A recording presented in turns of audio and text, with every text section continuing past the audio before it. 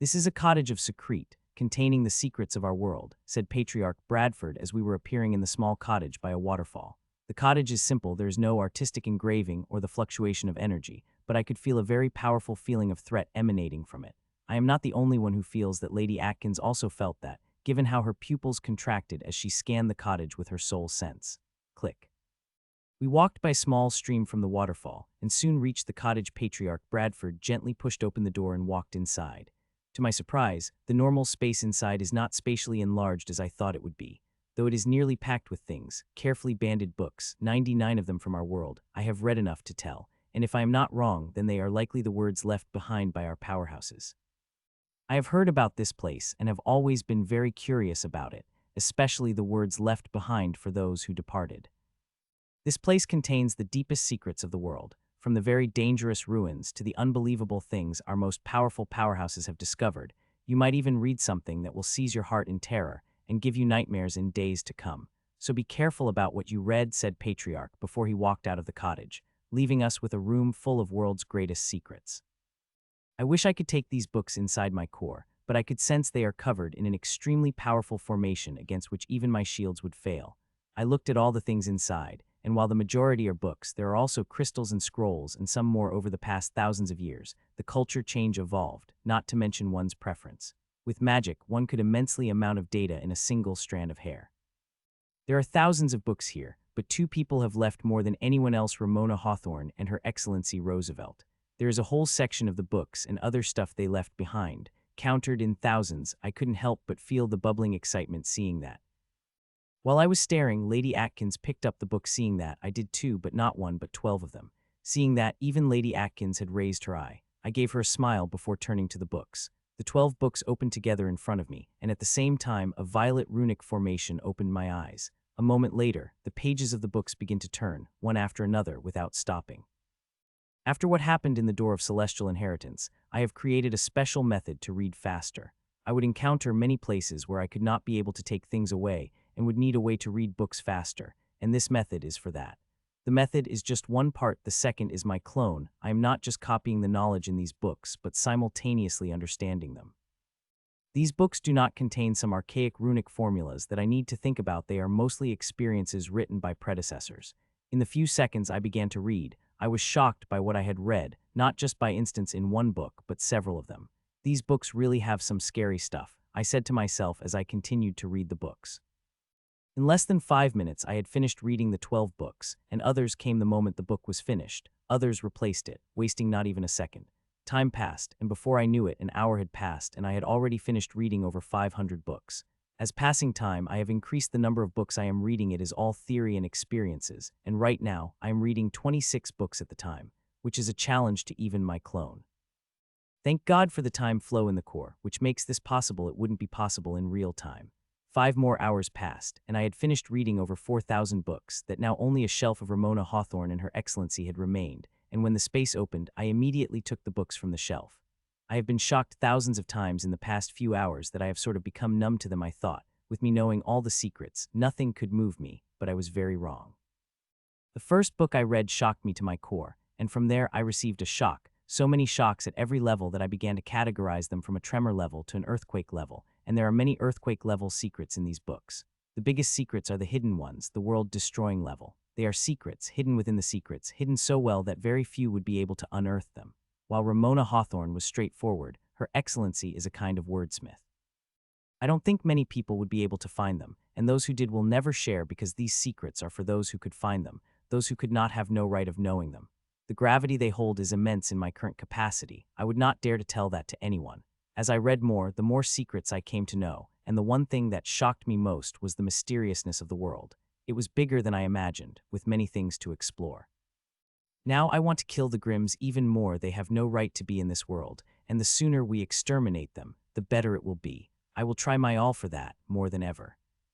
Even in the cottage of secret, some knowledge is restricted, I muttered as I looked at the glass shelf, which was clearly locked. The formation covering is very powerful and hard to break. It would take me weeks at the least, or even months, to break it. This could be said to be one of the hardest formations I have seen, and I have copied it. If there is ever a time comes when I have enough time, I will try to break it. Though it would be much easier for me to open it with the key, Patriarch Bradford might have the key, he might know the person who does. Though one thing is clear, we are not ready to know about the secret in books. If we had, Patriarch Bradford would have opened it for us. With the shelf locked, I finished with the books, but I did not leave. Instead, I finally sat down and closed my eyes, browsing through the secrets that I had learned today. Over 80 of the books here are testaments left behind by the predecessors, the things they encounter. However, most of the things in these books are secretive in nature, that only Grand Lords have a right to know. It is not the only place they have left their testaments here. There are other places too, most in pyramids, library, and archives of their own organizations. Those were lesser secrets, while these are the greatest. In just a single day, I have added hundreds of places to visit my list. Very few among them are safe. Even these people who went there, after becoming Grand Lords, came back with experiences that gave them nightmares throughout their lives. Some were not even able to come back. Most of these places are ruins, the dangerous ruins on the edge of the orbit of our world, where even the limit stretches and break. A minority of such places exist inside the world, too, cloaking their power in some way, like the thing did, as it is clearly above the limit of the world. I sorted through the secrets while my clones worked on the curse. Reading one of the books, I have got great inspiration for suppression. A method I had never thought would work, but the graph created by my clones was any proof. It is clear the method will work, and it will be far more stable than the one I was using before, though it will take more resources, which I am willing to spend for stability. 117, Ruins of Zereb and Necrom. In the journal in front of me, I kept writing all the secrets, both visible and hidden. I even marked those that I wanted to visit. It is such regret that I could visit any of them. I have sufficient power to visit one of the least dangerous ones on the list, but did not have the time, nor will I be able to until the war is over. Which is such a regret. It is already quite regretful that I had to leave early from the thing, and now I will have to wait till the war is over, which I may not be able to survive.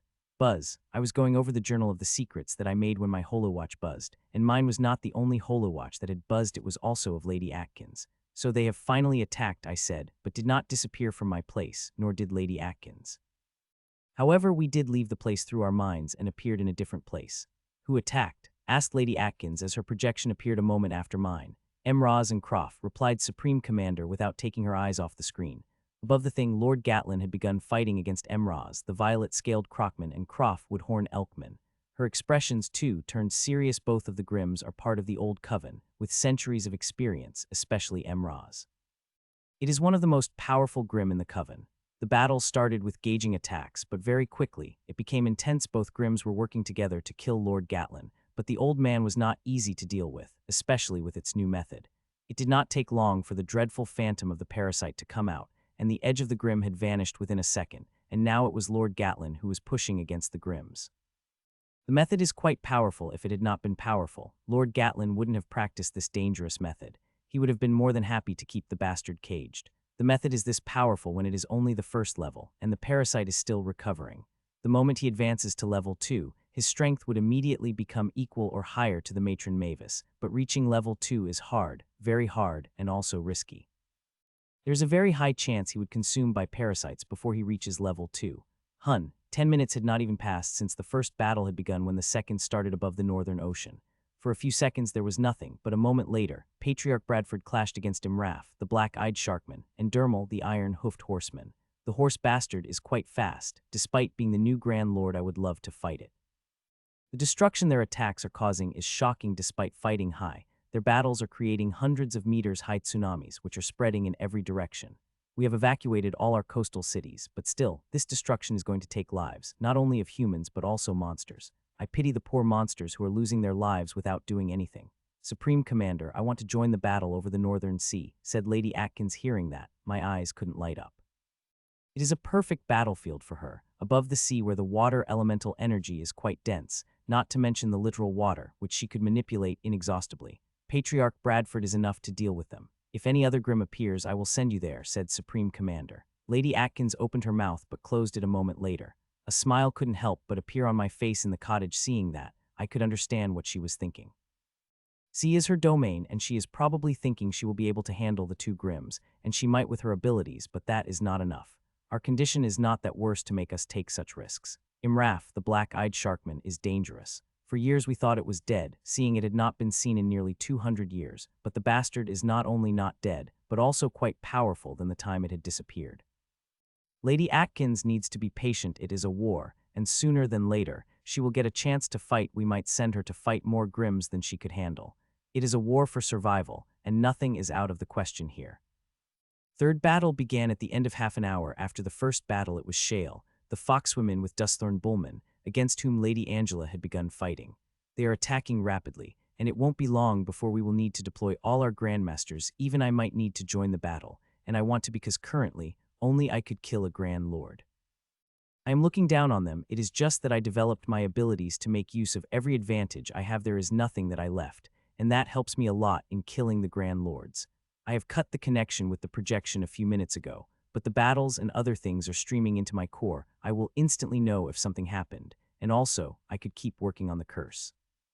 I need to do it quickly as I can, as without it, I don't think Supreme Commander will let me join the battle unless there is an emergency. Thankfully, with the idea I had reading these books of secrets, I am very close to completing the suppression method. If I had gone with my previous method, I would have been finished by now. It is only a few hours away, which would pass quickly. A little more than an hour passed, and 8 of our Grand Lords entered the battlefield. The biggest battles were happening as usual above the thing, and it was especially intense. Others are also fighting fiercely, and they have nearly doubled the number of us. It would have been a wonderful advantage if they had not trained us in fighting with double or more numbers for years. For a human, it is never a problem to fight against the 2 Grims of the same power, despite Grims having all the advantages in the world. 2 more Grand Lords joined. They had not joined the battle above the thing, but against the Patriarch Bradford, and Supreme Commander immediately sent Lady Atkins, without wasting even a moment of time. Seeing that, I pulled some of my focus from working on the curse, and focused on the battle. Lady Atkins's manipulation of water and elemental energies has always fascinated me. I had tried to do it with the fired bus but wasn't able to do much, unlike Ashlyn, who is as skilled as Lady Atkins or more skilled than her. The things she does sometimes really shocks me. The moment after 2 Grim Grand Lords, Lady Atkins also appears, and immediately, a blue staff appears in her hand, and on top of the staff is an orb of more. Seeing that, I couldn't help but become surprised. I did not think she would be able to bond her artifact with an orb of more this soon. As the staff appeared in her hand, she raised it, and immediately, a huge wall of water came from the sea below at extremal fast speed, and attacks of 2 Grims crashed against it, and to my surprise, the hasty defense did not break. Just a huge ripple appeared on the wall, but that too quickly, leaving shock to all those who were watching. She did not just defend the moment. The wall of waters defended against the attacks transformed into hundreds of water lances that went toward the Grims, which couldn't help but surprise me. They did not have just speed, but they were also powerful. Even though the visuals are not clear, I could still guess the amount of water concentrated in those lances, and if I were those Grim Grand Lords, I wouldn't dare to underestimate them, and it seemed like these Grims are not planning to. I watched the battle for a few minutes before again fully focused on the curse. If I did not have the curse to solve, I would have watched the whole battle. Another hour had passed when the badge on my chest vibrated gently, and a projection of the Supreme Commander appeared in front of me. Buzz, Lord Czar, Old Snake had appeared, said Grand Commander, and before I could say anything, I found a teleportation formation under my feet.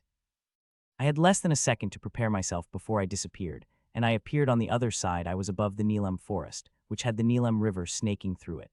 It is a wonderful forest. People come here for vacations given its picturesque. If one looked closely, one could see many resorts spread across the forest. It is in the territory of Mistsan. My mother has many good memories of this place. It is quite regrettable this place is going to suffer.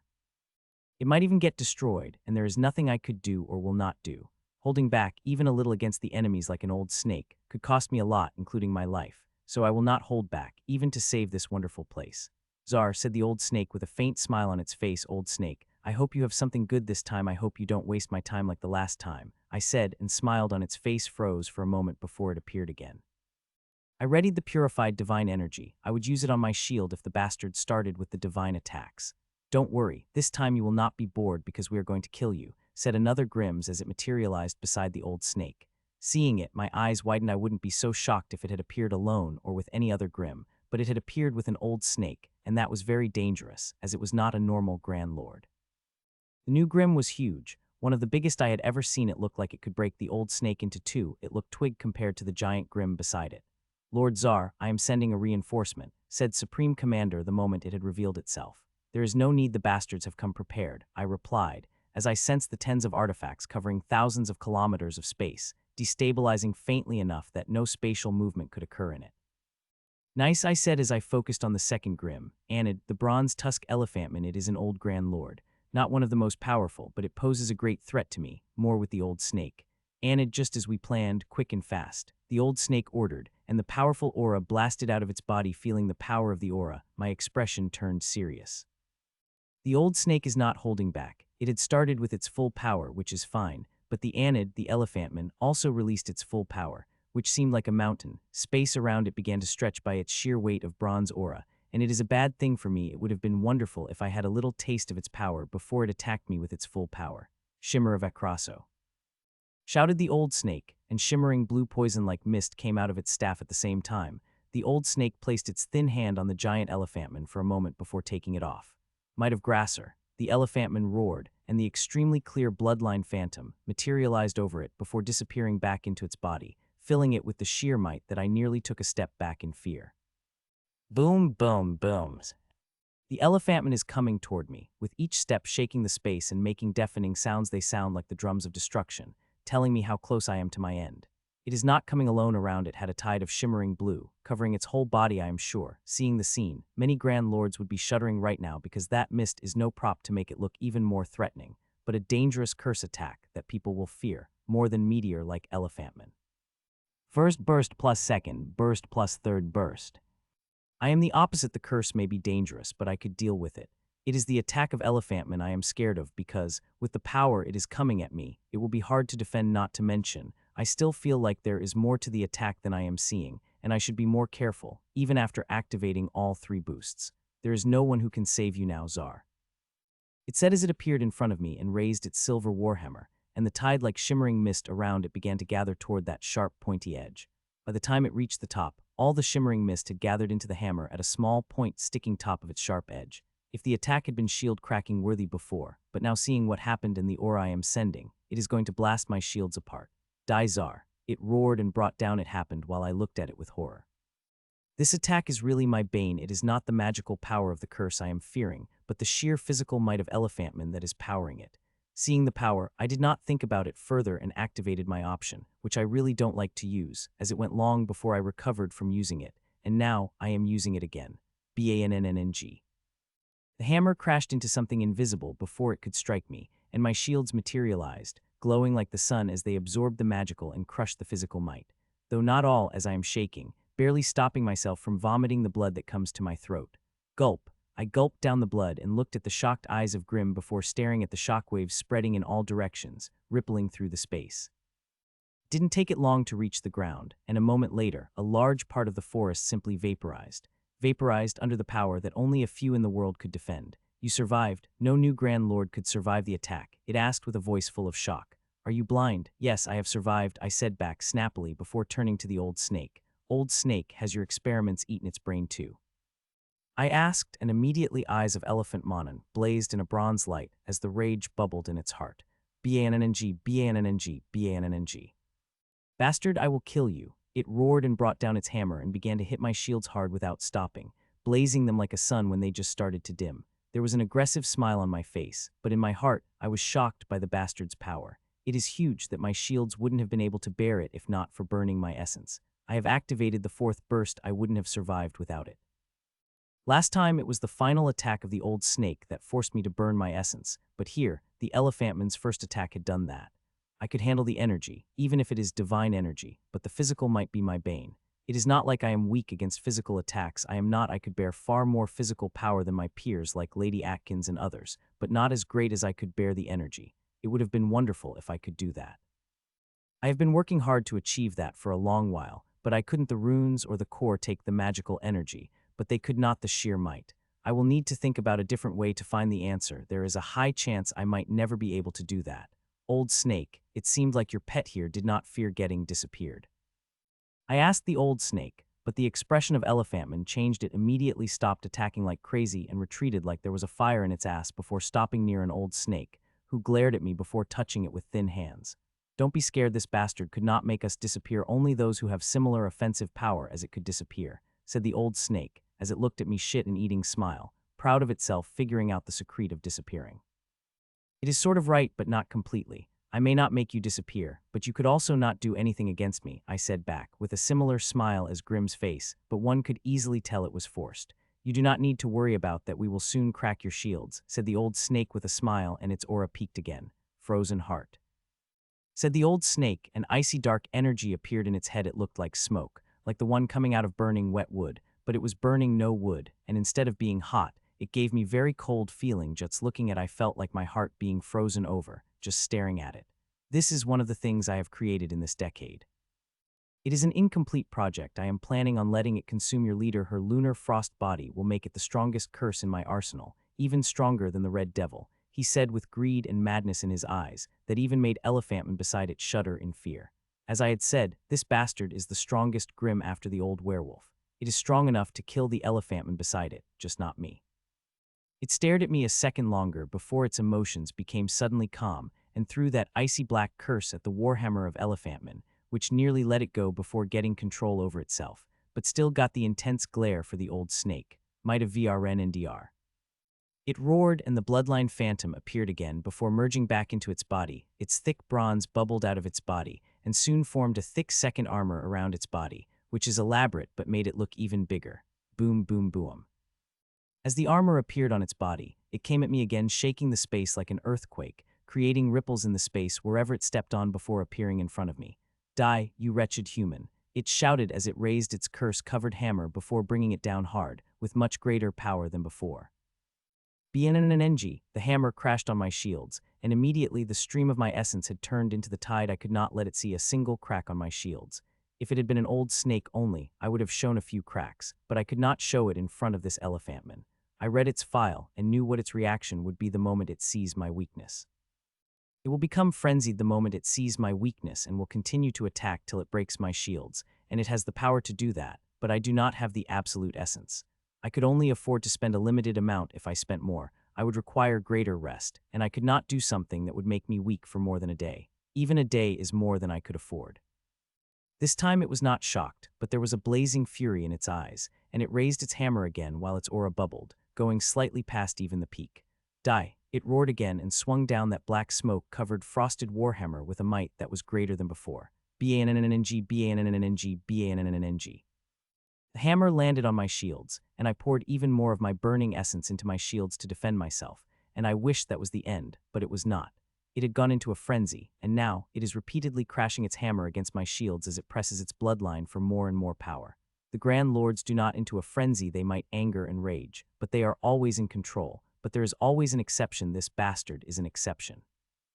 It is mental, and I am not saying that in a derogative way. It has mental problems. It is bipolar, quick to anger, and obsessive, among other things. The bastards at the Coven did not try to fix it. Instead, they amplified its problems even more with the aid of Old Snake's experiments. The reason for that is progress is always is. According to the intelligence we have, this bastard is the most untalented of the bunch, with a mediocre bloodline.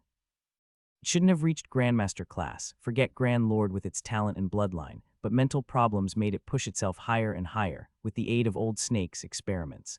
There is a nickname in our files, the Pet. It is a pet of the Coven, precisely of an old snake. It is due to its experiments. It was able to reach this height, and also the world such well with the curses of the old snake. Other Grimms, including the old werewolf, wouldn't dare to get such close to Old Snake curses, much less use them to increase the power of their attack. It continued with the frenzied attacks, and I poured more and more essence into defending against it. Armed enough, we have got what we wanted, said the old snake with a big smile, and the frenzied Elephantman calmed instantly and moved back toward the Grimm. I am quite surprised by the change. I did not think the old snake had such high control over another Grand Lord, but it is my mistake. I should not have underestimated the curse. The curse power is capable of shocking with thousands of applications. It is extremely hard to get control over another intelligent being, but when you are foremost in your field and have centuries, you could do many things, even make another Grand Lord submit to you in heart and mind. We are leaving Czar, but we will meet soon, and when we do, I promise you, we will kill you, said the old snake with complete confidence that I have seen on very few people. It flashed me a last smile before it disappeared, and when it did, a small smile appeared on my face. Next time I will have your pet, I said in my mind. I know what it did, and I let it do that. If I wanted to, I could easily stop it, but I did not. There was no fun in that. Sigh. I controlled my emotions and looked down. Seeing the destruction, I couldn't help but sigh. The beautiful Neelam forest is destroyed. There barely anything has remained, and it was the result of the battle that had lasted less than minutes if we had fought for an hour, then wouldn't be any sign of it left. I waved my hand and stepped into the formation a second later before appearing in the central command. Congratulations, Lord Tsar, handling the two old Grand Lords is not easy, said Supreme Commander. No, it is not, I replied.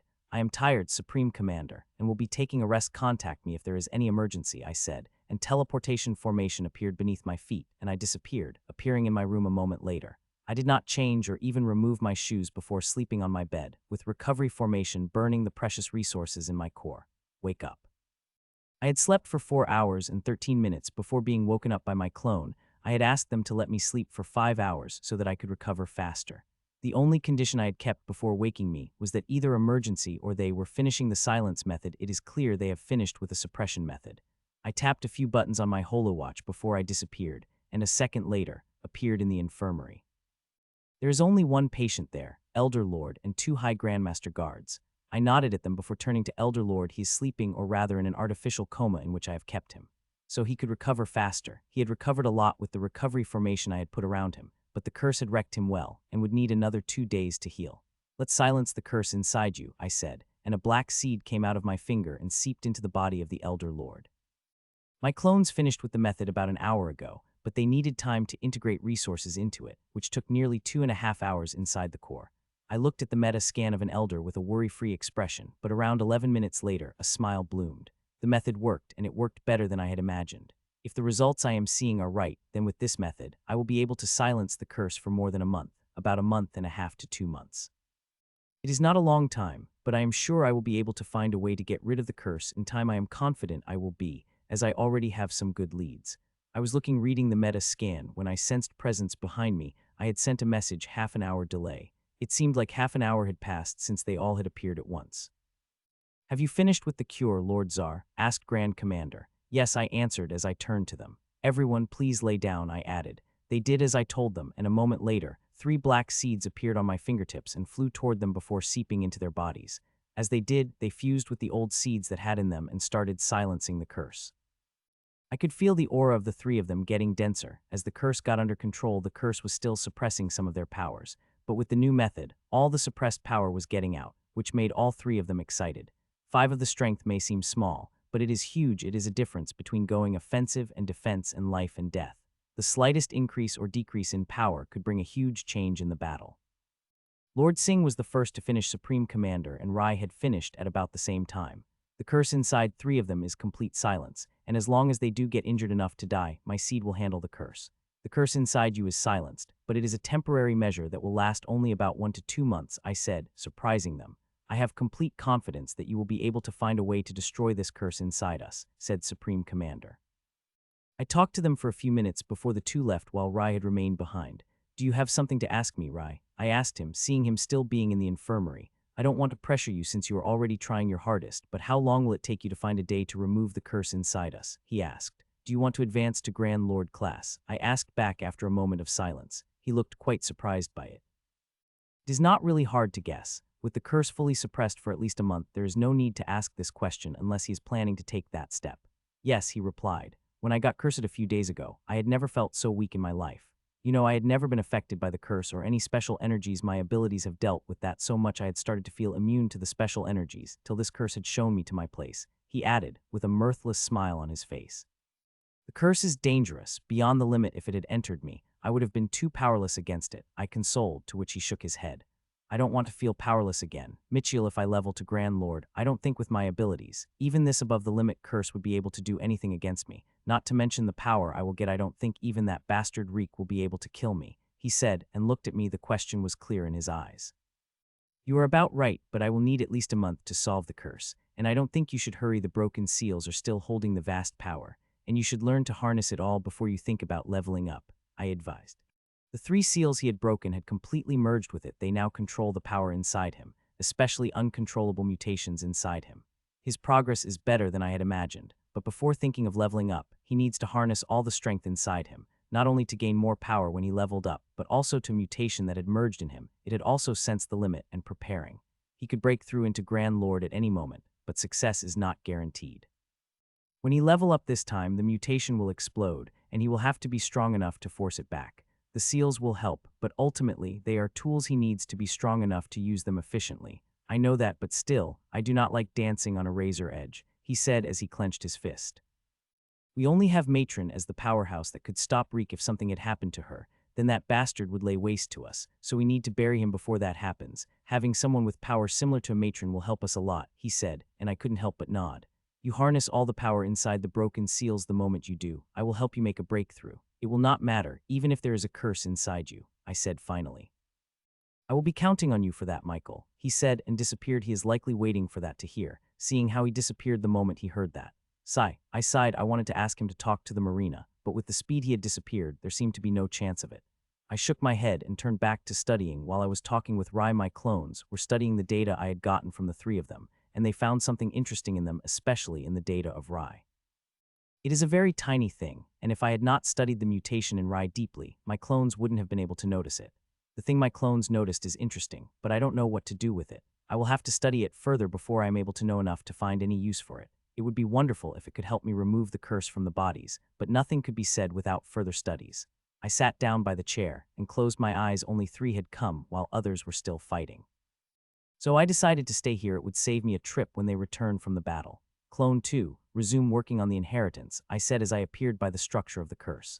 Rai is not the only one who is worried about what would happen if something happened to Matron Mavis. There is not one powerhouse who could deal with that bastard. I do not wish for something to happen to Matron Mavis, but there is a huge possibility because she is the only powerhouse who could contend against the Reek. Everyone is preparing for that scenario in their own way. Even Matron Mavis had urged everyone to increase their strength in any way possible. Not to mention that bastard is constantly getting stronger, and in every battle, the strategy of Matron Mavis would shift defensively after some offensive attacks. This is why, despite the curse being the main objective, I had sent my one clone to work on the inheritance.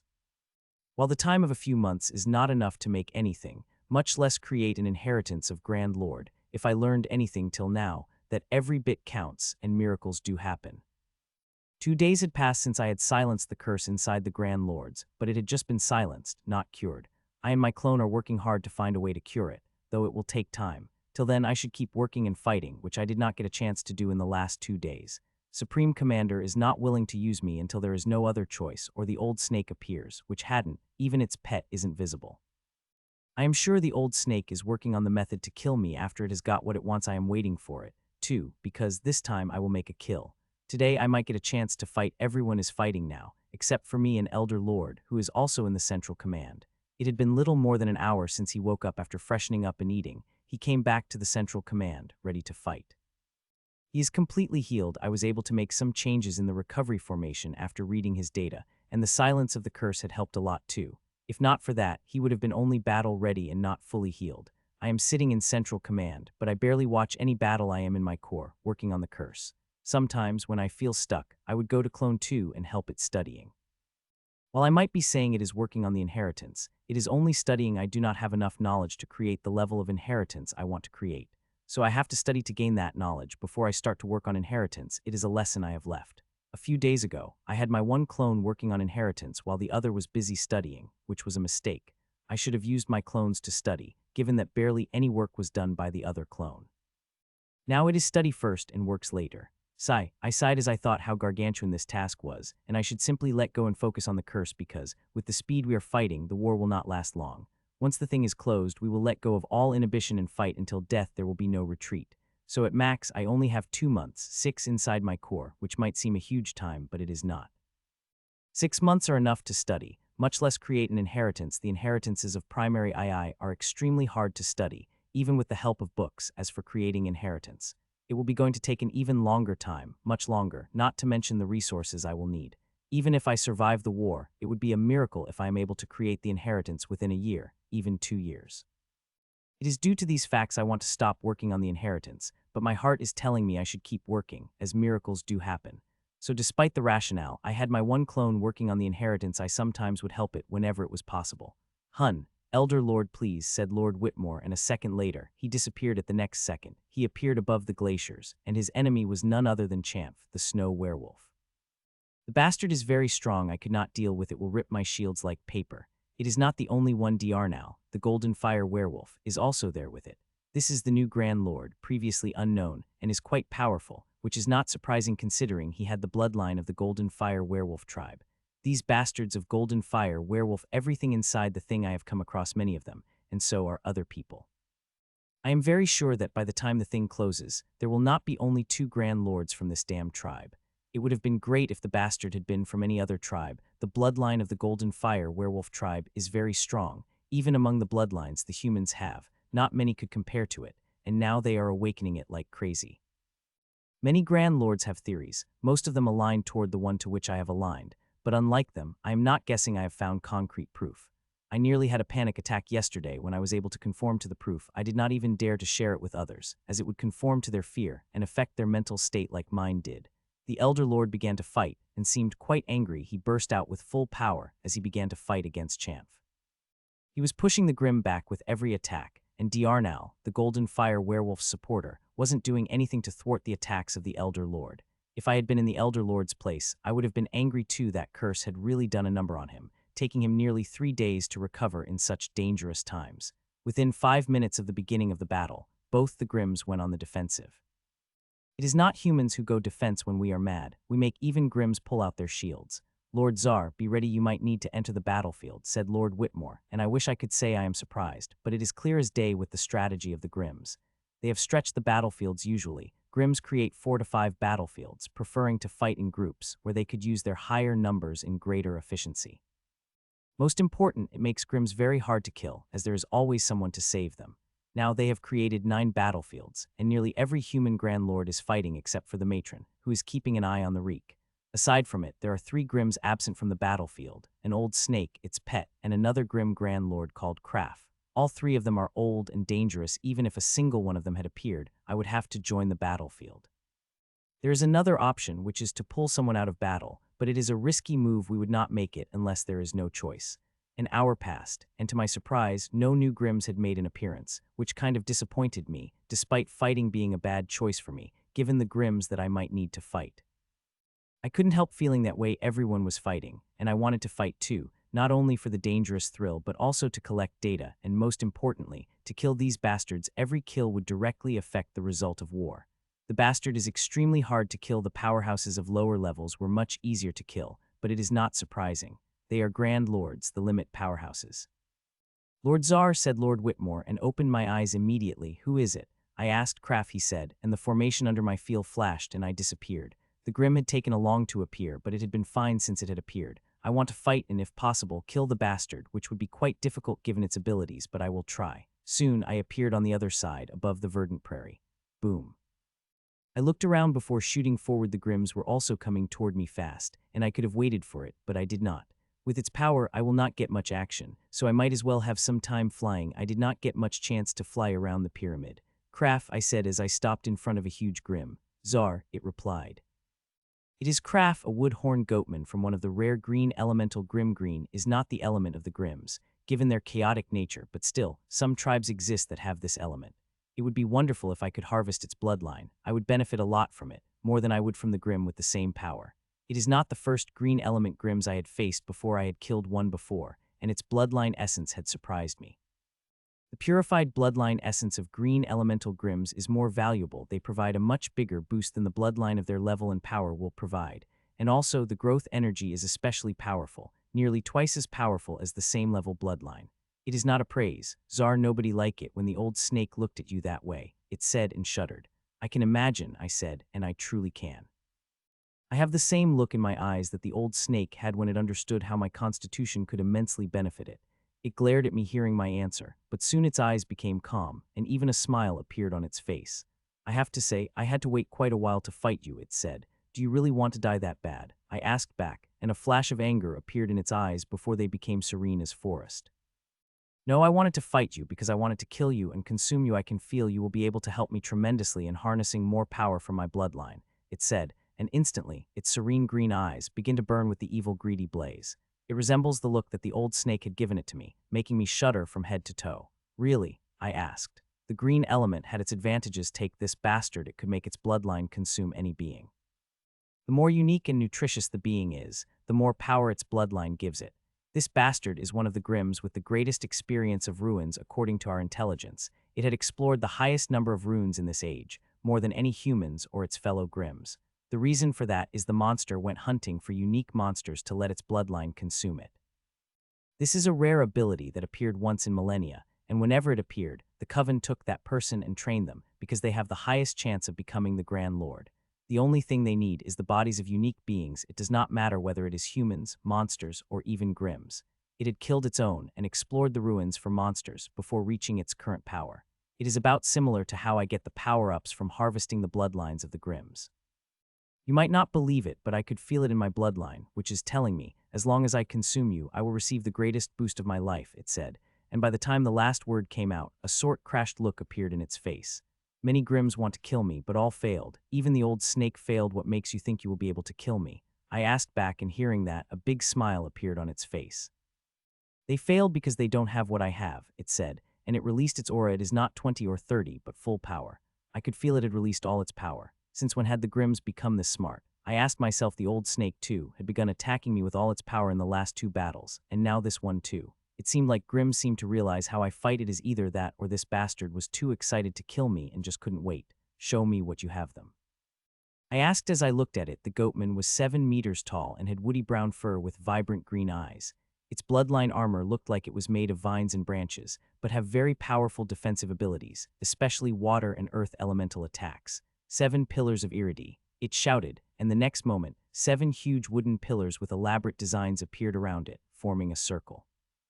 These pillars are as big and nearly a meter thick. With glittering greens murals on them, they do not look harmful, but if one of them falls on me, it will turn me into a good jam of blood, flesh, and bones. Now I will show you how I will kill you, Czar, it said, and sent those 7 pillars at me. Sigh, seeing them coming at me, I couldn't help but sigh. Really, I was hoping to take out my sword in the battle, but sensing the power in the attack, it would be useless. I would be thrown like a broken kite before these pillars crushed me paste, so it would be better if I remained in my hidey hole. Bannng, bannng, bannng. First pillar crashed against my shields, making them visible and shaking them hard, and the first class was just the beginning as all 7 pillars began to crash against my shields at the same, attacking them at maximum power, filled with powerful physical energy. Interesting, I said a moment later when the disparity with the energy showed. I thought this was just a physical attack powered by energy, but when I noticed not as much energy coming at me as these pillars released, and so I investigated. It did not take me even a second to find out what was happening. The powerful attacks of the pillars were not real attacks. It is just a camouflage to hide a real attack, and it is very good, considering I did not immediately notice it. It also answered the question of how it was able to break the shields of the Sila's bishop so quickly when they had fought a few days ago. Bannng, bannng, bannng, 765, 766, 767, the pillars kept crashing against my shields, doing something else under the guise of the attack, but it was fine because the fight had become interesting.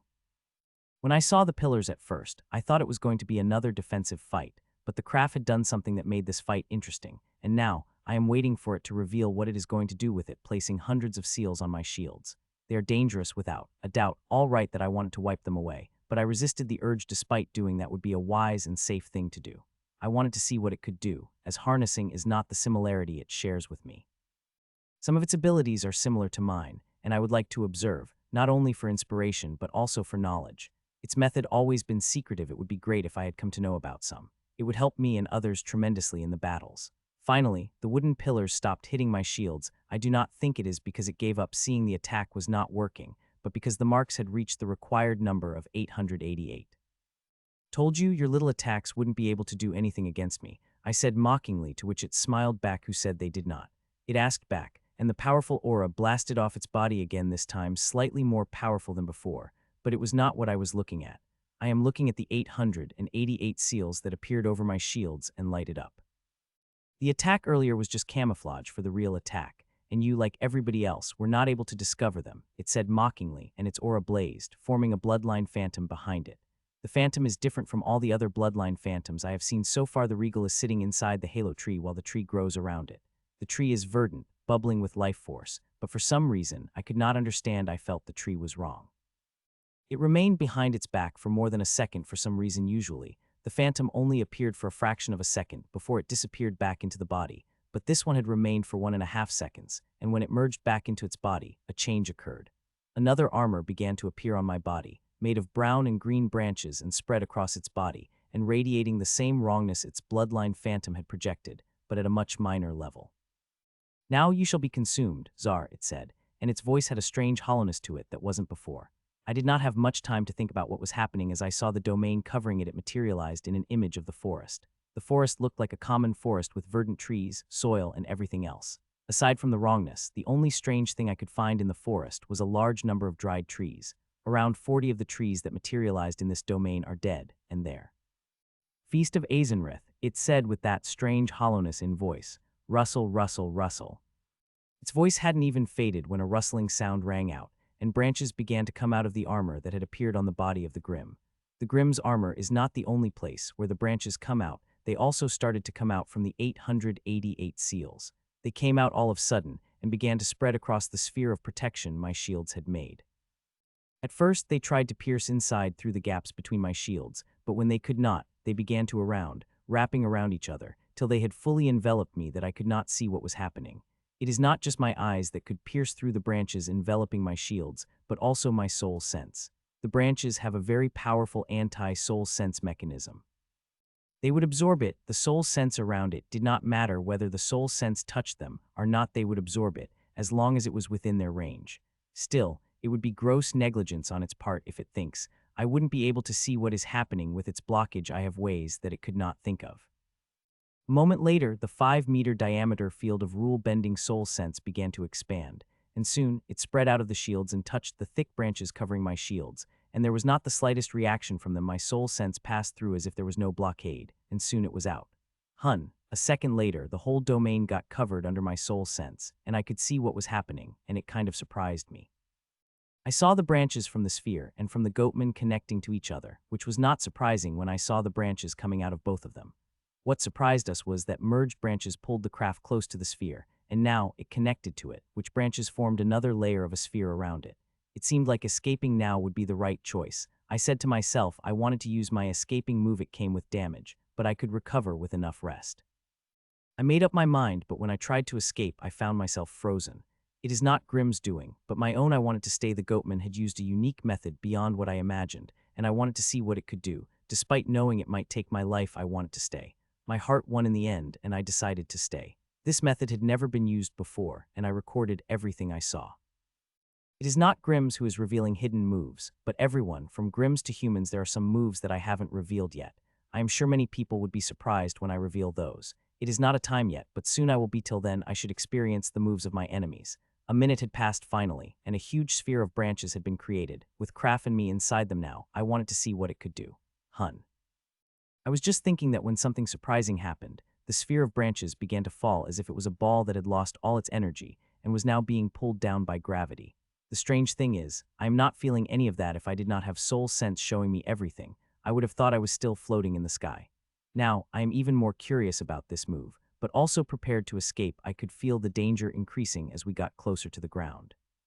So the moment I sensed a true danger to my life, I was going to escape, no matter the price I had to pay. BAMMM, the huge ball of branches hit the ground hard, creating a massive shock and sound, but I did not hear any of that, not even a whisper or shake. Even those outsides wouldn't be able to hear anything, as a domain that was also moving with a ball had absorbed everything. It seemed like a forest falling down gently as a feather. Now the question is, why did it let the ball fall down? I asked, and I did not have to wait for long as the answer soon began to reveal itself. A few seconds after the battle fell down, the branches moved. They began to expand and dug deep into the ground and began spreading like roots. These branches are not burying deeper, but they spread wide at a shocking speed, wanting to cover a maximum amount of area. It is quite shocking the way they are spreading and covering such a vast area. This bastard had been hiding so deeply, it had never revealed such abilities in centuries. It seemed like we had underestimated it far deeply, noting it one of the lower-run Grand Lords of the Old Coven, the same level as an old snake's pet. We had been very wrong. It would be a nice time to escape, my mind screaming at me to do that, but I am unable to move from the spot, despite knowing this might be my last escape before this ability of it truly shows its power. Nearly 7 minutes passed, and I remained frozen on my spot when finally, the branches stopped spreading, covering over 500 square miles of area. This is the power of the god that every powerhouse desires. In a matter of few minutes, it had covered such a vast area, and now I am excited to see what it could do, so much that I am shaking from head to toe. Finally, I have seen the godlike power of the Grand Lord, though I have seen the destructive power of the Grand Lord. It did not impress me as it did. This is something of my taste. Destructive power is easy, but doing something like that is not the thing that is making me feel even better that I am the first to experience it. Now that they had spread, it was time to see what they could do. Gasp! I hadn't even finished thinking that when the branches reacted. They shone in a brown light, and what they did next had shocked me enough that I had let out a visible gasp. They begin to absorb the energies of the plants. It is not just energies from the plants they are absorbing, but water elemental energies and earth elemental energies, but they are minute compared to the energies of the plants they are absorbing. It is shocking, not the absorption of the energies. I could also do that, but the scale it is absorbing. I could not do this even at the 100th scale. The branches in the ground absorbing the energy and transferring it all to Goatman, who is fixed in the ball as the energies reach it. The bloodline phantom appears again, and I notice it becomes even more clear and now radiating an even denser aura as the seconds passed. At first, I had thought it was consuming the energies, but I was wrong. It was only processing it before it released it back and spread into as of branches covering my shields. As the energies began to spread, changes began to occur, the kind of changes that scared the shit out of me.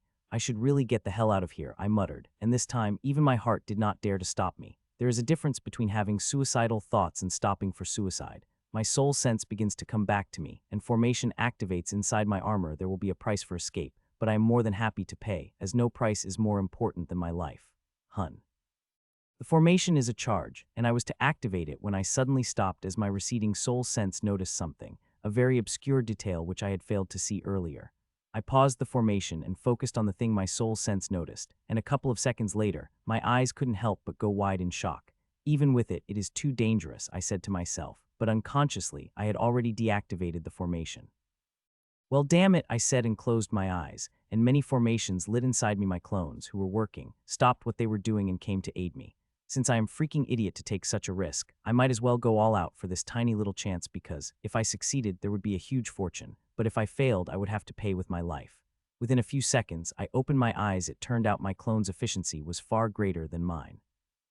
My presence is only making things harder instead of easier. Craft, are you dead? If you are, you can just tell me, I asked mockingly, with a hint of fear hidden in my voice. A few seconds passed, and I did not do anything, which is not surprising as the thing it is doing requires an immense amount of focus. It could spare even tiniest bit to even respond to me. It is fine if you don't reply to me before in 10 seconds. I will begin to attack, I said threateningly, but one could clearly feel the fear in my voice. Bannng, bannng, bannng.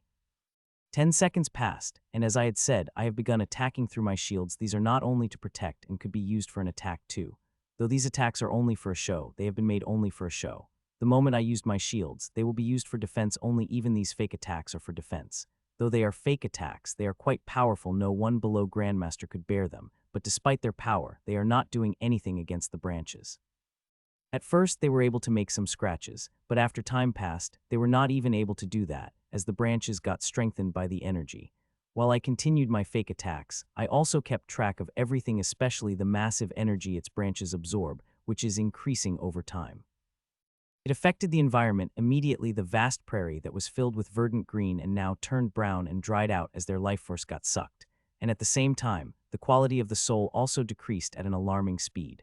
If it had continued at such speed, it wouldn't be long before the whole area turned into a wasteland, which would take decades and even centuries to recover. I wanted to stop it, but could not. I did not have the power to stop it, but I would make sure the bastard would pay the price for what it was doing. It took 39 minutes for a stretch of a 6 miles radius area to turn into the wasteland. Its branches had absorbed nearly all the energy, and even now it was squeezing in whatever had left. By the time it finishes in a minute or two, this place will have the worst soil in the whole world, worse than even the desert. It is painful to watch a fertile, vibrant place turning into a wasteland, but I watched and itched these images in my heart. So I will make it remember when I punish this bastard. Are you ready to die? Czar said Kraft with the same hollowness it had earlier. It still had the bloodline phantom behind it, and it had become impossibly clear. You think you can kill me? Even an old snake couldn't me when I had my shields out, I said confidently, looking at my shields. Your shields are powerful, all right, but they are not powerful enough to stop me, it said back. Many people have said that, but all of them have failed, I replied. I will not, it said, and the branches moved. There are no thorns as I expected, but pressure. The branches are getting closer, wanting to squeeze my shields and the physical force. They are projecting through. It is shocking, and it is increasing fast. I am scared out of my life seeing that because if it kept increasing this way, then it wouldn't take long for the cracks to appear. I wanted to escape and could still do, but now the price would be much greater. Those branches were not squeezing my shields tightly, but also doing everything else, so I could not escape, including creating a very strong spatial lock. The lock is covering the vast area, the area where branches are spread, meaning I will have to put greater to escape now than I had before, but I am not escaping. If I wanted to, I would have now. I have invested far too much to escape. Crack, crack, crack.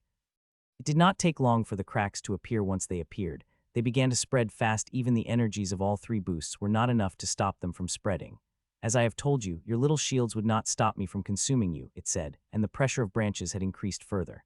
You have only cracked my shields, not broken them, I said through gritted teeth and poured every drop of my power into them, but it was not helping at all.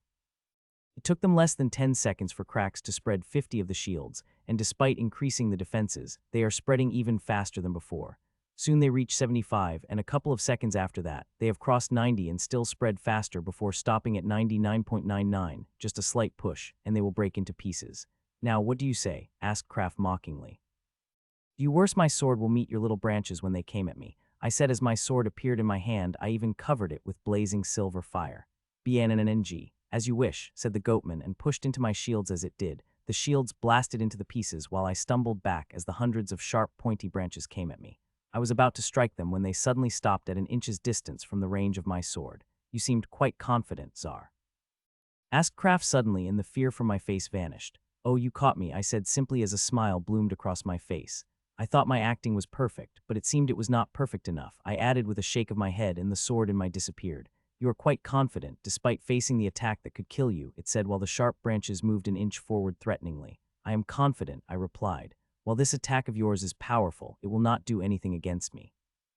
It should be you who should be worried the moment your little branches touch me. You will experience pain as you have never before, I dared. You are bluffing. I have broken through your shields, and you have turned to bluff. Face me like a real man, Czar challenged Kraft. I am facing you like a man. It is you who is hesitating. Come at me, Kraft, I said with a toothy smile on my face. The smile was especially sweeter, seeing the burning rage in the goatman's eyes with faint hesitation.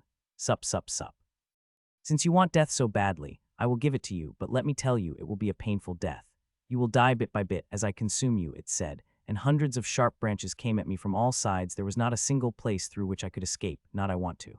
The sharp branches came closer and closer to me till they were inches away from touching me. As they got closer, time slowed down to me, and I was them in detail like never before.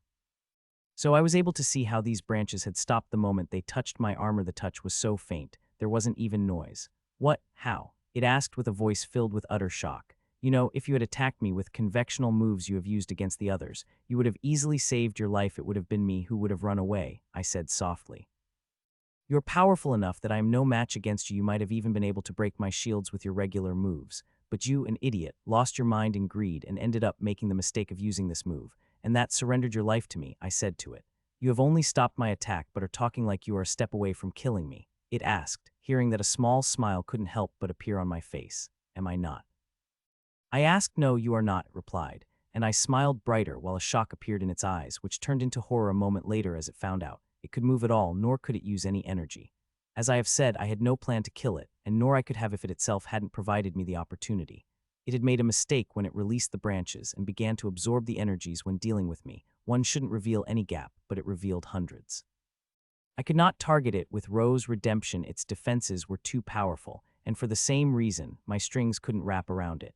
It using this method provided me with a better opportunity than both of these methods. What I did is simple. I just released my energy around absorption points, which are none other than strings. It went directly inside it while there were defenses. I did not have a problem avoiding them, considering it was sucking up a massive amount of energy, and I only mixed tiny of mine, camouflaged under them. Slowly, I was able to put a huge amount of my energy inside it, which then transformed back into the strings, and what happened after that did not need much imagination to guess. I have it, but things are not simple as the other times. Everything is connected. The branches that are prisoning me and also the ones which are spread over 500 miles under the ground. If it had been just that, I would have been able to pull it inside me, but it is not all. The biggest obstacle is its bloodline. The phantom is still outside, resisting the pull. The goatman also seemed to understand that, as horror disappeared from its eyes and mock appeared. It seemed like there was no other choice, I thought inside, and the next moment, a vast amount of energy began to flow out of me. These are no common energies, but energies that made my strings, and they are spreading far and wide. I have to get my strings into everything. It is the only choice.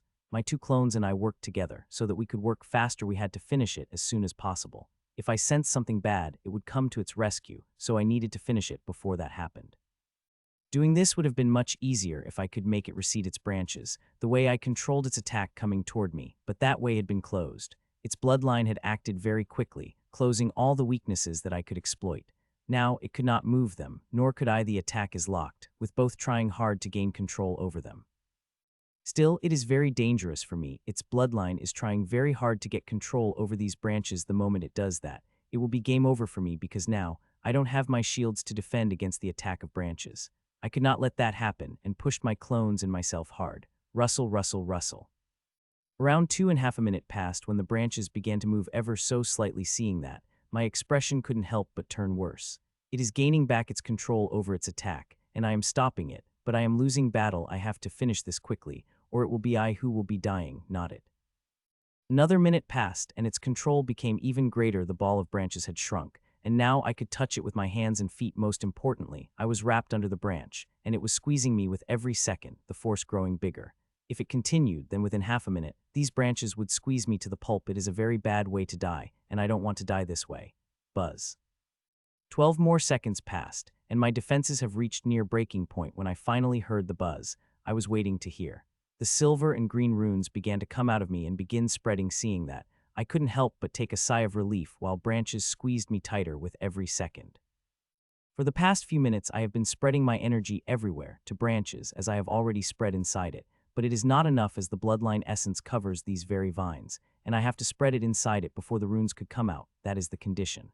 It would have been much easier if I were able to cut these branches from it, but if I had such strength, then I would have killed it directly rather than use such risky, elaborate ploy. The runes are spreading at an extremely fast speed, but I still wish they would spread faster. The bloodlines have seemed to have sensed the threat from the runes and now fighting back desperately, clawing back power at a much greater speed, and it is making things harder for me. Crack, crack, crack. Finally, the squeeze had become so tight that my bones began to break first. It was the bone of my left hand, before it was right, then it was my legs and shoulders. I have kept my neck and legs very protected, but the pressure is piling on them very fast. I won't be able to resist for long before the bones of my neck begin to break. It will be a very dangerous thing for me. Buzz. A few more seconds passed, and the bones of my head began to crack, and a faint crack began to appear on the bones of my neck when suddenly I relaxed, and a moment later, I heard another buzzing sound as the runes lit up. Immediately, the bloodline stopped increasing pressure on me as now that the runes began to harness its power, it was fighting back with everything it got to stop it. It would have been better if it had loosened the branches, which are still squeezing me tight. It is painful and widening the cracks in my bones, but I will survive now that the force is not increasing. The trickle of bloodline essence began to flow inside me to my core. It was tens of times less than what the runes could harness when the Grims were inside me. The core is their domain. No bloodline, no matter how powerful it is, could not put up much resistance here. Things are a little harder. Though the bloodline will lose, it has already started losing, despite fighting tooth and nail against it.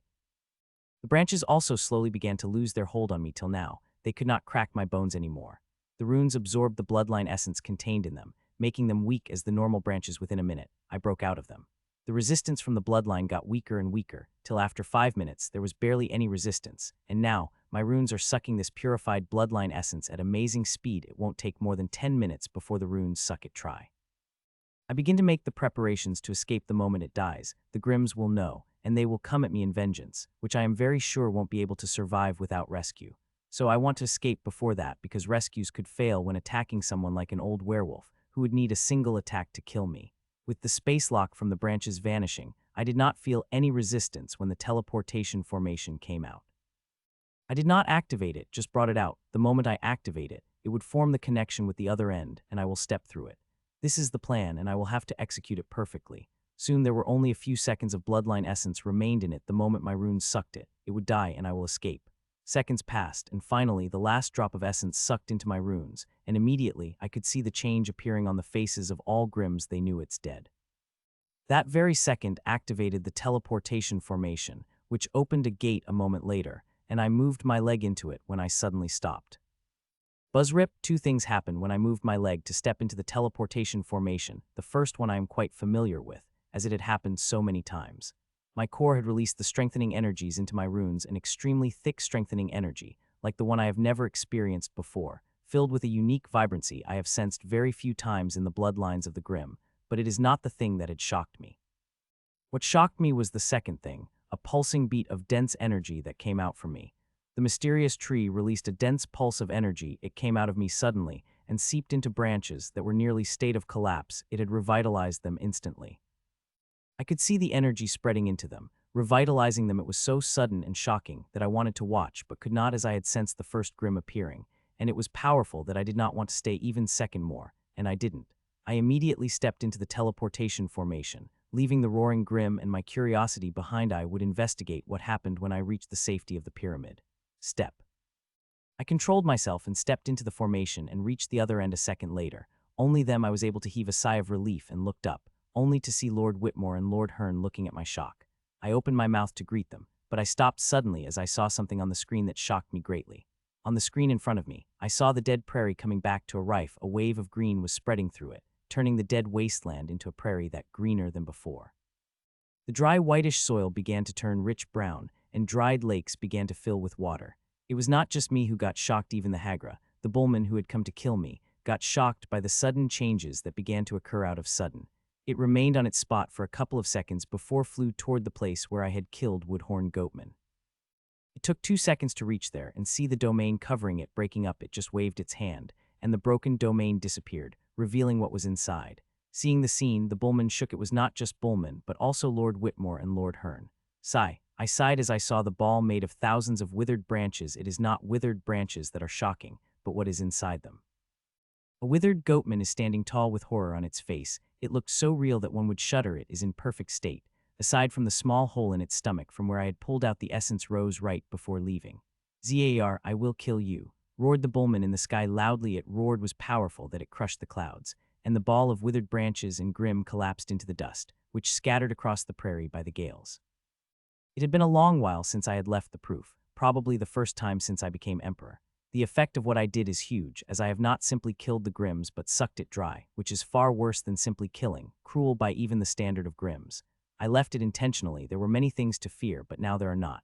Though there are still a few Grims who could kill me, I do not fear their extreme targeting, which they are doing to me and other Grand Lords. Me revealing it create a powerful psychological effect. Still, I was a little confused when I left. The pulse from the mysterious tree had made the branches vibrant, but a moment later, they withered again. It seemed to have a temporary effect on the energy. It was likely used by the energy as a channel to transfer the energy into the prairie. The moment all the energy left it, it returned to its withered form. I sat down on the chair and closed my eyes. A moment later, I appeared in my core in front of a mysterious tree, which had grown even bigger, and now it is releasing an immense amount of growth energy, which I began to control and divert it toward the specific plants in required volumes. What are you?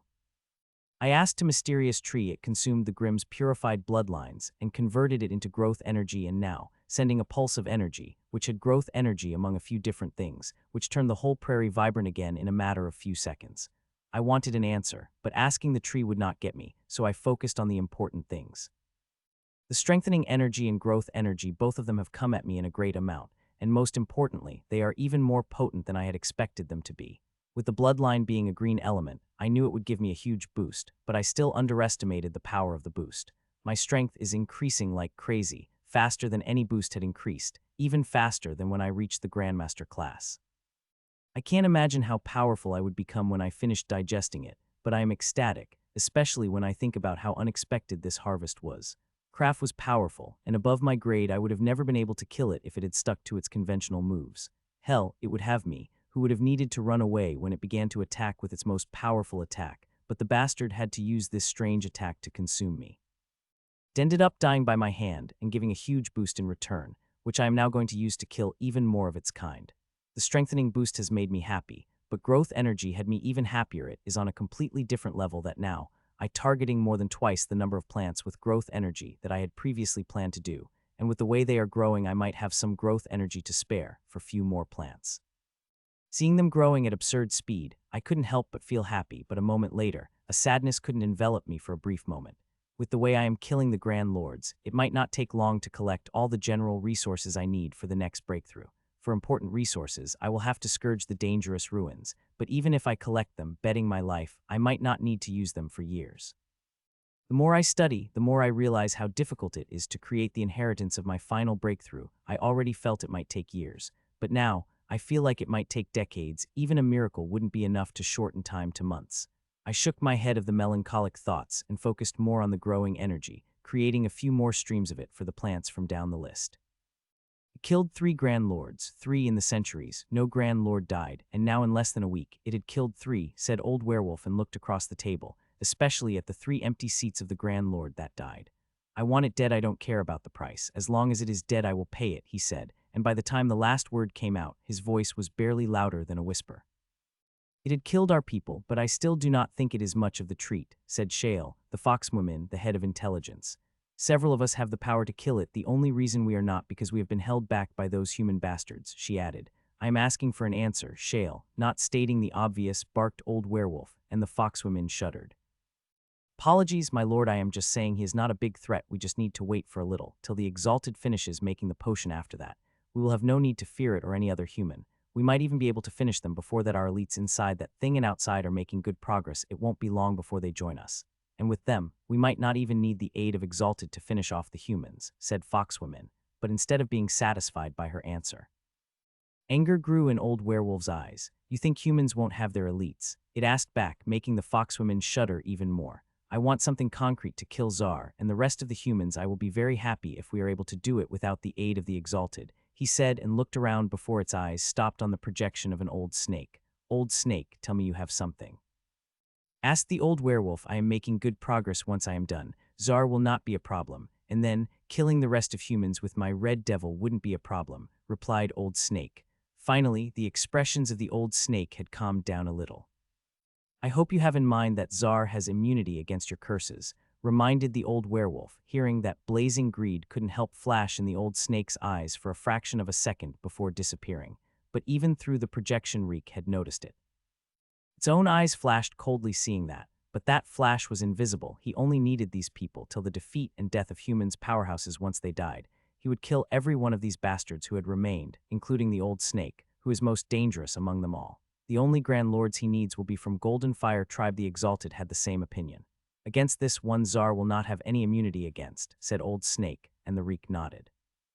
Kill it, I will reward you with the thing that you desire, he said, and the eyes of the Old Snake shone with a visible yearning. You will not be disappointed, said the Old Snake and bowed. With Kraft dead, the pressure on us had reduced a lot, said Lady Angela sitting across from me. I wish we had the abilities like the young Michael. Winning this war wouldn't have been a problem, joked Patriarch Bradford, which lighted up the mood on the table. Killing Kraft was just dumb luck. It had made a mistake, which I seized, I replied. It is not dumb luck, but the battle, no difficult victory comes without a little help from luck, said Matron Mavis. To that I could only smile. Most of the battles have ended currently. Only Lady Vivian, Lord Singh, and Sela's bishop are fighting. This is the third Grimms you have killed, Michael. The Grimms wanted you dead before and were willing to pay a high price. But now that you are killing Kraft, they will not even hesitate to sacrifice one of them to kill you, said Elder Lord, and other Grand Lords nodded at that.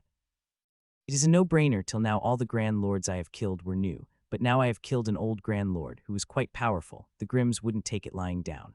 They will now try harder than before, and Elder Lord said, won't hesitate to sacrifice their own if it meant killing me. It wouldn't have been possible before, but now that Reek hold on the power had strengthened, it could even force a Grand Lord to do such a thing.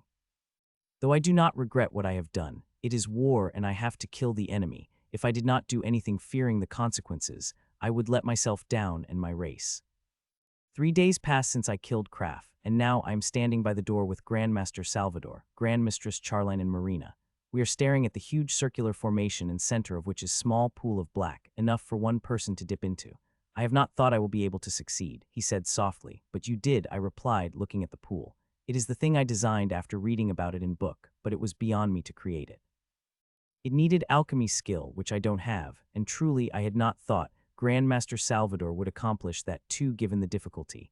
This is something only the greatest alchemist we have should be able to accomplish, but she in that thing. So I had to depend on Grandmaster Salvador.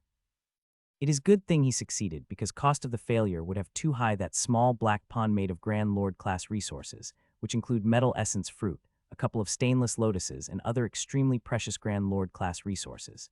You should all leave. We don't know when she will come. It might take hours or even days. I said. They nodded and disappeared. My projection too left the hall, leaving Grandmaster Salvador alone with his greatest creation.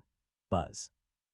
It was 15 hours before I received a message I was hoping to get, and immediately, a teleportation formation appeared beneath my feet and I disappeared.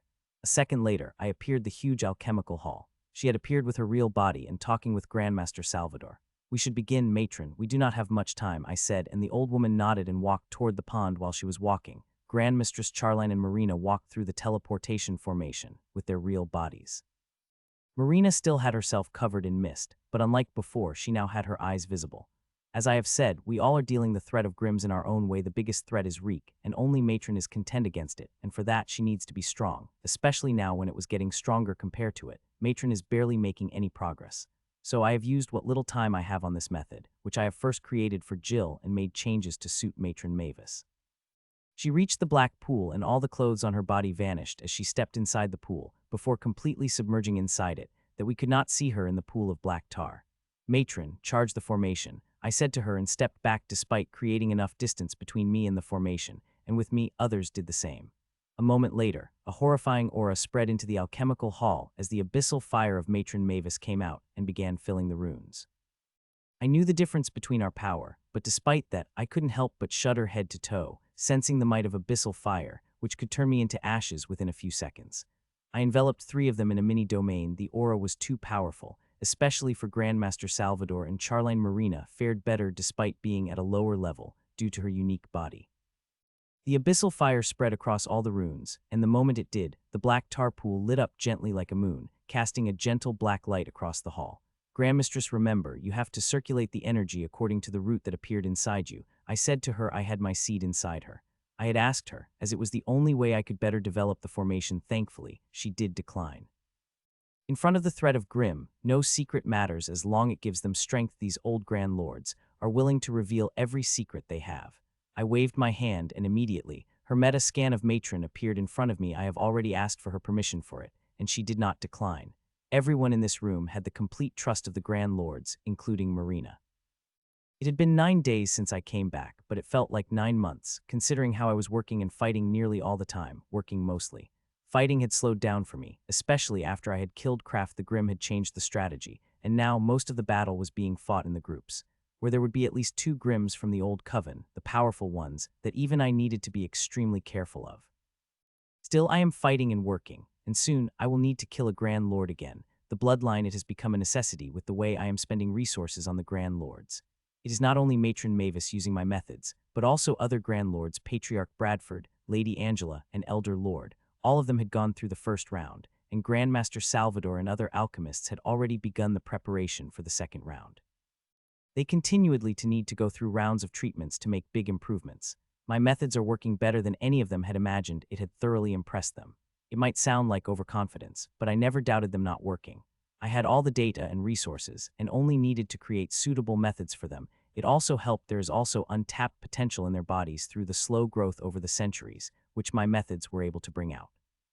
The methods worked, but they brought their own problems. My huge catch of resources, which I had accumulated after killing several of the Grim Grand Lord, dwindling fast. More than half of it had gone, and the rest would also disappear in a week if I did not kill any Grim Grand Lord with the bloodline.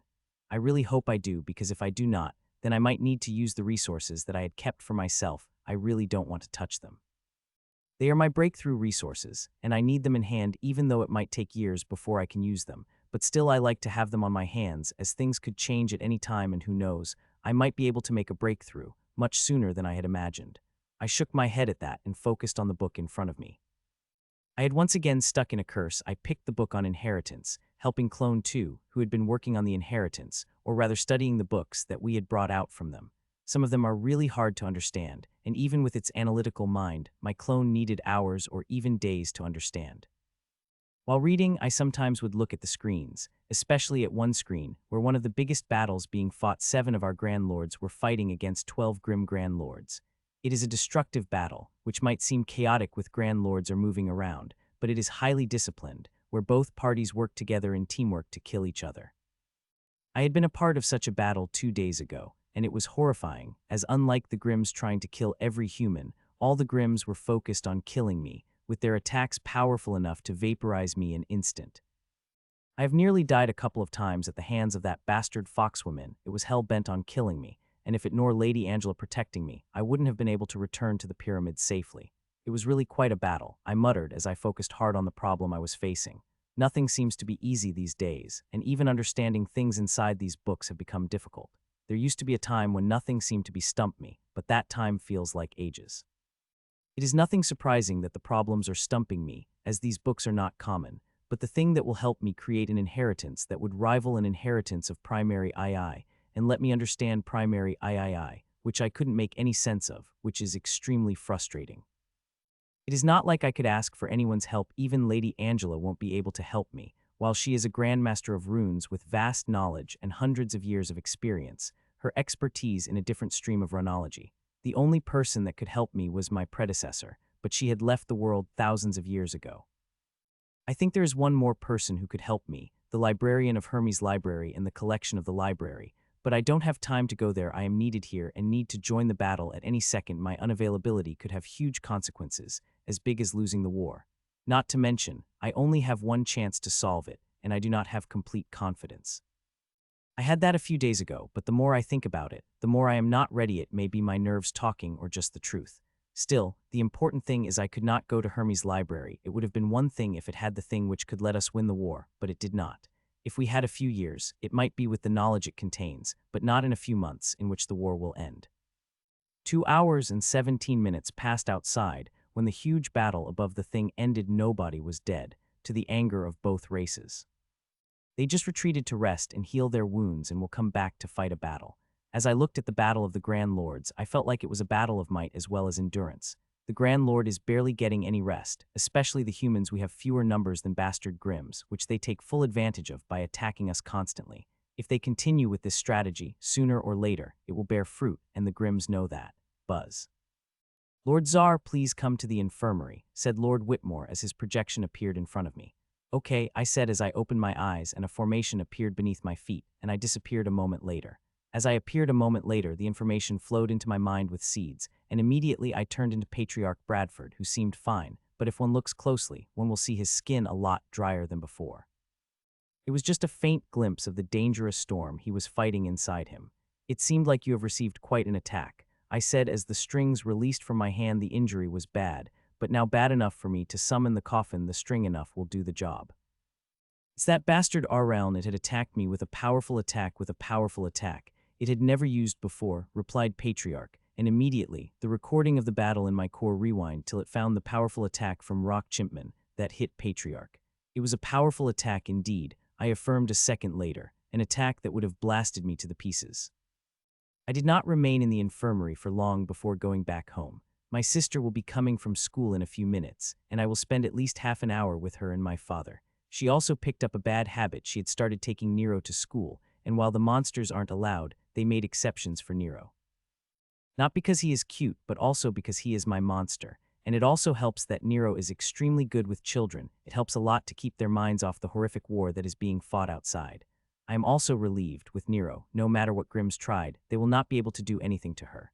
Soon, it was evening. As usual, I was working when my body shook suddenly for no reason, and all the hair on my stood up. Seeing that, my expression turned serious, and I began to scan my body rigorously, but even after a few minutes and looking through every inch, I did not find anything. I looked around, checked on the people I love, and found everything, and even looked at my mother's soul lamp. It is too burning vigorously. I did not find anything amiss in the battles, even though I stared at them for more than 10 minutes.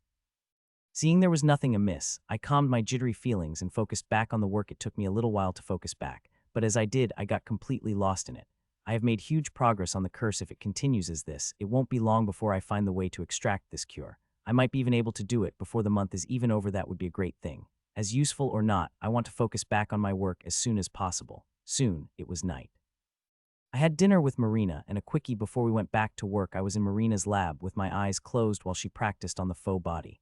She had made great progress in a matter of days earlier. She told me if she continued to progress at such speed, then in a week to 10 days, she would be ready to work on an actual patient. This is great news, as I had thought she would need at least a month before she has confidence in that. It seemed like I shouldn't underestimate my girlfriend. Buzz. It was around midnight when my Halo watch buzzed before the projection of the Supreme Commander appeared in front of me. Lord Tsar, we have sensed the presence of the old snake in Anid, said Supreme Commander. I will be there immediately, I said, and the formation appeared beneath my feet. Be careful, both of them had not appeared on the battlefield since they fought you last time. Old Snake might have come prepared, said Marina worriedly as she appeared in front of me. That I have no doubt, I said and kissed her lips. The kiss only lasted for a second before I pulled back unwillingly, and formation buzzed, taking me to the central command. Where has it appeared? I asked as I appeared in the central command. Above the Homer forest, she replied. I will be going them, I said. You should be careful. Lord Tsar, Old Snake, and Anid have taken a break of more than a week to appear. It is clear that they had prepared something for you, she cautioned. It is clear from her expressions that she did not want to send me to fight the old snake and its pet, but there was no choice, as I could neutralize the attacks from the old snake.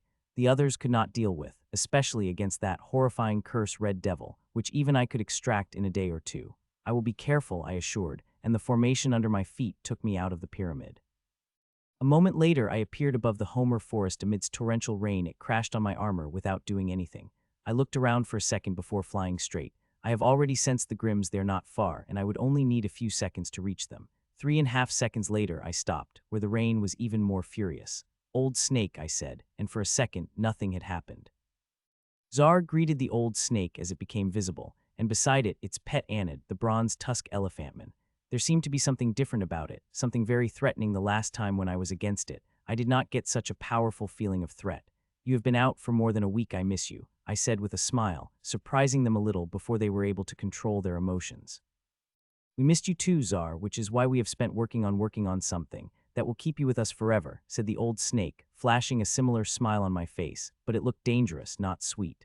I am glad to hear that. I hope it is something good. The last 3 times had been disappointing, I said to it, hearing that. Its eyes couldn't help but flash in anger for a fraction of a second before it turned to normal. Oh, don't worry, Tsar, this time. Not even body will leave this place, said Old Snake, grinningly. Now that's the spirit, I said as I grinned back. Force of bronze, shouted Anid, and the horrifying level of aura burst out of its body. It released all its aura with no intention of holding anything. As it released its aura, a huge bloodline phantom formed behind it before it merged back into its body, consolidating its aura further.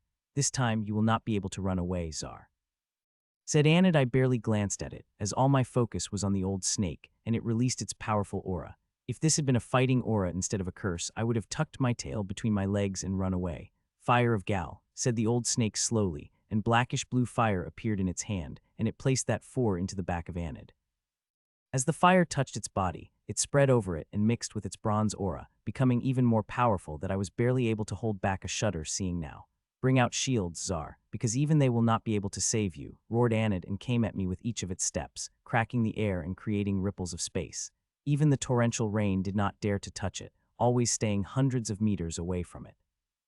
I did not do anything, and even now, I have only glanced at it while most of my focus is on the old snake. It is the real enemy, while Anid is just a pet. It reached 100 meters ahead of me, and I focused on it from the old snake. My expression turned serious, and the power of all 3 bursts began to flow through my veins. Die, Tsar, it screamed as it appeared in front of me, and screamed loudly as it brought down its warhammer at me, and received a big surprise when it saw my great sword appearing in my hand and I swinging toward it. CLANNNG. Our weapons clashed, creating a shockwave powerful enough that it destroyed the clouds above and the forest down within a second. The hail disappeared, and the moonlight shone on us. Damn, it's powerful, I cursed inside me as I took a step back while stopping myself from vomiting, as it looked at me with shock. I had thought with me consuming the woodhorn goatman and getting that huge green boost, I might be able to fight against it head-on, but I forgot the bastard is the physical type, which is always hard for me to deal with. How can you be this strong? It asked in shock. I was always strong. I was only using you to test the strength of my shields, I replied mockingly. You have only countered a single attack and already talking tell than to me when you have done a few thousand, it said, and attacked at even greater power. CLANNNG, CLANNNG, CLANNG. Its hammer came down at me, and I have countered again, but it was just the beginning of the storm of attacks that began to come at me one after another, shaking me to my internals. The attacks of the bastard seemed stronger than before. The blackish-blue curse fire covering it, also stronger than the last time, seemed to be especially potent against my energy, though it had been crushed and swallowed the same as other curse energies that came at me. It is physical aspect of the attack that is giving me stress, injuring me with every attack. I had circulated the healing energies inside me while, at the same time, my clones were making live changes in my armor to better deal with its mighty attacks. The clash of attacks is bringing great destruction around me. The clouds vanished, I could not see them, and so was the forest. They were destroyed, and the more we fought, the more destruction followed. While I am fighting, I have never let go of my eyes from the old snake. It is still standing in its place with a light smile hanging on its face. It is giving me a very bad feeling, but there is nothing I can do. I could try to attack it, but it will not do much. My current strength of mine is not enough to do anything. It could easily counter them or dodge. Its defensive methods are best among the Grimms. The rose redemption and also strings are also useless against it, given the number of invisible defenses of various types it had cast around itself. I would not have been this fearful if it had come to attack me with this giant bastard, but it is staying in one place with that hateful smile on its face, doing something unknown, which is very dangerous for me. A minute had passed, and we exchanged over 1,000 attacks. It was suppressing me, but I wasn't able to do anything other than that. I was able to defend against it with minimal injuries. CLAN and NG. Once again, our weapons clashed, and I readied myself to face another when it retreated and appeared beside the old snake while I put down my sword. Clap, clap, clap. Good, very good, you have once again impressed me, Czar, said the old snake and clapped with its bone hands. Well, it seemed like I have done really good to make a monster like you clap, I said back dryly, but it did not seem to faze. Instead, smile on its face had become wider. You have, and I hope you will deal with the next attack with the same ease, it said, and once again placed a hand on its back. All the remaining black-blue fiery curse disappeared, but he did not remove his hands. This is a curse I have not used in a century. I wonder how it will fare against you, it said, and a strange, dense aura burst out of its body. Treant of Vaster, it shouted, and sickly green smoke came out of its hand and enveloped the Anid before transforming into the Treant with sharp blood-red leaves and sickly green bark. I hope you survive it. There is one more curse I want to try on you, it said, and removed its hand from the Anid armor, and immediately it came at me, shaking the space with every step it took. I am more focused on the threat which is enveloping it. It is a curse and not a normal curse. Anid is feeding it its energy, and it is consuming it and sending it to those blood-red leaves, which are getting more realistic every moment and also sharper, and I am sure it is not the only thing it is providing it. Die, you bastard, shouted Ander as it appeared in front of me and swung down its warhammer, seeing that I also swung my great sword up. CLANNNG. Its sword clashed against me, and my eyes couldn't help but widen. Its attack is powerful as I expected, bearing 20 more physical might, and with it came to a very powerful curse energy, which is what shocked me. The curse is different, and I immediately knew what is different about it the moment thousands of refiners began to break it. The bastard is very smart. Putch, putch, putch. While I was shocked and getting a step back to manage the momentum, I got another surprise. The 3 most realistic leaves came at me like darts and pierced through my body. My armor was only able to stop them for a fraction of a second before they were able to pierce through me. The moment the eyes of the old snake, lighted up blindingly with greed and hope, but it controlled its emotions before it could see, though I caught it. So something could go through that damn armor of yours, said Ander with a laugh and brought down its hammer at me again. CLANNNG. Once again its powerful might clashed against my sword, and I defended it, but like before, I couldn't properly defend against it. Ting putch putch. This time it was 5 leaves that came to me aside from the one which came at my face that I had repelled. The other 4 had pieces through my body. CLANNNG, CLANNNG, CLANNNG. Which made the smile on its face even bigger, and it came at me with another attack and then another without stopping. Ting ting putch putch. With the attack came leaves, and they began through my body, that within a minute, thousands of blood-red leaves pierced through me, painting my whole body red. The blood could be seen flowing through the wounds, which are healing extremely slowly, and it is not the only thing the cursed leaves are doing. CLANNNG. Once again its warhammer came down at me, bringing another flurry of blood-red leaved crashed into my body, tearing apart already torn skin and the lacerating pain that felt all over my body. Not to mention the energy colder than ice they released through my body, wanting to freeze from the inside out. It is a truly dangerous curse. Anid, come back if you keep attacking it like that. Our human friend will not be able to bear it, said the old snake, and the bronze elephantman stopped and went back to it. Don't overestimate me. Old snake, this curse of yours won't be able to kill me, I said to it. To that old snake smiled. That I have no doubt about. If killing you had been this easy, I would have done that the first time I had fought you, it said, not sounding angry at all when talking about the past failures. It's good you understand that, I said. Tap. Yes, I understand it clearly, said the old snake and tapped on the space gently. As it did, its realized domain began to materialize. I did not try to escape. If I wanted to, I could escape any time, and it is not a time to do that, especially before achieving the endgame, which both Old Snake and I have. As for who will succeed, one could not tell.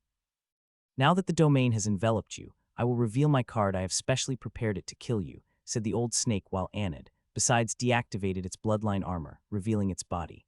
It is a very dangerous thing to do. It is armor that protects the body inside no matter how strong it is still frail compared to the armor. I have heard no grim grand lords are in front of each other without armor, they always have it active when they are in the company of another grand lord. Anid is really its pet, as no other grim grand lord would do such a thing. Marks of Hedesser, shouted the old snake and placed its hand on the back of Ander, and immediately a dense formation of geometric lines and grim script appeared. It is extremely complex that I, who have a rudimentary understanding of grim script, could tell from head to tail. Still seeing the script, my eyes couldn't help but widen because this script had not appeared when it placed its hand, as Grimm wanted me to believe. I have worked on such things in the project long enough to know that the formation has been carved on it before, and looking at how hard it is trying to stop my soul sense from sensing the true nature of it, I could guess the ink is made of extremely precious material. I am right the moment my soul sense with rule-bending power touched it, I felt the power of ink, which was powerful enough to raise all the hair on my body. As the script appeared, a curse white as snow appeared in its hand and began to fill the black runes, turning them while, and soon, the geometric lines and script inside all turned while like a death. Clap. Now die in peace, Czar, I promise you, I will take good care of your body till I assimilate it into me, it said and clapped on the back of the Anid, and the formation lit, and with it, the bloodline armor appeared on its body and it came at me. The moment it took a step, my eyes couldn't help but widen in horror, and it began to charge the formation on its end, too, and the thing it was using its life force.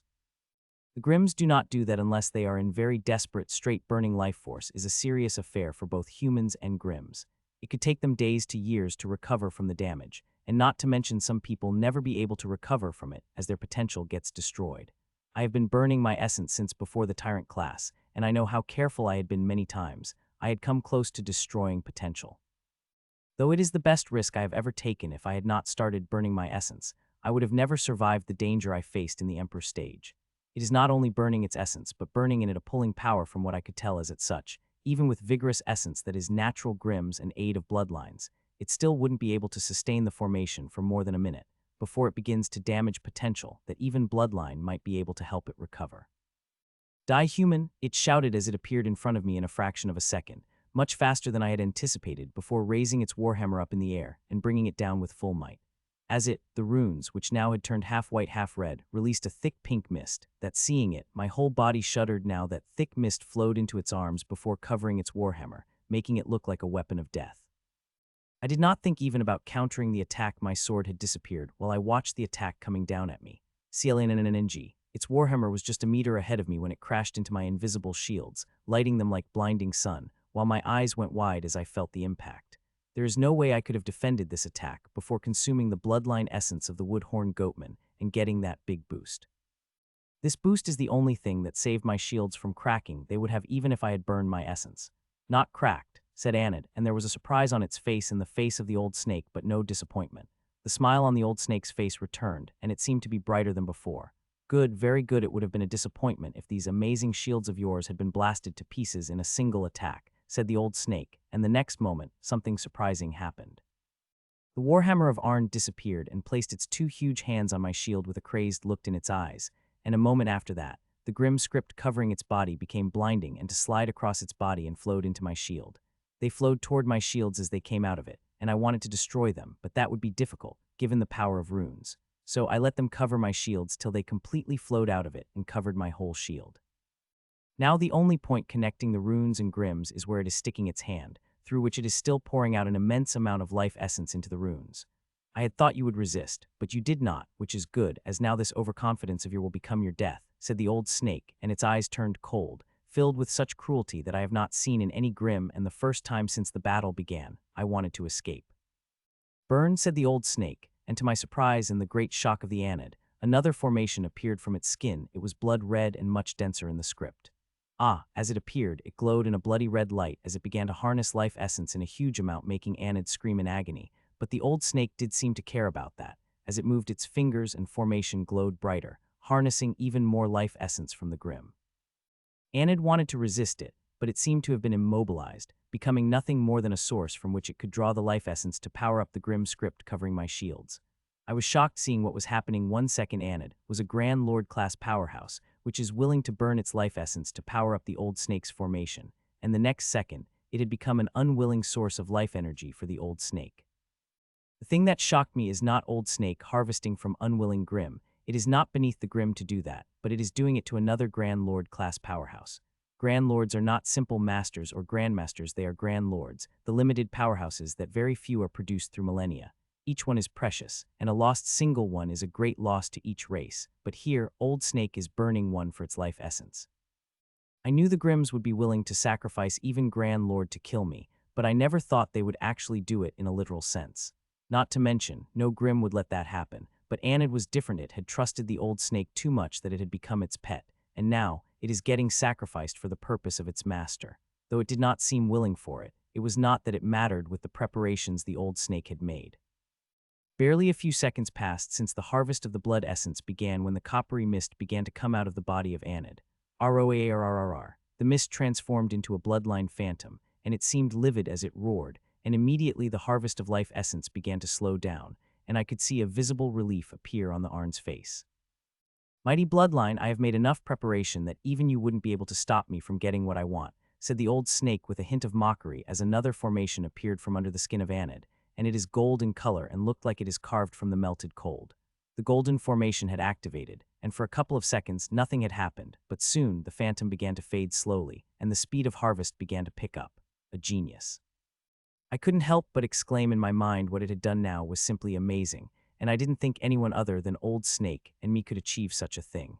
I called it a genius because it was able to do it without rule-bending power, which is 10 times, 100 times more difficult.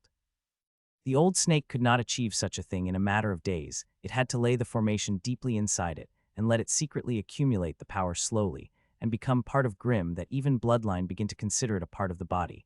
Only this way could the formation isolate within the formation. Which means the old snake laid the formation a long time ago, even before it became a Grand Lord or awakened its bloodline. It is quite a gamble, but one that succeeded in giving the old snake a battery from which it could use a massive amount of life essence to use necessary times like this. I have seen many heartless Grimms, but not one such as you, I said, though I am impressed by isolation formation. I don't think anyone other than you in the Grimm's race had the capability of imprinting such complex formation in another Grimm. I praised, and it is genuine. How long ago have to imprint the formation inside it? It should be at least 3 centuries ago before it became a Grand Lord, I said, and a faint surprise appeared on its face before that turned into a bright smile. 367 years ago, when he was just an emperor, he replied. Great gamble on your part, even I would hesitate 100 times before thinking of using ink of Messerin gold for a long shot, I said, and true surprise appeared on its face, but it hid it too quickly.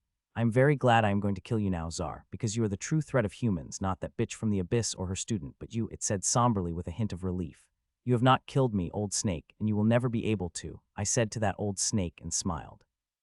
You overestimate yourself too much, Tsar. These are measures that would have given even Reek's headache. You will definitely die from it, it said, with its voice oozing with confidence. It truly believes its measures could kill me, and it is not wrong. We will see then, I said. We did not speak further and just watched as the flood of life essence came out of the Anid and filled the runes covering my shields. While it may seem like I am doing nothing other than waiting for my death, I am not. My 2 clones are working furiously, creating the formations across the shields at lightning speed for a showdown that will happen when it finishes harnessing all the blood essence from Anid. A minute passed, and there was no change in us. We looked at each with a smile on our faces and cautioned in our eyes, waiting for a moment, which would appear at the end of the minute. Hun. As such, a few seconds passed when suddenly a small change appeared on the face of both of us. Small, nothing to be worried about, but after a second, that small change transformed into a shock at the same time. Because a shocking thing had happened, and both of us were having a hard time believing it.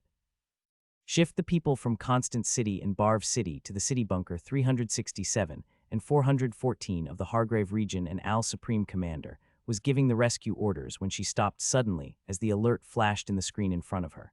It was not only her, but everyone had stopped talking and looked at the screen. The thing had lighted up. It clearly means are going to come out of the thing, which is surprising as they had not thought anyone would be coming before the top 7 challenges were finished. They thought the same when Lord Tsar and Lady H had come. She really hoped that further people would not come before the top 7 challenge was finished. As it might not seem like it, the battle is swinging in their favor, with Lord Tsar taking one grim Grand Lord after another. She hoped to finish the war before the people who remained in the thing came out, as they could cause complications, and she did not want complications, especially the bad complication, but fate seemed to love them. The people fighting above had also stopped, charging their attacks to full power, especially Grimm's. They do not want to have another Tsar on their hand and would be killing any Grimm that came out of the thing with their most powerful attack. If it is Grimm that came, then they will be defending them with their utter might. A second felt like an hour as it passed slowly with all their focus on the thing, with hope the person that came out of it would be from their side, and it would be a Grand Lord. Finally, a second passed, and the being came out seeing the person the expressions of the Supreme Commander, and all the other humans couldn't help but turn bad. Seeing the Grimm with an aura of Grand Lord, the eyes of Lady Angela and other humans, Grand Lord's eyes flashed in disappointment and anger, and they were about to launch the attack when suddenly another figure appeared, and this one was human. She's not the only one who appeared with her, another Grimm with an aura of Grand Lord. People were stumped seeing 3 Grand Lords appearing one after another, but what had happened till now was the tip of the iceberg. The real shock had yet to come. A second hadn't passed after the third person when another figure appeared, and then another, and soon, over 10 people appeared, and they kept appearing with each having an aura of Grand Lord, during the whole world watched in shock. Be it Grimms or humans, never have they seen such a thing or even dreamed of happening each, and every one of them is shocked, even peak Grand Lords like Reek and Matron Mavis are shocked.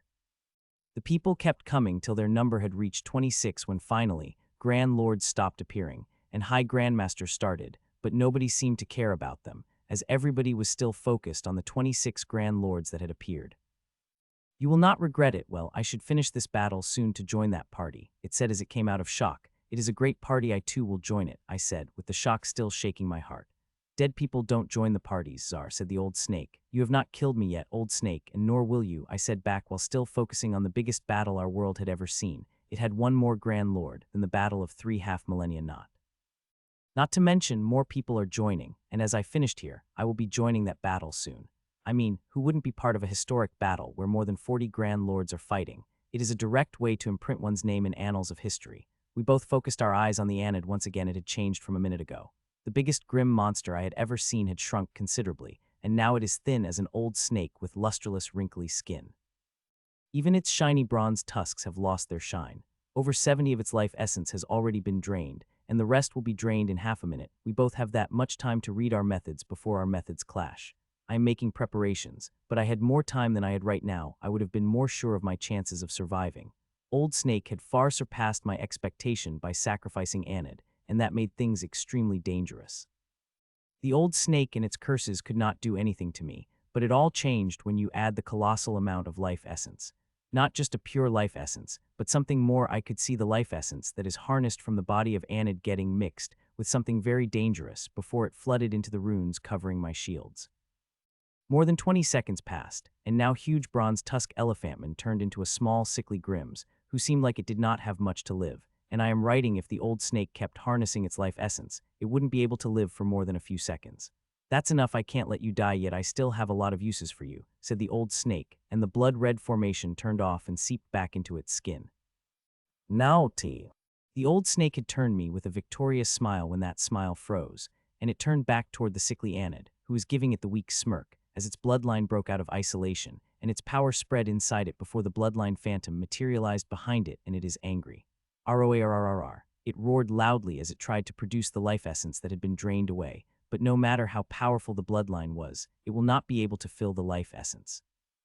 Over 95 of the life essence had been drained, and its potential had been destroyed. It could forget about ever advancing. Hell, gaining back its power would be a great challenge. Not to mention, the drainage had cut its life expectancy by a huge margin.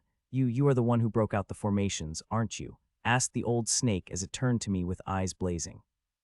Yeah, it's me, I accepted with a bright smile on my face. It shouted, but its shout cut midway once again as another shock appeared on its face.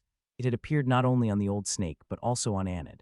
It said through its fallen teeth as the rose enveloped it. The old snake tried to stop it, but found it lost nearly all control over Anid, and what little had remained had been fought by bloodline, which is paying no heed to me, the biggest danger. It had taken less than a second for the rose of redemption to bloom, and the moment it did, the Anid disappeared, despite the old snake focusing all the power of its domain to stop it. I will kill you, shouted an old snake in a fury I had never seen from it. It was angry, really angry, and it was understandable considering I had taken its precious pet. Buzz, the old snake did not waste even a second of time and activated, and the moment it did, my eyes couldn't help but widen in shock. Crack, crack, crack. The formation seemed to have held the weight of the mountain as the moment it activated it, the cracks began to form my shields almost immediately. It is incredible power the formation has, as my shields have become very strong after getting the green boost from the craft, but now the power that is filled with life essence mixed with a very powerful curse, which seemed to be adept in bypassing my defenses. In just a second, it had cracked more than 20 of the shields. It is a very fast speed if this continued. Then it would take less than 5 seconds for it to break my shield into pieces. It is counting on that speed. It wants to finish me quickly, not give me any chance to find a way out of it like I did the last 3 times when I had fought against it. It seemed like it had used the sample it took last time wisely, I said in my mind as I looked at fast-spreading cracks. In the last battle, it had taken a sample of my strings, which I had let it. If I wanted to, I could stop it, but I did not, which now is going to help me. Buzz, buzz, buzz. When the cracks have covered around 40 of my shields, the formations activated across my shields. They did not make any sounds or light up, they just activated, and immediately the cracks began to slow down to the shock of the old snake. At the same time, my shields rapidly began to absorb the energies, and with it, the breaking had slowed down till it had completely stopped, stumping it frozen. It had made a grave mistake, not that I blame it for that. It had thought it had made a wonderful plan, and it is, but the thing is, it had made the same mistake as the craft, an even bigger one than it. It had used the life essence of the Grim to power up its attack. It shouldn't have done that. It is the thing I used to create Essence Rose. It might know that, or it thought. The curse it had mixed with the life essence would change that, considering the curse is not from it. Like those blood-red curse petals, the curse it had mixed in life essence to make it stronger is not from it, just like the red devil. It had a store of that curse in its staff rather than its own body, which it does with its curses. It probably had thought that since I have greater immunity to its curses, it would use the powerful curse that did not contain its energy. It powered it with the life essence of the Grand Lord, and mixed it with my own energy to destroy my defenses more smoothly. It was very wrong, as I have immunity against all the curses of Grimm and even those who had not been originated from them. When my constitution was created, it went to the base of the curse power, directly to the deepest origin, that goes even further than its own signature, to the primal signature of all curses. So it would be said I have immunity against all curses. It did not matter who created them. Now, my shields are absorbing and even pulling all the energy that came at me and using it to form many tiny essence roses.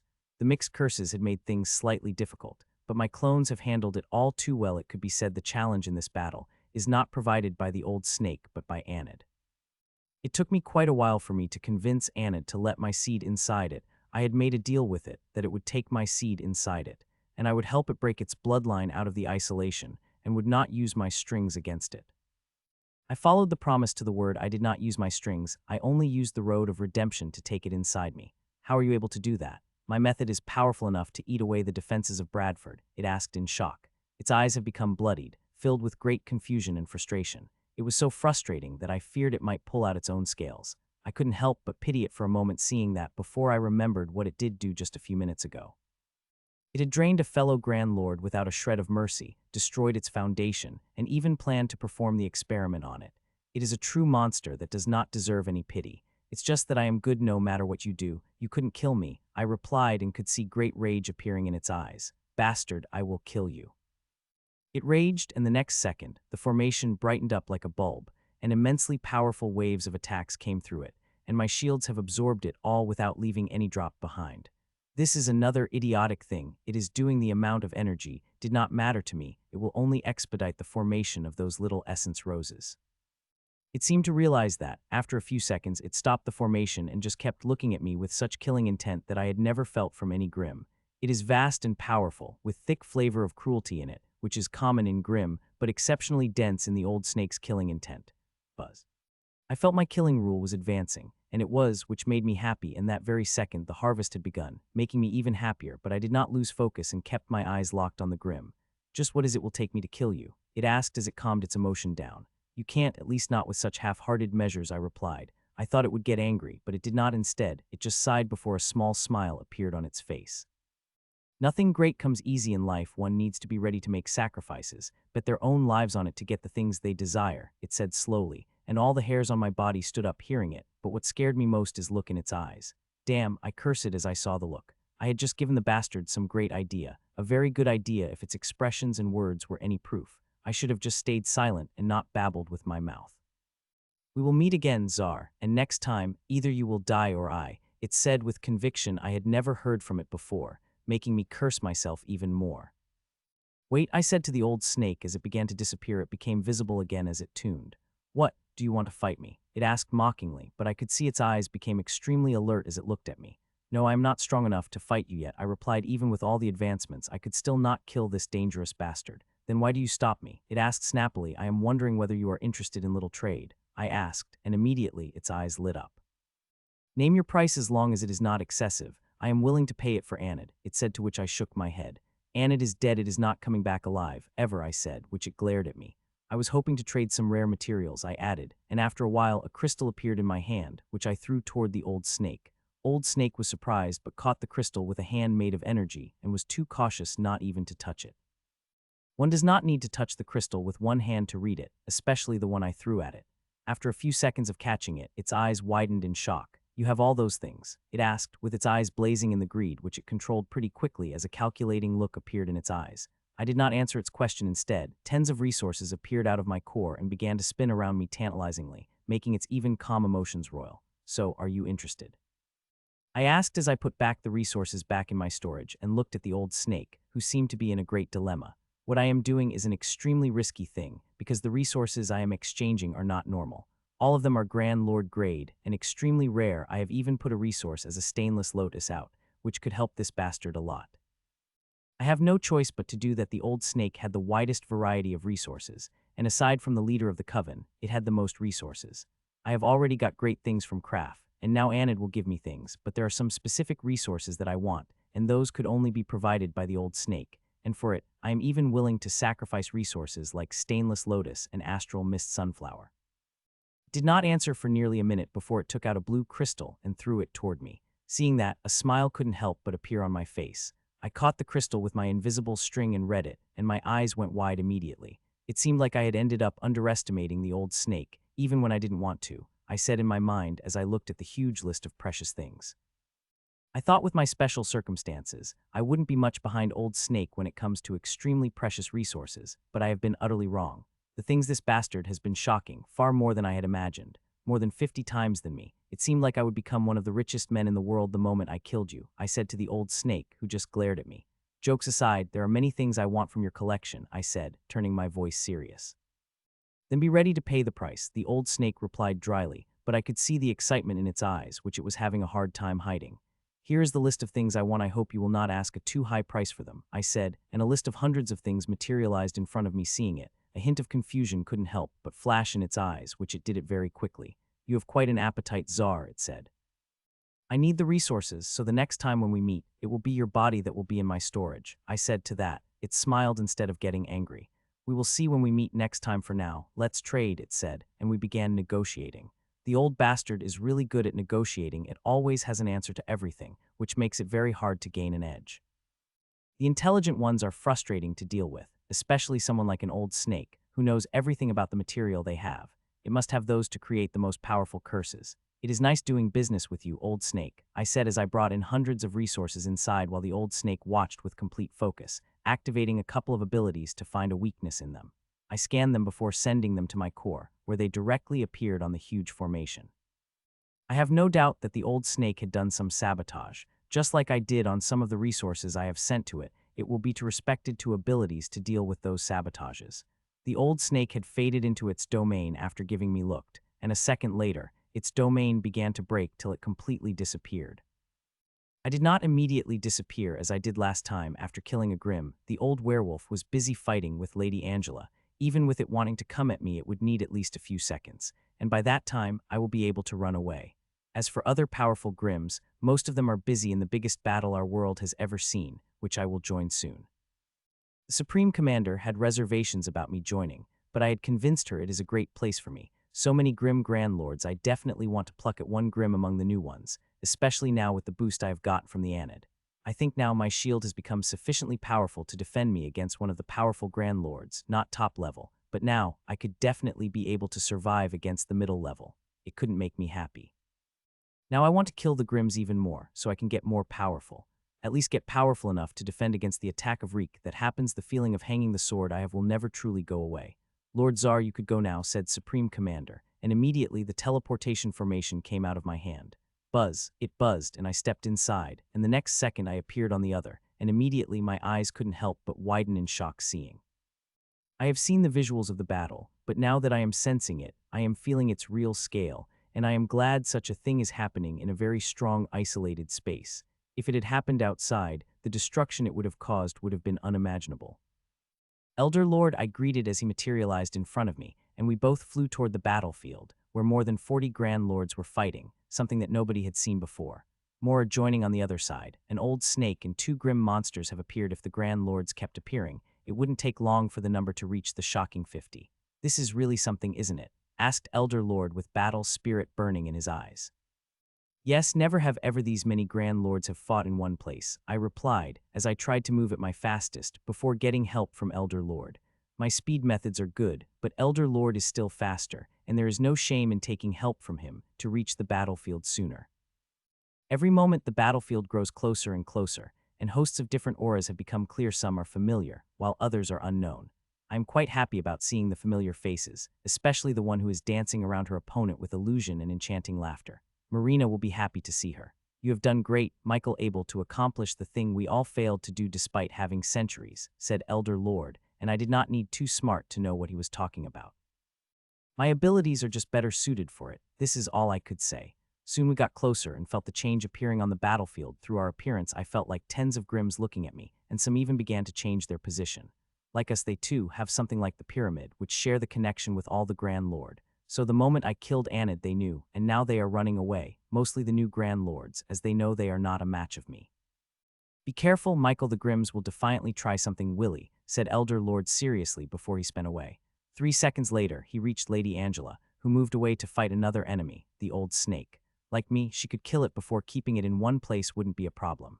Now, she did not even need to fear the Red Devil curse. I had designed something that would be able to handle all the Red Devil curses that entered her. Though this defense is not perfect, it has many weaknesses. It would not be a problem for Lady Angela. She had been fighting against the old snake for centuries. As long as there was no Red Devil, she would be able to keep it in one place. I could have fought, but there was no use, and we both did not want that, nor did our superiors. Supreme Commander wanted me to fight other Grims and try to kill as many as I could. She had even told me if I could even sacrifice like one of the new Grand Lords, as long as I could kill 3 Grim with that chance. These words shook me, but it is a reality of the war and the best strategic choice many humans have made through the thousands of years, and I might need to make it in this battle. I hope I do not. I really don't want to do something like that. I had just reached the battlefield when I sensed a powerful killing intent targeted at me. Many Grims were looking at me with killing intent, but this one is targeting me. I looked and saw it coming at me like a rocket. Its whole body was covered in dangerous golden yellow flames swirling around it, threatening to burn anyone who went close to it. Even the new Grand Lords that had appeared could burn if the fire touched them. It reached a mile away from me and stopped. Dizar. It shouted, and a ball of energy, which it had been gathering since it came at me, transformed into a fiery lance, which it threw at me. Sup, my eyes turned serious and forced me to activate all 3 boosts as my sword appeared in my hand to deal with the lance that was coming toward me. This was no normal attack. That fiery lance is an attack which is more powerful than the strongest attack of Arned. It is so powerful that even in this place, where the space is so strong, the lance of it sent heated ripples through it. It took less than a second to appear in front of me, and I felt like I was in an inferno. The only thing that was keeping me was my armor. Without it, I would burn to ashes. CLA and an NG. My sword clashed against the fiery lance, and immediately I began to take steps back uncontrollably before stopping at the 12th step. A true Grand Lord of mid-level, it wasn't long before I was feeling confident with the boost from Anid, but now a single attack from it brought me to the ground. Masla, I said as I wiped the blood leaking from my lips. You survived, it said with its expression turning serious. It is a Masla from the Fiery Lionman tribe, which belongs to 3 fire groups. The 3 Grims with the strongest fire ranked 3rd among them, but its fire is stronger than those golden fiery werewolves who hadn't awakened its bloodlines. The Grims are smart. They have sent Masla at me, who is very good in long-range powerful attacks. They wouldn't want to take a chance after I had killed 3 Grand Lords. It is also why they have stopped before I get close to the place where the new humans and the Grims are fighting. But you will not survive my next attack, it said, and swirling fire around it began to create fireballs around, which then stretched into the lances. Die. It shouted and launched a barrage of lances at me every moment. Numerous fireballs formed in the fire around it and stretched into the lances before coming at me. Sup, sup, sup. I wanted to summon my shields to defend against this barrage, but instead I summoned the arms. It is quite a risk, but I want to fight till I could always summon my shields when things become fatal. 12 arms came out of me. They looked real as my arms, but were made of strings, and each one of them was holding a different weapon. CLANNNG, CLANNNG, CLANNNG. The 9 lances came first, and my 9 weapons went against them and clashed. As they clashed, I felt like 9 different mountains crashed at me at the same time, rolling my internals, sending me uncontrollably, and nearly throwing off my feet. Things were not safe as the lances kept coming, and my weapons moved to clash against them, while the clone one made changes to the defense of my armor to defend against the attack better. It is my great fortune that I could deal with enormous energy. If it had been not for that, the colossally powerful fiery energy coming at me would have burned me apart. Still, despite this great advantage of the attack, the bastard is injuring me with each strike till I begin vomiting the steaming hot blood and cooked pieces of internal organs. CLNNNG, I used my own sword to defend against the last fiery lance that came at me, which again sent me back by a few steps. Though this time I did not vomit the steaming blood that I had done a couple of times in the past hour. You should have died. It said, looking at me with burning hate. You are not powerful enough to kill me, I said back, which angered it even more, but it did not let its anger control it. Then I will see how you survived it. Said Masla, and its aura grew even more powerful, turning the space around as hot as an inferno. Ikim's marionette, it shouted, and the flames swirling around it began to burn even brighter as it got dense that soon, even fiery lionmen had disappeared into them. Seconds after, tens of fiery strings came out of the fire, and they began to form something. The fire around the Masla began to get thinner as something began to form in front of it through the strings. It did not take long for the thing to stop. It turned out to be a copy of Masla made of extremely dense fire. Just looking at me made me want to run away. Boom. Now, I want to see how you can survive, said Masla from behind fiery Masla, and immediately it leaped toward me with a speed that made my eyes widen in surprise and made me active all the ocular abilities that would aid me in fighting such an enemy. It took less than a second to cross the mile as it appeared in front of me, and as it did, it swung that long lance at me. Like it, its lance was fast. Very fast. It was a good thing I had activated my ocular abilities, or I would never be able to catch its lance. CLANNNG, I was able to move my sword against its lance on time, and they clashed the moment they did. My eyes went wide, and I flew back like a broken rocket. The fiery Masla did want to give me any chances, as the moment it sent me back, it attacked again with that long lance. With its range, it did not even need to move from its place. The lance is long enough to reach, and it did while I was in no condition to move my sword. I had received a huge shock in my arms, which were still shaking. I could move my hands to move in the condition. It would be too risky. Thankfully, I had not pulled back my string arms, and one of them, holding the white bone lance, moved toward the grim to clash against it. CLANNNG, the bone lance clashed against the fiery lance, bending at an unnatural angle as it absorbed the force, but even its abilities were not enough to absorb it all. The force was colossal. It came at me like a meteor, bringing a huge amount of fiery energy that crashed into my armor before seeping inside. Barely a microsecond had passed when it came at me again, this time taking a step toward me, appearing directly in front of me, and aiming its lance directly toward my heart. I would not be able to move my lance in time to defend, but no worries, I have more than 10 weapons to defend against it, and this time I have used the halberd. CLANNNG, CLANNNG, CLANNNG. Its lance clashed again, sending me even greater speed, and attacked me again and again, not giving me even a single chance to relax. I want to summon my shields with them. I would defend comfortably, but that option would be too easy, not to mention I would be under strain to do things I am right now. So despite the danger it could bring me, I continued fighting with it as it attacked me constantly, launching thousands of attacks every second without getting slower, even for a moment. Instead, its attacks were getting faster and stronger. They were sending me back with each attack that would cause injuries to my internals, but as time passed, those injuries began to lessen. As my clone made changes, which helped manage its attacks better, and also I got used to its swift and powerful attacks. Nearly 5 minutes passed, and we had clashed thousands of times since the phantom appeared. There was not a single moment I got to rest. I was again sent back flying, but at much less momentum than I had been a few moments ago, when suddenly my spear and longsword hands went south and north. CLANNNG, CLANNNG, CLANNNG. 3 of my weapons clashed against 3 fiery Masla phantoms. The 2 new ones came at me invisibly before attacking me sneakily. Though I had defended the attack, it did not come without a cost. I felt my internals had been attacked by a couple of sledgehammers. It was a powerful blow that sent boiling blood and cooked pieces of internals out of my mouth one after another. Can you control 3 of them, Masla? I asked the Masla, who was miles away from me. You can watch how I will kill you them then, it replied confidently, and all 3 fiery Maslas came at me from 3 directions. The question was not really to mock it, but a genuine question, because it is not the only one who has such a move. I have one too, and I want to see how it controls them, to make it better than it is. CLANNNG, CLANNNG, CLANNNG. My weapons clashed against all three Maslas, roiling my internals even more than earlier, before attacking again without wasting any moment. They are attacking hard and fast, but it is clear that the way they are attacking that their attacks are not as skillful as before, but with such power and speed, it could sacrifice some skills, especially against someone like me who could barely defend against it.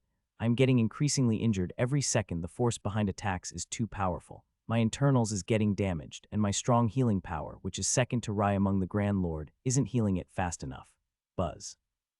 Around 40 seconds passed since 3 fiery phantoms began attacking when I finally got relieved. Clone 1 had made the change, which in the armor immediately reduced the power of the attack by a huge 80. It is shocking, but my clone had a simple way to deal with it, clashing the physical energies against each other, immediately reducing their effects on me. It is a simple method, but it requires complex work. It is not an automated process. The clone itself, under command, manages the force. With the aid of formation, a lot of strain was relieved from me, and I was able truly to focus on the battle, which was going great. Stressful but great. I may be under a lot of pressure, but I am fighting against such a mighty enemy with centuries of experience. It is very hard, but I am doing it, and it is not the only thing I am doing, and Grims will realize it soon. CLANNNG, CLANNNG, CLANNNG. Once again, all 3 of the fiery phantoms clashed against me, and I shook, but that is all that happened.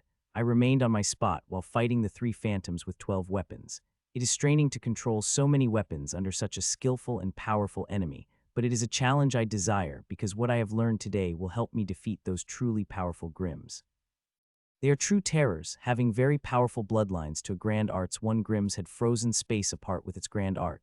Even I might not be able to teleport through it if I get caught in it. Try harder, Masla, you are not even pushing me back now, I said to the fiery lionman, who is looking at me with anger and frustration. My taunt did not work on it, as it still continued to attack me without bringing much change in the attack. It did not matter. Masla was not my target. I was just fighting. There were other Grims that I wanted to kill. A few minutes passed when suddenly something happened in the west of the battlefield that immediately changed the expressions of all those who were fighting, especially of humans, as one of us had died.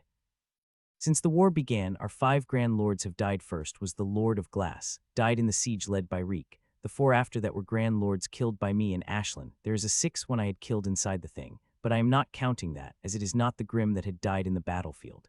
Now, the 6th one died, and it is from us humans more will die in this battle, but I will make it Grim that will die more. I could not save humans. The battlefield is too vast for that, and the enemy that is holding me is too strong, but I could kill them, and I will. Do you see that, Tsar? A human Grand Lord is dead, and it won't be long before I add your name to that list, it said. You can only dream, Masla, I said back as I defended against its attacks. The human Grand Lord that had died was a new one that had appeared from the thing. It was one of few people whom I do not know personally. He was an old monster who was part of the secret force and only revealed himself when the thing opened. It grieved for him. He had achieved something very few humans were ever able to achieve, and before he could even enjoy the glory that came with it, it had died. With the death of the first Grand Lord, the environment of battle had changed. The attacks became even more intense, and many Grand Lords from both sides brought out their shields to defend against the powerful attacks coming toward them. I continued with defense with an eye on the price. The death of humans had made them ecstatic, but the thing I will do will make them shriek in horror. More than 10 minutes passed, and battles became even more intense. Both Grims and humans were suffering injuries but still fighting without stopping, even for a moment. I also did not stop, and now I have succeeded. It is finally time to bring the Grims to redemption. Rose redemption. I called out, and miles away, 2 Grims felt the shudder running through their bodies. Both green-eyed ape-man and stone-toothed tigerman stopped in their tracks as Grim with knowledge watched in horror as the roses bloomed across them. Zar! I heard the screams, and it was not Masla that shouted, but also a few Grims as their auras exploded. Half of the Grims moved toward me while the other half went to stop the rose from blooming.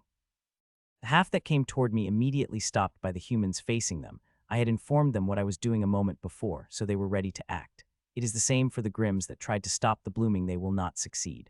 I have chosen the Grims, who have been far away from the most powerful Grand Lords, so they will not be able to stop the rose from blooming, as those who are close enough to do anything. Even if they reached it on time, they were not strong enough to stop the rose from blooming. Raylam's fury, Tira's cage, shouted the Masla, and the huge fireball appeared above me at the same time. The fiery Maslas attacking me stopped and transformed to pillars that formed a triangular prison. Bring it on. I said to Masla as the roses bloomed despite the effort of the Grimms, and they disappeared before appearing directly in front of me.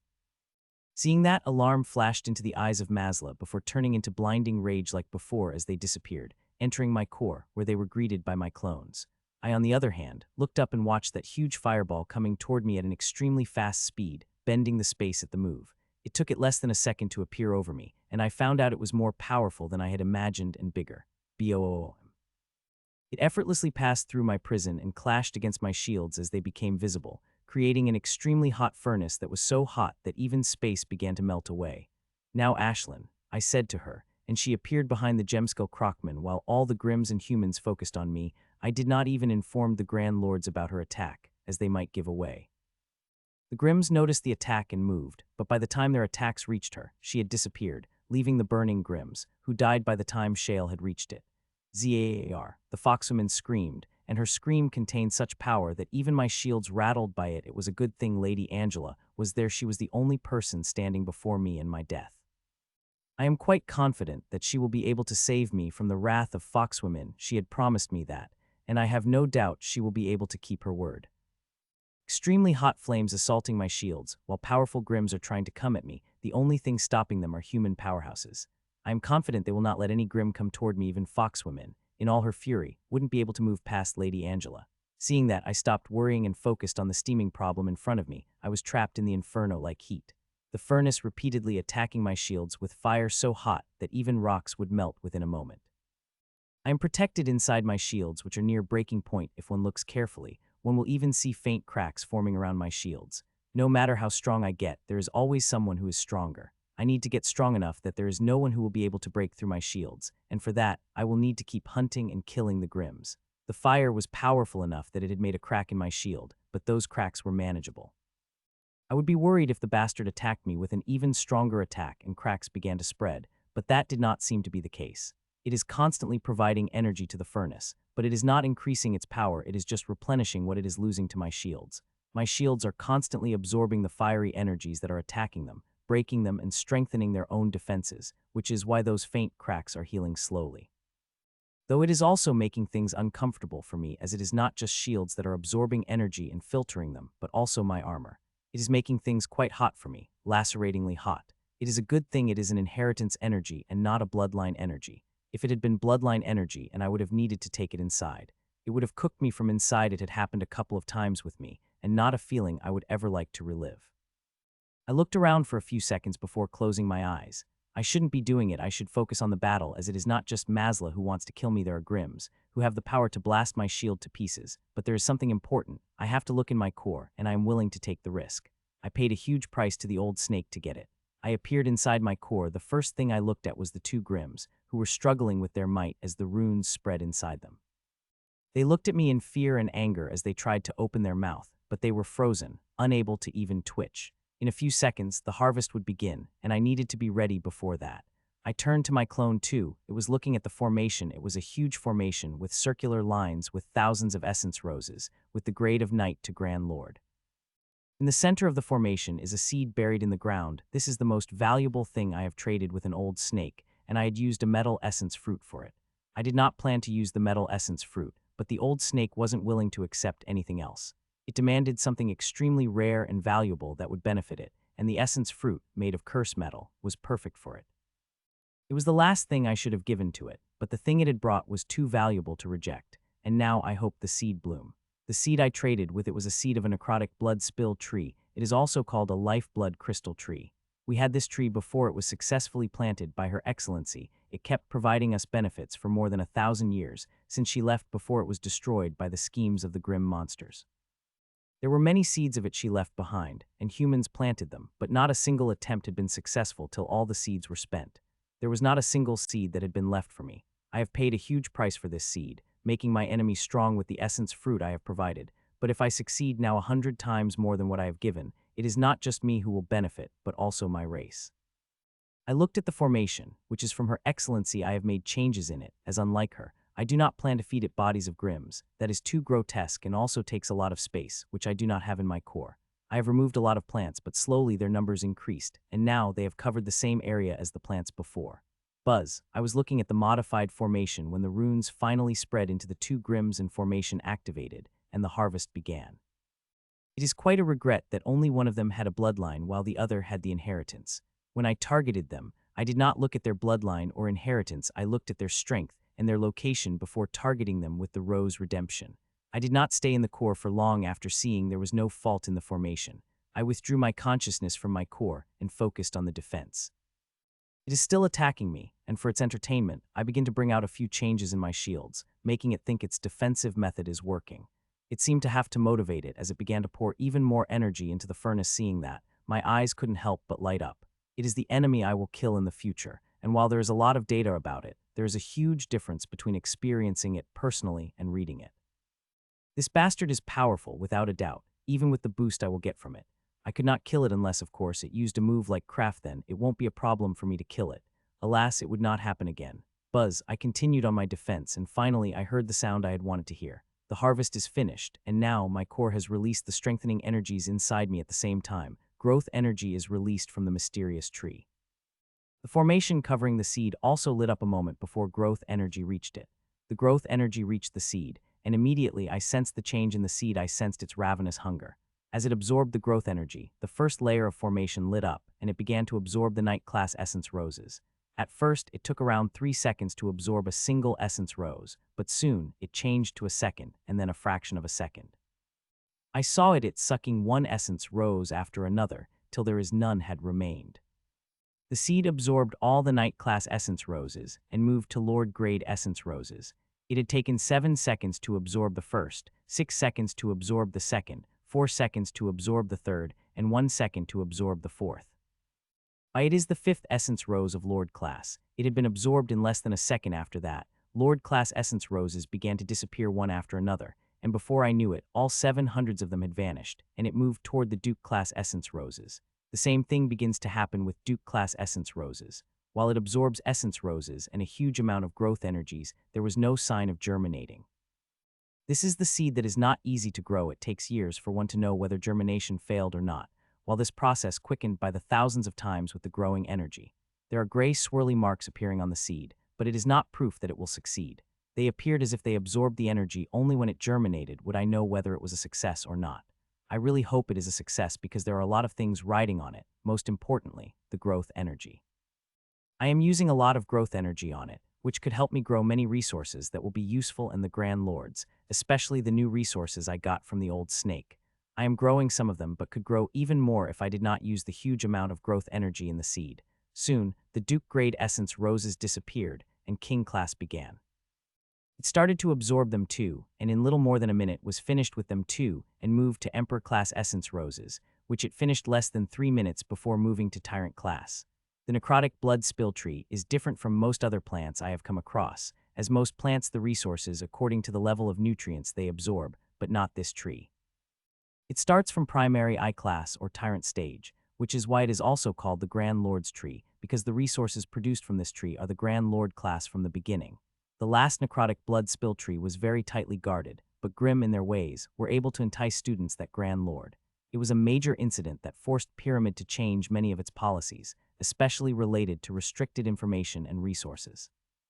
Even Grand Lords couldn't tell anyone easily. Within a few minutes, the Elite, Leader, and Master Class Essence Roses had also disappeared, and it began to suck the Grand Lord Class Essence Roses. I had used nearly all my Essence Roses, turning them into Rose Vines, but those Rose Vines were able to kill many Grandmasters and produced many more Essence Roses, which I have taken from the Pyramid. It is a good thing I did, as now they are turning out quite useful to me. While it was happening, 4 more Grims entered the battlefield. I felt their gazes on me, and thankfully Supreme Commander took quick action. She arrived, and with her was her sister Lady Vivian. Both of the sisters went toward the new Grims that arrived, seeing that I couldn't help but take a sigh of relief, while it made Masla angry. It seemed to hurt its pride that they needed the reinforcement for it to kill me, a young Grand Lord, as it began to shower me with attacks from outside while trying to burn my shields in the inferno, which had now become even hotter. It is great while it is attacking. I could focus on that wonderful plant, as it will be hard to kill another Grim again. How far they have run away from me, and while the Rose Redemption has a long range, it is not that long. Though with every Grim I consume, its range would increase, and so is its power. Every second, I am getting stronger by strengthening my energy, which in turn strengthens my abilities. I looked around for a few more seconds before focusing on the core, where the seed had just finished consuming the Grandmaster class essence roses and now turned to High Grandmaster class. The marks on it are becoming more profound when I compared it with the marks on the past seed. I found the marks on my seed more vibrant and prominent. It would have been wonderful if I had images of the seed that Her Excellency planted but did not leave behind the images. I watched it with great focus, recording everything for future purposes and also adding notes, which is quite easy at my core. I just need to think of words, and they will appear much faster than writing at Grand Lord speed.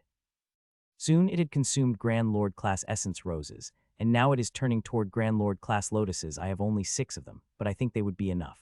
A few seconds after it started consuming the Grand Lord class essence roses, a change occurred in the seeds that were not mentioned in the boost. It lit up and marks on it began to change rapidly. I was watching when suddenly, the seed cracked open, and a small sapling came out of it, split the ground, and came out in the light. It did not stop growing, nor I had expected. With the growth energy supporting it, it continued to grow. At first, it looked like a normal plant, but as it began to grow bigger, those notable changes began to appear on it. Multiple branches begin to split from it and with minimum leaves, which is usually not the case with plants grown with growth energy, but this one looked like it had grown in a parched land. It had dried bark, thin branches, and few leaves. It looked like it is the verge of dying, but it was not the case at all. One looked inside it, they would be shocked by the amount of vibrancy this plant had. It is really shocking. No plant in my core possesses as raging vitality as this nearly dead-looking plant does. It stopped growing when it had reached over 2 meters tall and consumed half of the resources as it happened. Its speed of consuming the essence roses increased suddenly by 4 times, and the black essence rose to begin to shrink at visible speed and before disappearing. It was the turn of blue essence rose, but I am not looking at it. I am looking at the white sap that begins to come out of its bark, the sap filled with such vibrancy that it is just breathing in. I begin to feel alive and refreshed. This sap is one of the resources that everyone desire. It could injure and help increase the chances of a breakthrough, but its biggest use is recovering the lost life force. For this reason, I have paid such a high price to an old snake with this resource. I could recover my life force in a matter of hours instead of days. For someone like me, it is a resource that is worth fighting to the death for. I looked at the tree, which was still absorbing the growth energy, and the last of Grand Lord class essence rose while the colorless sap came out of its bark, which rapidly solidified within a second. It did not matter whether it was in a solid or liquid state. The only thing I had to care about was feeding the tree and the sap, which will need to be on the tree till I have use of it. Unlike most resources which stayed for quite long, this one is not. Even when stored carefully, it loses its efficacy. One needs to use it within a day, or one will find its efficacy less than desirable, which is why I am not removing any tree sap despite it covering the tree from all directions. As long as it is on the tree, it will maintain its efficacy without losing even a fraction. As with the plant being in my core, I could take it off the tree whenever I want. There is a lot of sap coming out of it, which is not surprising, as aside from thousands of essence roses of the lower level, this tree had also consumed 6 Grand Lord class essence roses, all of which are made of life force of the Grim. Every part of this dead-looking tree is valuable, not just the sap. Its bark could heal any kind of physical damage, while the roots help in healing soul damage. The colorful leaves contain pure elemental energies absorbed from the fertilizer in their purest form. It could be said its value is no less than the essence tree, and it is the truth, but unlike it, it is a very delicate plant. For 1,200 years we have had this tree, and we have used countless resources in our care to maintain it. There was a team of high grandmasters would remain around it for care, looking after the exuberant life force inside that became unstable and implode. There is much less risk here than outside. It is my domain. I control everything here. There wouldn't be any change in its environment, with me and my clones always sensing its every change and fixing the problem immediately if it arises. By successfully growing this tree, I have solved one of my greatest problems. Now, there would be much less hesitation when it comes to burning my essence. After looking, everything was all right. I went back to the real world. There was a powerful enemy outside, and while my shields were handling it, I didn't want to be too careless. Those powerful Grand Lords are not the only things that could break my shields. There are some rare powerful artifacts that could do the same thing. I have read about them in the cottage. Some of them had nearly killed Ramona Hawthorne and Her Excellency. It is, without doubt, the Grimms have at least one of such artifacts, as they have not used much in a long time, but they will if I keep killing their people at such speed. I am not going to stop at that, even if there is a chance that Grimm might have the such artifact. I will continue to kill the Grimms without stopping till they are forced to use such artifacts. BANNNG. Another of its attack had clashed against my shields, doing nothing. Since I have digested the strengthening energy, my defenses have become even stronger now. Its attacks couldn't even give my shields the faint cracks. Masla, it isn't possible for you to kill me. It will be better if you take the help of another Grimm. I said to it. There was not a trace of mocking or teasing in my voice. It was all serious, but it's burned with rage as if I cursed its 10 generations. It began to attack me crazily while I watched. It's very boring sometimes to summon the shields. You just need to stay there while your enemy attack frustratingly.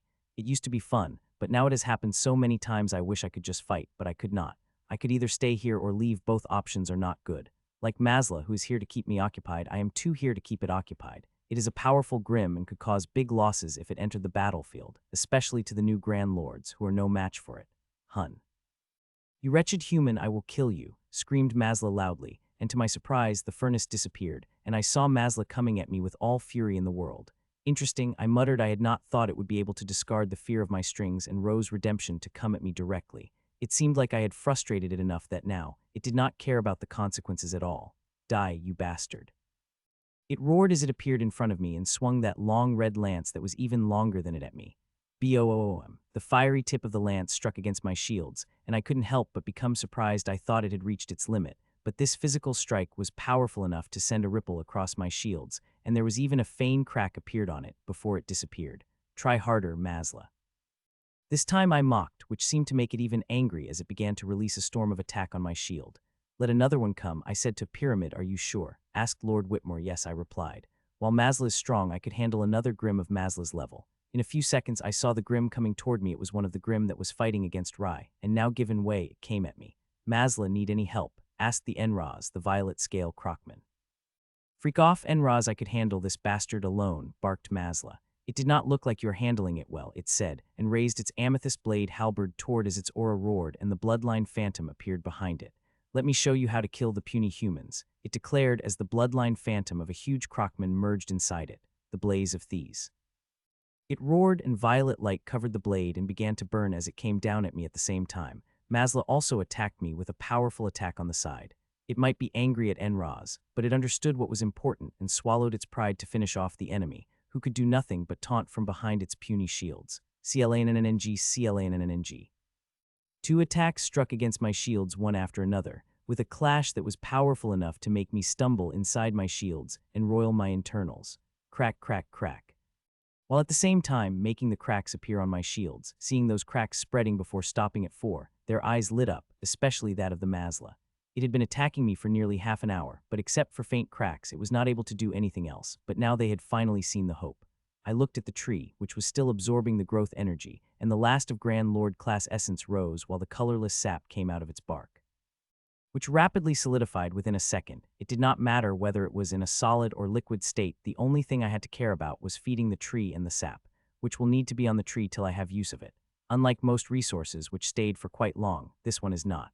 Even when stored carefully, it loses its efficacy. One needs to use it within a day, or one will find its efficacy less than desirable. Which is why I am not removing any tree sap despite it covering the tree from all directions. As long as it is on the tree, it will maintain its efficacy without losing even a fraction. As with the plant being in my core, I could take it off the tree whenever I want. There's a lot of sap coming out of it, which is not surprising, as aside from thousands of essence roses of the lower level, this tree had also consumed 6 Grand Lord class essence roses, all of which are made of life force of the Grimm. Every part of this dead-looking tree is valuable, not just the sap. Its bark could heal any kind of physical damage, while the roots help in healing soul damage. The colorful leaves contain pure elemental energies absorbed from the fertilizer in their purest form. It could be said its value is no less than the essence tree, and it is the truth, but unlike it, it is a very delicate plant. For 1,200 years, we have had this tree, and we have used countless resources in our care to maintain it. There was a team of high grandmasters would remain around it for care, looking after the exuberant life force inside that became unstable and implode. There is much less risk here than outside. It is my domain. I control everything here. There wouldn't be any change in its environment, with me and my clones always sensing its every change and fixing the problem immediately if it arises. By successfully growing this tree, I have solved one of my greatest problems. Now, there would be much less hesitation when it comes to burning my essence. After looking, everything was all right. I went back to the real world. There was a powerful enemy outside, and while my shields were handling it, I didn't want to be too careless. Those powerful Grand Lords are not the only things that could break my shields. There are some rare powerful artifacts that could do the same thing. I have read about them in the cottage. Some of them had nearly killed Ramona Hawthorne and Her Excellency. It is, without doubt, The Grims have at least one of such artifacts, as they have not used much in a long time, but they will if I keep killing their people at such speed. I am not going to stop at that, even if there is a chance that Grim might have the such artifact. I will continue to kill the Grims without stopping till they are forced to use such artifacts. Bannng. Another of its attack had clashed against my shields, doing nothing. Since I have digested the strengthening energy, my defenses have become even stronger now. Its attacks couldn't even give my shields the faint cracks. Masla, it isn't possible for you to kill me. It will be better if you take the help of another Grim. I said to it. There was not a trace of mocking or teasing in my voice. It was all serious, but it's burned with rage as if I cursed its 10 generations. It began to attack me crazily while I watched. It gets very boring sometimes to summon the shields. You just need to stay there while your enemy attack frustratingly. It used to be fun, but now it has happened so many times I wish I could just fight, but I could not. I could either stay here or leave. Both options are not good. Like Masla, who is here to keep me occupied, I am too here to keep it occupied. It is a powerful Grim and could cause big losses if it entered the battlefield, especially to the new Grand Lords who are no match for it. Hun, you wretched human, I will kill you, screamed Masla loudly, and to my surprise the furnace disappeared, and I saw Masla coming at me with all fury in the world. Interesting, I muttered. I had not thought it would be able to discard the fear of my strings and rose redemption to come at me directly. It seemed like I had frustrated it enough that now it did not care about the consequences at all. Die, you bastard. It roared as it appeared in front of me and swung that long red lance that was even longer than it at me. Boom. The fiery tip of the lance struck against my shields, and I couldn't help but become surprised. I thought it had reached its limit, but this physical strike was powerful enough to send a ripple across my shields, and there was even a faint crack appeared on it before it disappeared. Try harder, Masla. This time I mocked, which seemed to make it even angry as it began to release a storm of attack on my shield. Let another one come, I said to Pyramid. Are you sure? Asked Lord Whitmore. Yes, I replied. While Masla is strong, I could handle another Grim of Masla's level. In a few seconds, I saw the Grim coming toward me. It was one of the Grim that was fighting against Rai, and now given way, it came at me. Masla, need any help? Asked the Enraz, the violet scale crocman. Freak off, Enraz, I could handle this bastard alone, barked Masla. It did not look like you are handling it well, it said, and raised its amethyst blade halberd toward as its aura roared, and the bloodline phantom appeared behind it. Let me show you how to kill the puny humans, it declared as the bloodline phantom of a huge crocman merged inside it. The blaze of thieves. It roared, and violet light covered the blade and began to burn as it came down at me at the same time. Masla also attacked me with a powerful attack on the side. It might be angry at Enraz, but it understood what was important and swallowed its pride to finish off the enemy, who could do nothing but taunt from behind its puny shields. Clanng. 2 attacks struck against my shields one after another, with a clash that was powerful enough to make me stumble inside my shields and roil my internals. Crack, crack, crack. While at the same time making the cracks appear on my shields, seeing those cracks spreading before stopping at 4, their eyes lit up, especially that of the Masla. It had been attacking me for nearly half an hour, but except for faint cracks, it was not able to do anything else, but now they had finally seen the hope. Look, my single attack made the cracks on the shield, said Enraz boisterously. It is not just your attack, it is the combined attack of us two that made the cracks, and for your information, I have been able to make the cracks on the shields, replied Masla defensively. Keep telling yourself that, said Enraz, and once against, raised its halberd for the attack. Masla, too, glared and raised its lance and attacked. Clanng. Once again, their weapons clashed against my shield and spread the cracks that formed on it, and this time, they did not waste any time speaking and instead attacked again, immediately after that, widening the cracks on my shield even further. I started to make the change into the shields to deal with the combined attacks while they continued with their attacks without stopping. Soon, the cracks covered 20 of the shields and began to increase with the constant attacks. Seeing I was worried, but not enough to force me to burn my essence. If they want to break through my shields, they would need more power than this, and they don't have that much power. Do you need aid? I heard from the pyramid. No, I replied, and even if I wanted the aid, I would think about 10 times before asking. Nearly all our Grand Lords are fighting across the various battlefields, and the one that remained in the pyramid is not powerful enough to help me against these enemies. So, it is better I handle them on my own rather than taking any Grand Lord from their respective battlefield, which will have disastrous consequences. Soon, the cracks have covered 25 of my shields, and the color of the shields changed at the border, increasing their defenses further. Clanng. The attacks clashed again after the change, but this time, a surprise appeared on the faces of 2 grim Grand Lords, as not a single crack appeared. The ever-growing cracks seemed to have stagnated. Try harder, Masla, said Enraz as it created loudly to harness even more power. Its halberd remained in the air for a couple of seconds before coming down, with Masla matching its attack in timing and might. CLANNNG, CLANNNG, CLANNNG. Their attacks landed, and this time there was a change in the cracks, but instead of making them happy, they made them angry. As the cracks widened, they widened by a fraction, not even 1/4%. While the little progress made them angry and frustrated, it did not stop them, even for a second. Instead, this anger begins to help them harness more power as they begin to attack my shields in a mad fury. I watched as the cracks spread slowly. With each of their attacks, the progress was slow, but it worried me, and I began to focus harder on making changes in the shields. Every bit I do would count in slowing the cracks on my shields. The cracks kept spreading with every attack. It did not take them long to increase the cracks to 26, which seemed to motivate them even more as they began to attack even more furiously. Within a minute, they took the cracks to 30. It is not just my defenses that are cracking, but also the defenses of many Grims and humans. Many defenses cracked, which would have killed them if not for their allies appearing on time and saving them. Though it is without a doubt that injuries are piling on both sides, especially on the new Grand Lords, who do not have much experience fighting such power. Due to it, they ended up making mistakes, and even a small mistake in such a battle could wipe you from the face of the earth. Scared Tsar. It won't be long before we blast open your shields and vaporize your filthy soul from the face of this world, said Enraz as it attacked my shield further. First crack my shields, Enraz, and then talk, I said back while looking at shields that have cracks to 40 and are spreading slowly with each attack. The Grims are trying to harness more and more power with each attack, while their increase in strength is minute. It will affect things if it keeps increasing at such a pace. I wish I could do anything about it other than burn my blood and escape. I am pretty much powerless to do anything. I could not even trap any Grim into my Rose redemption. They have gone too far, while these bastards are too strong for either of my methods to work. This is really frustrating, especially when I think about how easy it had been to capture Grim into my string when I was master and below.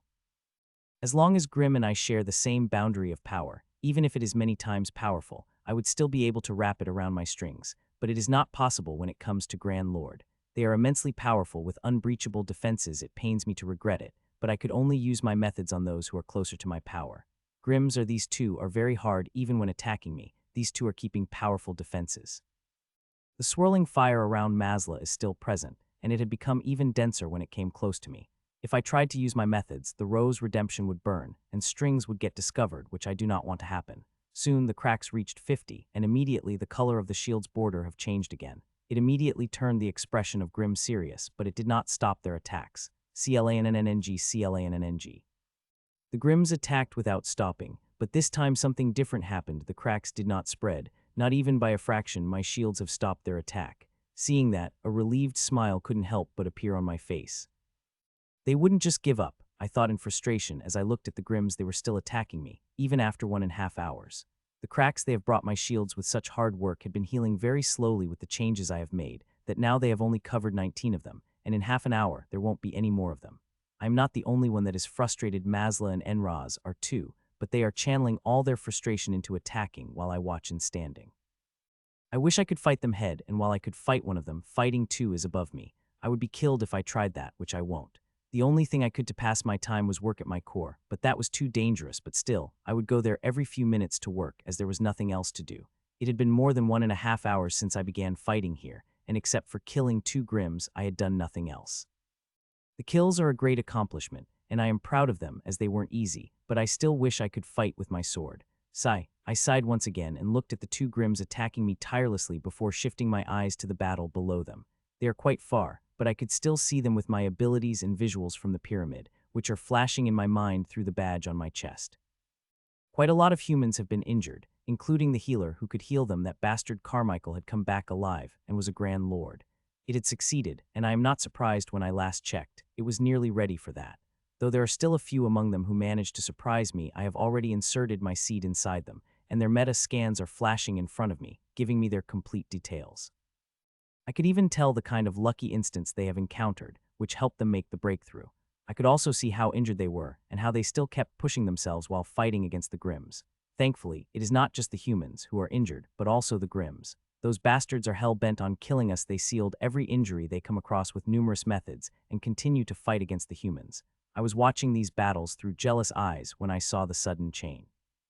It is from an old snake who is still fighting against Patriarch. The bastard had released its curse again, the one with an above-limit element, which had not surprised me. It had used that before an hour ago. What surprised me was the curse. It was not the red devil. It still had that above-the-limit element and seemed to be a direct striking type, rather than wait and grow before attacking crippling blow type. It would have worked, as my seeds are not a magical pill that could protect against anything, but against this one they could defend. As I have designed the measures against the above-limit element and not the curses, so any curse that same above-limit element, my seed will capture before it spreads into their body.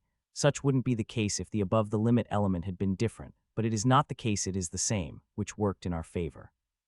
Still, I remain vigilant because there are a lot of ways things could get screwed, because the measures are only working before the old snake does not know exactly what they are. The moment it knows them, it will easily be able to find a way around them. I was focusing on its battles when another change appeared across the battlefield. A Grand Lord crashed on the ground hard. It is one of two new Grim Grand Lords fighting against one new human Grand Lord. I am not surprised Lady Yui had always been good at close combat, and if she had been fighting against only one, then the Grims wouldn't have just crashed. There are many battles are going on, but two are most surprising. It is of new Grims and humans. Two humans are fighting against four Grims. The battle is nothing surprising. What is surprising is that it is two humans working together. Those two did not like each other, especially her. I truly did not think she would work with him. Even to fighting against it, I am sure Marina, too, would be surprised if I showed her the clip. A few minutes had passed when suddenly something happened. Lady May, who was fighting against the werewolf, got her hand cut off, but it widened the eyes of all Grims who were watching. Even the werewolf attacked her got its eyes widened in horror and began to retreat while trying to summon its defensive method. But it had fallen into the daring trap of Lady May, and now found a concentrated fiery blood red wave of energy that came from Lady May's rapier directly in front of it. Slice. The concentrated fiery blood red energy struck against the unfinished defensive ladder of werewolf, which had even been able to hold it for a moment before finally striking against its body and splitting into two. The moment had shocked the whole battlefield, that nearly all battles stopped. Even Masla and Enraz stopped attacking me, and watched the two equally sliced parts of Werewolf Grand Lord falling down, with horror frozen in its both eyes. It is a huge risk that she took before the slightest mistake, and it wouldn't be the werewolf that would have been split into two but her. The attack of werewolf had gotten too close to her comfort, but it was needed, as otherwise the Grim wouldn't have taken the chance to come close to her. Lady Vivian killed her first Grim right after coming out of the thing, and I am glad I have played a small part in it. "You wretched human," screamed Chanf the Gorlaman, and tried to move toward her, but it was stopped. "So are the other Grims. You two can go if you want," I said to Masla and Enraz, who just glared at me hard. "One of them could go, but it will be stopped not by me but by other humans. While all of them fight against the Grims, some of them still possess abilities, the ability to take on another Grim." The battle did not resume. Both sides glared at each other and just kept glaring. "Retreat," said Lady Angela finally, and there was no resistance from the Grims as both sides began to fade away. The Grims in front of me did. My shields disappeared, and I too began to disappear, and a moment later they have disappeared. Soon we reached the place where space was stable and began to leave. The stable space did not matter to me, but seeing there were many new Grand Lords, I stayed behind them with old Grand Lords in case of the attacks. The Grims do that. The moment they see a chance, they attack. I appeared directly in the infirmary, with Lady May already lying on the bed. She was not the only one. A couple of Grand Lords were laying on the bed injured and in pain, including that bastard Carmichael, who is a couple of rooms away. He is one of the most injured Grand Lords, and if it is not for Sela's bishop, he wouldn't have been able to survive the battle. Now he is healing his injuries, and I have to say, I am quite surprised at the speed at which he is doing that. It is really something. If he kept healing at such speed, it wouldn't take him long to heal his injuries fully. "Let's get this hand of yours attached," I said to Lady May, and took her hand, which had been covered in energy. She could have attached it herself. Nearly all inheritance has methods to attach the cut body parts, but it is better for the healer to do this job. Thousands of strings came out of me and pierced the hands before coming out of it and piercing her shoulder, and soon thousands of strings connected both parts of my body, and now, coming closer and closer. "Lady May, you can activate the method when your hand connects to the shoulder," I said to her. The inheritance had imprinted in her body, and it better she uses the method in her inheritance, while my strings and I will fix the flaws there are, making her hand good as perfect. Though she will have psychological damage, I couldn't help with that. She will have taken help from the psychologist.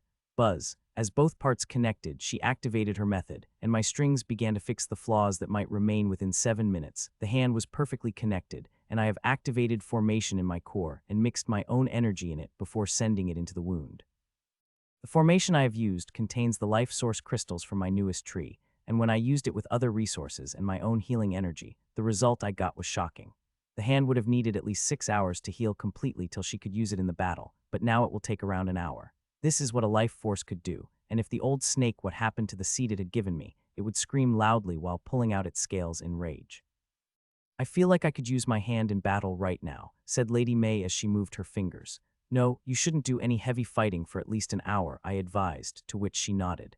Their injuries are not as serious as Lady May, but it is important that they are healing, as they might need to join the battle at any moment possible. Finally, I have reached my last patient, who is smiling at me. You have done quite a lot of things since you have returned. A kill of 5 Grand Lords will make even Her Excellency proud, said Professor. She had returned, and she was a Grand Lord. 6 Grand Lords, and if you count 2 killed by Ashlyn, then there are 8, I replied, and a small surprise couldn't help but appear on her face before it turned into a smile. The smile only lasted for a couple of seconds before her expression turned serious. Be careful, the Grimms have many cards they haven't used yet, she cautioned. I know, I said as I pierced my strings inside her. There is something very weird going on inside her, something I have never seen before. It took me a while to understand what it was, and it had finally cleared up some confusion I had about her ever since I had seen her fight. She is a true Grand Lord, but she does not have the power she should have when she reaches the Grand Lord class. She had a bloodline powerful as Rye and her niece. The only bloodline that could be above it is of Ellen's. Not to mention, she had created a core even before reaching Master Class with all these elements. Her strength would have been far greater. Even Rye and Supreme Commander, who are only High Grandmaster, possess greater strength than her. It confused me when I saw her fight. Even the seed I planted in her did not give me a clear answer till I carefully studied the data and performed a few tests with the strings I had planted inside her. It turned out her power was sealed. And why was it sealed? The reason is simple: she was unsuitable for her bloodline. Bloodline is usually suited for everybody. Even those who are not suited, bloodline changed them. But the condition of the professor was extreme that even bloodline couldn't do much against it and was a constant clash, that it burned Professor's life force whenever she used her bloodline power more than 50. It all changed when I gave her that hair, but even still, her constitution remained changed. Things improved after her creating the core, but still slow. Now she had leveled up to the Grand Lord. Her bloodline had got enough power that it was now forcefully converting her body to suit its need, and the process was fast. It is why the majority of her strength is sealed, but it is releasing slowly as her body changes and gets attuned to her bloodline. It is happening fast, but it will still take her about a year before she will be able to harness her power with the current condition. That is quite a long time. I will find a way to speed up that process, and I already have a good idea. Buzz, I was just finished healing the damage she had suffered when our hollow watch buzzed. They are asking us to come for a meeting, I informed. Damn, I wanted to go meet my sister first, she said, and I barely stopped my expression from changing. You will meet her after the meeting ends, I said. To that, she nodded and stepped out of bed. A second later, a teleportation formation appeared under our feet, and we disappeared and appeared in the central command. Nearly everyone was present, including Raymond Leon. He was the only one among the new Grand Lords who had not suffered any injuries. With him advancing into the Grand Lord class, he could now use his bonded artifact with even greater expertise, not to mention harness more power. Many Grimms have attacked the shields from a tree of shields, but not a single one could breach it. We took our seats. I could see joy lighting up in the professor's eyes as she looked at her name appearing in front of her as she sat, her gaze especially fixed on the name of the organization below it. For the first time in over 3,000 years, 2 Grand Lords of the Riverfield Academy are sitting at this table. 4 of our people have been killed, and we are unable to do anything, said Reek slowly while other Grimms listened in shame. Every Grimm feels shame, especially those who failed to stop the deaths. It's all because of that bastard Czar, said Foxwoman with gritted teeth. There is always going to be some Czar. It is our mistake for trying not hard, not making enough sacrifices, said Reek heavily. Foxwoman opened her mouth to say something but closed it soon after. I will kill Czar at my next attempt. Either it will die or I die, said the old snake, and the expressions of everyone changed, especially of the new Grimms, but there was no change in the Reek's expressions. Even if you are able to kill Czar, so what, it is not the only one who is hard to deal with among the humans, said Reek and looked at the new Grand Lords who had brought damnable intel from the thing. Still seeing some confused faces, it tapped the button, and a couple of projections appeared. Michael would find everyone familiar, but one person there would surely surprise him. Czar is just the beginning. These ones will be hard to deal with as it is, said Reek. While they may be strong, they are not the only ones. We also have our elites, said Enraz, and Reek nodded. You are right, our elites aren't weaker than them, but I still do not want to take the risk, he said, and his eyes hardened, and 9 bottles with diamond shine appeared on the table. Feeling the aura from the bottle, eyes of those physically sitting couldn't help but widened up. Is this? Asked the old snake in shock, to which Reek nodded. It's what every one of you thinking I did not want to use them with the ways that opened in front of them, but this war had forced me, he said, and looked at every grim. With this there is no need for a ceremony or useless sacrifice of 100 to create when you just need to drink it, and if you succeed, you will get the power that will make me regard you carefully, he said and could tell. It is the last sentence that excited the sitting grim the most. Seeing their gazes, Reek couldn't laugh inside his heart. He had gotten hold of them quite a while ago, but did not use them. He wanted to create a loyal force for himself with it, but seeing how the war was going and it was making someone powerful upset, he decided to use it. Even if they got powerful drinking it, they would be under its control, though it wished those would still be from its tribe. It's dangerous, right? Asked the pigeonman, an avian type of grim. He was surprised when he saw this little bastard become Grand Lord. He was not last on the list he had. Yes, it is extremely dangerous, Reek replied. He would have lied if it had any other powerhouse, but all are Grand Lords, and some, like the old snake, are very intelligent. Lying could backfire, and he did not want any trouble, at least not till they had finished with the humans. Then he will kill these bastards himself. The silence descended for a whole minute. Nobody had spoken before. Finally, little Birdie pulled the bottle toward it, which surprised him again. He shouldn't have been. The birdie is weakest among the Grand Lords. The chances of it advancing further are next to zero. The bottles, on the other hand, give him enough to fight against him with equal strength, so his taking a chance for such power is not surprising. In the next minute, 6 more bottles disappeared, leaving behind only 2, which Reek did not touch, as he was very confident that by the end of the day, these 2 bottles would disappear. Those who have taken the bottles, drink by end of the day. I hope you all succeed, he said, which is likely. It would be a huge fortune, even if half of them succeed. Even by that number, they will be able to slaughter the humans. He just hoped they would finish it soon, but even earliest it would take 20 days, which was much earlier than the old way, which used to last till 1 month and was more painful than this. Old Snake, quickly make your preparations. I want Czar dead. He said he might not seem worried about Czar, but he had read what people like it could do, and he wished he could kill right now, but he could not because of that damned bitch. He is worried, but also knows that Czar will die. He knows what kind of move the old snake is planning, as he was the one who provided the method to the old snake. That had been its biggest regret, as with that method the old snake could even pose harm to it, but he had no choice when he traded the method. That time the old snake had something he wanted, and it was because of that thing he was able to reach this height, though it is without a doubt that he had also killed a powerful enemy, who needed to kill swiftly before he could use that move. He already decided that once Czar died, he would kill the old snake, as the method would be unusable for a week. With 1 stone, he will be able to kill 2 of its most powerful enemies. He just hopes the old snake will succeed. Half an hour later, the meeting is dismissed. He too disappeared, and a second later, appeared in front of a ruin-breaking teleportation formation. It was the highest level ruin-breaking gate they had. Even when someone of his power traveled through it, it was undetected. Even sensors of the human's pyramid couldn't detect it. He looked at the gate and shuddered in fear before controlling his emotions. There used to be a time when it feared nothing, but now he feared one who could crush him like an ant in front of that vast power. We will take a minute of silence for Lord Roberts's death, said Supreme Commander after Carmichael took his seat. We all stood up and closed our eyes in silence. It is really regretful that the old man died before he could enjoy the glory of being a Grand Lord. He should have stayed alive for at least a day to enjoy it. Still, he died for his world, for his race, and I hope, wherever his soul is, he knows that we will not let down our motherland and race that he had laid down his life to protect. May the soul of Lord Roberts find peace, said Supreme Commander and sat down, and behind her sat down everybody else. Today, we have killed 5 Grims. They will take revenge for that, using what they have not used before, said Matron Mavis. I am pretty sure today we have made Grim take any drastic action. As what that is, we will know soon. I hope all of you remain extra cautious. But if you get a chance, don't waste even a second thinking and kill the Grim, as this war and through it, only side will be victor, while other will be wholly massacred, added Matron in a soft voice as she looked at each and every one of us. The expressions of people couldn't help but turn serious, especially of the new Grand Lord. Their first battles were very intense in that they lost one of them. Michael, as always, nothing could be said about your abilities in killing Grims. They are unparalleled, she said and turned to Lady Vivian. You girl did good, but don't take such risks till there is a guarantee that you could kill at least 3 of them, added warningly. I will remember that, Matron, replied Lady May. Now to the important topic, said Supreme Commander, taking the lead once more. For the next 1.5 hours, she outlined our strategy and briefed the new Grand Lords on the war. I could have left if I wanted to, but I stayed. However, most of my focus is on my core. We will move by this strategy. The changes occur according to the moves that Grim will make, said Supreme Commander, and dismissed the meeting. Currently, only Lady Atkins is fighting while the others are patrolling our territory. We will move as the Grims appear. One by one, we got out at the table, and I walked with Professor before reaching Marina's home. She seemed to be in the lab, said Professor as we appeared in Marina's home, and above took a step toward it when I stopped her. What is it? I could tell there is something in the way you are behaving, she said, looking at me in question.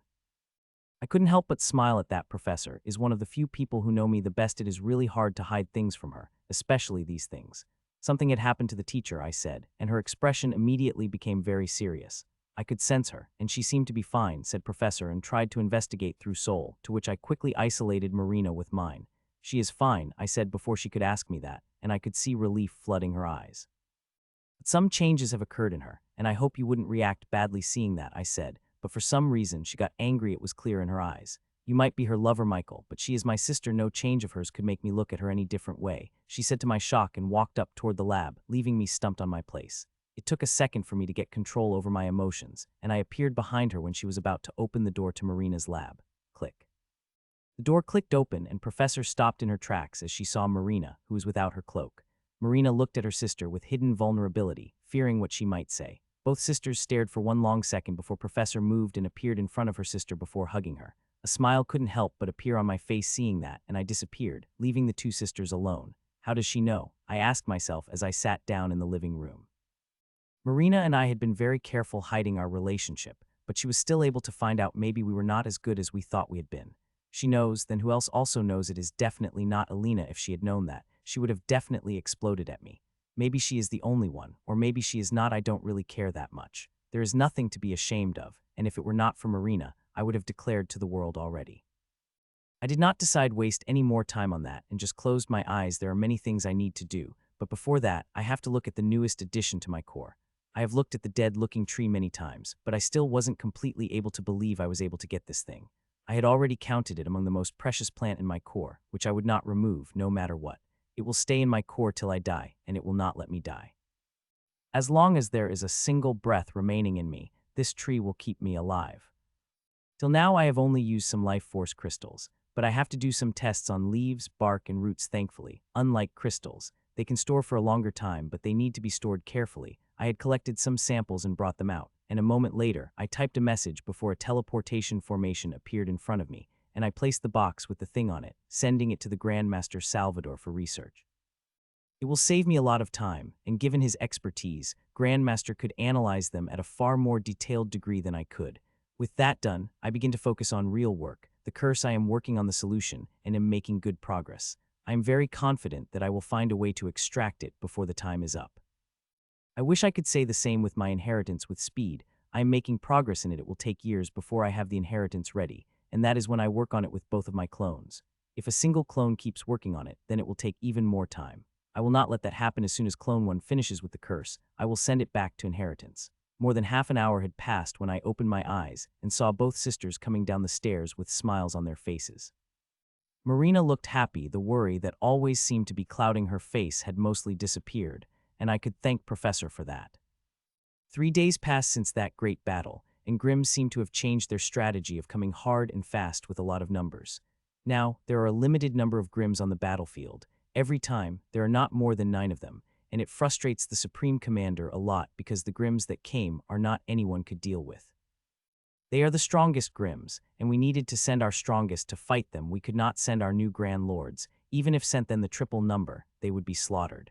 The part that frustrated Supreme Commander the most was that she knew that Grimms were doing something, but did not know what they were doing and couldn't do anything against it. With the numbers they have, they could have the confidence to handle pretty much everything, but there are a lot of uncertainties that make things extremely dangerous. I had gone to fight 2 times these past 2 days, and both times wasn't able to kill the Grimms I had fought. It was the same Masla and Enraz. Both bastards are powerful, and even when they attacked me separately, I couldn't do anything against them. It is good we have changed. This one was working better than the last one, she said, looking at Patriarch Bradford lying in the huge coffin, with thousands of strings piercing into his body. We have changed the method we used on it, as it was not giving us the desired result. This one was working better. It had been just 10 minutes, and it had given us the result that the old one used to give us in an hour. While the method is better, it also takes a lot of resources. My own resources are not enough. I am using the resources from their own organization. They have given me complete access to their treasuries. I could just go there and pick whatever I wanted, and there will be no questions asked. I had done that in the morning. I directly teleported to the Blood Sun, and one of their old men took me to the treasuries. I have already gone through all the treasuries of 9 Supremes in the past 2 days, and while I had to spend my precious time doing that, it is a good thing I did. There are a huge number of resources there. The ones that interested me most are those that aren't classified. Nobody knew about them, so they kept them in special storages until some people found out about them, and they moved them to the main treasuries according to their categorization. Still, there are a huge number of unknown things that have been gathering dust there for thousands of years that over 90 of them are unknown, even to me. I have taken a lot of things from them, even unknown ones. Some of them were desired by my core, while some I have found interesting and some I had needed, and they are helping me a lot. Right now, I have used more than 10 things I have taken from those unknowns thing in this treatment of Patriarch Bradford. Buzz buzz. I was studying the changes in the meta scan of Patriarch Bradford when my watch buzzed, and when I saw who it was, I turned it silent. You should take his call, said Grandmistress Charline. He is irritating, I replied still. He was the foremost healer of the world before you came, and he had a vast knowledge of healing, she said, and I opened my mouth to refute her but could not find words for that. What she had said was right. Fine, I said and typed the messages. Fixing the appointment with him, he might be a selfish bastard, but it is without a doubt, the bastard has a vast knowledge of healing. His knowledge is even greater than mine, and the only reason I do better is because of the abilities I have designed and the rule bending. There are few things I want from the old man, and I am sure I could satiate some of his curiosities. I have already recorded what he needs. It is not like I had met him. I did 2 days ago, but I walked away after 10 minutes of contact. The bastard is really sufferable and full of himself. I shook my emotions and focused on Patriarch and manipulated the strings. In this method, I needed to be constantly in control. The energies are quite volatile and could bore a huge hope through the old man if they went out of control. Marina looked happier these days, said Grandmistress Charline a few minutes later. Her sister has returned. She is helping her cope with things, I replied with a sigh. Professor had made some things complicated, but I am glad she came. She is helping Marina through a lot. I just wish she didn't have to leave today for a mission. The mission is not long, and she will be able to return by tomorrow, but still, I worry about her. There are very powerful Grand Lords are roaming around the world, and even though the methods of Professor are good, that it would be hard for those powerful Grand Lords to discover her, and there would be rescuing a moment she desired, but it is still dangerous. She's not strong enough. There are many Grand Lords who could kill her before she could even think about the rescue. She had left, and there was nothing I could do about it other than hope she would be careful and use the thing I had given her to escape in time if there was any danger. I focused back on the meta scan of Patriarch Bradford and the constant changes that are occurring in it. Those changes are positive, but few intelligent people could also see the side effect this volatile method is leaving behind in its wake.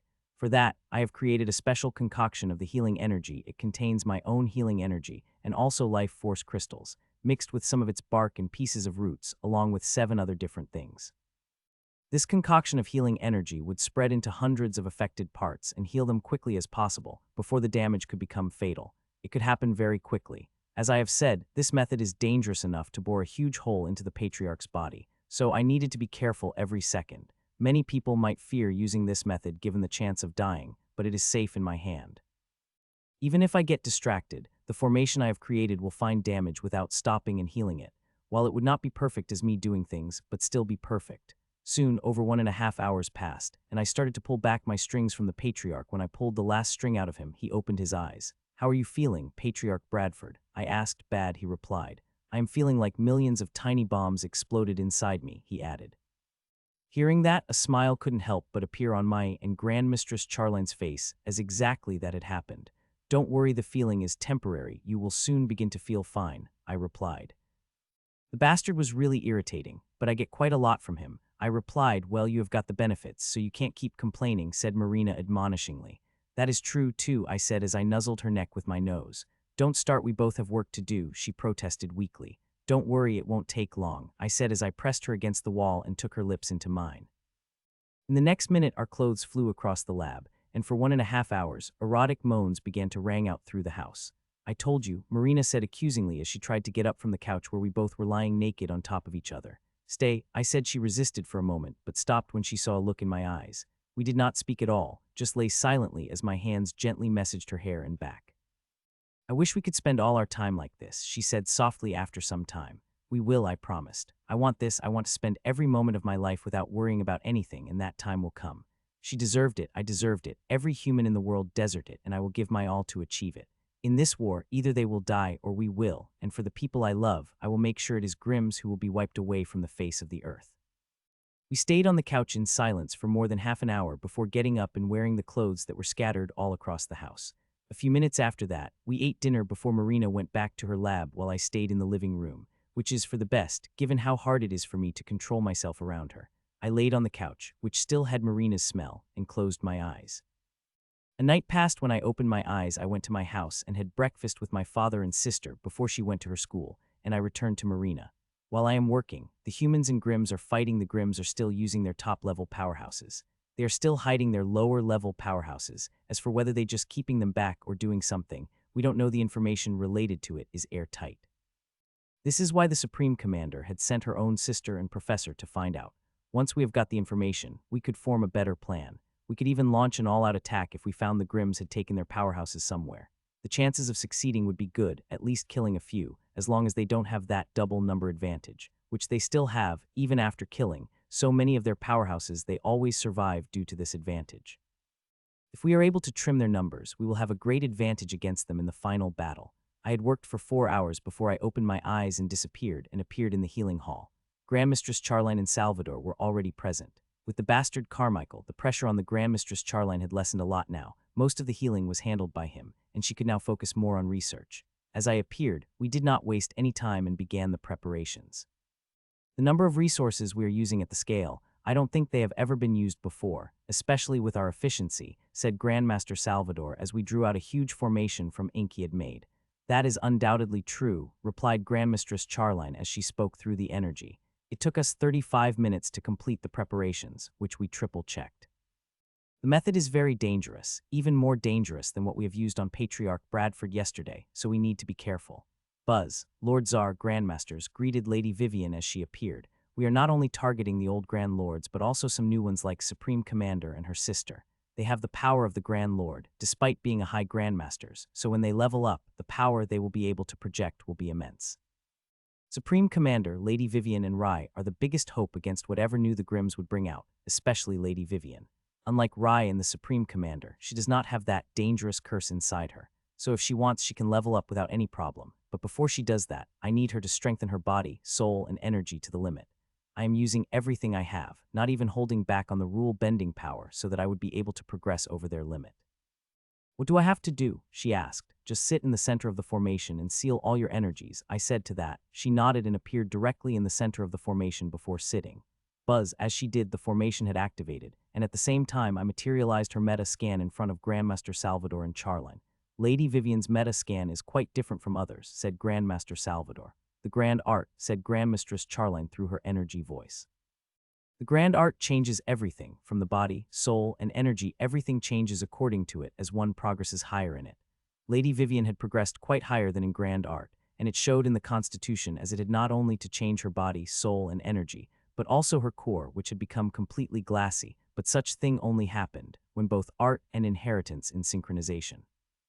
This synchronization is very important as it increases the power of the core and also the grand art. In the 15 minutes of activation, the whole formation had climbed up on her body. There was not a single thing space on her body that hadn't been covered by the formation. The formation had already started working inside her, releasing the glassy energy inside her, which would merge with every part of her, including her core. A few days ago, I had asked her to give me concentrated energy of art and inheritance. I had mixed it with rule-bending power and a few other things, creating something that would strengthen her and help her go above the limit. The method is working, and there is not even the slightest problem if I want to. I could easily leave as looking at how things are going. I don't think there would be any problem, but I am not leaving. This formation is very dangerous, fatal even, so I need to be here in case something goes wrong. Though I will not waste time, after a few minutes I sit down in the corner chair and close my eyes and begin working inside my core. Buzz, around 47 minutes had passed when suddenly I opened my eyes. The formation is fine, it holo-watched that buzz, and after a single buzz, the projection of the Grand Commander appeared over it. Lord Czar, the old snake had appeared, she said, and my expression couldn't help but turn serious. I did not forget what the bastard had said last time when it had left. I appeared in the central command and saw the Supreme Commander and others looking at the screen, which had footage of a lot of lakes. Land in Lakefield, I said, and Supreme Commander nodded. Her expressions were serious, but not as serious as they wouldn't have been if I had told her what the old snake had said to me last time. I had not told anyone, not even Marina or any grand lords, as there was not much they could do other than worry. Telling them would have made them keep me pyramid, and I don't want that. Only I could deal with the old snake effectively. They could not deal with it, even with the measures I have put inside them, as the measures would fail if the old snake noticed what they were, and seeing how intelligent this bastard is, it wouldn't take long to notice them. I am going, I said. Buzz, be careful, said Supreme Commander. I nodded, and a moment later, the formation buzzed under my feet and I had disappeared. A few seconds later, I appeared at the other end, and below me were hundreds of beautiful blue lakes. There is a high chance this beautiful place will get utterly destroyed today. You came, said the old snake as it materialized a few hundred meters away from me. What, you didn't think I would not? I asked, to which it shook its head. No, I truly did not. After I had said to you last time, I didn't think the humans would let their brightest come fight against me, it said.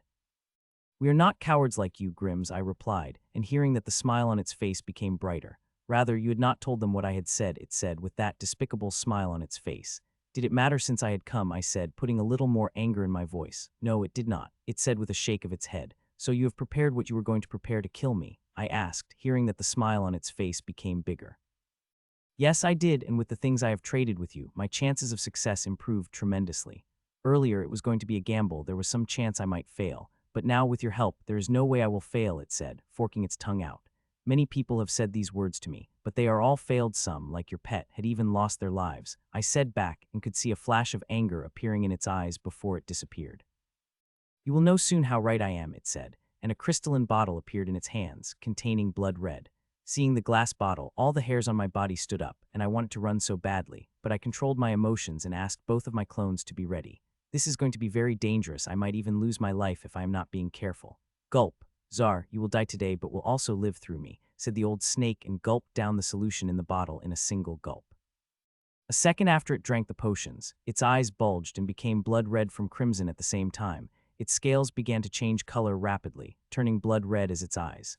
Looking at it felt like it had come bathing in the blood. It is bloody painful, but everything will be worth it after I consume you, said the old snake with gritted teeth and a smile before a formation appeared on its body. The formation is in the grim script and is black as night, and soon it covers every inch of its body, making it look quite ominous. Buzz, I am taking a huge risk, Czar, but I am confident I will succeed, it roared as the formation covering its body activated, and the moment it did, my expression couldn't change as I sensed the energies from the old snake. That made me take a step back unconsciously. I sensed a divine energy, and it was not just it but also above the limit element, and it seemed to burn with a huge amount of divine energy. It channeled the energy created through the burn into the formation for a very dangerous purpose, which made me feel that I should run away as soon as possible, as I might not get another chance to do it. Still, I remained in my spot. The old snake had become very dangerous, and if I ran away, it might target them, and I don't think, aside from Matron, who is fighting Reek, anyone could deal with this bastard. Crack, crack, crack. For nearly a minute, nothing had happened. The formation kept shining before finally something happened, and it couldn't help but surprise me. The cracks begin to appear on its body, and these are not small cracks but big one that runs deep, and it has appeared everywhere, including its face. There is a huge crack covering its face, showing even inside of it has solidified. It looked horrified with cracks, and if I did not know it had done that to itself, I would have thought it had been hit by some dangerous attack or its own curse had backfired on it, but it is nothing of that sort. Everything is intentional. I had told that Supreme Commander as well when she had asked me. DHUB. A few seconds passed by, and the cracks spread into every part of its body, when suddenly something happened that even shocked me. It imploded, turning to dust for a second. I thought something had gone wrong, but I soon realized it was not the case when I felt his strong soul. It is still present, and it feels even powerful than before. The dust soon morphed into a huge blood-red cloud. It was so huge that it would be easily able to swallow Grim of a similar size. It is time for you to die, human. The blood-red dust called out a strange voice and came toward me. My expression turned serious, seeing that I was not sensing anything from it like before, but I knew it was dangerous, and I have powered my shields to their strongest, and even readied the fourth boost to use it at the moment I needed it. I was watching the huge cloud of blood-red dust coming toward me when the Supreme Commander contacted me again. Lord Czar, Lady Josephine had returned, and she had brought the news, said a Supreme Commander. Michael, there are a huge number of people from Old Snake's tribe who had gathered at their base, said Professor before I could even ask what the news was. Hearing it, my eyes couldn't widen in alarm. I had asked the Supreme Commander to keep eyes on the Old Snake's tribe after it revealed the divine energy, and now it had gathered its tribe. It is bad. The gathering could mean only one thing. The bastard is ready to do the unthinkable, and seeing even the professor was able to see it means the Grimms knew about it, and they will not be going to stop it, despite doing that is forbidden. I should leave, I decided. That step was extremely dangerous that even I would not be able to bear it. I could not stay here. I immediately warned all the Grand Lords and was about to activate my escaping method when the dust cloud enveloped my shields, and what happened next was one shocking thing I had ever experienced. BNNNG. The moment it enveloped my shields, they exploded into pieces. It lasted not even a second. It shocked me and sent a huge backlash at me that stopped me from activating my escape method for a second, and that was enough for the old snake to wrap me around in the dust cloud. Now there is no escape but salvation, said the dust cloud in its strange, hallowed voice, and the next moment it began to drill inside me. Like my shields, my armor also offered no resistance to it. The dust cloud pieced through it before seeping inside me. As grains of dust seeped inside me, I felt like I had been pieced by thousands of hot needles. They have come at me from every direction, and it is not just my body they have pieced, but also my soul and my energy, and moved toward my core too. Ah. I screamed loudly as the dust began to pierce inside me, as I began to feel the pain I had not felt before. The old snake is not joking. The bastard literally wants to consume me, and it is thoroughly prepared to the level of risking its own life. The method it had used was extremely dangerous. I could tell it was designed to consume another being, to their very essence, and make them part of theirs. It also poses a danger to the old snake because if it does not succeed, it will die. It had aptly said last time that the next time we meet, either it will die or I, and it is regretful to say it, but the chances of me dying is higher. Unlike the method that Kraft had used, it did not favor me. This method is like an apex predator. It does not give the prey any chance, but it also should know I am not any common prey. I will not let it consume me. I will use every move in my arsenal to stop, and if I had to sacrifice my life, I would do it and take this bastard with me. You are mine and I will consume you, said the old snake. It had been barely a few seconds, but a quarter of the blood-red sand had already entered inside me. My defenses have activated, but they are not doing anything as the red dust tears through everything I have prepared, giving me pain that I have never felt before. It had taken me a while to think through this fog of pain, and when I looked at the conditions, I couldn't help but get shocked by what I saw.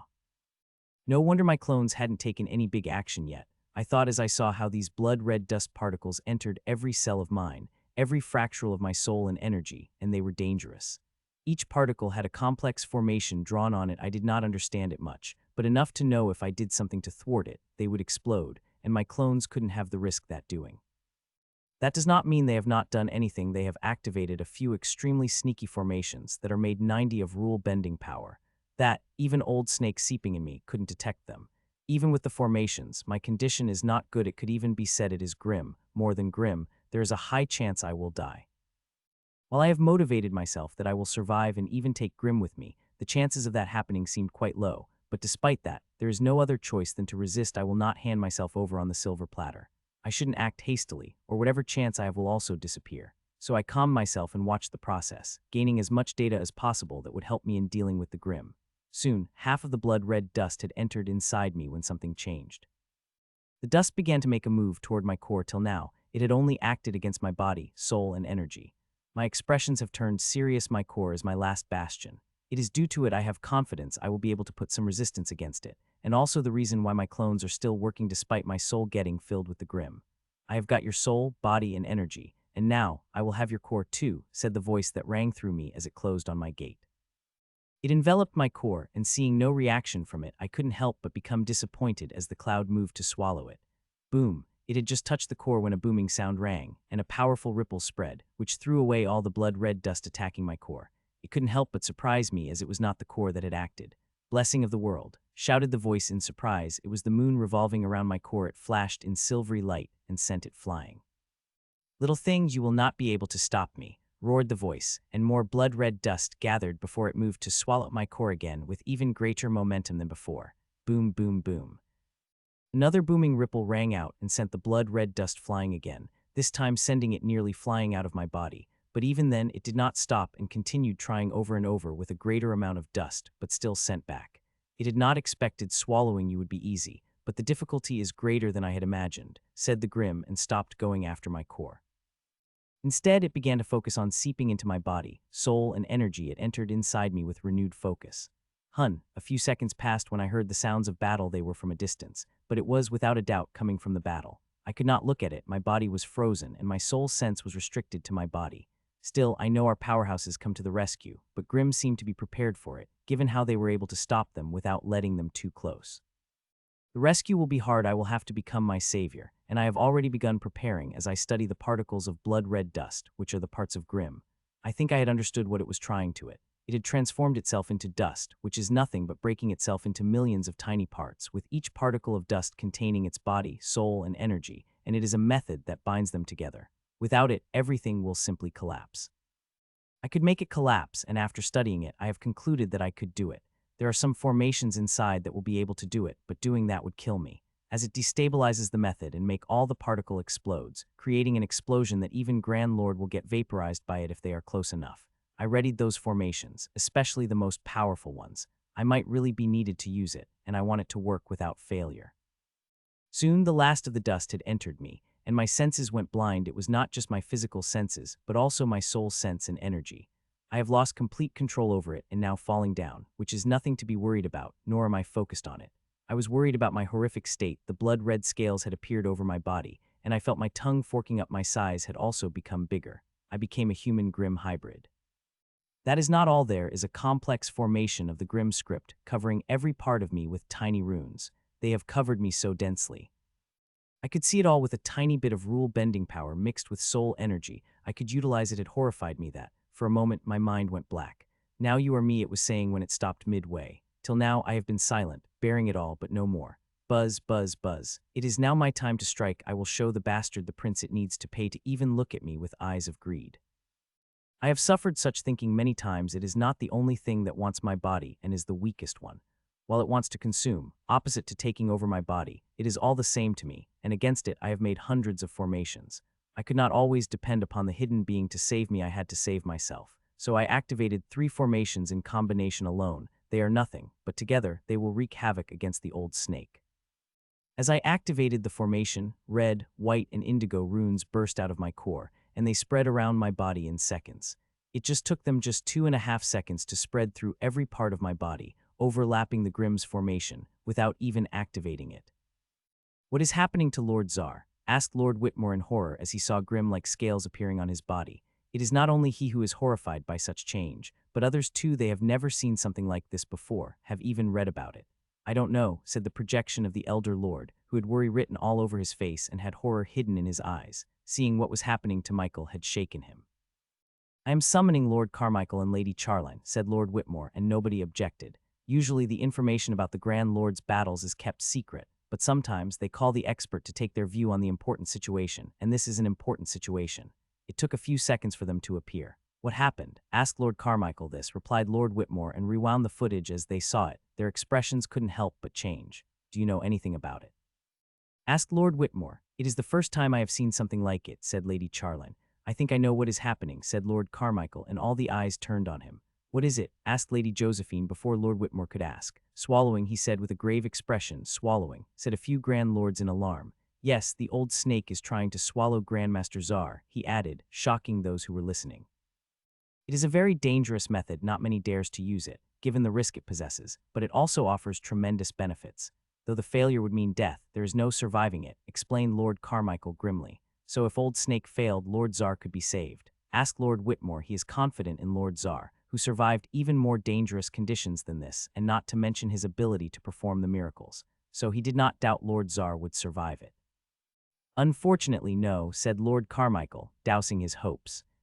The failure means death of both. I don't want to say it, but chances of Grandmaster Czar's survival are very low, said Lord Carmichael, shaking everyone to their core, given how important Lord Czar is. He is as important as Matron Mavis, or even more given his potential. Ah. The old snake screamed as 3 formations activated a sticky dark blue energy, created from the combination of 3 formations spread across the body, soul, and energy, and stuck to the grains of blood-red dusk particles before pulling them out. It seemed to be giving the old snake immense pain that it shouted through my body wrenchingly.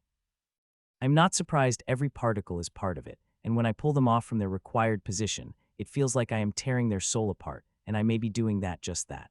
Though I am not feeling any pleasure from its scream, its pain might be pleasing here, but I am focused on the particles it has made, and they seem to be welded into me even with all the power of 3 formations. The progress is slow. Damn it, I cursed and decided not to hold back and activated the formations at their full power, and immediately I felt like I was boiling in the lava. It is extremely painful that I am glad that I am being frozen, or I would have screamed loudly as the Grims.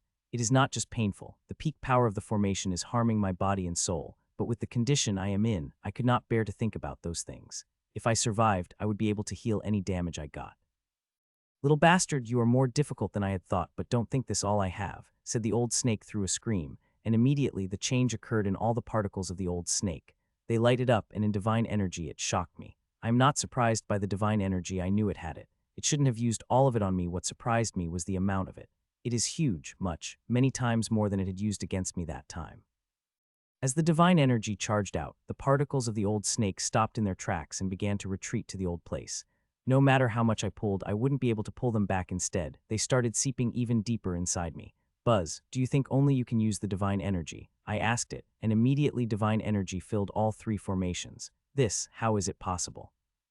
Asked the old snake in shock the very next second, as it had sensed the divine energy, and while it had changed a lot with a lot of things I had mixed in it, the old snake could still sense the divine energy which used to belong to it. The divine energy is purified to the first layer, and after that, I mix a lot of resources in it, including a large number of divine crystals, increasing its quantity and power by many times. Most importantly, I had designed it in such a way that it will antithesis to the divine energy of the Grim. I screamed as the divine energy filled the runes and began to pull against the particles. While the energy was powerful, it was also harming me tremendously, but I did not care. As I had said before, as long as I survive this, I will have more than enough time to heal from the damage the Grim had brought on me. Even if the damage is immense, I will find a way to heal it. The only thing I will need to do is survive. The tug of war began against the two energies. Both seemed to be equal in power, as the particle would swing toward both sides. Seeing that, I had stopped holding back and released the energy as much as possible, not caring how it was frying up my soul and body. If Michael had time to look outside, he would find huge smoke of wasted divine energy coming out of its scaly body. My reckless move seemed to work, as now I had gained the edge to the shock of the old snake, as I had done that using my own energy.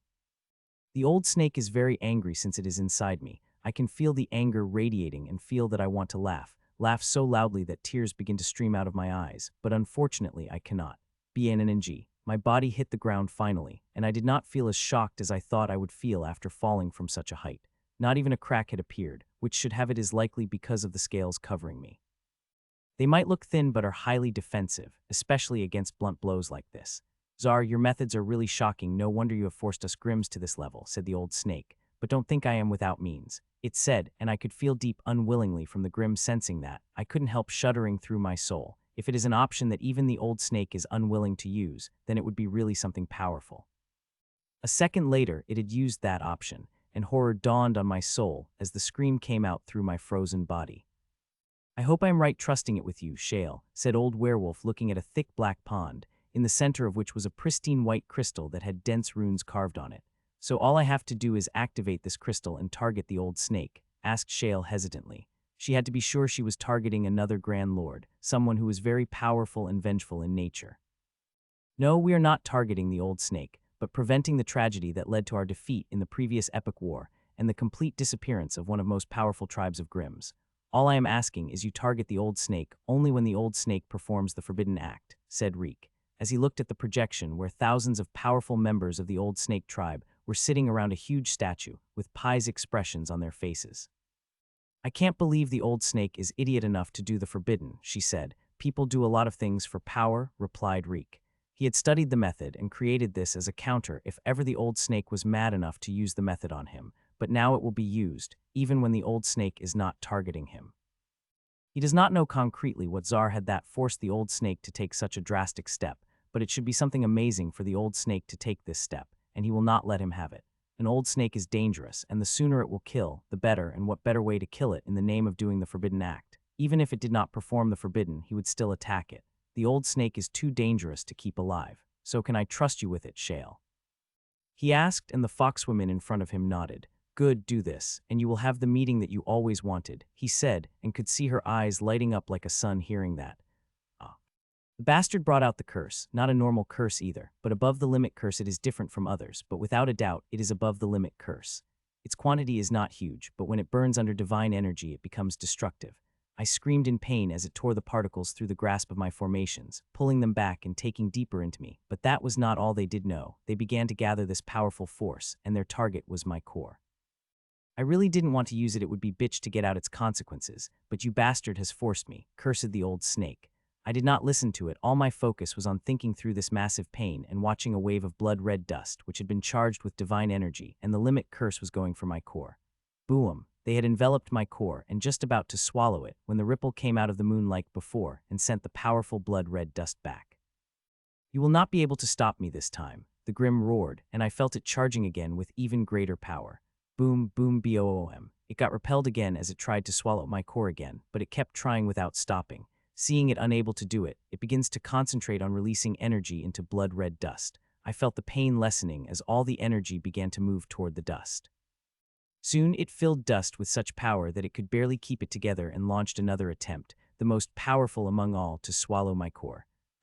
They surrounded it before moving toward the core to swallow it, and once again, a rippling wave came from the moon, but this time something different happened. The cloud of blood-red dust wasn't repelled like last time. Instead, the dust cloud and wave clashed, pressing against each other to move forward, and for a few seconds, nobody gained the edge till the cloud of blood-red dust burned brighter and pushed forward.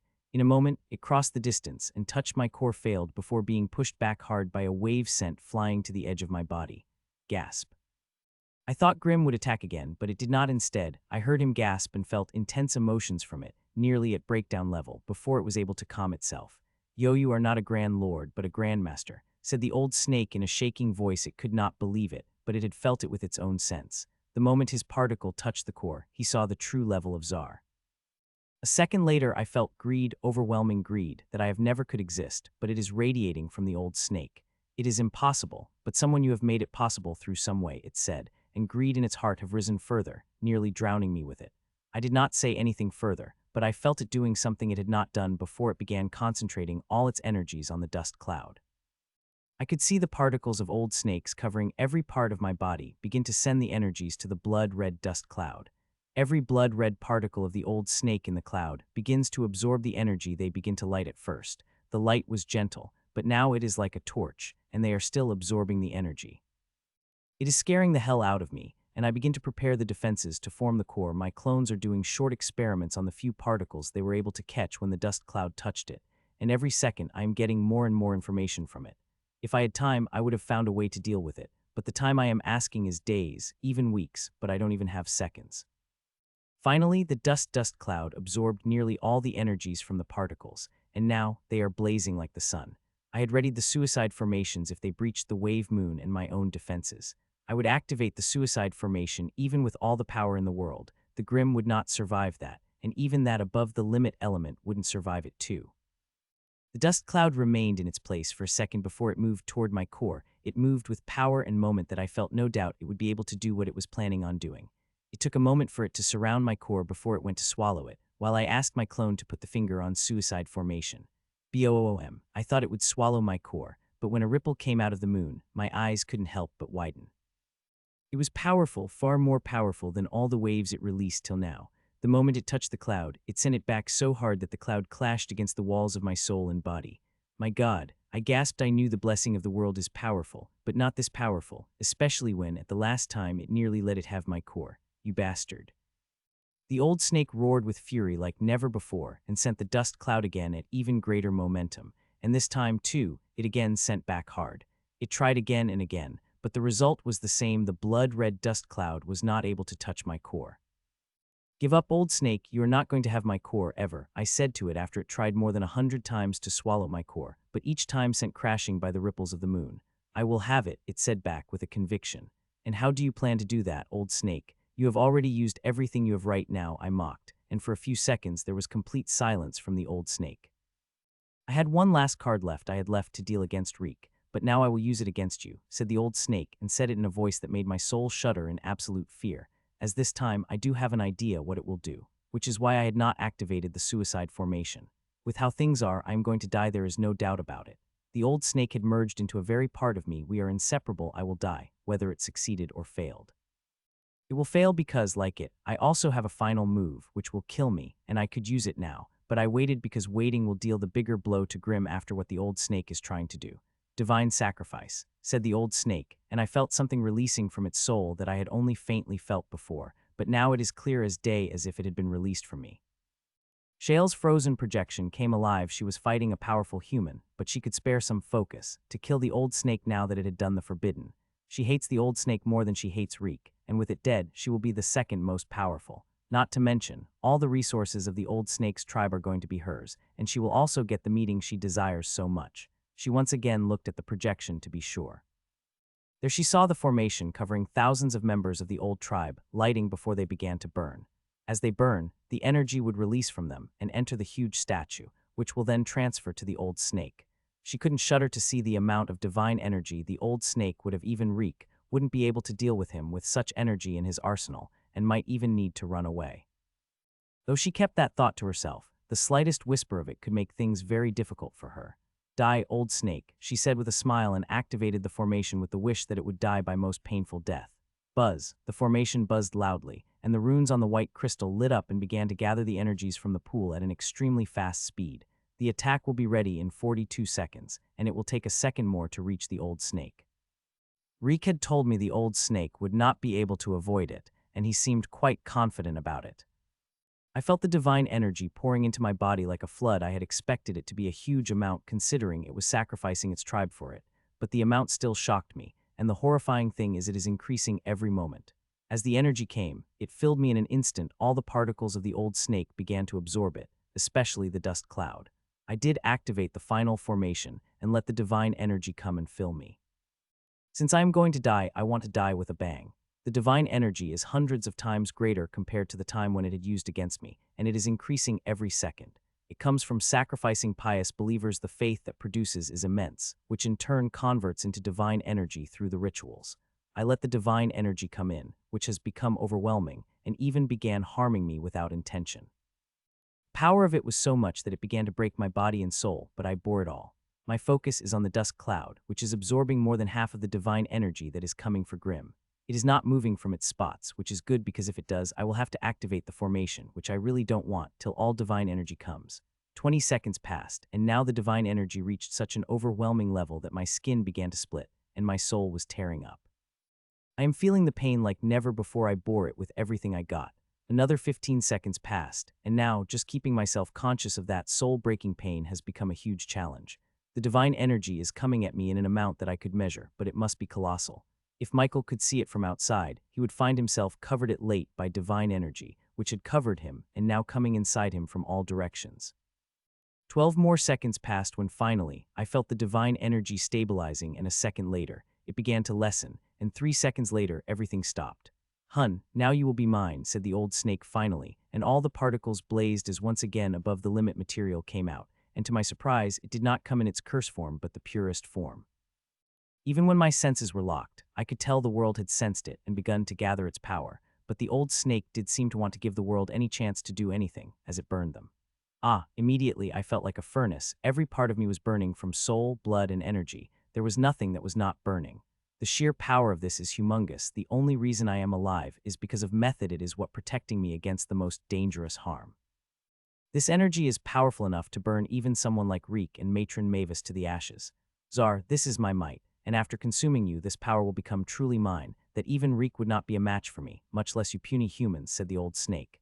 You will not gain that power, old snake, you will die with me, I said, and could feel mirth. I will be supreme once I consume you, declared the old snake. Sent a blood-red dust cloud to my core.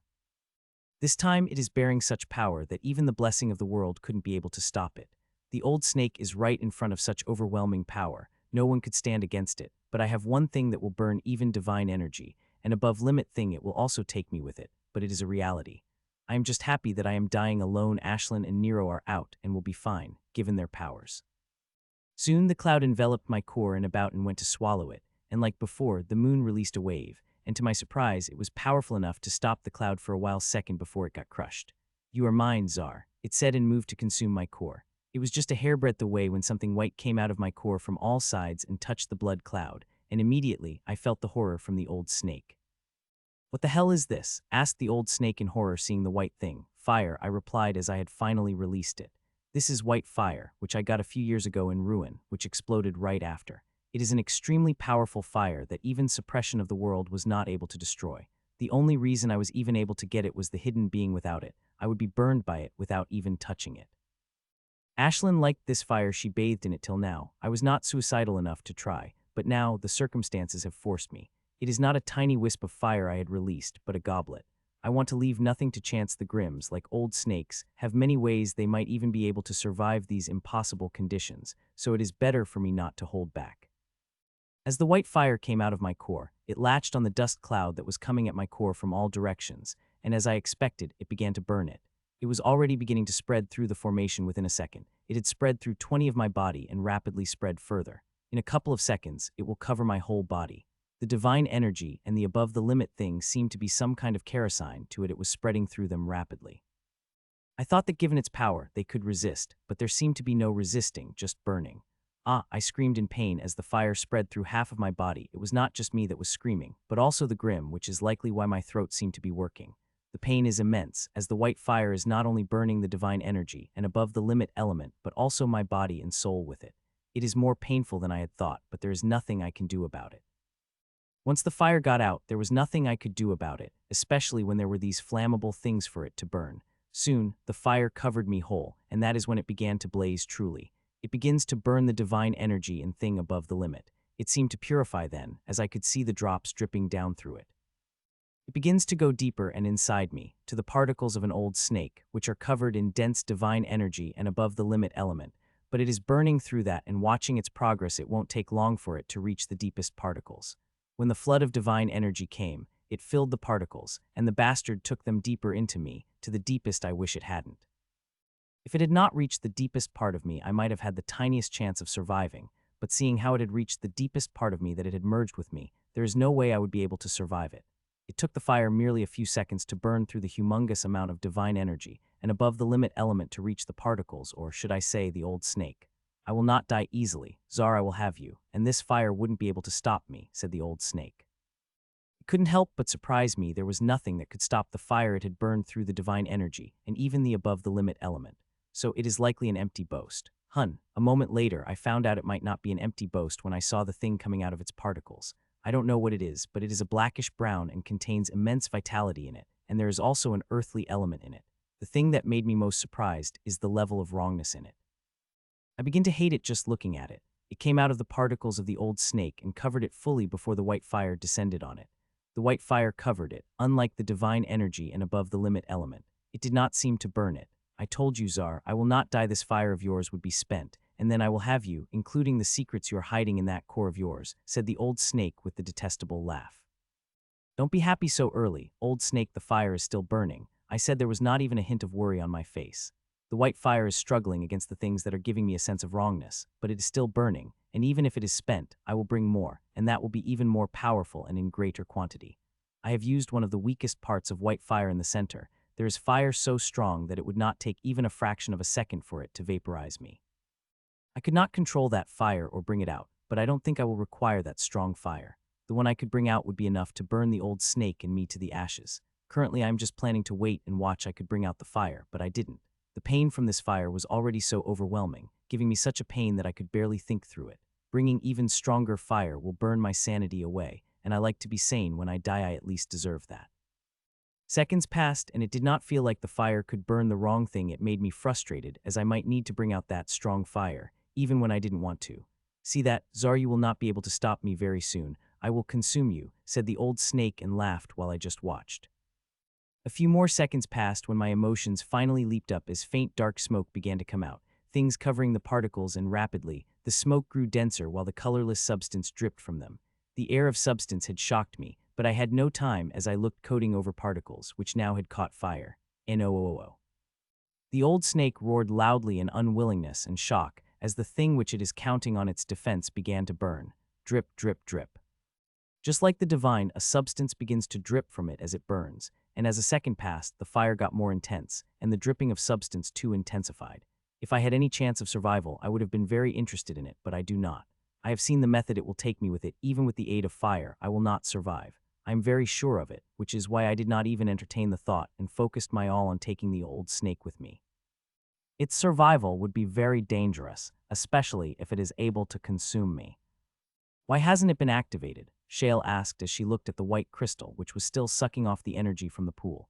Reek had said it wouldn't take more than 50 seconds, but it had already been 1.5 minutes, and still the attack hadn't activated. She looked at Zar and the old snake. She couldn't even see their figure since that dangerous fire had come out of nowhere. It had destroyed hundreds of miles of areas, vaporized the water in the lake, and crystallized the earth.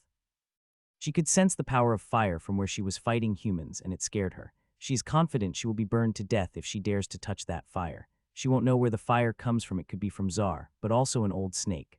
Likely an old snake. A century ago, he had boasted of having found a great fire, and this is likely the fire he was talking about. Only something this powerful could make an old snake boast so loudly. 22 seconds passed when finally, all the energy in the pool was sucked by crystal, and it lit up like the blazing sun. It is time to say goodbye to the world, old snake, Zar, said Shale with a smile on her face. "No!" screamed the old snake as the thing protecting its particle disappeared, and the flame attacked its particles finally. The old snake screamed as the flame covered the particle and began to burn them with greater intensity than it had to divine energy. It is burning the old snake, but also me. The method had connected its life and mine together, and if it dies, I will die too. The particles of the old snake had burned, and with it, I had burned too. We both screamed so loudly that I wasn't able to differentiate whether the scream had come from it or me. Not that it mattered, seeing the result would be the same. A tiny black dot of extremely concentrated energy formed out of the crystal, taking all the energy it had gathered before disappearing as it broke through the space.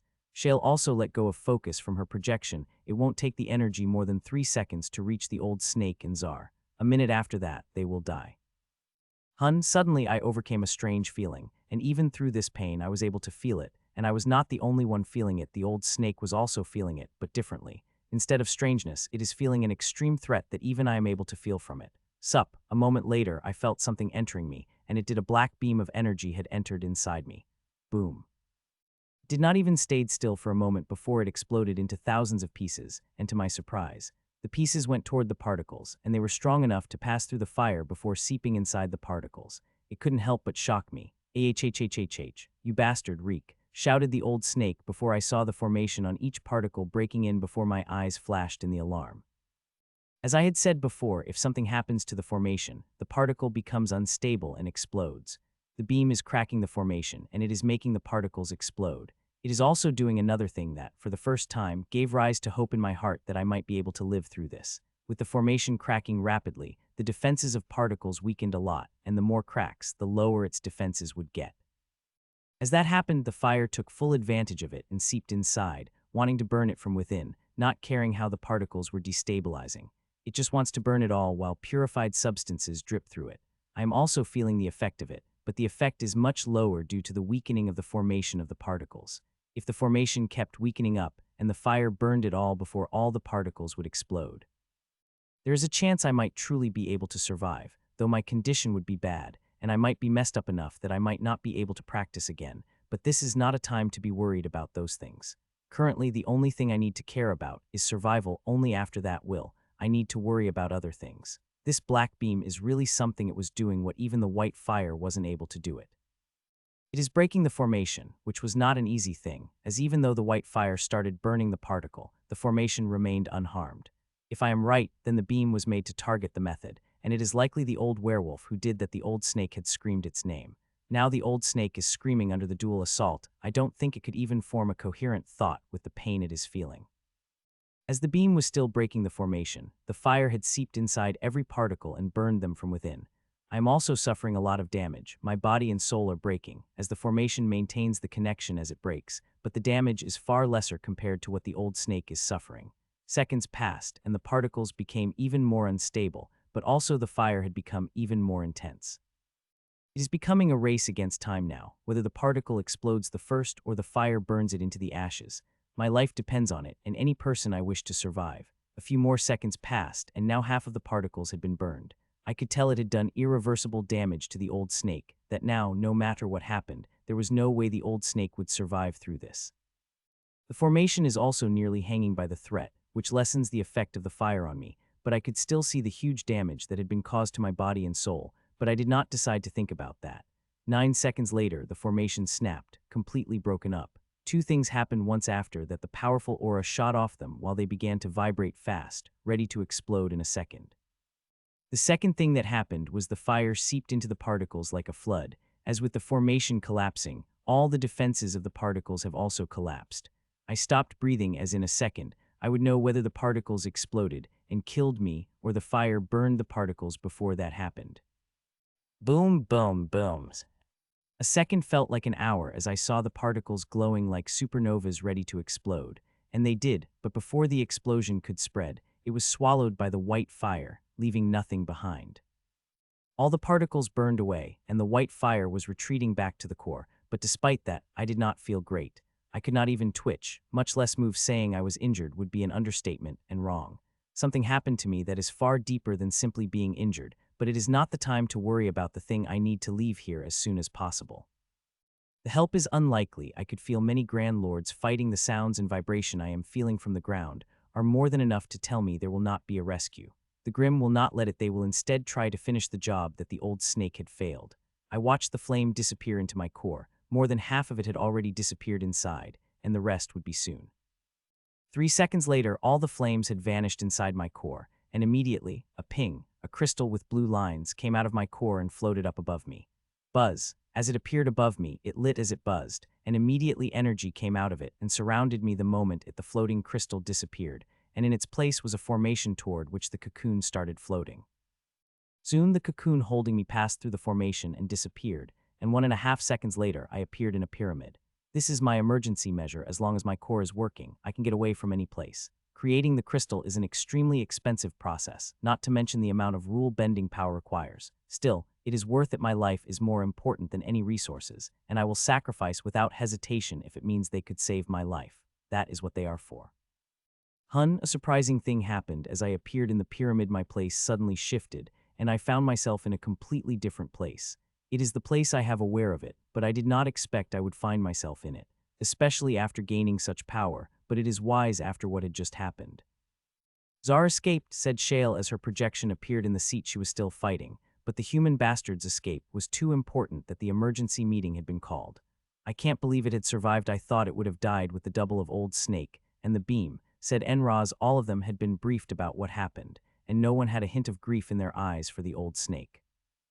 Nearly everybody among the old Grand Lords has some grudges against it, but there is nothing they can do as the Old Snake is too powerful. It did not matter if it had survived. The beam would have scanned the parts of the told snake into the little bastard. That alone will make the little bastard useless. Most importantly, it is the humans who will have suspicion against him, so his days are going to be pretty miserable, said the old werewolf, and laughed. The others laughed with him. Apologies for this, but I hope you understand why we are doing this, said Lord Whitmore from the other side while I watched him with my frozen eyes. Yes, I do. You want to ascertain when I am still Michael Czar or the old snake? I asked, speaking with what little energy I could control. My body is a mess, so is my energy and soul. I could not control any energy, nor could I let it flow through my veins. I could only use a very tiny bit of it. It was a special energy I had created for an emergency. It did not require veins for it. I am just glad that my inheritance had broken up the runes, bore the change without much damage, which is the most important thing. If something had happened to runes, I would have truly been gone, without any hope of getting out of this predicament, ever. Yes, we do, but before we start, I hope you're not in mortal danger. We will give you a chance to heal them, he said, with guilt, which he tried to clear away unsuccessfully. I am wrecked beyond belief, Lord Whitmore, but I am not in immediate danger, I replied.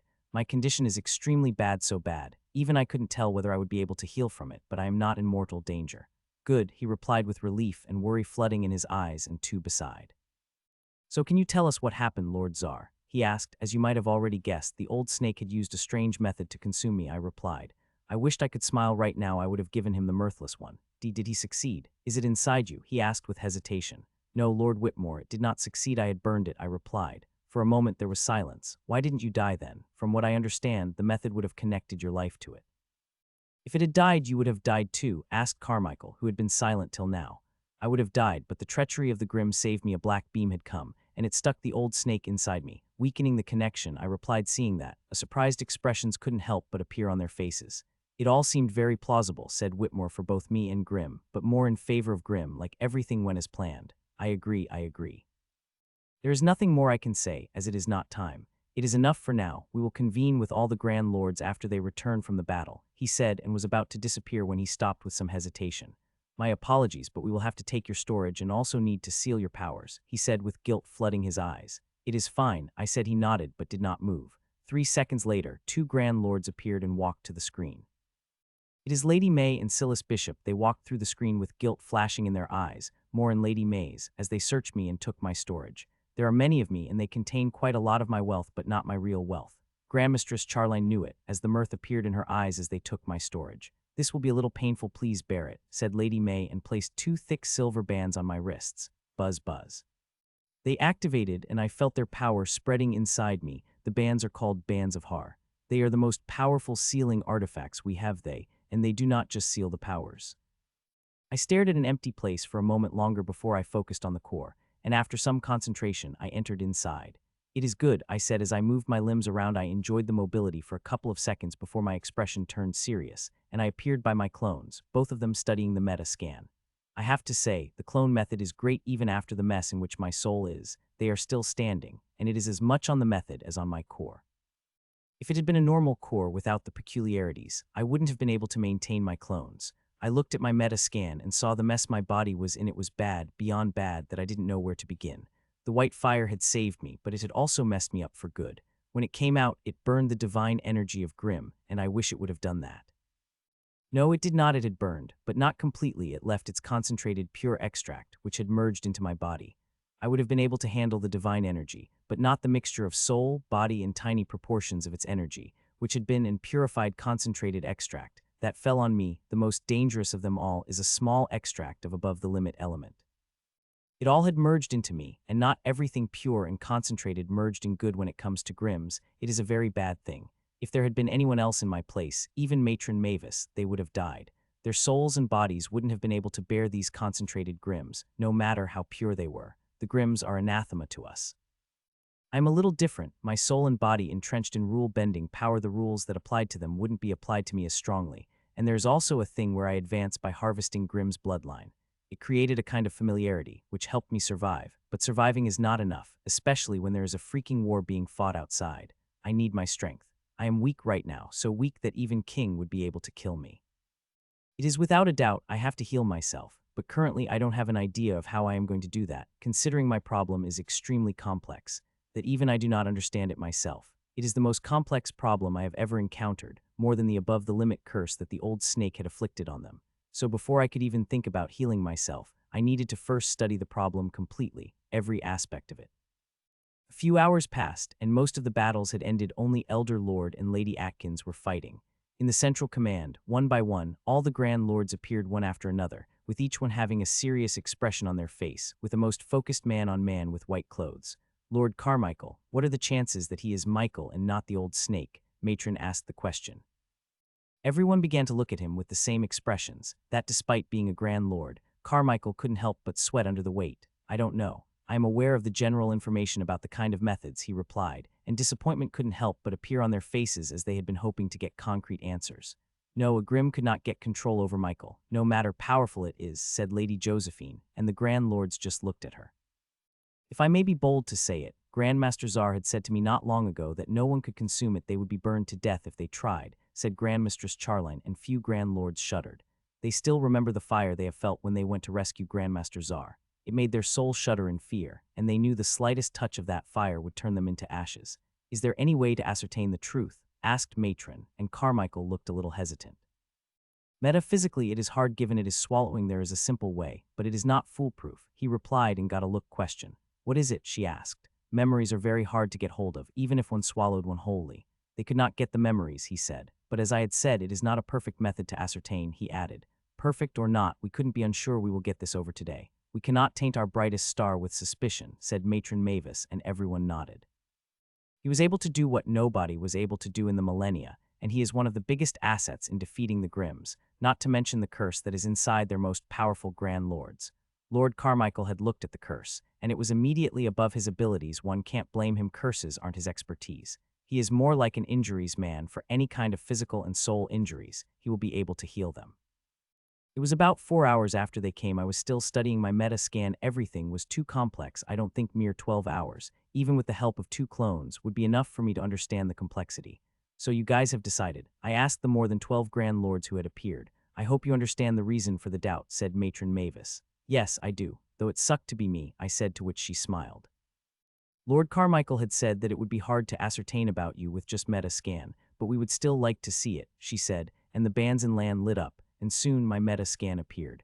They have been scanning my body for hours. Even with their power, my internal defenses are too strong for them that it took 2 hours for them to scan me fully. Gasp. A gasp couldn't help but come out of the mouth of Carmichael and Grand Mistress Charline. As they watched the meta scan, even Grand Lord like Matron Mavis was shocked, seeing it was really too shocking, even when it was not that clear. This one is a little unclear. This will help much better in understanding things, I said, and another meta scan appeared by the side and made their eyes go much wider. Even though I have hidden a few things that might reveal some of my secrets, the meta scan is more detailed than what is provided by the bands. He studied, and Lady Charline studied for several minutes before Look shook their heads as they looked at the matron. We have a few questions for you. I hope you will answer them, asked matron. Sure, I replied. She nodded and looked at Lady Angela. Do you remember our 4th meeting? Do you remember what I have asked of you?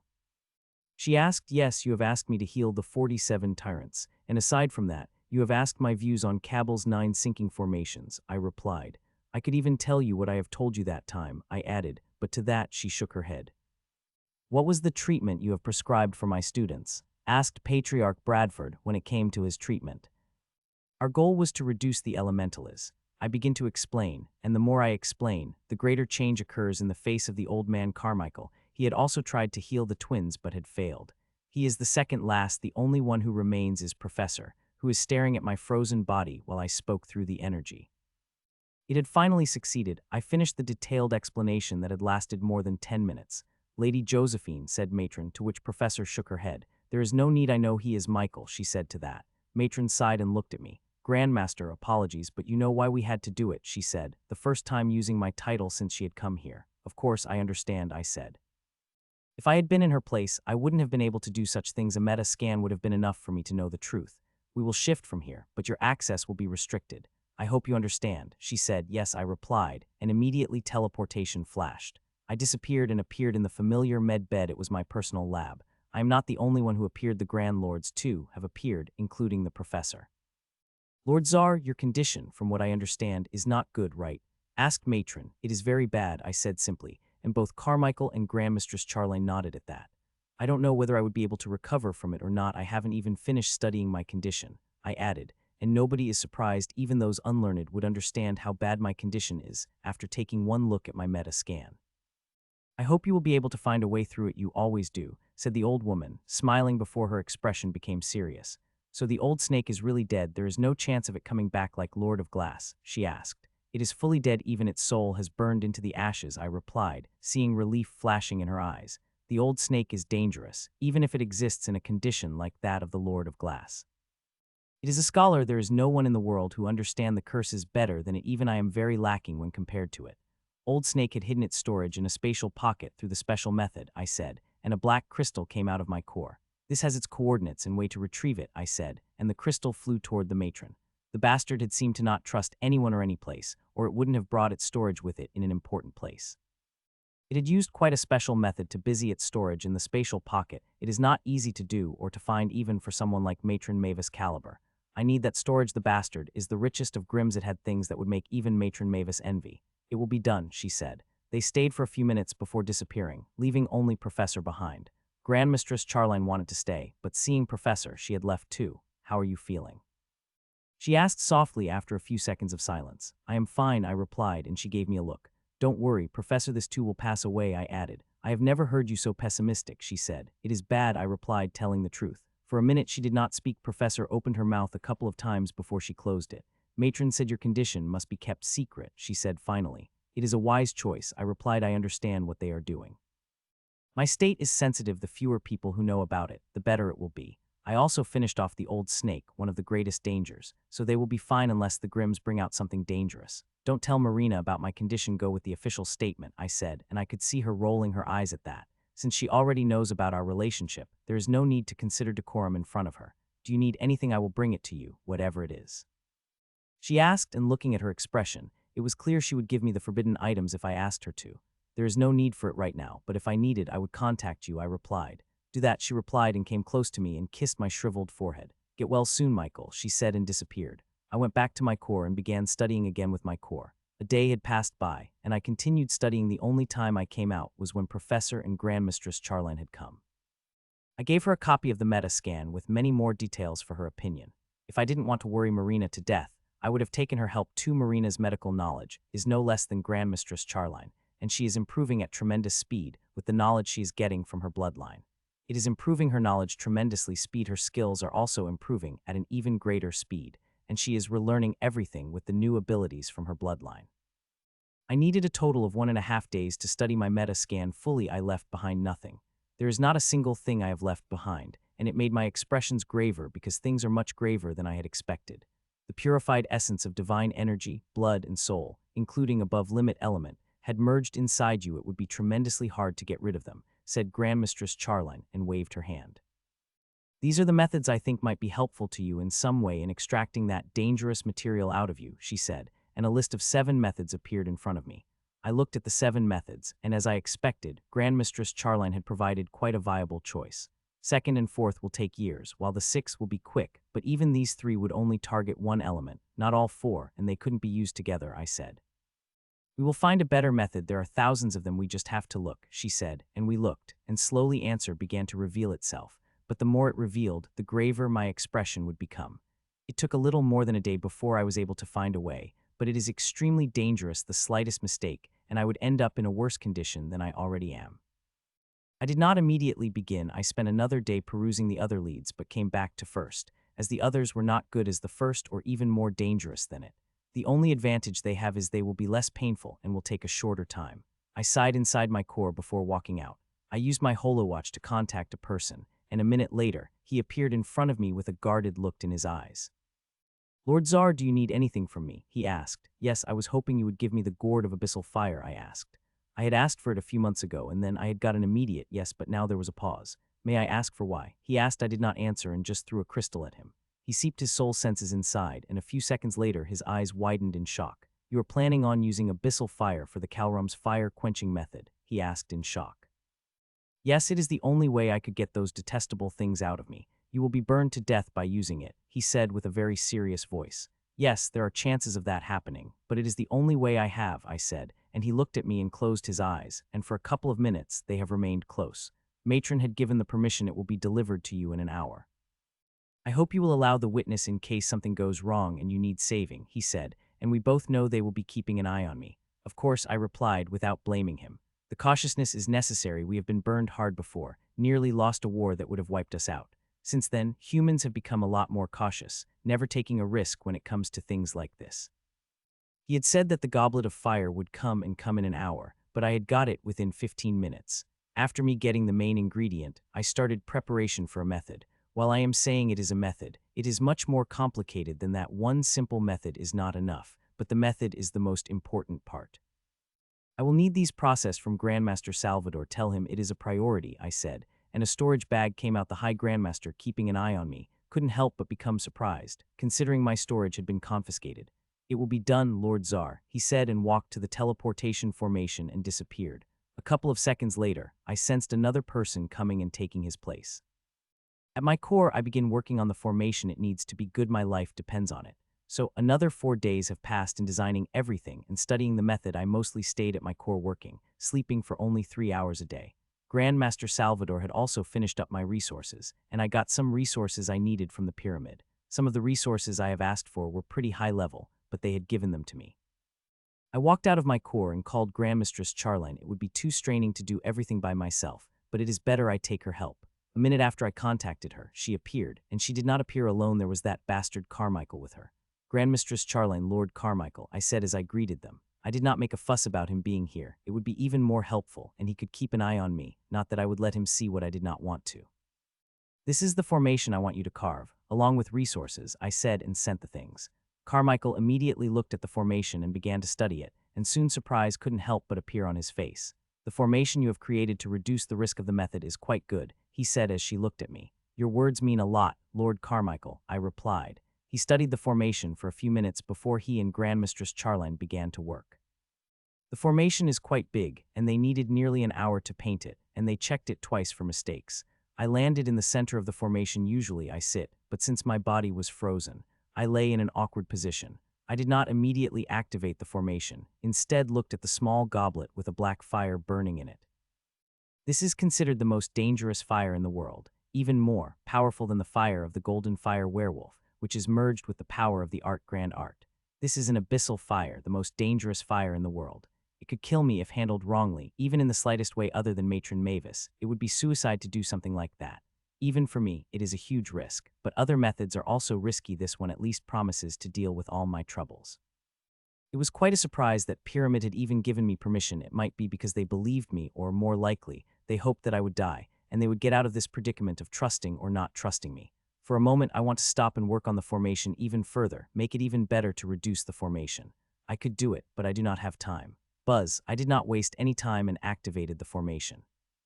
It lit up as it did, and the resources began to melt and merge. For the first 20 minutes, nothing had happened before finally paste that had been made with the merging of all the resources began to flow toward me. It touched my feet at first and climbed over me, covering me as flow over me. Soon another stream touched my hand and another my head and waist, spreading to cover my body. Within a minute, my whole body got covered in a green paste, and it began to thicken rapidly. After 2 minutes, it had completely solidified. As that happened, another change began in a few seconds. The runes, which had been silent till now, began to move. They began to move also change, covering me from side till every part of my body got covered by them. There is not a single needle could be passed through the hardcover, even my nostrils have got covered by them. Now the important part, the first of the most dangerous part. I hope it will work as I had designed it, or there will be hell to pay. A few seconds passed, and a tiny kindle of fire came out of the goblet, very small, and flew toward me to the center of formation at my heart. D-Hub, the moment it touched the center of the formation, it spread like wildfire, shocking Carmichael and Grand Mistress Charline so that they called out in horror. It took less than a second for the fire to spread through my whole body, that now all the runes were covered in a faint abyssal fire. I also felt relieved that it was not burning the hast paste, which meant till now, everything had gone well. Buzz buzz. A couple of seconds have passed when finally, the formation covering my body had activated, and so had the formation inside my body. I have made the formation inside me with my own runes. I could use some of the runes of my inheritance. I have made them for this purpose, as some methods require the runes internally, and it is very painful to bring them inside. As both of the formations had activated, they connected to each other, and that happened. Half of the fire covering the runes went inside. It is not just fire that is going inside, but also half of the essences covering me. They are as necessary as the fire. I tried to make the process as painless and safe as possible, but as the fire passed through me, I felt pain similar to what I had felt when I was trying to burn the old snake. Now, when I could not control myself, a sound couldn't help but escape from my frozen mouth. Still, this was just the beginning. The real pain would come soon. Within a few seconds, half of the fire had come to runes inside me, and there was no fear in my mind that fire would burn through my runes. It will not. I have full confidence that my runes will be able to handle the fire. There won't be any leakage or burnout. Now that fire has entered the runes inside, the most dangerous and painful part of the method will begin. I hope I will be able to bear it and not be burned to death. A couple of seconds passed before finally the method was activated. Both the formations hummed, and through them, the wave of abyssal fire released. It spreads into my body, soul, and energy. It begins to spread through me, including the deepest part of me. As the abyssal fire spread, they began to melt the part of the old snake: blood, soul, divine energy, and above the limit. Except for the above the limit element, everything had melted faintly, and that melted part merged into my body and soul with the aid of essences. If Carmichael and Grand Mistress Charline had seen it, their eyes would have gone wide. As I have told them, I would execrate these parts, not merge with me. It would be like poisoning myself deeply with the poison that had already affected me. When I first started, I also planned to execrate these, as the Grims are anathema, and every part of them harmful to us, but I am a little different. In the past few days, I have noticed that my body and soul are consuming very tiny part of it without the slightest side effect. Though their speed is very slow, and if they continued as such, it would take nearly a decade to absorb it all. I do not have a decade, but I do have a method and am intelligent to do it very fast, with even lower risk than the execration. I watched as they merged, and when I saw there was not the slightest resistance, I couldn't help but take a sigh of relief. Another hummed rang out through the formation after 30 seconds, and another wave of abyssal fire released, reinforcing the one which was already burning. As more fire was added, the abyssal fire covering the thing began to burn even more brightly and melt even more substance, which would then merge with my body and soul. It is painful, and with same hum, it is going to be even more painful, and there is nothing I can do about it other than bear it. Hum hum hum. Every 30 seconds, a wave of abyssal fire would release from the runes, which would melt even more substance and with will come greater pain. Every second I wanted to stop, but I continued. I will not stop till my body and soul reaches the limit, no matter how much pain I would feel. I am keeping on everything, not only me but also my clones. They are watching everything. If we see the slightest problem, we will stop. My life comes after everything else later. It continued for 33 minutes before the method stopped. My body and soul reached the limit. It could still absorb more but could not bear the abyssal fire, which is getting stronger at every cycle. Buzz, seeing the body and soul reaching the limit, the formation activated, runes lit up, and all the abyssal fire that had spread into me began to get sucked into the runes. The process went better than I had imagined, much better, as I had not thought I would be able to continue for more than 15 minutes, but I have lasted more than half an hour but barely used 10 of the Kindle's fire. Soon, all the fire gathered into the runes before the runes inside me sent back the fire to the runes above, which was extremely painful. A minute later, all the fire from the runes gathered into the center, forming the Kindle, which then went back to the goblet. Seeing that, I felt relieved. The progress I made today is nothing much less than one of Grimm's substance has melted. Most of it was the pure essence of Grimm's body and soul, a very tiny bit belonging to divine energy, while the abyssal fire was not strong enough to do anything above the limit element. Which is not surprising. It is already quite surprising this bit of abyssal fire was able to burn the purified divine essence, which spoke the power of it. Grandmaster Czar, was the method successful?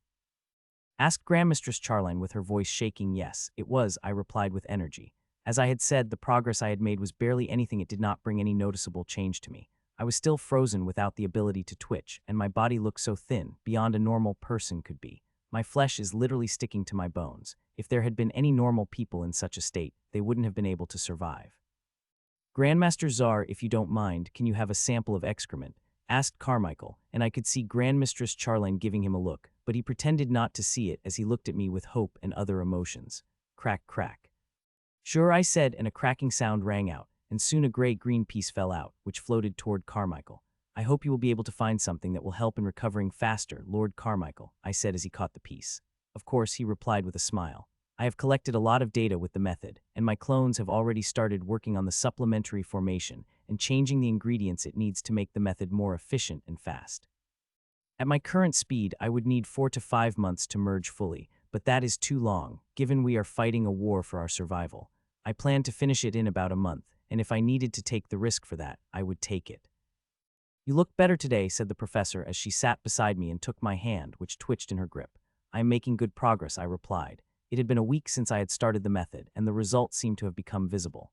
The physical changes were obvious now. My skin had become vibrant, and I had gained some weight. Most importantly, I could now twitch. It might seem like a minor thing, and it is not, but when compared to internal changes, it does seem like a minor thing. Those are really big. How's Marina? I asked. Worried, she replied. She knew something had gone wrong with you and asked me about you consistently, she added, looking directly into my eyes. If I wanted to, I could meet Marina. They have slowly given me my access back, but I don't want Marina to see me in this state. I have already decided that I will not meet her till I can speak fluently with my mouth. It might seem silly, but I at least want to have that. I will meet her soon, I promised. How is the war? I asked, changing the subject. My access to information about the war is still restricted, but Professor still told me some tidbits. I am sure she gets reprimanded for it, but she is Grand Lord, and there are very few things they could do to her other than a few harsh words, and some access is restricted. No progress. The bastards are extremely hard to kill, she said frustratingly. She is not the only one who is frustrated. All the Grand Lords who had come to meet me had been frustrated by the inability to kill them. When I was fine, we had the kills regularly, but now there is nothing. Has the pyramid tried to attack with full strength? I asked, to which she gave me a look that told it all. The Grimms are doing something with some of their Grand Lords, which we have yet to find out, but it is making everyone jittery, including me. But the bastards have enough numbers that with some of them gone, they were still able to hold us off. Professor stayed for about an hour before she left, and I closed my eyes. It took some effort from me and time, but I was able to close them fully. I worked in my core for little more than 3 minutes before I opened my eyes, as it was time to practice again. I am using the method every 17 to 18 hours, that is when I need to recover completely from every session. Grandmistress Charline had already appeared, and she was silently drawing the formation on the floor. She came when she was available, and when she is not, she sent one of her students. Buzz, I activated the formation, and the familiar process began. Most of the stages were the same the first time, though internally many changes have been made to make it more efficient. Hum hum hum. A few minutes later, the formation inside and outside begins to send waves of fire across my body while I grunt in pain. Each wave releases a huge amount of fire, more than what I have released on the first try, and they would melt the grim substance sticking into me and merge into my body and soul. 23 minutes passed when the last hum of runes rang before everything stopped. I have made great progress in this session, but like all the previous sessions, I was not able to melt above the limit substance. Some changes have occurred to it, but not big enough to melt it. The fire would need to be much stronger if I wanted to do that. It took me a few minutes to clean myself before I was back on my bed and inside my core working. I began to analyze the data of today's session and find out any element of the formation I could improve. I have noticed a couple of things that could increase the efficiency of the formation by a little. I worked on them while my two clones worked on different things even in this state. There were many things for me to do. A few more hours passed when the formation the clone was working on became green. I stopped, as that happened before a smile appeared on my face, as I had succeeded. I have finally created the method to extract red devil curses from the bodies of those affected. I made my clone recalculate again for any mistake, but it found none after 3 tries. Seeing that, I opened my eyes. Immediately, I typed the message through my badge and sent it. Less than a minute later, Supreme Commander with Patriarch Bradford and Carmichael appeared before me. "Have you really succeeded?" asked Supreme Commander, with excitement apparent in her eyes. "Yes," I replied. "Though it is a very dangerous process, especially for the first person who will try it," I added and threw the crystal toward her. She caught and began to read the method, and soon her eyes went wide before she handed the crystal to Patriarch Bradford, who then handed it to Carmichael. "This is a suicide," said Carmichael as he read. "So do you think it will not work?" asked Supreme Commander. "I did not say that," he replied quickly, but got a look from Grand Commander and the Patriarch Bradford. "What I meant to say is that this method is extremely dangerous and that chances of dying are extremely high," he explained. "It is an indeed dangerous method, and in its current form both of you are unsuitable for it," I said, and their gazes turned to me. "This method will need a strong body and soul while your souls are strong. Your bodies are not," I added, clearly indicating who would be more suitable. "Lord Solace," said Supreme Commander. To that I nodded. Rai had a very strong body and soul compared to that. Supreme Commander had an even stronger soul, but her body was slightly weaker. "Lord Solace is out. I will give this to him when he returns. Till then, please work method to make it safer," she said and disappeared with 2. If I could smile, I could have done that. They have tested me, and now it is my turn to test them, to see how much they trust me. The method is dangerous, and a person could easily die. It is the biggest test, as I am targeting one of the brightest stars who are getting stronger every day. Losing him would cause great damage to the forces, as he is the new Grand Lord who could fight against the old ones of Covens. I closed my eyes after they left this time, not for going to my core, but to sleep. I woke up 3 minutes later, and when I did, there was a person sitting beside me. "When did you arrive?" I asked Rai. I knew when he came. I had sensed him and woke up, but didn't open my eyes immediately.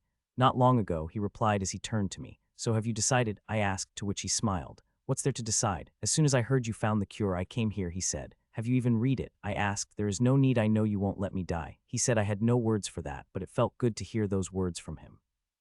"I will call Grandmistress Charline then," I said, and contacted her, and it took only a few seconds for her to appear, and as I had expected, she did not come alone. She had brought the guest. "Grandmistress, Lord Carmichael, let's begin," I said, and sent crystal and other stuff toward her. A few minutes later, she began drawing the huge formation. It took 1.5 hours to make the preparation, but it perfect without any mistakes. "Rai, sit in the center," I said as I floated in front of him before laying in front of the formation in front of him.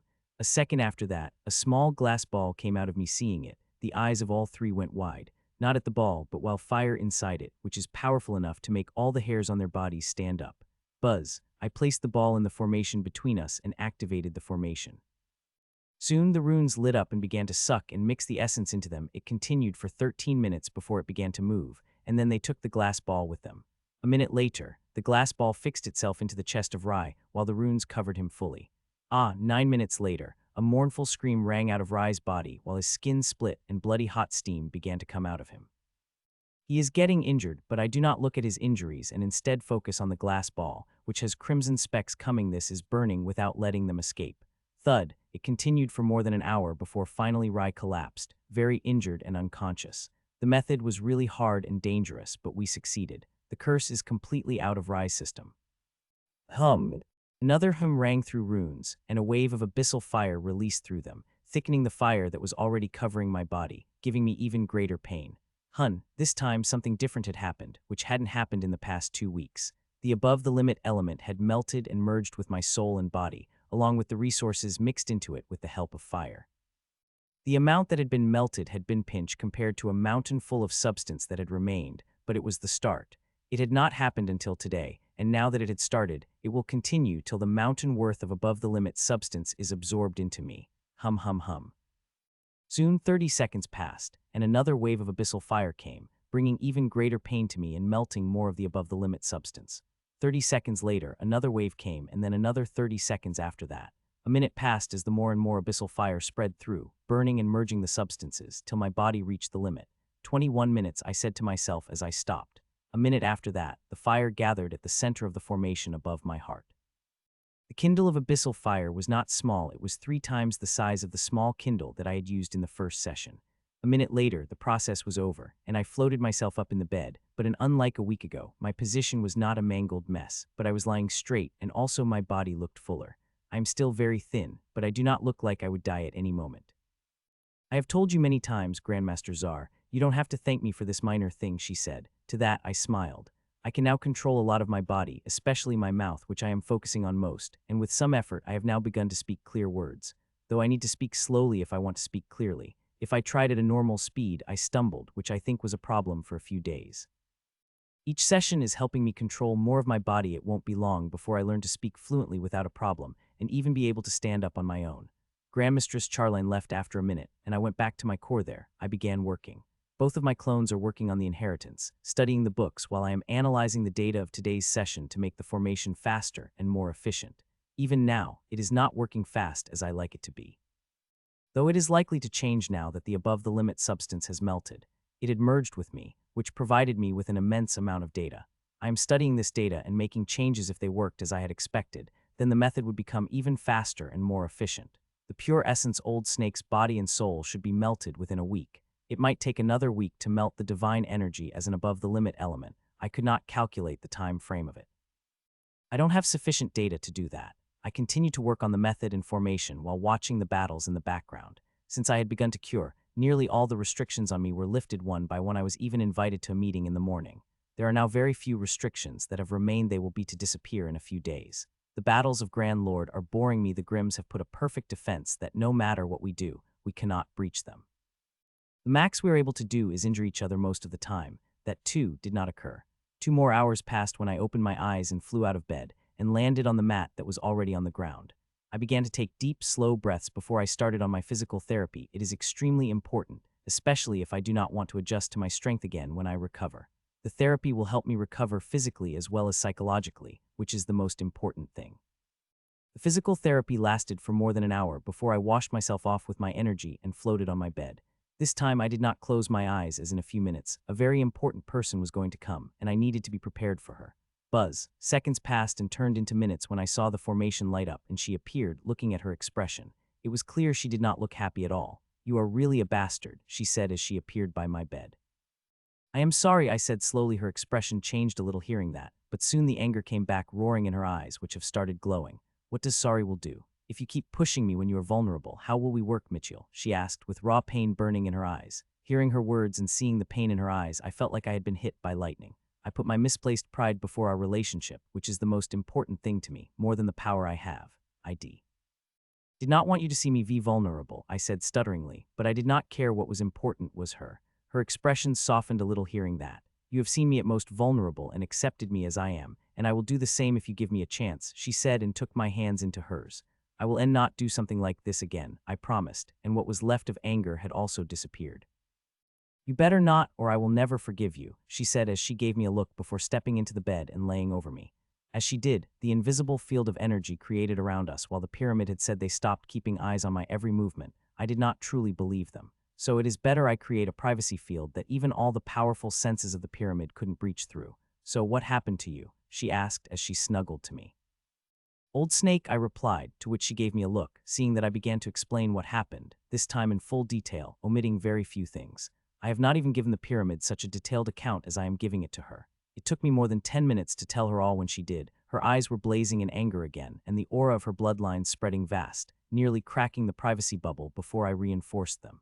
I am just glad that her anger isn't directed at me. If I had the power, I would have slaughtered those bastards, she said with gritted teeth. She had lost so much to the Grims. Her parents died fighting them, making both her and her sister orphans at a young age, and being a healer, she sees their cruelty every day, but still, her words have surprised me. I have never heard her saying these words, even against the Grimms. I wish the people I love didn't have to fight those bastards, but there is no other choice, she said inside, and all I could do was hold her closer. I would love nothing more than spend time with Marina and the people I love, but I could not, at least not till every Grimms is slaughtered. Only then the danger will be gone from our lives. Marina did not speak further, nor did we just lay on the bed in each other's embrace, content in silence, but good things didn't last long. We were enjoying each other's company when my alert flashed in front of me and showed the projection seeing it. My expression couldn't help but change. What happened? She asked, seeing the change, and I immediately made feed visible to her, and her expressions, too, had changed. This she said in surprise, but hope had also appeared in her eyes as she looked at things with trepidation that she unconsciously gripped my hands tightly. The thing had begun glowing again, which meant the people would come in a second. Whether this will be the last batch of people or others has yet to be known, but what it is will change everything. If it is the last batch, then the final battle will begin immediately, and if they are not the final batch, there will be a bloody battle where both humans and Grimms will die. I wish I could be there, but I cannot. I am weak. If I entered the battlefield, even the weakest Grand Lord would be able to kill me without significant effort. Finally, the second passed, and the first to appear was a Grimm, and immediately, I knew it was Grand Lord. The second person was also a Grimm and Grand Lord, and the third was also a Grimm and Grand Lord.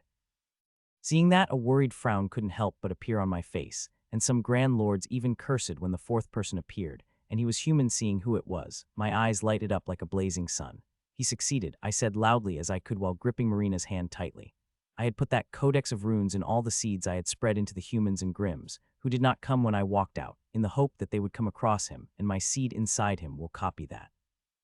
It seemed like it did happen. He came out as Grand Lord with a very strong aura. The person that appeared after him was also human, and seeing her I couldn't help but become surprised. I shouldn't be. The old woman had everything she needed to take this step. She is from Mist San, the detestable woman who had demanded the birds I had collected, which I had given to Lord Hunt. The next one that came was Grimm, and then a human, and again a human, before 3 Grimms one after another, all Grand Lords. One after another, people kept coming, each one flashing the aura of Grand Lords. Everyone watched them in deep shock because with their numbers, we had officially crossed the number of Grand Lords ever existed in the world. The record was held by the era of Her Excellency, but now our era has broken that record. But it did not make me happy at all. Instead, I shuddered with fear. I am not fearing for myself, but for my world for which we are fighting. These huge numbers of Grand Lords are going to cause a huge destruction, and millions will die by the storms of energies that will be created by the battles. Finally, the Grand Lords stopped coming after their numbers had reached 38, and the High Grandmaster began, but nobody looked at them. All eyes were focused on the Grand Lords. In less than a minute, the Grimms have gained 23 Grand Lords, while we have gained 15. We did not have such a number in that era, but now we have got them in minutes. Half a minute passed, and all the High Grandmasters in the thing had stopped glowing, and the auras in the battlefield flared. She did not come, said Marina softly. Don't worry, she will appear at the end, I said as I held her closer. Marina had been waiting for her daughter, but she did not come, and neither has Ellen, Jill, and others. From the information the new Grand Lord had brought, only 5 of the top 7 challenges had been finished. There are still 2 more. It is taking more than it took in the past, but I am happy because if it had been the last batch, the final battle would have begun, and we are not ready. We could be stronger. We have few powerhouses that could reach the power of the matron Mavis. It would not be wise to fight a final battle without having several of the powerhouses of that league, as who knows what Grimms are hiding. To my surprise, they did not begin the battle immediately. Instead, they let the High Grandmasters of both sides leave. It took little more than a minute for the High Grandmasters to disappear, and the moment they did, both sides clashed with numbers that were above 70. Grimms have brought out of their numbers only those 7 to 10 who were not seen in the past 3 weeks were not in the battle, while from humans, aside from the 2 Grand Lords, one of them being Matron Mavis, everybody had joined the battle. What kind of horror is this? Marina asked shakingly, seeing the sheer destruction caused by the clash of over 70 Grand Lords. Even I began to shake seeing it. Though my reasons are different, I am excited. I think harvest I would have, if I had been present there, with such numbers, I would have been able to snap a few easily, especially the changes I had made in my inheritance a few days ago. I am not there, but I needed to be. Looks like I will need to take greater risks in my sessions. I could not let those juicy bloodline Grimms be killed by others. Even a single bloodline Grimm's death would be a huge loss to me, given how rare they are with such great numbers. This is nothing. If they had not been fighting in the contained space, the destruction would have been 10 times greater than what you're seeing right now, I said to Marina, and she shuddered. This is just the beginning, and I hope our world survives it. I watched the battle with all my focus, especially on Leonard, my mentee, who has finally become a Grand Lord. Before leaving, I had already made an inheritance that would help him to become a Grand Lord, but like mine, his was also incomplete. After reading the books in the Hall of Celestial Inheritance, I gained the knowledge I needed. While I worked on my inheritance, I also made changes to his when it was ready. I uploaded it into the seeds of people around me. His seed would have copied it, I know it had, because only knowing the upgraded version would have given him the armor he had on him. The new upgrade had not only changed the color design of armor, but it also gave him a bigger upgrade in strength with greater potential, as it would merge with his fused constitution well. I want to see the peak of power. This new inheritance got him what he had shown in a few seconds has already impressed me, and I am sure what he will show later will impress me further. You are really something, Michael, fusing art with his constitution, and then using inheritance to bring its own power. No one other than you could do such a thing, said Marina in awe as she kissed my cheeks gently. I could not do this with anyone else. His constitution and art are uniquely suited, which is why I was able to do it, I said modestly, to which she rolled her eyes. His constitution was rigid, and if you had not changed with treatment and constitution seed, it wouldn't have been able to merge with the art, she said.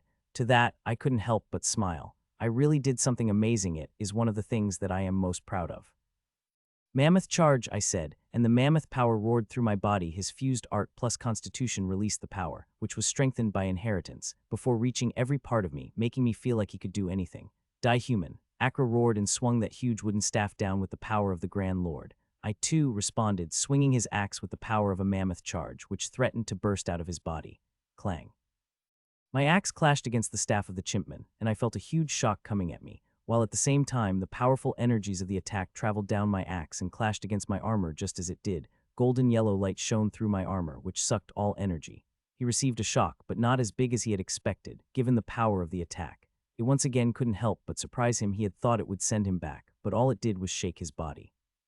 The Grim, too, seemed surprised by it, but it did not let it stop it and attacked without hesitation. He, too, responded same time as it. Clang, clang, clang. Their weapons clashed and then clashed again, and then again. I was increasing the power of my attacks with every strike, but the Grim was matching that as well, not giving it a single chance to strike it. It was instead coming at him with the power of the sledgehammers. A single strike on his body, and he would turn into a meat patty. It is not like it is only dangerous in the battle, no. There are over 40 Grims fighting the battlefield. Some are powerful enough to kill him in a single strike. Thankfully, those are held off by their powerhouses, but still, he fears the stray attacks. They are powerful enough that, if they hit it, he wouldn't be able to survive it. You have improved a lot since the last time we fought, said the Akra while still attacking. You have also done quite better yourself, he replied. It was not the first time he had fought against this bastard. He had fought it a few weeks ago when they were both High Grandmaster. The bastard was powerful that he was barely able to run away with his life on the line. Now he is fighting with much better chances, but he still does not forget the craftiness of the bastard that nearly killed him. Yes, I have done it better, it replied with a toothy smile, and its aura increased. He, too, also harnessed the full power of the mammoth charge and attacked the bastard with it. We clashed thousands of times in minutes. Each of our attacks would send a ripple through space and send a shockwave that would turn the mountains into dust. They are really right. This is the power of the gods. Mammoth's rage, he shouted inside him, and suddenly even more power filled his and he moved for the kill. The sooner I killed them, the easier it would be. Both of them were new Grand Lords and did not have complete control over their abilities, which gives them the best chance of killing each other, as once they get familiar with all their abilities and get control over them, it will be very hard to kill them. Mentor had provided him the records. He knew how hard it was to kill Grand Lords before the war began, and not a single Grand Lord had died. Though now more than 10 had died, she was quite shocked a few minutes ago when he got to know that, with the majority of them being Grim, what is even more shocking was that most of them were killed by his mentor. Except for one who has been killed by Lady May, every other Grim Grand Lord had been killed by his mentor. It shouldn't have been able to shock him, and he even felt ashamed feeling those emotions. His mentor was able to make a brute like him a Grand Lord, a thing of impossible magnitude, but he was able to do it, so it shouldn't be shocking that he was able to kill a bunch of Grims. Now, he at least needed to kill one, so he could deserve the inheritance his mentor had designed. Die you, wretched Grim. He shouted as he reached the Grim and swung his sword at the full power mammoth's rage. Even Akra got surprised by it, but it released fast as its aura exploded and brought down its staff before his attack could even reach it. Clang. It stopped my attack, making me shake from head to toe. I am not the only one who, the Akra, nearly took a step back before stabilizing itself. You could never kill me with this little power, human, said Akra and brought down its staff toward me. I also swung my axe at it in response. clanng. Once again we clashed, but this time, we both were better prepared as there was not a single shake from both of us instead. We brought back our weapons and attacked again and again. Our weapons began to move at a speed faster than sound. The shockwaves would come out like tides from their clashed and spread out, where they would clash against tens of more shockwaves that are coming from the different battles. Everywhere he looked, someone was fighting, trying to kill each other, but till now nobody had been killed, but I don't think this will be a reality for long, given the sheer size of the battles.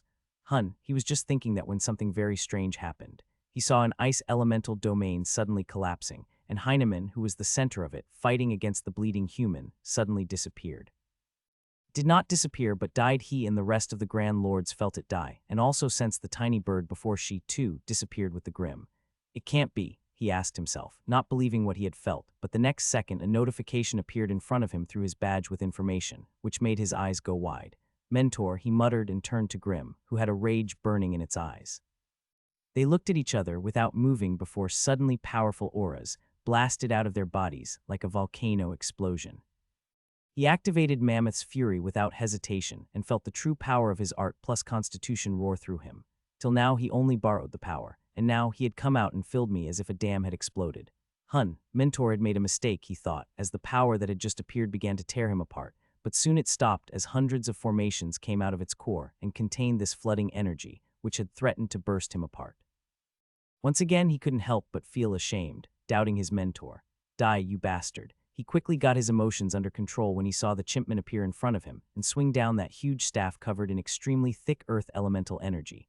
He also swings his axe in full power with golden swirls of his mammoth, covering his axe. The aura coming from it was no less strong than of the Grim, and it couldn't help but surprise it. When they had fought a few weeks ago, there was a stark difference in strength between them, even saying that would be an understatement given how the Grim had nearly killed it. Clanng. Its axe clashed against Grim's staff, and he felt a huge physical shock that forced him to take a step back. What was more shocking, what the flood of earth elemental energy coming at him, it was so vast he feared that it would tear him apart. ROOAR. He had activated his defenses to deal with this energy, but before they could act, a roar rang through his body, and all the incoming energy was sucked into the tiny mammoth that came out of his cum. It shocked him there was no mention of it in the notes of inheritance that the mentor had sent. He wishes he could inspect it further, but he does not have time, as another attack is coming at him. Clanng. He defended against the attack, and like the last time, the phantom had consumed the energy. It did the same in the attack that came next. He and Grims attacked each other without holding back. He especially is not holding anything back, as all the offensive energy coming across him is absorbed by the tiny mammoth.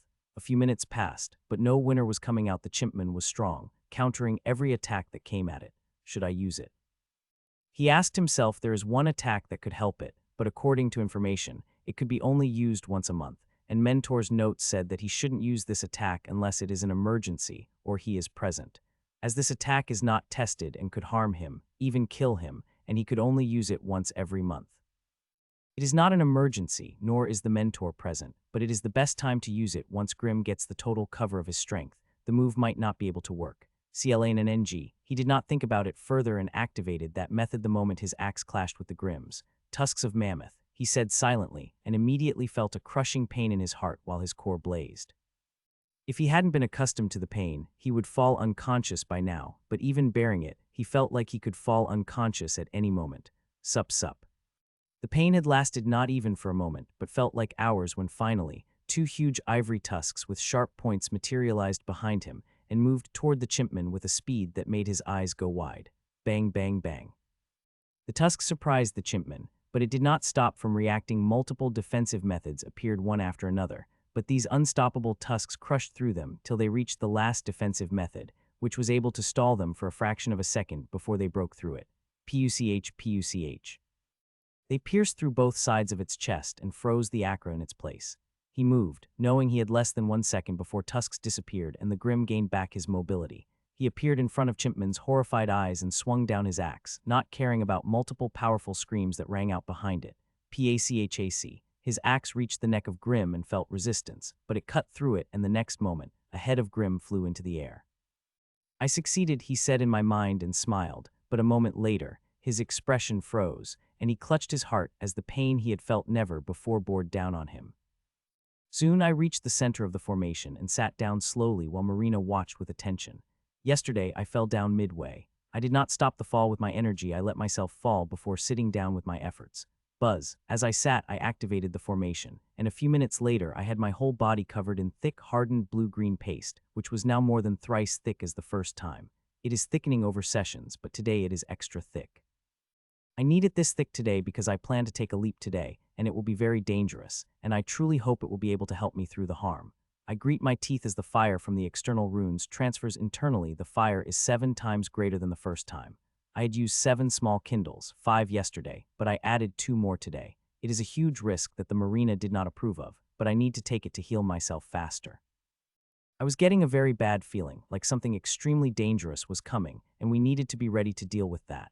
Finally, half of the fire had entered the runes inside contained in the runes, and it was better to stay that way. An uncontrolled leak will have huge consequences, including death.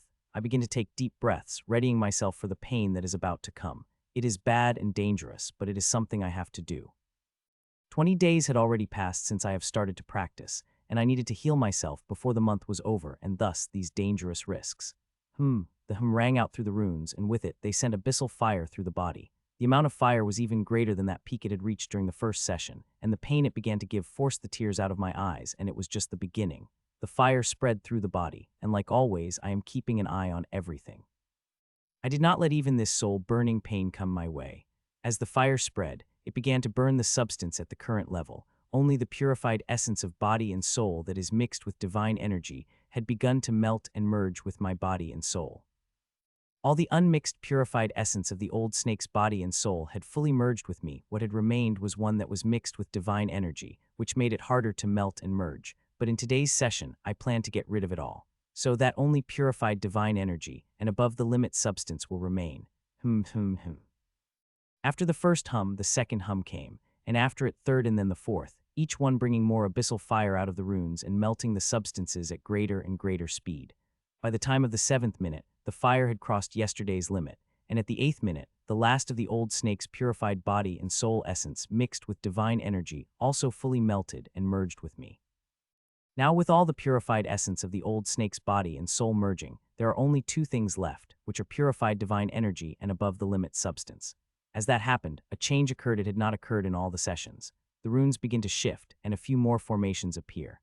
One of the reasons I chose this method was because of its versatility. One could modify it according to the need, and not the purified essence of blood and soul had completely melted. It would not be efficient to work with old parameters. Thankfully, I prepared for its days ago. Soon the runes finished with their changes, and they hummed again, sending a large amount of abyssal fire, which made me grit my teeth hard that they began to make the sounds. As this fire spread, it began to make the purified divine energy drip down, while even above the limit element had also begun to melt slowly. In this session, I have not only planned to get rid of the purified essence of blood and soul of the old snake, but also divine energy. I just hope that my body will be able to bear the abyssal fire and merge with a humongous amount of divine essence. This divine energy had come from sacrificing thousands of faithful. It is a lot, even when it is purified and concentrated. My body should be able to merge with it, especially with the new change that occurred a few days, which would clean me. Without it, I would have needed to excrete more than half of these things I am merging with. While these substances may be purified, and my body and soul may be different due to rule-bending power, I could not absorb it ceaselessly, as it is still anathema too much. I will have to bear dangerous consequences, which are worse than death. Thankfully, I have a blessing that is helping me with cleansing. Still, even with its aid, I am being careful, looking at every minute change carefully. No progress will be worth changing the fundamental nature of one. One after another, spread through my body. With each will come great pain, but it will also melt more divine energy and some above-limit substance. 10 minutes passed, and now I was screaming hoarsely. The pain had become too much that I could not remain quiet. But despite that, I did not stop. I would not stop till my body reached the fire it could bear or the substance it could absorb. Another 12 minutes passed when I finally stopped. My body and soul had reached the limit of fire they could bear. As for divine energy, it had been fully absorbed 3 minutes ago, leaving behind only above-the-limit substance. This is not the only good news. There is another one, which is quite unexpected, and I thought it would take me a few days before I could do it, but it happened today. A blockage in one complete circuit of magical veins had been cleared. With it, I would now be able to move my energy around. With this complete circuit, I will be able to project the strength that is near Grand Lord.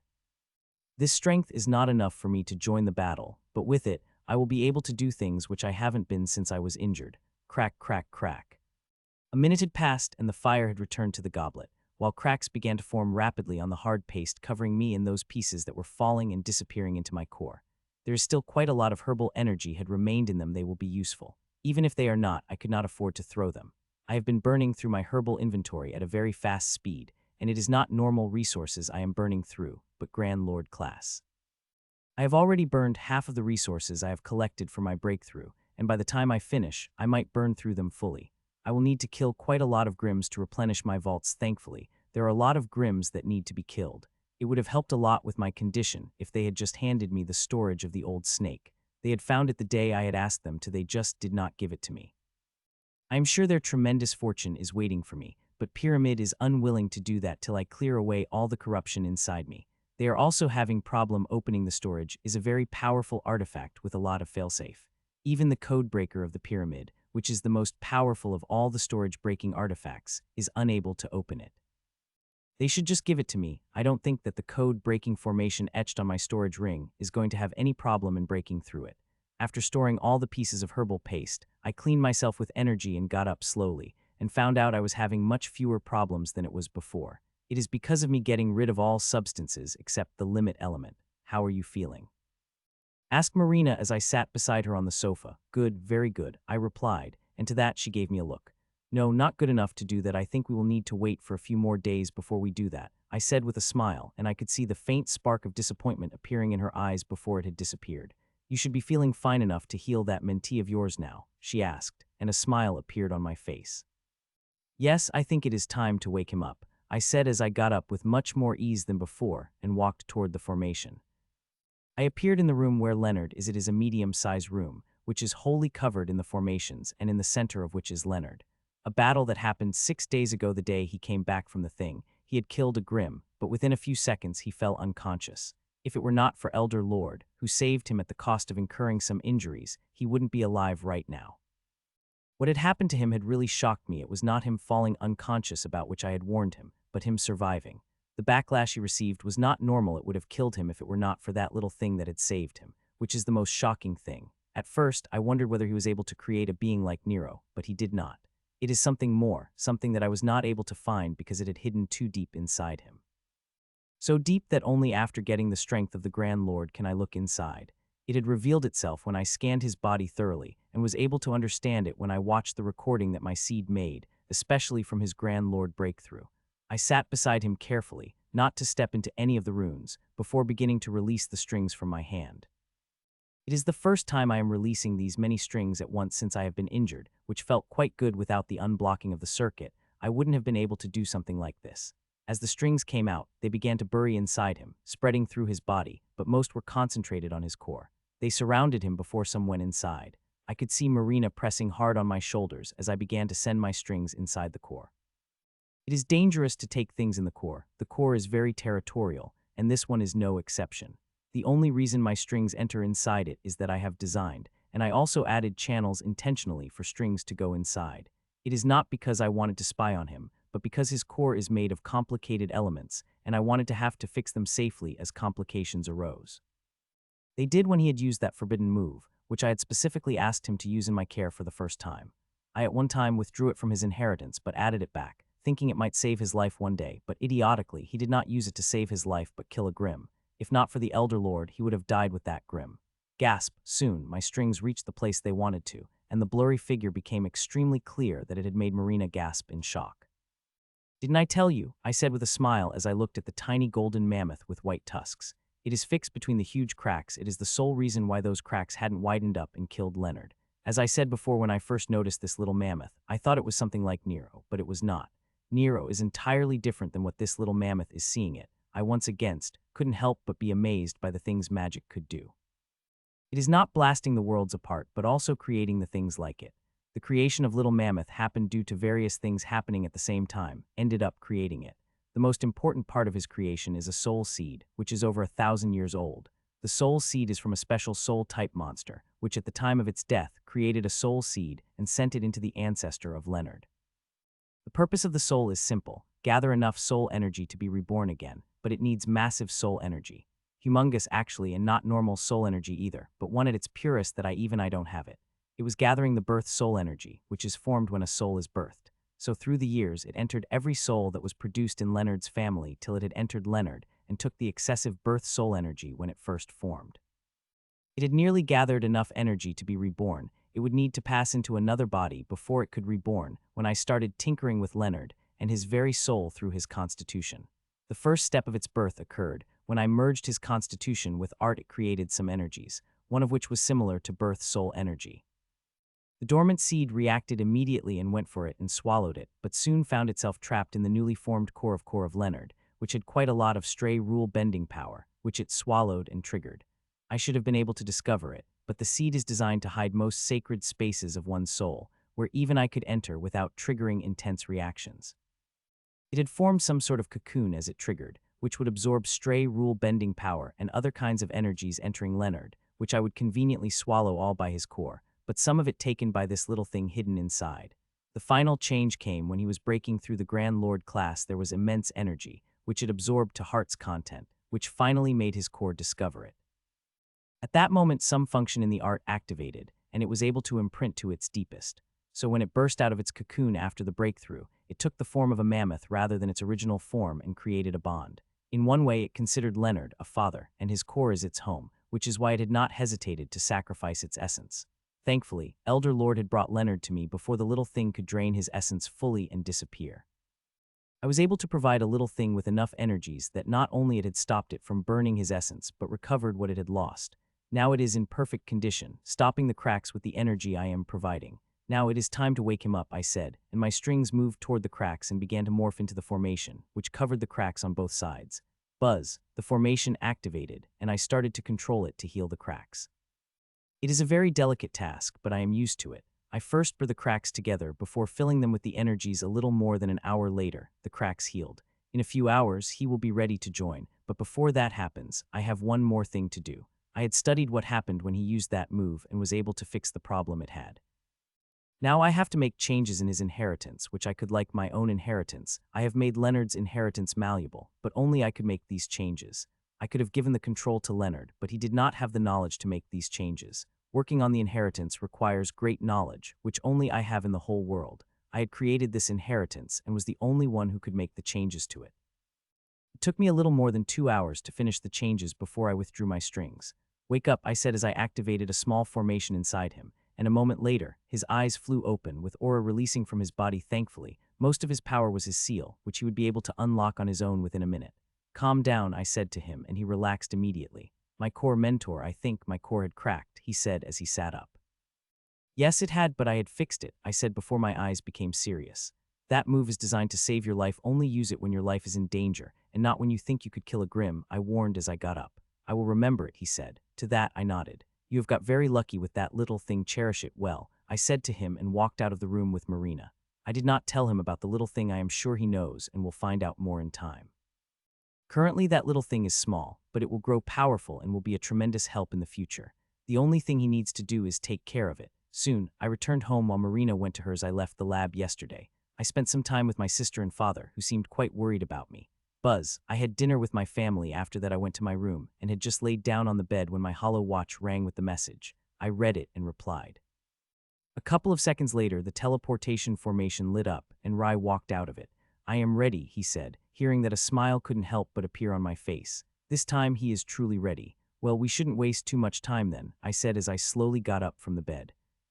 7, it is better than I had imagined, said the old werewolf with a big smile as he saw the 7 blood-red Grimms sitting on their seats. The 7 are truly out of its expectations. Even the provider had said that getting 5 from 9 potions would be great luck, but now they have got the 7, it will make things even more easier. With them, we will be able to wipe out humans. Our struggle of more than 10,000 years will finally succeed, said Shale, and every Grimm sitting in the chair nodded with affirmation because, with these 7, the humans would stand no chance. You all can come in, Old Reek said. To the shock of all Grimms, another group walked in, each one having an aura of Grand Lords. Even if those bitches, Hawthorne and Roosevelt, came back, we will bury them in the ground as well, said Champh, and nobody objected to his statement. Now we have the greatest force of the Grand Lords in the history of race in the world, and we will turn the humans into dust, said Reek, as he looked into the eyes of over 50 Grand Lords sitting in front of him.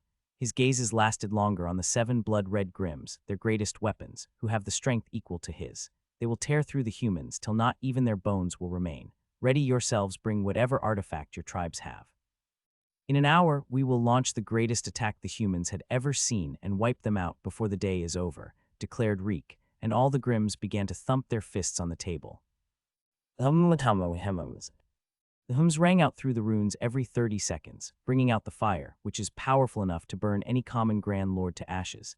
It had been 12 days since I healed Leonard and 32 days since I started practicing this method, but I had not finished merging with the substance. It was easy to melt the weaker part of the above-the-limit substance, but as the powerful part came, the process began to slow down, even after the abyssal fire got hotter. Now barely a single drip comes out of it at every but that drop is more powerful than the platter of rain that even my body and soul would take some time to absorb. A little more than half an hour had passed, and I was still continuing, and now I needed 2 hums of fire to melt the single drop. It is hard, and it is going to get even harder.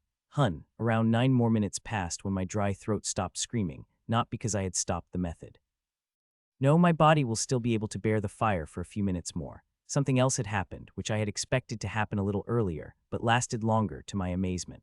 I have reached the limit of above-the-limit substances my soul and body could consume. I could still consume more, but it will begin to change me from the human I am and bring me closer to the grim, which I will not let that happen at any cost. I have been keeping a very strict eye on my soul and body since the moment I started practicing. I knew this would happen, and I kept an eye on it so I would not cross that fateful line. Buzz, I changed the runes. It took a few seconds before the new formation activated without stopping the method. Runes hummed again, and a few seconds later a drip came out, but for the first time since I had started practicing, instead of merging with me, it had execrated out of my body, which I was supposed to do. Even Marina did not know I was absorbing Grimm's purified substance. This is a secret that will create shockwaves even in Marina's heart, and I will not tell it to anyone, just as I did not tell anyone how I harnessed the Grimm's bloodline. These secrets should go to me in my grave. 4 more minutes passed, and I was reaching very close to my limit. It won't be long before I had to stop it for today. I have already finished with 90 of the above-the-limit substance and hope to finish the last 10 in a week. It will be a huge challenge considering the last 10 is the most powerful of all the substance, and I am already taking a huge hun. I was screaming my lungs out when suddenly I stopped as over 50 screens popped up in front of me, and to my horror, each screen had a grim in them. I focused on Reek before turning to the 7 blood-red grims. I remember them. All 7 of them were among the first big badge Grand Lords that appeared out of the thing. They disappeared after their first battle. We had suspected the Grims might be doing something, but still did not expect this. Vedettes. Looking at how they are of the same color and dusty hue of their skin, they seemed like Vedettes, but Grand Lord class Vedettes are black. 3 have appeared in 10,000 years of war against the Grims, but they were never blood red.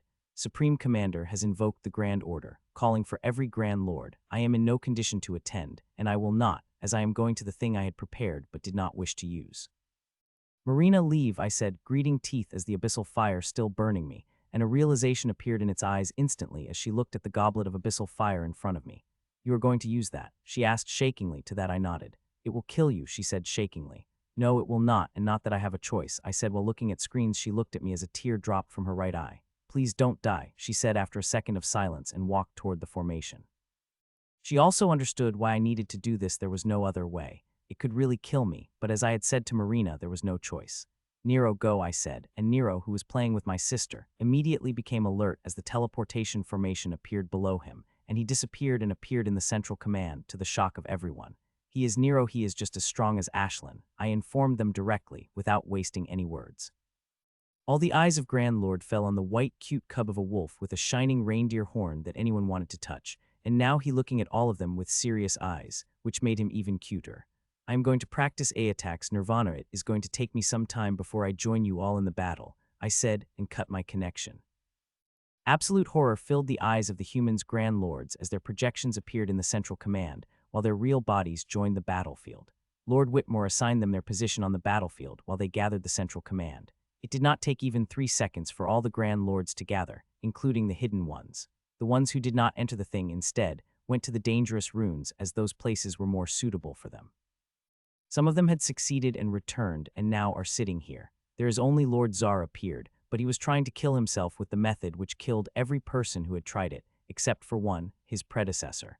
Nobody stopped him from using that method currently. This is the only choice he has in removing the corruption inside him. Though he had made up for his absence, he had sent his cute little monster. Looking at its extremely cute appearance, it did not look like it could even kill a rat. The same could also be said with that little bird of Lord Tsar, but it had killed 3 Grand Lords till now, second to only Lord Tsar. The final battle prevails upon us, and we have to succeed, or at least hold the Grimms back, or we will be wiped away, said Grand Commander to all the Grand Lords, including Lord Carmichael, who had not joined any battle other than the first when he came out the thing. There is no stalling, either they will be wiped out or us, said Patriarch Bradford, and every old Grand Lord nodded. To the victory then, said Supreme Commander with a smile on her face. To the victory, shouted every Grand Lord with their loudest voice. That whole central command shook before they began to disappear, including Lord Hearn. Lord Nero, you will be going to the Malachi Fields, said Lord Whitmore, and Nero cutely bobbed his head as formation appeared beneath his feet, and he disappeared. Humans, today is your doom. We will slaughter your protectors and burn them, till not even ashes of them have remained, said Reek as his voice rang through every part of the world. The Grand Lord has power, but not enough to project their voice through the whole world. It is using the artifacts, without a doubt. Nobody stopped it. Let it waste any time while we made our preparations. While the few seconds may not seem much, they are a lot. The fire had returned to the goblet. While the hardened paste to my core, there was no need for that anymore. I will be using a different method, an extremely dangerous one that has over an 80% chance of dying, but if I succeed, I will have all the substance out and will have other great benefits. At my core, the preparation has already begun. This is the most expensive method I have ever used. The resources I am using for it are more than I have used for my breakthrough, more than I have used in the method I have been practicing for more than a month. I have used 3 world-level resources. One was on me, and the other I got from the Supremes. Aside from that, I have used 30 essence roses, nearly all seeds of astral sunflower, purest blood crystals and soul crystals, sacred stones of the highest grades, and many other things. Today I will deliver your fates to you, that you humans are nothing more than our food, which is the greatest honor your filthy race could have, it said, and the first battle began. The one who attacked first was no other than the professor. She had moved like an illusionary ribbon against her 2 enemies, wanting to cut them apart, but the enemies she was facing were not simple. They stopped her before attacking with her own. A fraction of seconds after, another battle began over the sea. Lady Atkins summoned the Hugtides and sent toward 2 Grimms. By the time the second had passed, more than 10 battles had already begun. The most prominent among all was Lady Angela. She was facing the 2 Grimm. One was Champh, and the other was Bloodvidette, which attacked first and sent her flying with blood coming out of her mouth. The same thing had happened to Patriarch Bradford when he was attacked by a moment later. I watched for a couple of seconds before turning off all the screens. It is bad, but watching it will not save them. I am nearly finished with the preparations. There is only last ingredient to add before I can start with the method, and for it I went inside the core. As I appeared in my core, my clone handed me back the small bottle. Inside it was blood, and the center of it was a purple-violet drop. It is the blood of Alina, and the center of it is her bloodline essence. She had sent it with Leonard. It is Grand Lord grade, but even with that, it would have seriously hurt draw out her essence. She had sent it with words saying I will need it very soon, and now it seemed like I am really needing. I opened the bottle and dropped it all in the pool of multicolor solution. As I did, it began to thicken rapidly till it got the creamy consistency. It is ready, I said, and got out, and a moment later, a thick 7-colored round sheet appeared in front of me, every part of it covered in the runes. I took the goblet of abyssal fire in my hand and activated the formation. As I did, the runes lit up and disappeared, and in its place appeared the branch-like patterns spread across the whole sheet, which now slowly began to come down. I got up and held the goblet of fire in both of my hands while the sheet came down slowly. Finally, it touched my head and began evoking it as it came down soon. It covered my whole head before covering my neck and came down to my chest, and began to spread to my hands and my waist before moving toward the legs. Finally, my whole body is covered in it, and I begin to look like a statue, which is covered in beautiful wine-like statues. It lasted for a few seconds before the branches began to turn black as the abyssal fire spread through them, till all the branches turned back like fire. Buzz. The buzzing sound rang out, and everything burst into the fire. Thick abyssal fire burst out of branches and covered it, while I felt like thousands of needles piercing through me, and they with it sent hold-like substance that began to cover my organs. It is not painful, just slightly uncomfortable, but the pain will come soon, and it will be like nothing I had felt. The abyssal fire burning around me is proof of that. I hope I will bear it without falling unconscious, which is a death sentence in this method. A quarter of people who practiced this method died because they fell unconscious, and then the method consumed them. It had not been even a minute since the battle had begun, and one of yours had already died, said Reek as it looked at frail human women. Throughout the centuries, she was the only person who could contend against it. "It is war, Reek people will die, even I might die," she replied without any hint of emotions. "You are right about you will die, and so are the rest of humans, Grand Lords," replied Reek without any hurry to attack. While it may seem relaxed, he is a little angry at it thought. With their huge numbers and 7 blood videttes, they would be able to kill 5 human Grand Lords by the end of the minutes. The old ones seemed to be hiding their powers, seeing how they were dealing with the blood videttes. What shocked him was the new humans, those 3, who should have been killed with a single strike of vidette, but fighting against them head-on. For a moment he thought of sending 2 blood videttes behind him, but threw that thought away the next moment. He needed those 2, they would be good shields against any suicide attacks or powerful artifacts.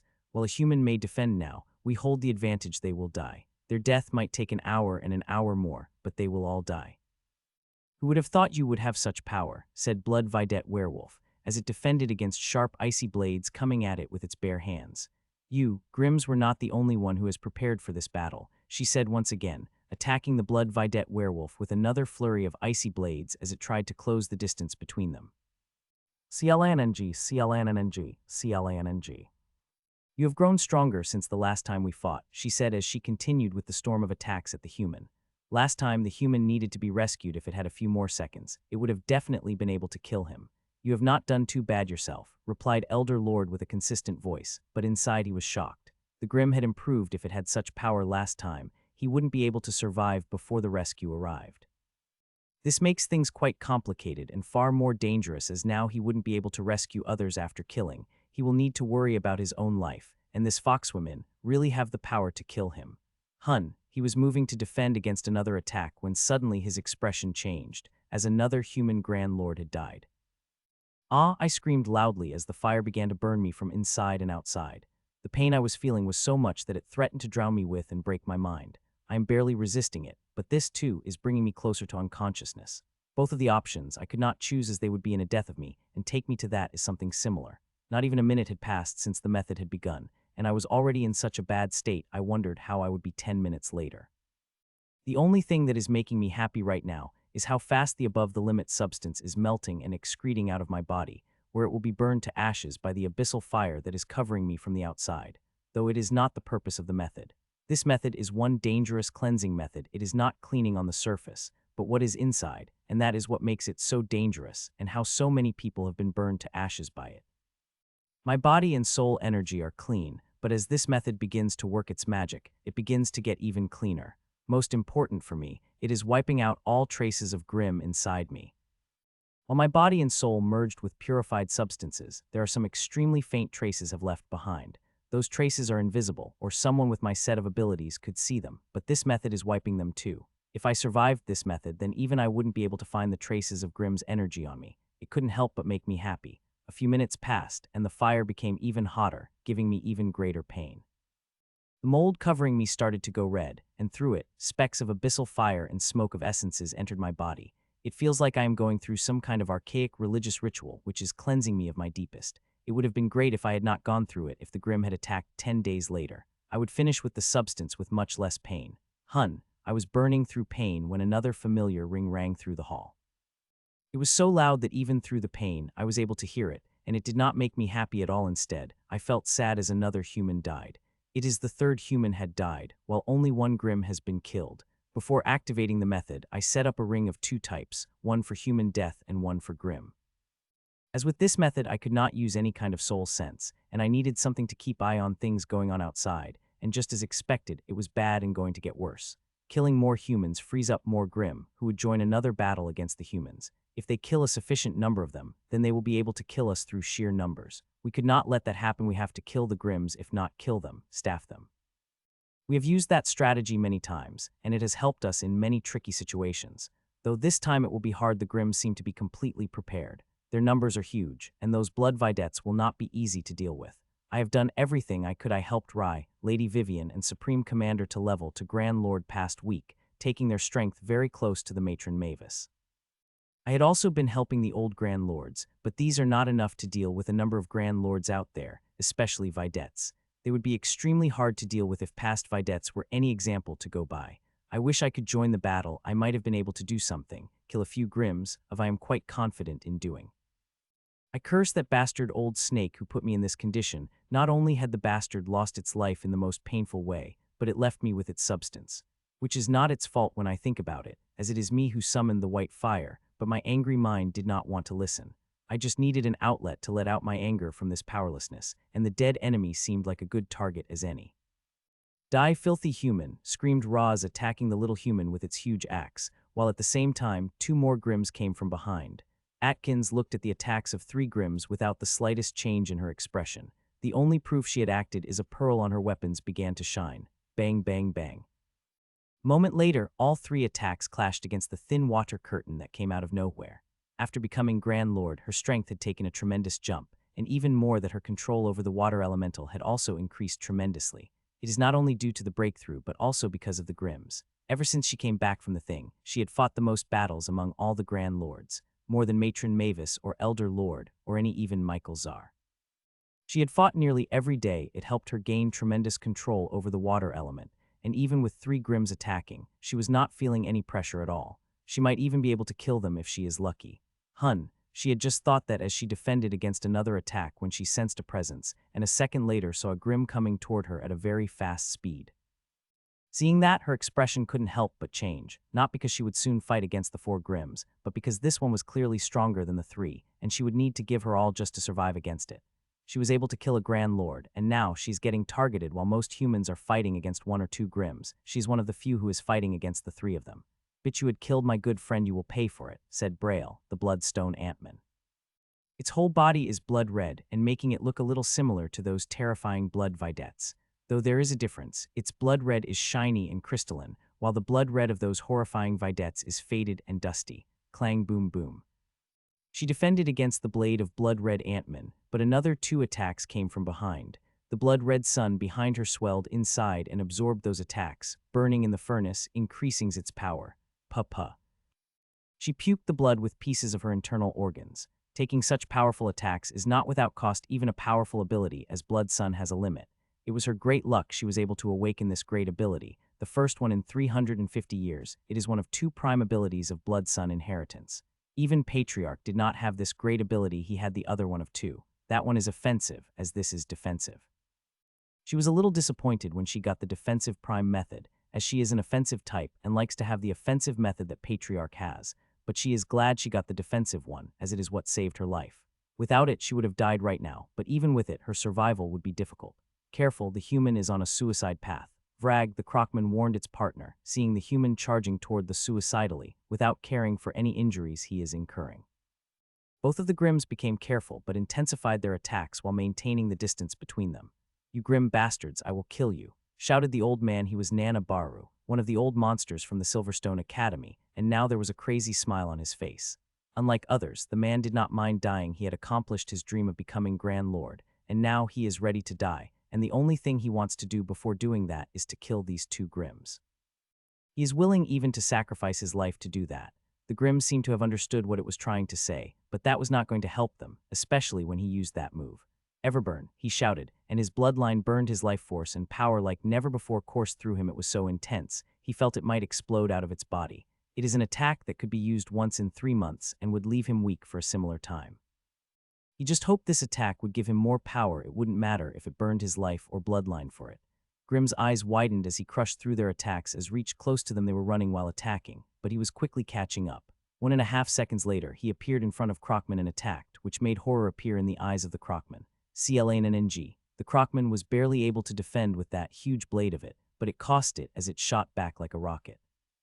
Baru did not wait and followed after it. He did not have much time with this power. 3 seconds at most, and he would like to finish off both of the Grims before this addictive power disappears. He appeared in front of the Grims with a single step and attacked one after another. Shields began to materialize in front of the Grim. Bang, bang, bang. His sword blasted through one shield after another in front of this great power. No shields had lasted even a fraction of a second.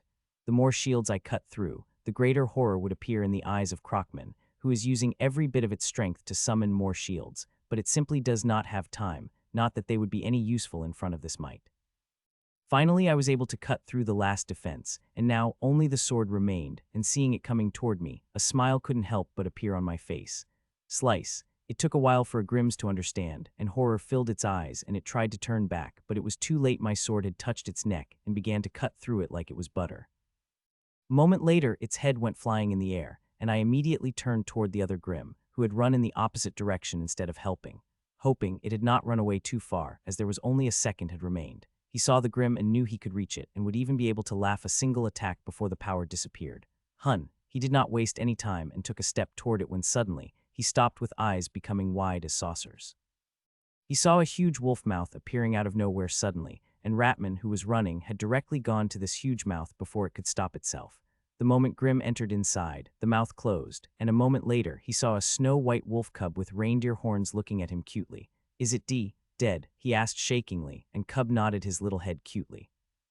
The monster of Lord Tsar, he thought as he looked at Cub, it had killed the Grims with such ease that he had a hard time believing it, especially when compared to himself.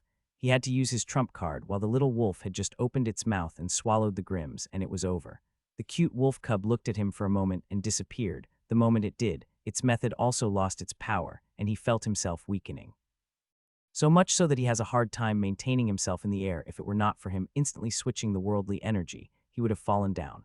He was thinking of landing and finding a safe place now that he was in no condition to battle when the little wolf appeared in front of him and touched his forehead with his antlers. Buzz. Immediately his eyes widened as warm energy spread into his body from his temple, and wherever it spread, the weakness would disappear. Soon the energy spread through his whole body and disappeared, taking all the weakness he had. He opened his mouth to thank the little wolf cub but found it had disappeared, seeing that he couldn't help but smile. With him killing one Grim and little wolf cut killing another, they have killed 3 Grims, the same number as they killed, but it is not a thing to be happy about, seeing they have double numbers than us. Still, it is a start. If they kept killing such, they might not win but should be able to stall these bastards. He had thought that and was about to join the battle the pyramid had just ordered him to join when suddenly he stopped, with a shock on his face.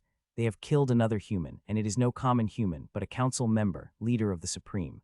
Lord Sylvester, the leader of the Mistsan, had been killed by the Grims. It couldn't help but shock him.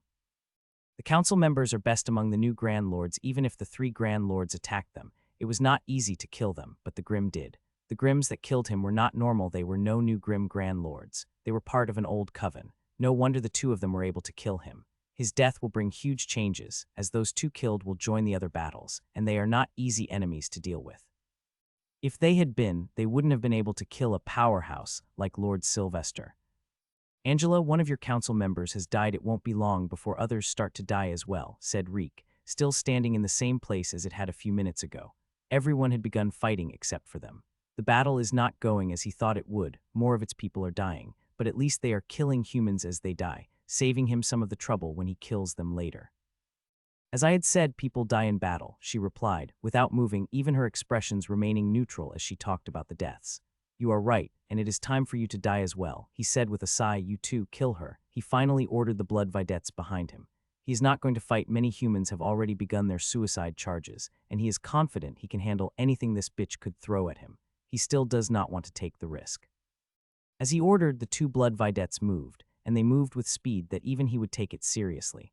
Thankfully, they are in his complete control. One wrong gaze, and he could make them drop dead on the ground. The blood vedette appeared next to her and launched their attack. When she finally reacted, a powerful aura that he had never felt from her exploded as she moved to counter the attacks of 2 blood vedettes. She was hiding her strength. He thought there was not the slightest surprise on his face.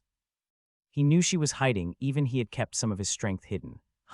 It had been only a few seconds since the battle had begun when something happened that spoiled his mood. These freaking monsters, he cursed as they killed another of his people, and the Grand Lord they killed was from the Golden Fire werewolf tribe. He was able to bear them killing Grims because they were killing others, but now they had killed a member of his tribe, and this one was quite promising, able to reach the level of Grand Lord without bloodline.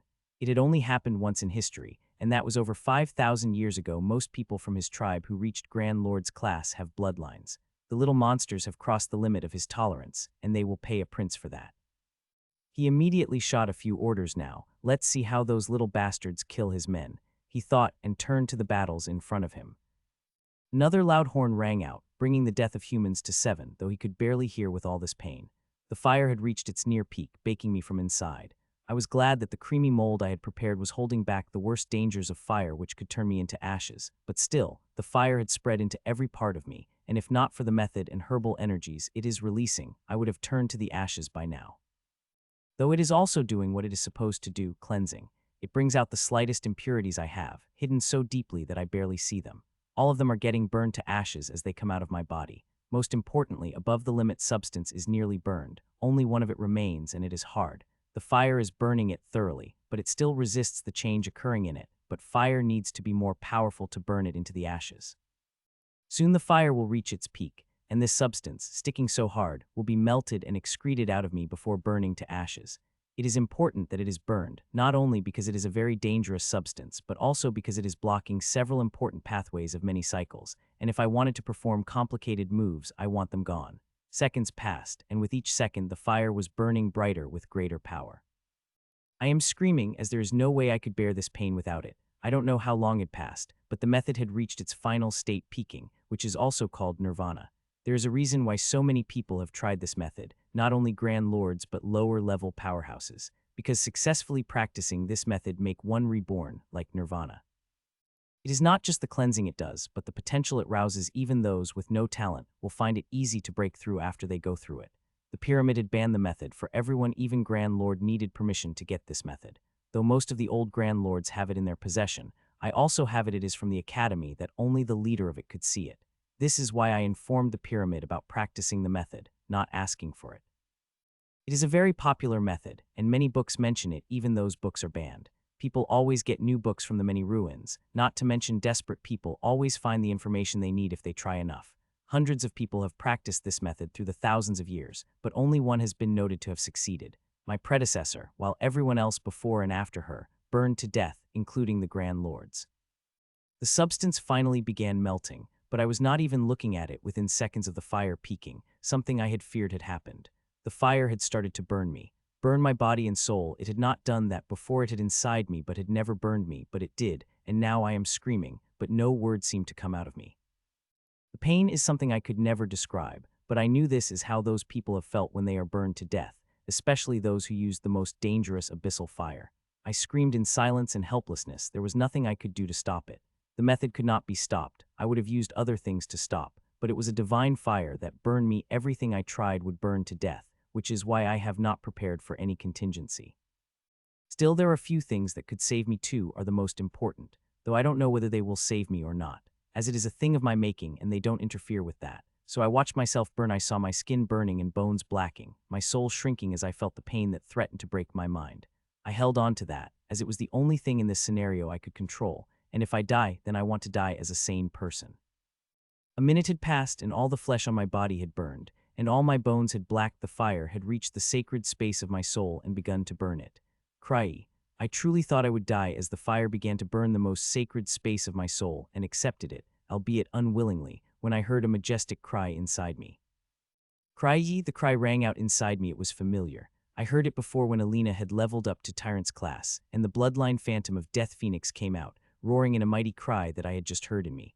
The next moment, I saw multicolored mold turning purple-violet color, and through it, wings were flying. Hun. The wings flowed through the mold before entering inside me, into my body and soul, and whenever they passed, they could release the energy which, to my greatest shock, began to heal my injuries. It did not stop the fire as I had thought it would. No, it is still burning my body and soul, but these wings are helping me heal. I am healing at a speed I have never healed before. It would take seconds for my body and soul to heal before it got burned by the abyssal fire and got healed by the feathers again. It is like I am dying and getting reborn every second. There is not a part of me that hadn't been burned before growing back again. Even my brain had been burned before it healed. It should have killed me, but it did not for some unknown reason. The feathers defy even magic, or maybe they are doing what they are supposed to. The power of the phoenix lies in rebirth, and that is what it is helping me achieve, but even feathers cannot help, with the fire that is getting hotter by the second, even at the peak. I shouldn't speak that way. They are the things that are keeping me alive. If these feathers hadn't been constantly healing me, I would have turned to ashes long ago. Even if they had stopped, I wouldn't be able to last more than 2 seconds before burning to the ashes. The abyssal fire is burning everything except for 2 things: my core and the moon orbiting it. It is not like it did not try to burn it, but was unable to do it even with all its power. There was not the slightest change in them. They bear the abyssal fire without any problem, and like white fire, the moon is taking some of the abyssal fire too. It is a big thing because this fire is one greatest treasures of the Hawthorn Sea. They rarely give it to anyone, and now my moon is taking some of it. That old woman might even kill me, but I will be worried about that after surviving, as even with the wings, I don't know fully whether I would be able to survive. As I could see the color of the wings fading as they used the energy, and if their power depleted before the method was finished, then nobody would be able to save me. Seconds passed as the peak power of the method got higher and higher, making the wings spend more and more energy till there was barely color left in them. I watched the whole process through the pain, watching how it burned me and how I came alive with the power of the wings. It made me understand my own mortality. The power of the Grand Lord makes one feel like a god, who could do anything, even wipe out the whole world in a matter of a day, but we are still mortal and could die at any moment. I felt like I had understood something, and a moment later it clicked, and at that exact moment, a thing happened that made my eyes go wide in shock. I saw the ribbon of my killing rule and the leaf of my healing rule merging, and bright light appeared, which began to dim almost instantly, and now in their place was a humanoid, which seemed a child, an adult, and the old man at the same time. As it revealed itself, the energies of killing and life disappeared through me, and a completely different energy that was a league above them had replaced it. Mortality. The rules of killing and healing have merged and become the rule of mortality. Saying I am shocked would be an understatement because my rules are already at the top level, and going above, that is crossing the limit. There are 3 grades of rule powers. In the lowest grade, which is also called 3rd grade, are elemental rules like fire, earth, and water and their archetypes, such as stream or dust. There are rules above that are 2nd grade. It also contains elemental categories, which are the strongest archetype of basic elemental rules. They also contain weapon-type rules, like the rule of the sword, the rule of the saber, and others. My original killing rule, which I have comprehended from Leonard's axe, was also a 2nd grade rule before advancing into the 1st grade. Now the 1st grade rules, which are considered the most powerful among all 3 categories. My advanced rule of killing and rule of healing are 1st grade rules, so is my rule of swallowing and sun. As for those above that, they are not even called rules fully. It is very hard to comprehend them, said to be near impossible level, as they contain the hint of fabric that made the whole universe. My rule of killing came from death, while the rule of healing came from life, and the merging of both has created the rule of mortality, which is above all 3 grades of rules. As it appeared, it began to spread its energy everywhere, my body, soul, and even my core, where some changes have begun to appear, but I am more interested in what it is doing against the abyssal fire. It is resisting it, slowing down the damage the fire is causing me while aiding wings in my healing.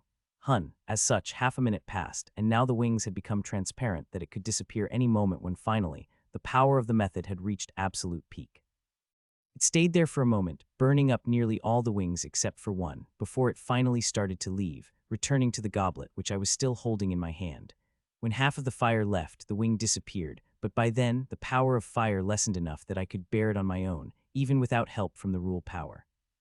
Soon, less than 5 of the fire was left inside me, and when the mold began to seep out of my body, by the time all the fire had left, there was not even a speck of the mold that had remained. The method had done what I had used. It had cleansed away all substances that had clung to me and the ones that had not properly merged. It is now said that I have truly gone through the rebirth. I am pure as a newborn child, without any impurities. I did not check my condition and instead restored my connection to the pyramid, and the moment I did, my expression couldn't help but change. 9 humans have died, including 2 council members. The leader of Mistsan and Wind God Temple died. Buzz, I had just restored the connection when the teleportation formation buzzed. Marina appeared, and she was not alone. With her was Lord Whitmore. Lord Zahi opened his, but before he could fully speak out, I cut him. I am going now, I said as the formation appeared below my feet. Where are you going? He asked, and to that I smiled toothily. Where there is a crowd, I said, and disappeared through the formation. Nine of yours have died, Angela, said Reek with a laugh as it looked at the old women fighting against 2 blood videttes. The dangerous black fire could be seen everywhere as she attacked the 2 videttes. They had been forced on the defensive the moment they had attacked her. The videttes might have the power, but they did not have enough experience to fight against the enemy like this. Still, they are doing fine soon. More will join after they finish their respective battle. It is going slower than it likes to be, and there are more of them that are getting killed, but human kills are still more. It did not matter if others died. As long as they killed the humans they were fighting, the only ones needed to be survived the vidette, whom it could control, and killing them was impossible. There is only one among the humans who possess the ability to kill them, and it is keeping an eye on her, while others will die with their resistance broken. He was just thinking that when suddenly its expressions changed, not only its, but also of old women in front of it and all the humans and Grims who are fighting. Grims, they have become careful, especially the ones who are fighting in the place where he had appeared. It seemed like there is quite a party going on here, I said as I appeared, and all the 8 Grims and the 3 humans whom they were fighting stopped and looked at me with varying emotions, mostly surprise and shock. You 6 handle the humans, we will deal with this bastard. Masla as it shot toward me with Champ. The rock chipmen, both of them are powerful, especially the Champ. Its power is near peak Grand Lord. I looked at the three humans, Lord Singh, Sila's bishop, and Raymond Leon, all three bloody, barely hanging to their lives. The only reason they are alive is because of Raymond Leon's shields. He had to burn his force to power up those shields, and if I had appeared, he wouldn't be able to last long. He wouldn't last long. He is only hanging by a threat, and the moment he stops using his life force, he will drop dead. The others are not in much better condition. Grievously injured, they are now getting pushed back by the Grims. Those 6 Grims want to take the battle as far away as possible. They do not forget what would happen if they remained close to me. Suddenly the expressions of 3 humans changed, and second later, had the expressions of 6 Grims, who saw the injuries of humans were rapidly healing.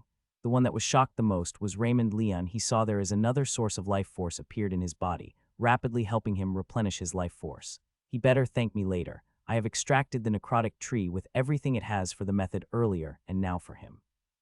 It now not only looked like near-dead condition, but it was near-dead condition. I better find a way to heal it within an hour, or I am going to lose it, which would be very bad. Old Snake, said Masla as it appeared in front of me, trying to be naughty, calling me Old Snake. I am Czar. Whatever of the Old Snake had left me been burned to ashes by Nirvana, I said, and immediately eyes of both Grims widened in shock. Though if you still consider me your friend, you are welcome to hug me, I added as I opened my arms, completely defenseless, but both Grims did not move even an inch. Instead, their auras exploded to their limit. It was not just that I felt another powerful familiar aura feeling it. A smile couldn't help but appear on my face. Another one of our old friends had come to join for a battle, I said, still not summoning my weapons despite seeing Enraz coming toward me with aura blazing. Zard, it's a good thing you have survived. I regretted not killing you with my own hand when the old snake dealt with you, said Enraz, the violet Crockman, as it had stopped behind me. Don't let your guard down. Enraz, it is saying it has gone through Nirvana, informed Champ quickly, which surprised it, and its expression has become serious as the other two. No wonder it was able to get rid of the side effects of merging, said Enraz, and its aura, too, exploded, and a huge bloodline phantom appeared behind it before merging back into its body, further reinforcing its aura. Kill this bastard, roared Champ, and all 3 of them attacked while I remained standing in my place.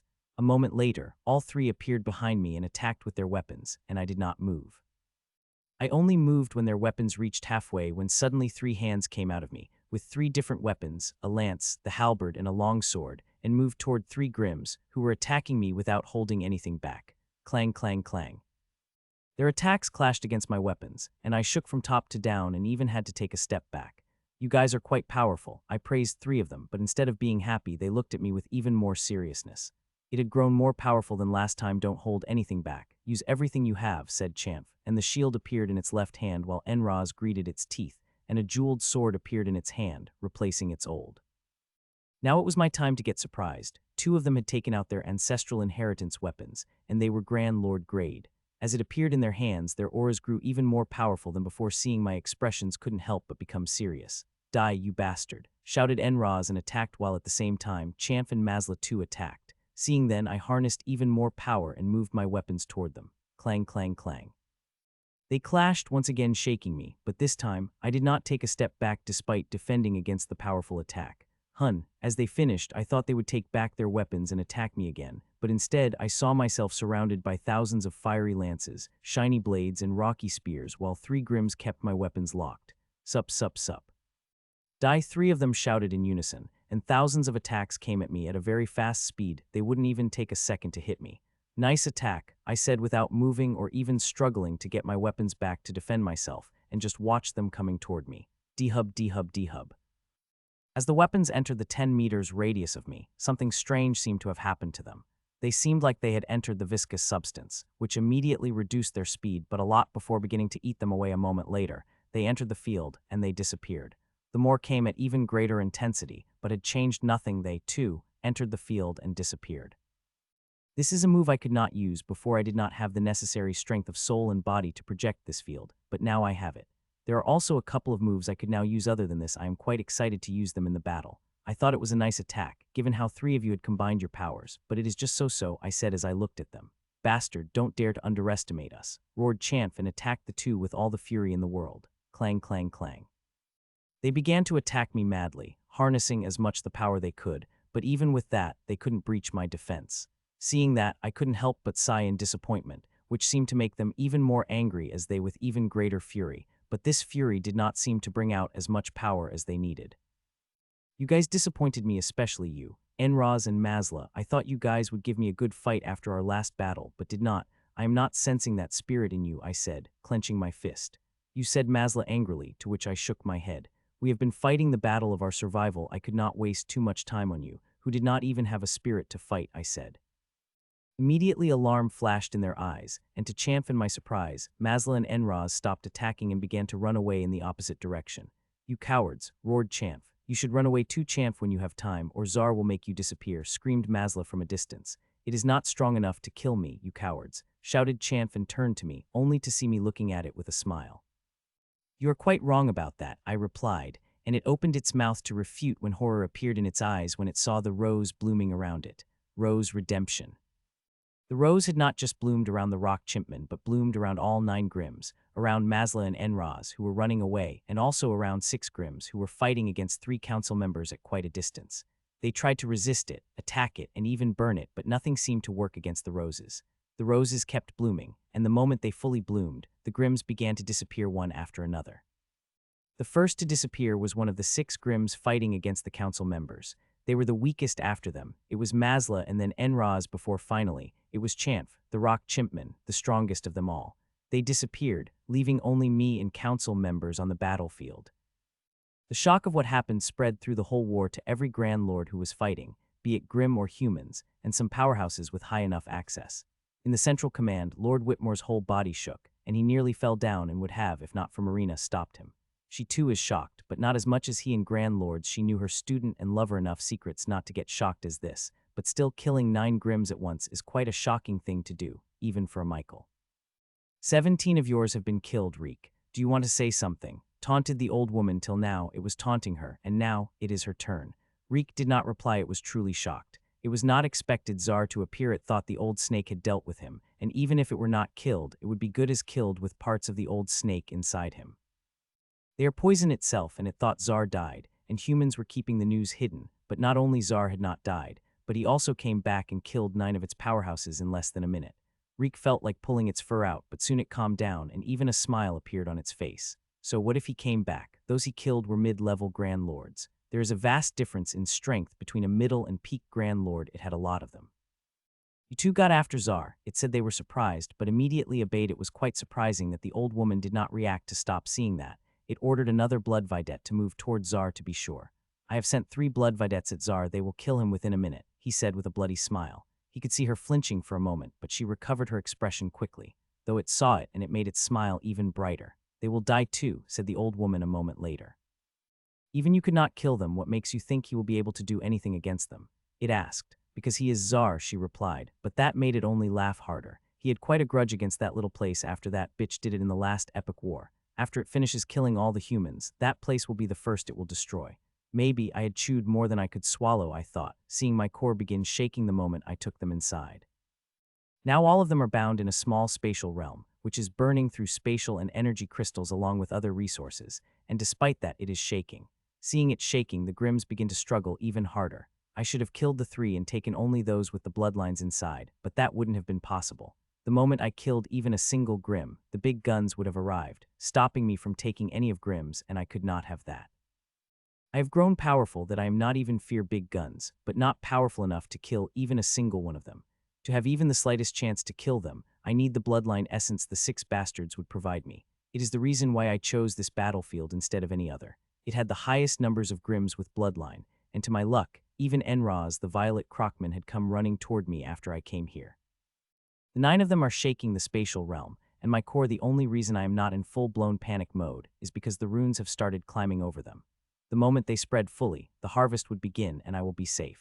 You guys leave as soon possible. It won't be long before the powerful appear, I said, and they seemed to be understood that too. They disappeared without saying a word. A moment after they left, the 2 presences appeared, and seeing them, a smile couldn't help but appear on my face. You guys did good, I said as Ashlyn and Nero appeared. Both of them had killed 5 Grim together, which was more than anyone besides me had done on this battlefield. Choo-choo. They are powerful already, but they will be even more after absorbing the essence of the 6 Grims. The essence always strengthened them more than me, as I had to share my essence with the mysterious tree, but they did not. Hun, As they appeared, Nero did something that couldn't help but surprise me. He turned into a puff of energy and merged into the spatial domain. The moment he merged with fully, the shaking began to lessen at incredible speed, till there was barely any, seeing that a relieved smile couldn't help but appear on my face. In a few seconds the big guns will come, and I should feel fear because there will look at one blood vidette, which is at the level of Lady Angela, but I am only feeling a little of it, as most I am feeling is sheer excitement. I had been stuck in a room for more than a month and needed the excitement earlier. When I said the Grims had disappointed, it was not just mock but also the truth. I looked at runes spreading into the Grims before turning my focus on the battles. Even after killing 9 Grims and sending the 3 to aid them, our condition was still very precarious. There were over 70 Grims, and even after killing so many of them, there were still more than 50 of them on the battlefield. Some of them are doing well, while others are barely surviving. The ones who are fighting against most Grims are Lady Atkins and Jonah. Both of them are fighting against 4 Grim Grand Lords. Lady Atkins is fighting through her water manipulation, while Jonah, my cousin, is fighting with her grand art, the Empire of Mist. She had been in the place where my mother was, and she returned, but my mother did not for some reason. I wanted to ask her for a reason for that, but I did not. She was fighting against 4 strong enemies. She needs all the strength she has without the slightest disturbance. My 2 mentees have also been doing great. They are fighting together against 6 Grand Lords, and they are doing good. Leonard is on the offensive, while Danielle is using her bubbles and power of inheritance together to defend against any attacks that come at her, and Leonard, she is also able to injure 1 Grim grievously. If not for others rescuing it, it would have been killed. Still, they are not the most dangerous battles, the most dangerous of them all being fought by Supreme Commander Leonard, Lady Vivian, and 5 old Grand Lords. Their enemies are the Blood Videttes and Peak Grand Lords. If anyone other than them faces against such enemies, they will not survive. I was watching the battles when I sensed the 2 presences, and a moment later, 2 Blood Videttes appeared. They are taking me seriously, I thought, seeing the 2 Blood Videttes, but soon my expression changed when I sensed the presence of a 3rd and couldn't help but curse inside me. 3 Blood Videttes, your boss much is really angry at me for sending 3 of you to me, I said as I looked at 3 of them with a smile, without a hint of heavy cursing that was going on in my mind. Don't overestimate yourself. Zar, you are nothing. The Grims you have killed were weaklings. We are the real powerhouses. We are the limit, said the Pigeonman haughtily. The avian Grims are quite rare among them Grims. Very few tribes of them exist in the world. It also did not help that we had wiped out a few. If I remember right, its name should be H-Sass. It was nearly killed by Lord Singh in the battle, but in a single month, a huge transformation had occurred in its power, and now even I have to be careful of it. You are absolutely right, H-Sass, they were weaklings, while you guys are the real deal, I said genuinely, truthfully, but it seemed to have made them angry. They seemed to think I was mocking them. Die, you bastard. It shouted, and a feathery saber appeared in its hand, and it came with a speed that broke away the space. It is not the only one who came at me. The other 2 are a Rhinoman named Togger and Bullman named Cheese. These bastards used to be so weak that I could have snapped in 2 with a flick of my finger, and now they are coming at me with attacks that could wipe me out from the face of the earth. 3 came, but instead of attacking me, they attacked something invisible. CLANNNG, CLANNNG, CLANNNG. Their attacks landed on my shields, making them visible and shaking them. I couldn't help but feel surprised, not because they had shaken my shields hard, but because they were able to discover it. Very few Grims have been able to do it. It is good that I have activated the shields instead of fighting against them, which I desperately wanted to do. These bastards are extremely powerful, seeing how they have detected my shields. I could not underestimate them. Matron had warned not long ago that be careful of these Videttes. They are different from the Grand Lord Videttes we have the information of. Their sensory powers are equal to Reek, and their reaction speed better than Black Videttes. The flaw they had was that they did not have much experience in fighting with this power. If they had the experience of Reek or Shale, they would have been in absolute terror. Break these shields, shouted the Pigeonman and attacked, and with it, 2 others Blood Videttes also attacked. CLANNNG, CLANNNG, CLANNNG. Loud ripples spread through my shields, but that is nothing compared to space that breaks away when shockwaves spread. These shockwaves have landed on the ground and turned the destroyed mountain into a fine powder. The river that used to be present vanished, so is the forest. Everything had been destroyed, and the more it destroyed. It is not happening just around me, but everywhere. The sheer destruction the battles are causing is humongous. It is damaging our world, but there is no other choice than fight these bastards. Only after killing them can we begin healing our world. Don't hold back, use all the power you have to crack the shields. The sooner we blast them to pieces, the quicker we will be able to kill this bastard, said Pigeonman. An aura so powerful I had never felt before came out it. The aura had destroyed the space into smithereens as it released from it, and moment later, 2 other Grims. They attacked, and it was a sight to behold as their weapons moved. They cut through the space so cleanly that not a single granule could leak, which is usually not the case, as spatial particles tend to scatter. CLANNNG, CLANNNG, CLANNNG. All three attacks crashed against my shields simultaneously, with such force that I shook despite being inside the shields. Crack.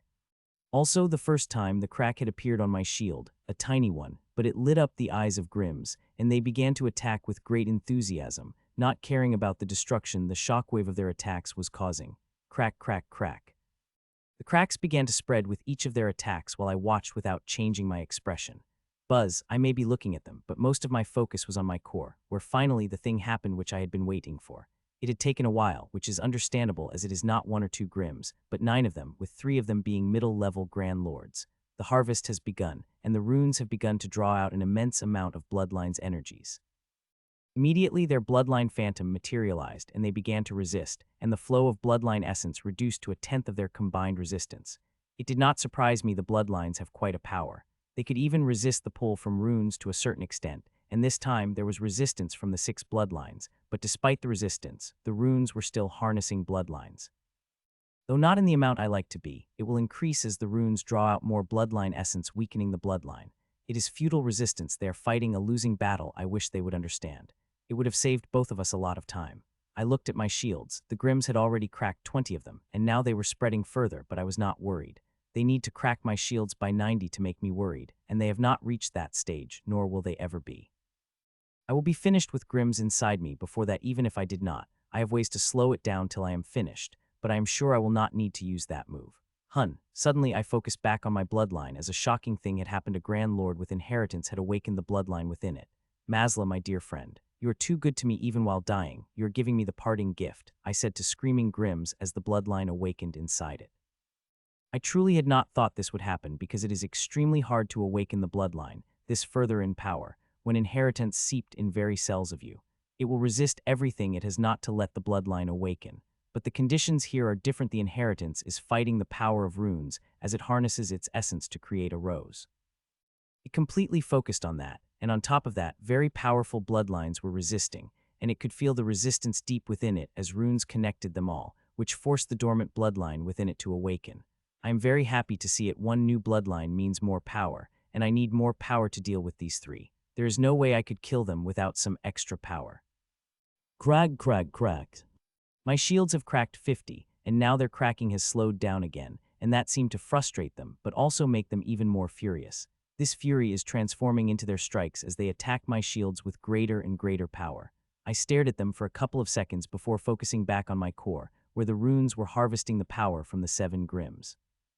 As for the 2 other Grims with the inheritance, they have already turned to dust, and their essence roses have been added to the formation around the necrotic tree. They will be used to heal it when the growth energy is released. The bloodlines are still resisting, but their resistance has grown much weaker. Now my runes are harnessing the humongous amount of bloodline essence from them. It is really immense, so much that I am just shaking at the thought of getting strengthening energy and growth energy. My core looked barren compared to what it looked when I fought against the old snake. There were very few trees which have the Grand Lord class resources on them. There used to be a time when nearly all the trees had the Grand Lord class resources on them. That time is not far away. The moment growth energy comes out, I will have trees filled with Grand Lord class resources. I was having these excited thoughts when suddenly, my expressions turned somber. The 3 blood videttes too had stopped, but they had beaming smiles on their faces. Caesar, while you have been hiding in the shields, your people are dying, said Taga. At least they are dying by fighting bravely, not hiding like a coward like you, it added tauntingly. I met its eyes but did not say anything. It is my fault Lord Kale died, not because I am hiding in the shields, but because I have called back Nero and Ashlyn. They were the ones keeping a lot of human Grand Lords safe, but now with them the danger had increased, and a human Grand Lord had been killed, but there was no other choice. I need both of them to consume the essence of bloodlines. It is the only way they can grow stronger quickly and deal with the bigger danger. If I had not called them, they might save some weaker Grand Lords, but some stronger would have died in the future. So no matter what I felt, I had to make the hard decision. There was no other choice. Seeing no response from me, the Grims have resumed their assault with even greater fury, but the progress they are making is slow, which is better for me. It won't be long before the runes harness all the bloodline essence, and the strengthening energy is released. I am waiting for that moment. Once again, I focused on my core and saw the changes that were happening here, especially the bloodline phantoms, which used to be majestic a few minutes ago, that I did not dare to look at their faces. I tried that, and I don't want to experience it again. The bloodlines are from the mighty being, powerful enough that destroying a world like ours is simple and effortless as breathing. They have imprinted their mark on the quintessence of the universe, which is why those with their bloodlines could harness its power anywhere in the universe. Sometimes I really feel jealous of them, as the bloodlines are the source of unlimited power. It is up to one how much they are able to harness from it. D-Hub. Another minute had passed when suddenly a snakeman exploded into the dust, leaving behind just an essence rose. Seeing that, a smile couldn't help but appear on my face. The essence of the first Grand Lord had been harnessed, and it won't be long before the essence of others got harnessed, and they turned to dust like this snakeman. I quickly moved the essence rose in formation. Covering the necrotic tree, I will feed it as many essence roses as it needs to recover and grow further. I need to make the tree generate as many life crystals and other important things as possible. They are extremely vital, and I feel like I might have need of them soon enough. D-Hub, D-Hub. A few seconds later, another Grims exploded, and then another right after that immediately. I transferred their essence roses into the formation surrounding the necrotic tree. It took around 20 seconds more before another Grim exploded, the last one, among the 6 Grims who had fought against 3 council members. Now, only 3 have the strongest. Their bloodlines are still strong. I am quite surprised by Masla's bloodline. It had just awakened, but despite that, it was only slightly weaker than Enra's. To be honest, when it had first awakened, I had thought it might be the weakest of all 7 bloodlines, and despite that, I was happy. Now I am ecstatic. D-Hub. Another 2 minutes passed when finally Masla exploded, leaving behind a very powerful essence rose, which too had gone to the necrotic tree. D-Hub. 1.5 minutes later, Enraz exploded, and then the power of all the runes concentrated on the Champh, the strongest among all 9 Grims. It is time for you to die, Champh, I said as its bloodline began to drain away rapidly while it let the silent scream of horror. D-Hub. Finally, it too exploded, and I immediately sent its rose to the necrotic tree and waited. Buzz. I did not have to wait for long, as the next second the strengthening essence I had never felt before rushed into my runes from the core, in such amount that my extremely powerful runes, which have become more powerful in Nirvana, became shake. Gasp. That immense power had shocked me like never before. A gasp of shock couldn't help but come out of it. It also surprised the Grims, who stopped for a moment before attacking with greater power, feeling something they did not like. The strengthening essence released through the runes and entered my body when a surprising thing happened. My body begins to swallow it like it has been hungry for years. It is swallowing the essence faster than the runes release. It shouldn't be possible. The only reason I could think of was merging with the substance before going through Nirvana, which had cleansed me to my deepest. In my body, the strengthening energy had been released, while in my core the growth energy was growing the plants at such speed I have never seen in my life.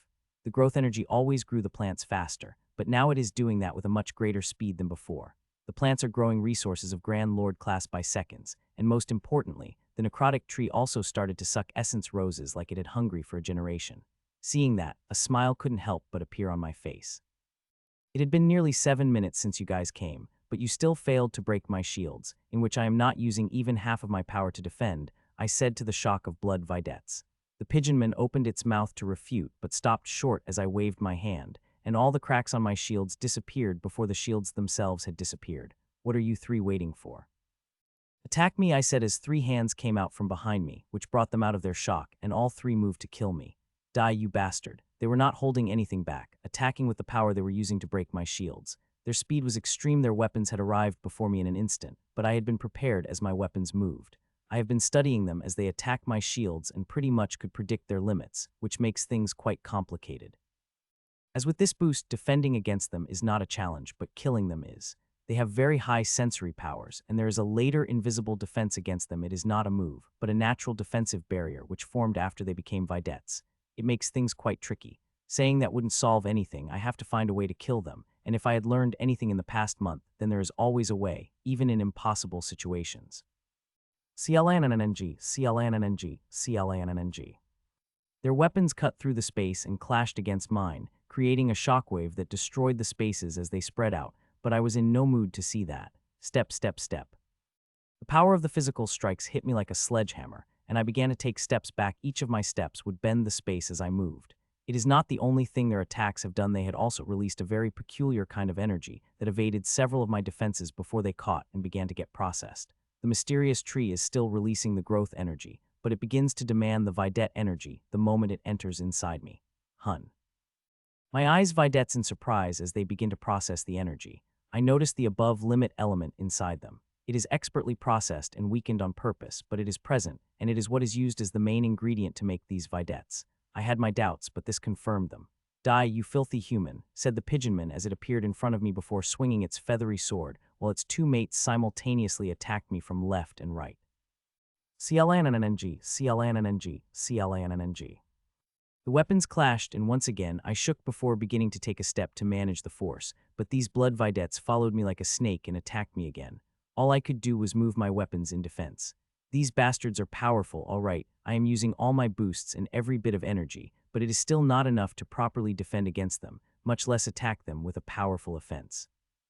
Once again, they threw me back, but this time, I took fewer steps back than before, as my strength had increased a little more.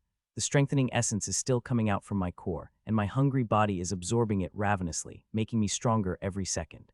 I should have waited till all the strengthening energy was absorbed by me, but I did not, as I wanted to fight these bastards, and even though they were suppressing me, I was having fun. "Try harder, I had not even vomited blood from your attacks," I said, and their fire of rage burned through the eyes of three Grims. "Die," they screamed as they attacked, and I moved my weapons to deal against them. They moved faster than before, and Grims noticed it as they increased the power of their attacks even further. CLANNNG, CLANNNG, CLANNNG. Our weapons clashed, crushing the space around us before they started to heal rapidly. The speed of space's healing is amazing. It barely takes a fraction of a second before it heals completely, but it just looked like but did not happen. Around 99.9 of space heals in a fraction of a second, while the rest, 0.1, takes a minute to heal, which makes teleporting in such a place very dangerous.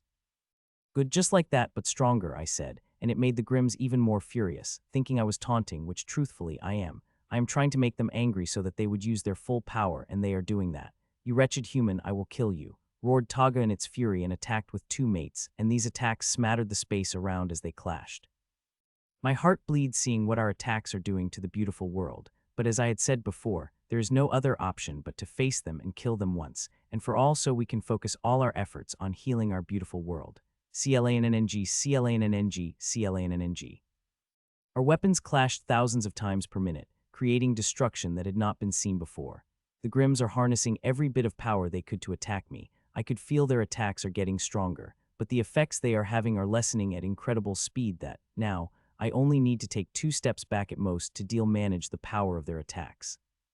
You should be ashamed to call yourselves the blood videttes you have above the element material in you, but you are not even capable of harnessing its power, choosing to remain in the confines of Grand Lord when you could easily break the limit with enough effort.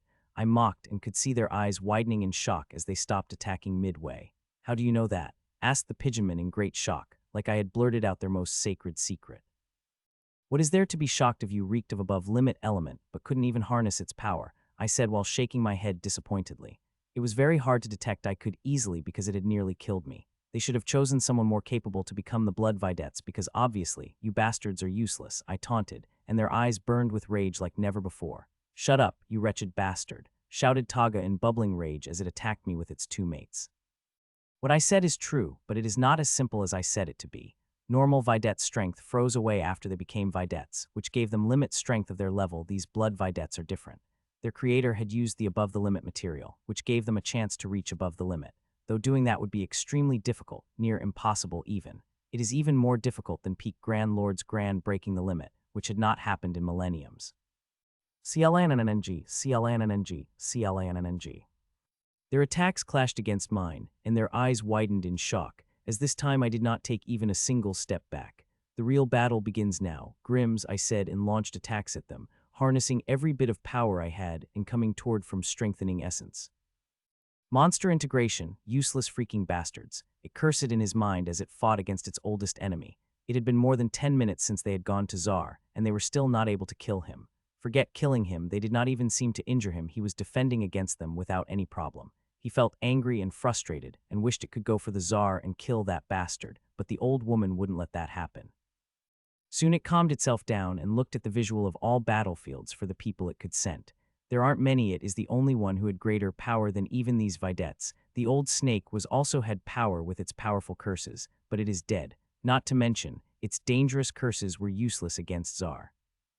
Could also not send out the blood vedettes. They are beating the powerful humans. Even a single one's disappearance would free the humans, and they couldn't afford that, especially against the three, who had gained the power of peak Grand Lords. It looked around for nearly a minute before it stopped on one battle. Yes, it would be perfect. Shale, go aid blood vedettes in killing Tsar, it ordered, but instead of compliance, it got the excuse. This bitch. It cursed and felt its anger rising, but soon it controlled that. Do this and I will give you that orb, it said through gritted teeth. He was in a dilemma on what to do about Shale. Now it is no more. It will die too, along with most Grand Lords. The only ones who will remain alive are a member of its tribe and blood vedettes who are loyal to it. Shale immediately accepted, and a few minutes later it disappeared. Shale is perfect before the blood vedettes. It was the third strongest after old snakes, but now it is a lot behind. But despite their limit power, the blood vedettes incapable of killing it. Like it, Shale to have a grand art, a very tricky one, which makes it hard to kill it. It could do it, but only because it too has a grand art, and it is more powerful. Its comprehension of its grand art is way above Shale. CLANNNG, CLANNNG, CLANNNG.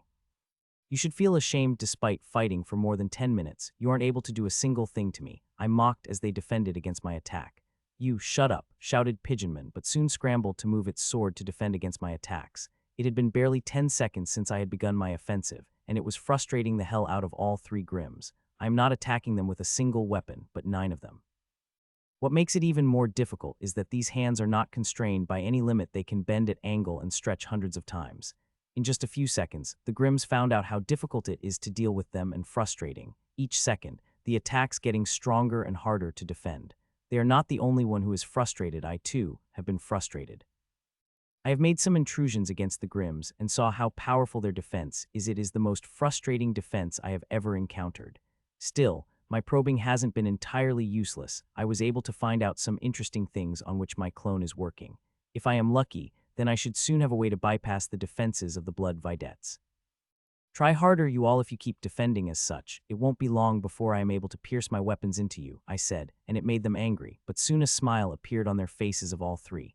You could try, but let me tell you, if we stand here and let you attack us, even then you will not be able to breach our defenses, said the Pigeonman confidently, and it is sort of right with the current strength I have, though not for long. The boost is still flowing through my runes and would be continued for a few minutes, but even it would still be hard to kill them directly. Thankfully, I am not dependent on that way like others. I have better ways, and once you fall into them, you can forget about surviving. Don't be confident, little Pigeonman. I have killed monsters like an old snake, and while you lot are difficult, I will kill you just like I had killed all the Grims I had fought, I said, and could see them shudder.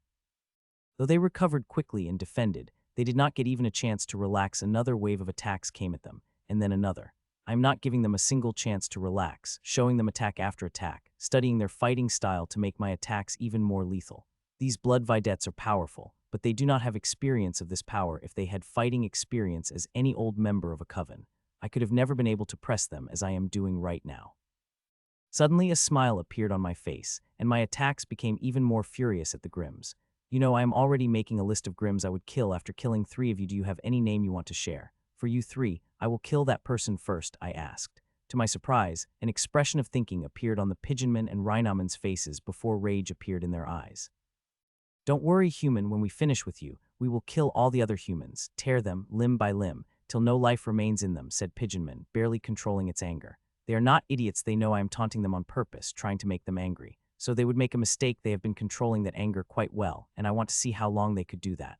Also, it is fun to tease them. I am not going to get this chance after I kill them eventually. Hun. I was fighting them when suddenly my eyes shot up, and one of my arms holding a spear moved up fast. CLANNG. A loud clanging sound rang out, and Shale revealed itself as she took a single step back. You have taken your sweet time attacking, I said to the foxwoman. Her fur was silky while and her huge body was graceful, that when not wanting to, I couldn't help but admire the creature she was. She appeared some time ago, getting closer to the power of her grand art, and what amazing art it is. If I did not have the advanced sensory sphere surrounding me, it would have been hard to detect her easily. It seemed like I had underestimated you, Tsar, it said as it looked at me somberly. Many tens to that, I replied with a smile while continuing to shower the 3 blood vedettes with constant attacks. Then they pay the price with their life, it said, and to that I nodded. But I will not make that mistake, it said confidently. Hun, a moment later after that, the 3 Grims I was attacking had simply disappeared without leaving the slightest proof. Transcendence illusion, I said with a smile. Everything is an illusion, Michael Tsar, even me, it said, and 4 attacks came at me while it continued to stare at me with a smile on its face. CLANNNG, CLANNNG, CLANNNG. My sword clashed against them, and even with the clash, they did not reveal themselves and attacked from a different place. You know, many people have paid the price for underestimating my grand art, it said. That I smiled. I am not underestimating it, I just don't think it is powerful enough to kill me. If your comprehension of your grand art had been at the level of the Reek, I would have feared you, but at the current level, you are not my match, I said, and could see its eyes flashing in anger. A moment later, its eyes turned normal, and the smile on its face became even bigger. Are you sure about that, Tsar? It asked, and the copies of it began to appear all around me, tens of them, which turned to hundreds. Each of these copies had different expressions, an aura of peak Grand Lord. The aura is so perfect that anyone would have a problem distinguishing them. If they had been just perfect copies of illusion, then it wouldn't be a mighty grand art. These are not illusionary copies, but they also possess the power of peak Grand Lord. Seeing the copies, my expression couldn't help but turn serious. This move is the most powerful Shale, but she rarely uses it as it is quite taxing to it, and when she does, it means she is very serious about her enemy. Die, Michael Tsar, it said with a beautiful voice, which did not have any hint of an accent. Sup, sup, sup. With its orders, hundreds of its copies have come, and one of the copies also held its real body, as the one who had been talking to me, obviously the copy. Not to mention, the biggest danger is that the blood vedettes have also been hidden inside. It would be very bad if they were able to land a strike. The 100 arms, I said inside me softly, and 110s of arms released from my back and shoulders, till their numbers have reached 101, with each arm holding a powerful Grand Lord class weapon. I had needed to raid the pyramid's armory for these weapons. CLANNNG, CLANNN, CLANNNG. The hundreds of copies came, and my weapons met them, and so began the clash, which had been rarely seen in war. Hundreds of copies of Shale begin to clash against my weapons, and it is not just copies that are clashing, but also the real body of Shale, which is hidden somewhere, and also the 3 blood vedettes. They have attacked me through the guise of different copies, and their attacks are powerful. If I did not defend each of them carefully, I would pay the price. So with the aid of a sensory spear, I moved, clashing against the copies, which did not seem to be disappearing after the clash as one might expect, instead continuing with the assault like a real being. It is truly a terrifying attack. Our Grand Lords would use their strongest offensive and defensive to defend against it. It could not use the attack for more than a minute, and usually left after the attack as it thoroughly tires it out. It is not surprising to launch such a massive attack. It would need colossal energy that even grand arts couldn't provide without a limit. It's a good attack, Shale, but you would need to do something better if you want to have a chance against me, I said while defending against thousands of attacks her copies were launching at me every second. Hun, I will give you something better then, it said, and immediately my expression became serious when I saw the changes appearing in the copies. Till now, nearly all the copies had used a similar attack, but now all of them have begun to use different attacks, which makes defending so much harder. It is already quite hard to control 100 hands. It is no effort for me too. It is not a traditional powerhouse, but Shale is second to Reek in experience, and fighting it is extremely dangerous when every copy of it uses a different method. Within a second of it, 3 copies broke through the defense of 100 arms and came at me, and to meet them, 3 came out of me and moved toward them. 100 is not my limit. It is not even half of what I could bring out, but the more I bring out, the higher it is for me to control them. Though bringing a few over 100 wouldn't strain me, I still should limit them, or it would begin to affect my defense. CLANNNG, CLANNN, CLANNNG. My 3 new arms clashed against the 3 copies, and I felt such physical force I have not felt in any battle. It was immense. It shook me from head to toe and nearly forced me to take a step back. As they clashed, the copies moved toward me without stopping, while my 3 hands were too slow to stop them. You will die, Tsar, said the copy coming from the front, and soon transformed into the pigeonman, which swung its huge feathery weapon at me. Other copies had also been transformed into the blood vedettes and swung their weapons at me. I poured my power into the hands and moved them fast as I could. Their speed increased, and they began to catch up to blood vedettes fast. They were about to when suddenly everything changed around me, and I found myself in a flowery paradise. There are giant beautiful flowers around me, and a milky white sky through which large swaths of water are falling. The most beautiful of them all is a throne made of flowers floating in the sky. It is a very beautiful thing, and on it is languidly sitting Shale, and now is looking at me lazily from above. So you could use this move, I said. Till now, she had not used it anyone. Though we have data about it and know how dangerous it is, the last Grimm who could use this move had cut off the hand of Ramona Hawthorne. Yes, I have been saving it to use against Reek, it said without any reservation. Wise move. With the information we have, you all will be pretty useless to him after the war, I said as I tried to fly toward it but found out I could not, so I began to walk slowly. I have to say, the illusion of the grand art is realistic, so much so that I could smell the flowers and feel them. I could barely spot any difference. No wonder the last Grim who could use this move was able to kill so many of the Grand Lords. You did not seem to be worried about getting out. Most people who fall into my illusions would first try to get out, it said. Why would I be worried?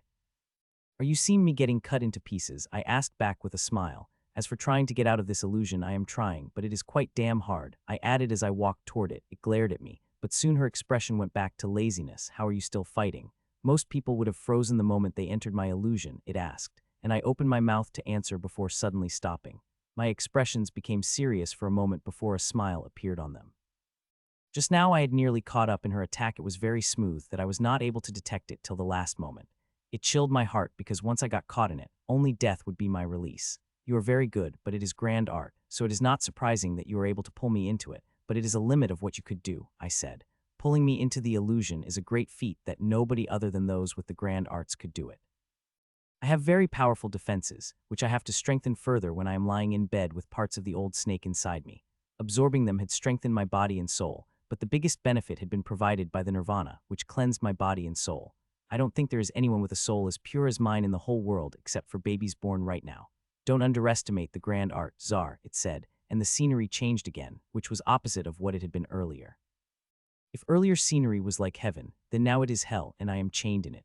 It is a world of lava and fire everywhere. There is lava and fire coming from the sky and ground while I am hanging in the chains above the lake below me and breaths of fire coming from the sky. It again is sitting on the throne, but it is no flowery throne, but made of volcanic rock, with the crown of fire sitting across its head. My grand art has the ability to transcend illusions and make them a reality, and I will show you how real they could be, it said, and lava from the lake and fire from the sky came at me.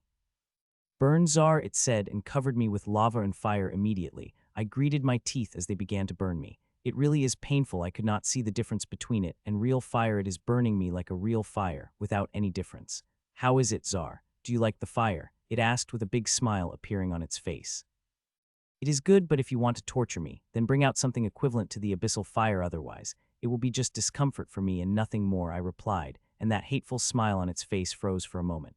So arrogant, I will see if you remain as such. You start to bath in lava and fire, it said, and the lava from the lake flew up, and even thicker fire came at me. Soon, both of them have submerged me, covering every part of me. I began to burn, and it was painful, so painful that I wanted to scream, but I controlled myself. I was burning in a fire when I finally received the real injury. The pigeonman Bloodvidette had finally been able to land a strike on me. I was able to move away on time, that its feathery blade had only nicked me, but that nick had left a pretty huge, gaping hole in my stomach with energies that wanted to swallow it all. Still, it was stopped in my tracks by my rule. It rapidly weakened its power, and soon, the boost still flowing through my runes began to heal injuries with my own healing injuries. The boost is nearly empty. It will last for another minutes before it ends. It gave me a huge boost in confidence, and I will kill them. Now, are you feeling pain? It asked as it covered me in a fire and lava. It is painful, but as I had said, you will have to bring out something at the level of abyssal fire to shake my heart truly, I said with a laugh. I want to see how long you can continue, laughing, it said, and the fire and lava around me became even denser that they began to burn my flesh till the bones could be seen from it. It is a horrific experience and sight that will break anyone psychologically, but I held on. As this is not the only fight I am fighting, outside this illusion is a main battle, which I am barely surviving with constant attacks of it and its copies and also of the 3 blood videttes. It is hard to manage both things together, but there is not really a choice. It is grand art as I am dealing with, and trying different methods to deal with it, but nothing seems to be working for me to get out of this illusion. Still, I am trying. There are thousands of ways, and I am sure some of them will work, or I will have to survive till it has lost its energy. It is using very powerful moves on me. It is attacking me with hundreds of copies, and also puts me in an illusion, which is likely to consume more of its energy. It had already been more than minutes since it was doing that it was supposed to limit, which obviously was a lie like everybody else. It was also hiding its power, but even if it was hiding, there was a limit to it. It will not be able to continue forever. There is also another way, which is to kill it directly, which is easier said than done but felt like the easiest of all 3 ways. I was just thinking that when another attack struck me, making an even bigger hole in my body, and this time there was no strengthening essence. It had been fully absorbed a few seconds ago. Still, my methods are weaker once again. The rule of mortality covered the wound before healing power rushed into it. My rules have merged, and representation has disappeared from my core, but their power did not. I could access it through the rule of mortality, which it is made of, and now its power is much stronger than before. So I mixed the healing attribute of the mortality, and my wounds began to heal, pushing even above the limit substance back before containing it in my armor. The rule of mortality is complex. It could do things that not any rule of 3 grades is capable of. I wish I had at least a day with it. Without any disturbance, I am sure it would have brought a huge change. It had already brought a huge change, and everything went all right then. It would help me kill these bastards. Stop struggling, Czar. Accept the embrace of death. It will relieve every pain you are feeling. It said with a voice that was able to sway even my heart. I nearly took action before stopping. If you like the death so much, you are welcome to join it. I will even lend you a hand, I said, and I could her eyes raging in anger. This time she did not speak. Instead, she materialized even greater fire and lava around me till it formed a huge thick sphere, with me as its center. There was not much change in the pain. It had reached its limit. It could not make the flames even hotter, as I had. Even grand art had limits. Its comprehension is not high enough to produce flames that could break my mind. I have read about this art of shale. It is extremely powerful at one stage. It could make even an illusion a reality.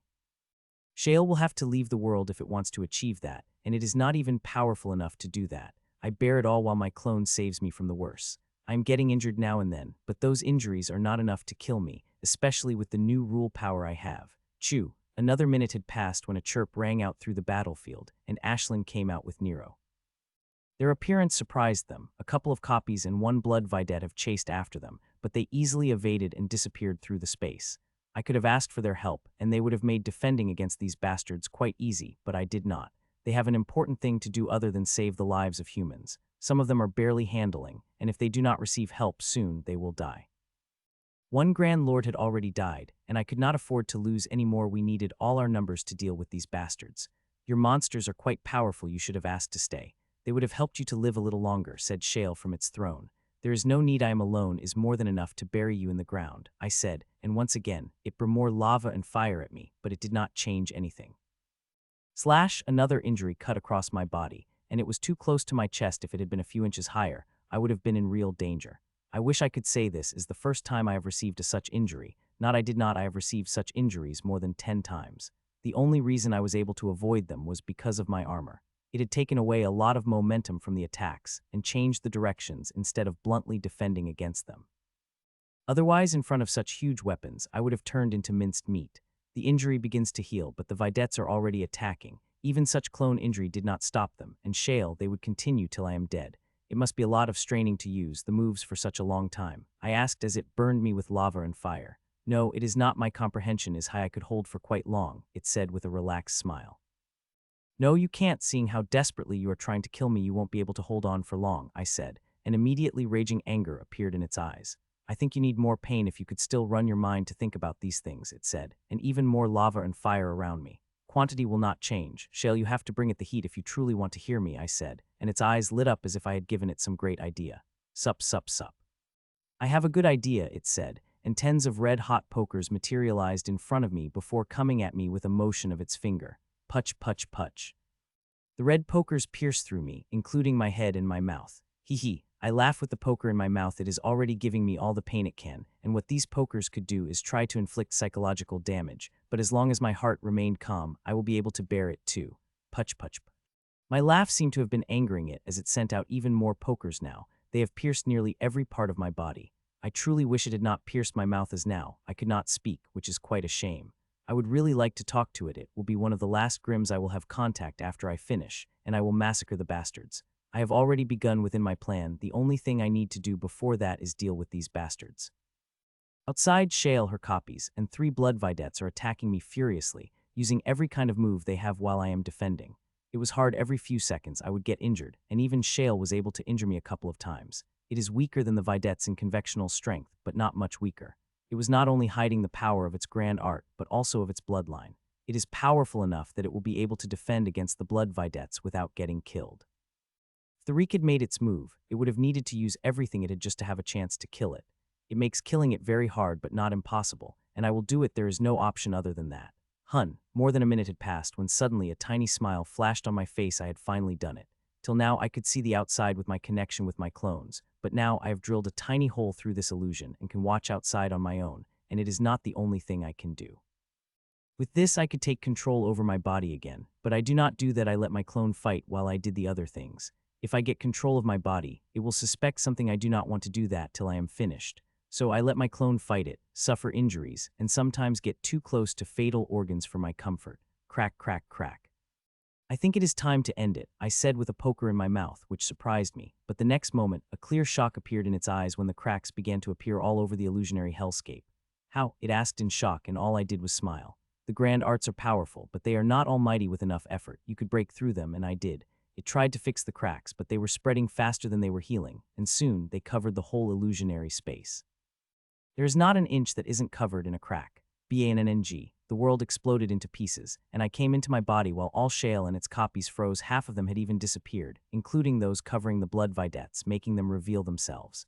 It had received the backlash, which is what I wanted. If I wanted to, I could have broken through a minute early, but I waited, make my preparation as such that I could give it a biggest shock possible. Its purpose is not only to get a backlash, but something greater, which I have achieved. It was hard, but I finally did it. You bastard, I will kill you, said all the copies, and they came at me, including the 3 vedettes, which again transformed into the copies of shale and mixed among all the copies, making it very hard to know where they are. CLANNNG, CLANNNG, CLANNNG. My arms moved and began to clash with the power that had not been revealed on this battlefield. It surprised the Grimms, but it gave them pushed with even greater power. Now, I said, and 3 weapons moved. The spear, sword, and lance targeted the single copy, which was a real body, and they moved with speed that was far above my other weapons that were seeing that the eyes of shale couldn't help but widened up.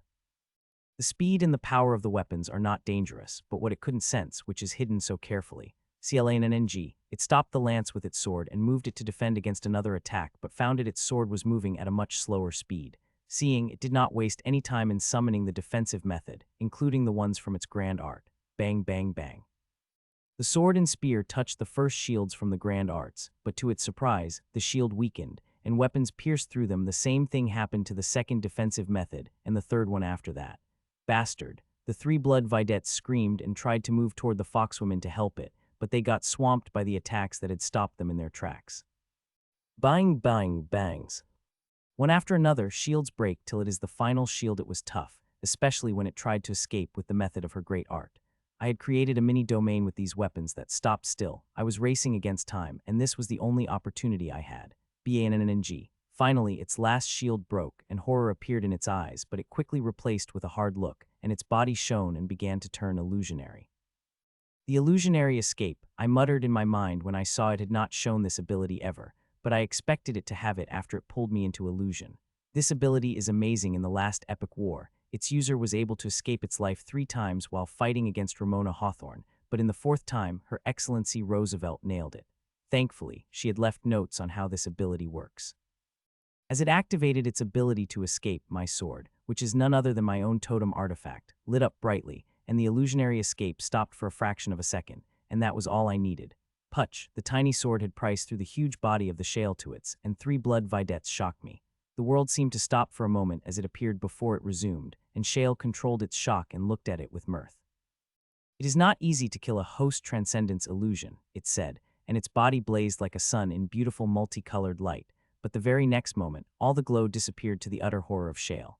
It is when you make all the preparations, I said to it, and it opened its mouth to respond, but before the words could come out, it disappeared. One of the most powerful Grimms in the world had died. Someone who even Reek would have struggled to kill had died at my hands. Now, boys, the distraction has disappeared. Should we continue with our battle? I asked the 3 blood vedettes who had unconsciously taken a step back. I could feel them checking out the space for a most stable part to escape when the bodies of all 3 of them shuddered. A great fear appeared in their eyes, which surprised me before it transformed into a rage at me. Bastard, we will kill you, they shouted in a fury like never before and came at me. Hun. The sudden change in them had shocked me a moment ago. They were ready to escape, but now they had thrown their lives at me. Something seemed to have happened, which made them stop. Even if it had not happened, I wouldn't have let them escape. I had already made the preparation to stop them from escaping if they tried. CLANNNG, CLANNNG, CLANNNG. I met their fury with a smile, and to make it even angrier, I began to reduce the hands rapidly till only 9 had remained. It made their eyes blazed in even greater fury at supposed disrespect, which I had done intentionally. Try harder, little Grimms. I had even reduced the hands for you. Even then, you are not able to land even a single attack at me. I mocked without holding back, hearing that made their bloody eyes even bloodier. I wish I had rules related to anger as I had related to the killing. I am sensing a very peculiar flavor of killing intent from them. It is filled with fury, but there is also an equal measure of fear, and this fear is not targeted at me. They fear someone more than me. It is likely why they are still fighting instead of escaping like they are trying to do. Well, I am glad, as it saved me the trouble of stopping them, and now I could direct that energy into doing important things, like killing them. Czar, I promise you the moment I had you, I will begin to torture you and will not stop till your mind has been broken, said the pigeonman Bloodvidette. I had heard that over 1,000 times try something original. I am sure you guys could come with that, I said, and the rage in their eyes flared further. They attacked me in a fury, and to my surprise, the pigeonman began to harness some power from the above-the-limit substance that had been merged with it. I could clearly feel that increase in its strength and the vidette force it was sending toward me.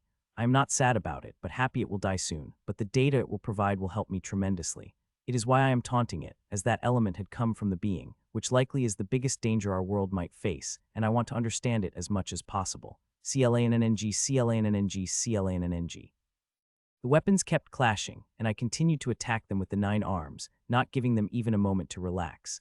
Buzz, a buzz rang out in my mind, a smile appeared on my face, and harvesting began. The quality of the bloodline energy is above that of even Chanf.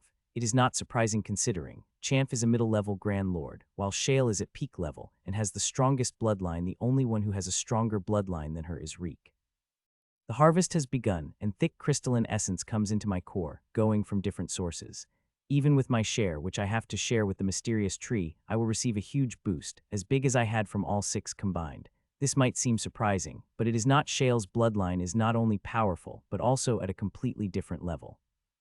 It is said that the bloodline of the White Foxman tribe is as powerful as Golden Fire werewolves. It only seemed slightly weaker because the Golden Fire bloodline is pure offensive, while White Foxman tribe's bloodline focused on illusion. Though no Grim dared to say it openly, even White Foxmen, fearing the wrath of Golden Fire werewolves, who were always stronger. The harvest continued as I fought. I had even silenced most of the connection with the core, especially that of the foxwomen's screams. They feel like humans many times. I wanted to stop the harvesting. It is all struggling hard, despite being alone, shaking the confines with the power of her art and bloodline combined. Thankfully, before leaving, Nero had left something that stabilized the spatial realm. It is still shaking, but not at a dangerous level as before. A few minutes passed, and the harvest had come to an end. It won't be long before I started to get the strengthening energy. The moment I finish absorbing it all, I will start killing these bastards. It is the reason why I had chosen to kill Shale before these bastards, to be it was more valuable than these blood videttes. These blood videttes are important, too, especially to the mysterious tree. I was waiting desperately for strengthening energy while dealing with this bastard when suddenly my expressions changed, not only mine's but also Grimm's, and like the rest of the battlefield, we had stopped fighting. The thing began to shine, and it was not shining dimly but brightly, which it only does when the final batch of people came out. Monster integration, freaking bastard. Once I deal with this bitch, I will kill you with my own hands. It was cursing loudly in its mind. It had been a few minutes since the Shale disappeared. Killed would be a better word since nobody who had been killed by Czar had ever come back. It was cursing while fighting old women when suddenly its eyes lit up as a projection of a thing shining appeared in front of it. For the first time since Shale died, it had smiled. It had been feeling angry at its death, feeling it might need to go to Czar to kill it, but now it might not need to go as the final batch had arrived. The final batch that came out of the thing is always the most powerful, with a few of them being the peak Grand Lords. There are some very promising had gone there, especially 3 from its tribe. They had a special blessing with it. Their advancement would have skyrocketed, that 1 or 2 might even have gotten strength close to it. It is exciting, especially as the end of humans is just minutes away. Buzz, hahaha, do you see that, Czar? The final batch is coming historically. We always have double or more people that came out in the final batch. Once they join the battle, we will slaughter you all, starting with you, said Pigeonman with a laugh, and at the same time the harvest had stopped and the core had released the strengthening energy into the runes. I would have been extremely happy if not for this happening. I'm very close to killing these 3 bastards, but now there will be interference, and this bastard had said the interference would be seriously interfering. Nero had gone there sneakily, and I told him to take out as many as Grimm's with his power and abilities. It won't be much of a problem. I watched with bated breath as the powerful, strengthening energy filled every part of me, making me stronger. I do not doubt that once I finish absorbing it, I will be strong enough to take these bastards. If it is not enough, I will harvest enough Grimm's to get the strength I need. That is the reason why I sent Ashlyn and Nero out late, and why they have not started killing Grimm's.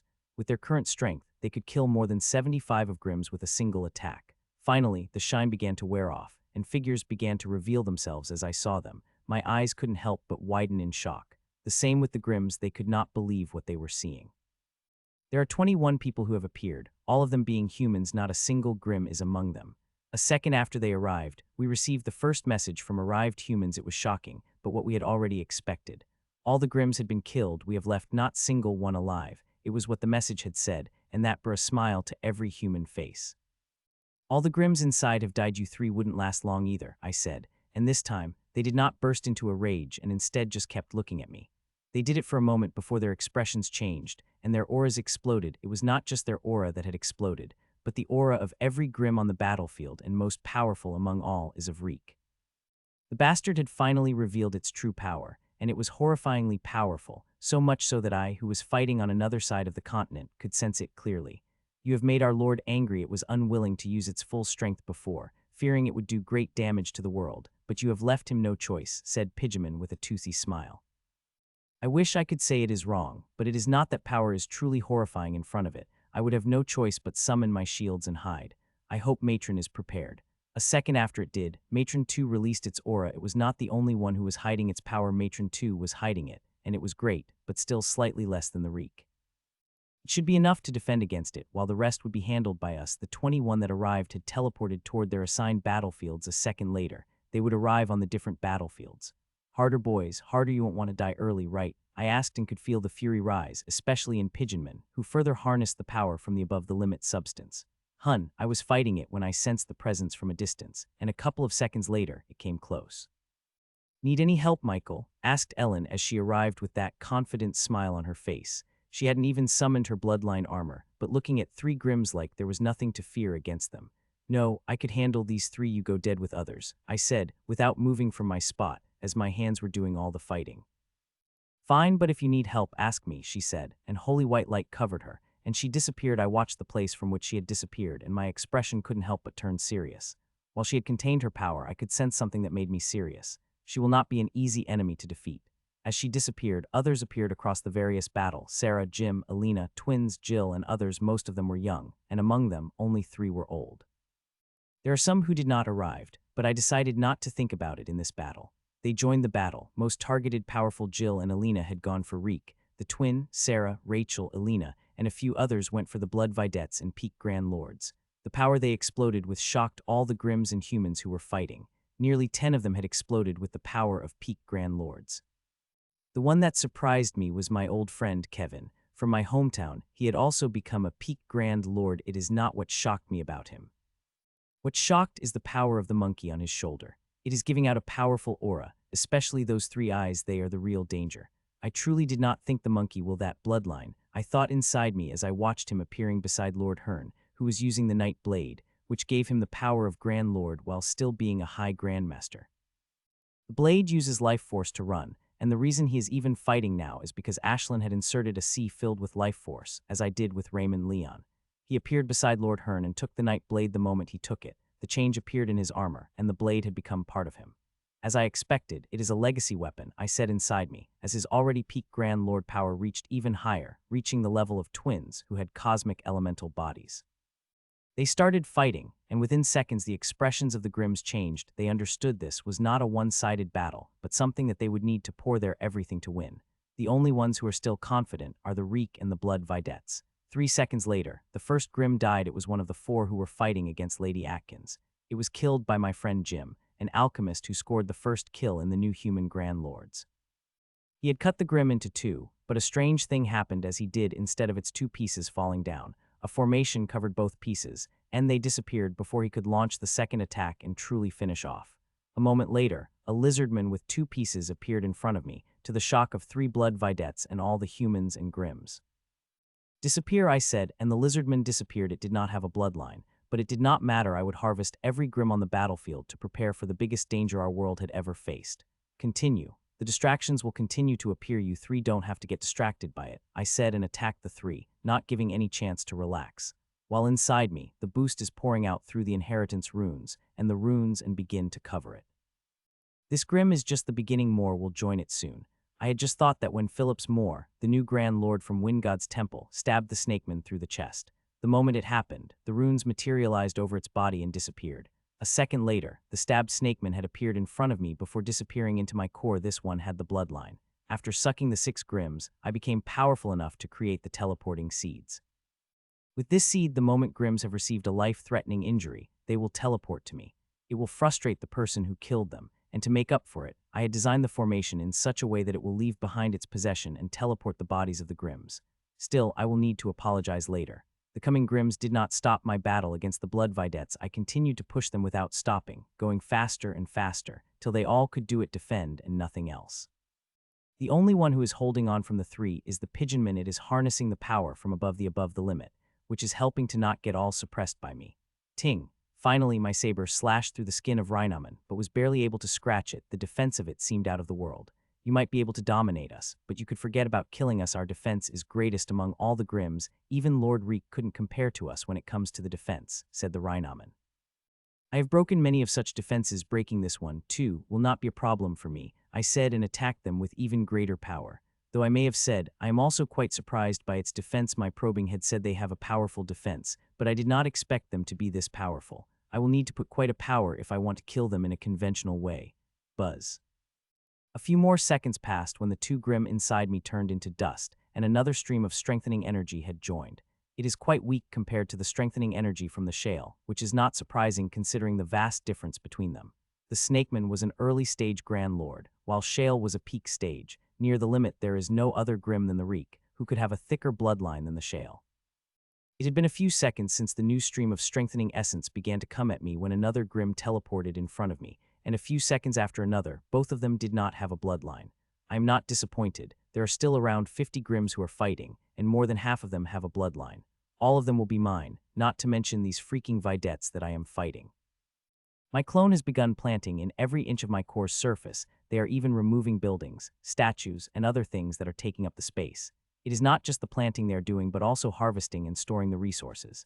Thousands of boxes are getting filled with resources of every kind. The growth energy is producing them, and I am harvesting them, especially the Grand Lord class resources. They are the ones that will truly help us. I just hope we will have enough time to use them. A minute passed when a crocman appeared. It had a huge hole in its chest, but at the last moment my seed inside it could save its bloodline core. It is the thing that had its bloodline. If it had been destroyed, the grims would have been useless. It had disappeared into my core, and second later got acquainted with runes which it had tried to resist, but like all the grims, it was unable to slow them down, even for a second. Czar, what do you do with all the grims you made disappear? Asked Pigeonman suddenly, in a rare serious voice without any hint of rage and fury. I was going to give it a conventional answer that I did to all the humans and grims, but stopped and thought for a moment before opening my mouth. I use them as fertilizers. I have some trees that use you grims as fertilizers. They like them alive especially. There is one, the most powerful of them all, which love you videttes. It swallows every bit of you without throwing out even a single bone, I said, and could see all 3 grims shuddering. Not only these videttes shuddered, but also the grims and some humans. I have spoken loud enough, without any protection, that sensors on both sides could pick it without any problem. I had just finished answering when another grims appeared in front of me, this one too with bloodline, and disappeared inside me, making the videttes shudder even more. Tang tang clanng. Don't worry you guys, you will join the rest soon enough, I said, and attacked, with 2 of my attacks striking against 2 videttes, giving them scratch which began to heal, disappearing completely a moment later. The only one who is still defending is the pigeonman, who is under this extreme stress, harnessing even more power. Seeing that, the killing intent in my heart blazed even brighter. Earlier, I used to think this bastard was one weakling, who became videttes and gained this power they would not have gained otherwise. I was a little wrong, at least about this pigeonma. It has a talent. It seemed to have understood how to harness the power hidden in it, and if given enough time, the bastard would definitely become a threat, even bigger than Reek. I cannot let you leave the battlefield alive, or it will become a huge threat for us, so huge that nobody will be able to handle it. So even if I have to burn my essence or have to use my most secret move, I will not let the bastard leave. Unlike its 2 friends, it also did not want to leave. A fire was burning its eyes. It had found a way, and now it wanted to use this strain to gain the maximum power it could. I am familiar with Marina, and often say that I have certain looks appear in my eyes when I am trying to do something that is very dangerous but also extremely beneficial. Having fun, harnessing the power, I asked, and it couldn't help but surprise it. Don't be surprised, it is clear what you're doing, I added, and I could feel it calm down before a toothy smile appeared on its face. I will make you even more proud by killing you and eating your flesh, it said hungrily. Easy there, it seemed like a little bit of power had gone over your head. I think it is time to tell you who the boss is, I said, and the speed and strength of the 3 arms attacking it became double, alarming it immediately. Soon, the bastard got the alarm in control and began to view the vines as a challenge, and as I had expected, it began to harness the power even more ravenously. Buzz. As this was happening, the grims inside me turned to dust, and 2 more streams of strengthening essence had entered my runes and started absorbing into my body and soul. My body had absorbed a lot of strengthening energy in a short time, but despite that, there was not the slightest reduction in its hunger. Instead, the hunger had increased further. The nirvana had cleansed my body, but also increased its hunger. My body is now absorbing the strengthening energy without getting overwhelmed. Once upon a time, the core used to need to slow down the flow to let my body and soul absorb the strengthening energy, but now everything that came out of runes gets immediately absorbed. It made me quite curious about the amount of strengthening energy I will need in my body to let it feel overwhelmed. It will be fun to find it out. CLNNNG, TINNNG, TINNNG. I kept pushing against the grims, more like beating them. The 2 blood videttes were barely able to defend against me. The only one who was still hanging was the pigeonman. It is still harnessing the power from the above-limit substance as I carefully push it. The substance contains huge power, and the pigeonman had learned to harness it. It had grown more powerful than before. If it had attacked me with this strength it was defending against me at the beginning, it might have been able to break my shields. Buzz. As I was fighting, 3 or 4 grims inside me turned to dust, and 3 new streams of strengthening energy rushed inside me. Till now, 22 grims had been killed by others and teleported to me before I took them inside and began harvest them. They are increasing my strength by seconds, and growth energy has been producing so many resources that even 2 of my clones are not seem to be enough to manage it despite them having complete control in my core. My whole core had turned into a farm. I had taken out all the buildings, storing the storage so that I could plant on every surface I could find. My clones have been planted in the whole core, and now they are removing many plants and planting different plants in their place after they harvested the required resources from this plant. Over the years, I have amassed a truly large collection of seeds of many important resources that would bring tremendous help. The space in my core is too small to plant them all. I could not even plant 0.1 of them, but I am trying. With this unlimited growth energy coming to me from a constant stream of grims, I began to grow resources. After I harvested the required amount, I would replace them with the others, remove them, and plant other resources. Quite a lot of growth energy is wasted through it. It requires a huge amount of growth energy to take any plant to take Grand Lord level, but after I harvested, I would remove them and plant a new one, doing the same thing again, a minute or 2 later. They would not waste. Many of the trees are useful, and some contain immense herbal energies that could be used for many purposes. As for the plants which could not use for any purposes, I would be able to use them in my art. It takes any kind of plant. The only condition it had is the plant needed to have herbal energy, and these plants have that. Another grim was killed, and it appeared in front of me. Its neck was decapitated. It would have killed the bearman, but my seed threw invisible strings, keeping it connected. Though not for long, at most a minute, which is enough for me to harness the middle-level bloodline of this bearman. I sent it to my core without stopping, and unlike before, the blood videttes did not get startled by it. They had seen it too many times to get startled. It had been a second since I took the grim inside when a change occurred on the battlefield. The grims begin to run, abandoning the battlefield. At first, it was Tigerman fighting Lord Singh, and a second later, it was Hyenaman fighting Lord Sylvian, and after that, it was 4 more. Others also begin to try to retreat, but humans are holding them. 2 were killed and appeared in front of me before entering my core. The grims have begun running, and now there is no holding them back. I thought as I looked the running grims, but I would not let that happen. Not a single grims would be able to leave alive. Nero, Ashley, kill them. I said I have prepared for this. I will die at your hands, then die by the hands of humans and disappear in some hellhole that Tsar is sending, said Eker as it ran away. It is not the only one who is running away. All of them are, except for blood videttes. I will say it: if you run away, I will kill you all most torturously with my bare hands. It roared the threat, but unlike before, it was not working. It was not even able to stop them, even for a moment. It is angry and shocked. It had been an hour before the victory seemed certain. They were killing humans, and with each kill of a human they got closer to victory, but that stopped when Tsar arrived. That freaking wretched bastard. It is truly regretting not taking action itself when it had a chance for years, and now he had become such a huge threat that only now it could kill the bastard. The minute he had arrived, he had killed 9 grims within a minute, and then it was Shale. Still, even then, the losses were manageable till that freaking thing began to shine and brought out all the humans. It is still having a hard time believing that all its people have died, even members of its tribe, which had powerful blessings with them. It is still holding on to hope, but that hope is rapidly decreasing. especially when one sees one after another Grimm getting killed by these new humans, and then strangely teleporting to the Tsar and disappearing. I think this is what broke the last straw. Most Grimms do not fear death if there is a purpose or heroic, but they are not getting killed directly, but disappearing into Tsar, and that is scary for them. The unknown is always scary. It still continues to scream threats at them while fighting against the 3 human bitches. 2 that had arrived were shockingly powerful, more powerful than its old enemy, faintly weaker than it.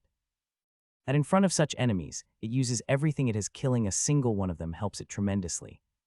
It was fighting the 3 and screaming threats when another change appeared on the battlefield. Tsar's monsters, which had been silent for a while, appeared in front of Grimm's and began to burn them and swallow them, but this was not what shocked it the most. What shocked it was them teleporting through the broken spaces, even it did not dare to do that. People as powerful as it had died, trying to teleport through the broken spaces.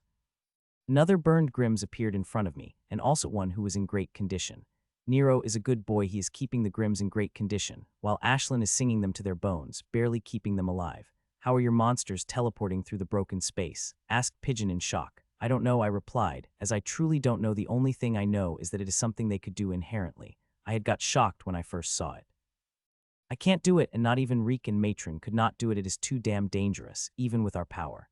Even now, when Grimm teleported to me, they teleported to the unbroke space while 100 meters from me. Space might be broken like a mirror around me. It was great. I have created a field around me, which is keeping the space stable, which is why I have not moved from my place, only fighting through my strings hands, not through my own hands. I don't like it, but you sacrifice some to get some. The running away had stopped. The Grimms understood the futility of it. There is no escape. If they ran, the 2 monsters would catch them before they could even cross into the safe space and teleport, and the 2 monsters only needed a single attack to finish them off.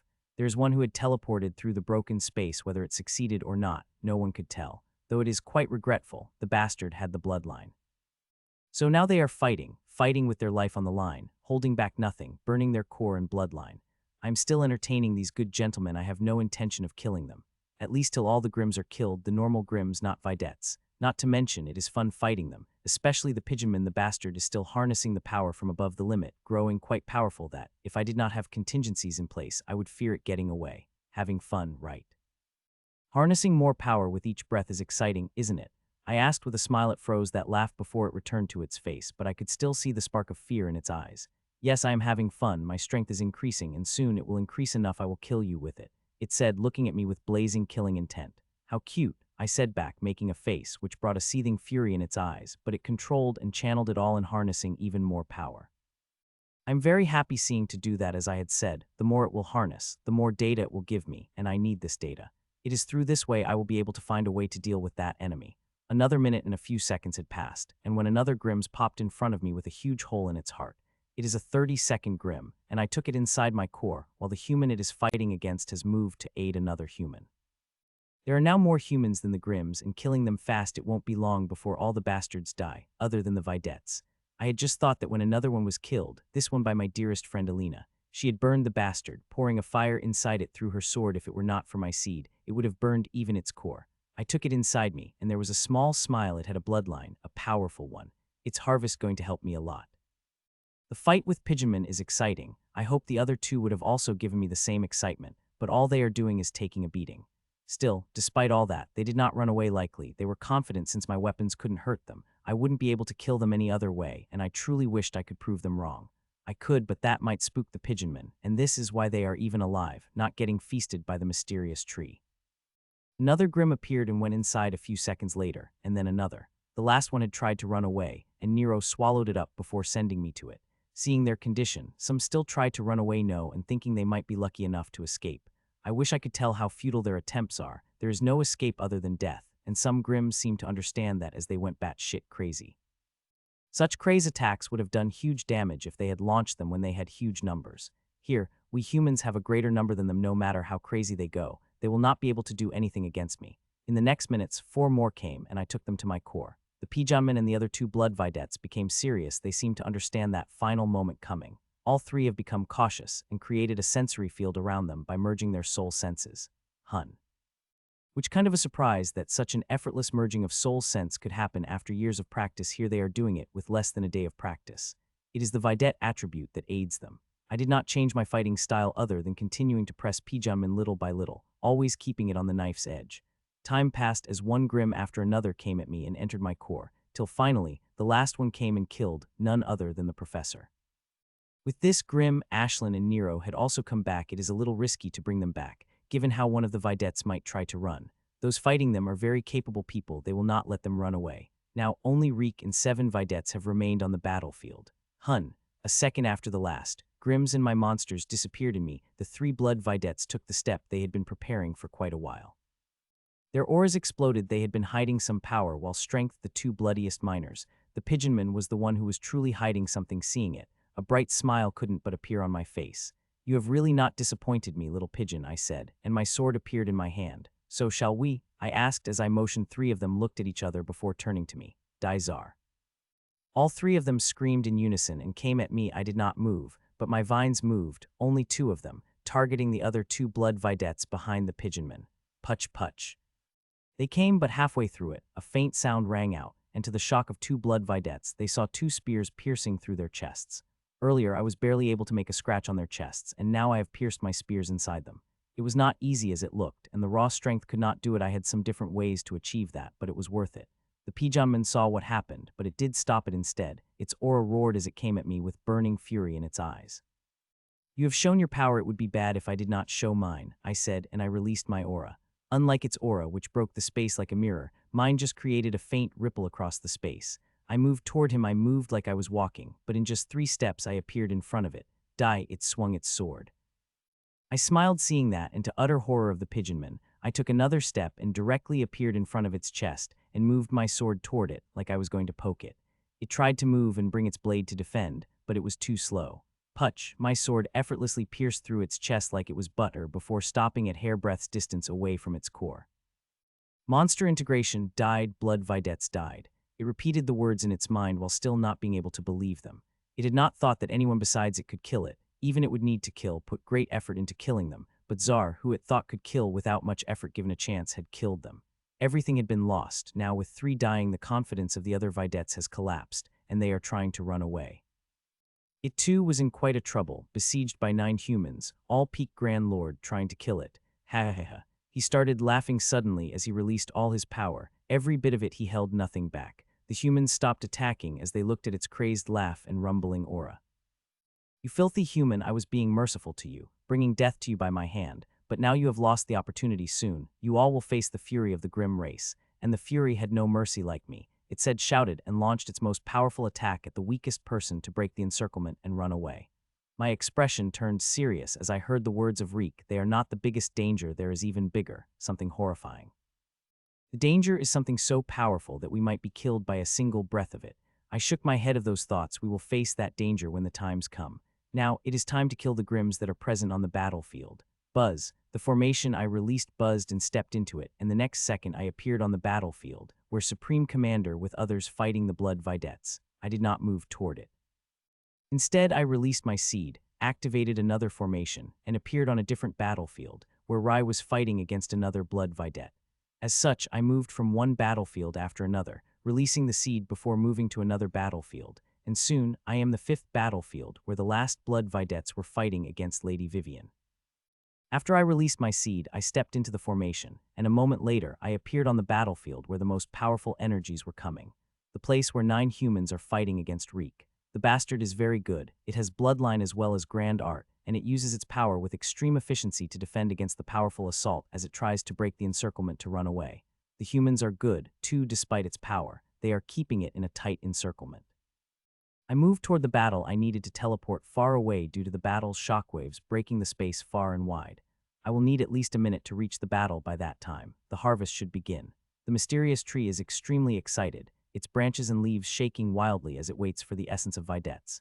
The runes are spreading inside them as they struggle. Their power is insane, but after consuming so much strengthening essence, my core is able to contain them without any problem. The strengthening energy was still flowing through my body, and more will flow, as 3 Vedettes are not only Grims present in my core. There are 6 more. If I had waited half a minute and let the harvest begin, there would have been only 3, but now the runes will need to spread inside all the Grims before the harvest could begin. I should have really waited, as more streams of strengthening energy would have helped me a lot against the enemy I am moving to face. The bastard had been the most powerful being in the world for centuries, and seeing the way it was fighting, it more than deserved that title. The combination of the most powerful bloodline and the most powerful offensive art is no joke. Just fighting the battles is sending shivers down my spine, but it also burns the fighting spirit in my heart. I flew with all my strength, tearing through all shockwaves that were coming toward me one after another. Finally, I reached the battlefield. There were barely 10 miles of distance between us, and I was crossing it at an extremely fast speed. It caught my gaze and looked at me with such hate that it chilled my heart, but even it did not stop me. I reached the circle and passed by Rachel, who had the most beautiful wings. I entered the circle, and my sword appeared in my hand. My enemy had been waiting for me as dangerous power gathered in its clawed fist of 9 burning suns. It said and took a swing at me. Seeing the speed of the fist coming toward me, my eyes couldn't help but widen up. The power and speed of this first were terrifying, and it hit me. Not even hair on my body would remain. I also swung the sword, harnessing power from all 3 boosts, leaving not a single speck behind. CLNNNG, my first clashed against my sword, and I felt an immense shock coursing through my body while powerful energies assaulted me. Step, step, step. I begin to take a step back, while at the same time, Kevin appears behind Reek with his monkey on his shoulder and attacks with the blade that is dark as night, but it reacted quickly. Its claw clashed against the blade when the monkey's eyes flashed, and something amazing happened. More than half of the power of the attack had disappeared, but Reek was no normal powerhouse. Before he could take advantage of what he did, 3 fiery fists with terrifying auras materialized and moved toward Kevin, seeing that he had disappeared before they could crash into him. "You puny humans are not powerful enough. Kill me," he said, but he wasn't even finished when a flaming black sword and holy lance came at Grim. I also stabilized myself, taking 3 steps back, and moved toward the Reek again. There was no need to give it even a second of rest. "We will continue to assault it till there is nothing of had remained of it." It also understood that, as it tried to get away from every gap it could find, there is always someone who will stop. CLANNNG, CLANNNG, CLANNNG. Attack after attack clashed against it. Most of the time, it would use the offense against the offense, but it would also bring out its defensive method when it is necessary. It is a very versatile powerhouse, using every kind of method to its maximum advantage, and I hate to admit it, but I am not good at it, despite crafting every move for my advantage. It had centuries of experience, and while it is not even a decade since I began the practice, the difference is huge. Still, I am confident that I would have been able to cross the distance of these abilities, and a decade would have been more than enough for me, but I do not have a decade. That does not mean I could not kill it. I may not be as efficient as it, but I have enough methods to kill it 10 times, and I will do it. Buzz, a minute passed when the sound rang in my core, and the harvest began. The mysteries tree had gone completely crazy, as the runes had formed the connection between it and the Videts. It begins to suck them at far more speed than the runes harvesting the other Grims. I have never seen the sheer amount of energy passing through the connection. It surprised me greatly because these blood Videts are not normal. They have above the limit substance in them, which I thought the mysterious tree would have a great problem absorbing. It is not having any problem at all. It is absorbing everything without care for the world, and I truly wish it would be able to digest it all. A few seconds passed, and it seemed like my doubts about it digesting it was quite unfounded, as suddenly, the mysterious 3 had begun to grow. It is growing fast, faster than when it had consumed the bloodline essence of Shale. It was the strongest bloodline essence it had consumed, but it seemed like it still favored the Videts more. Unlike the other trees, it is quite hard to grow a mysterious tree after it gets used to the substance. It stops growing. Every time, I need to hunt more powerful Grim than the previous to make it grow.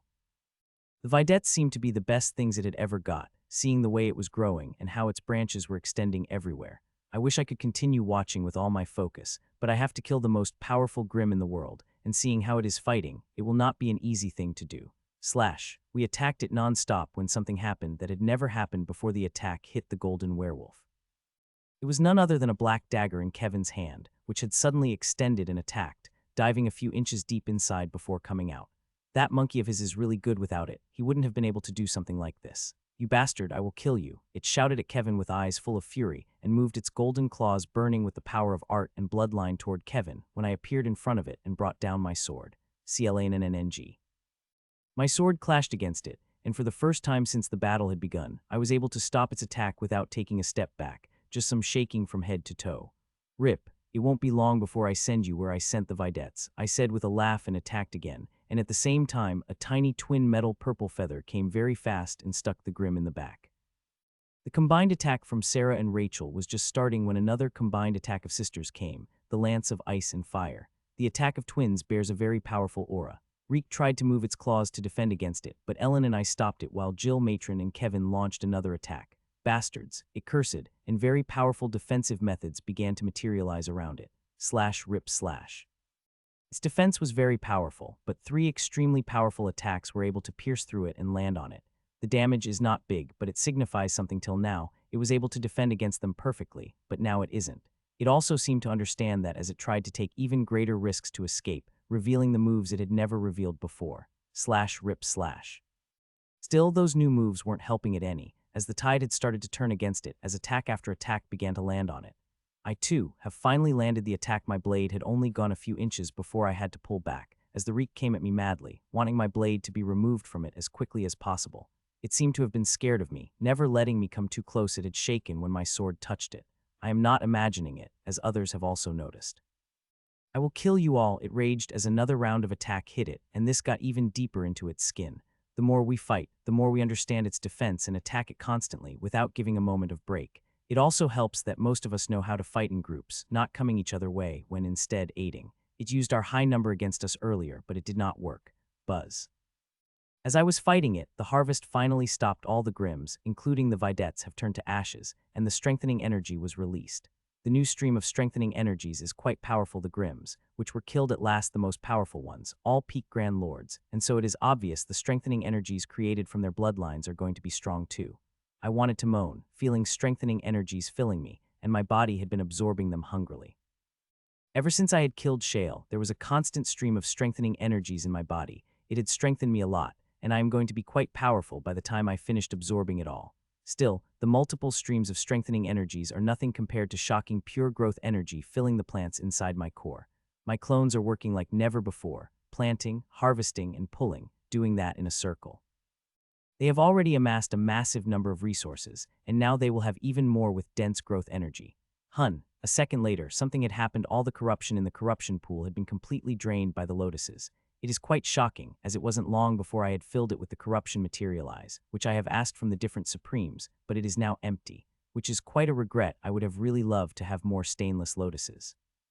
I should be satisfied with the number I have with this growth energy. I have been able to gather hundreds of them.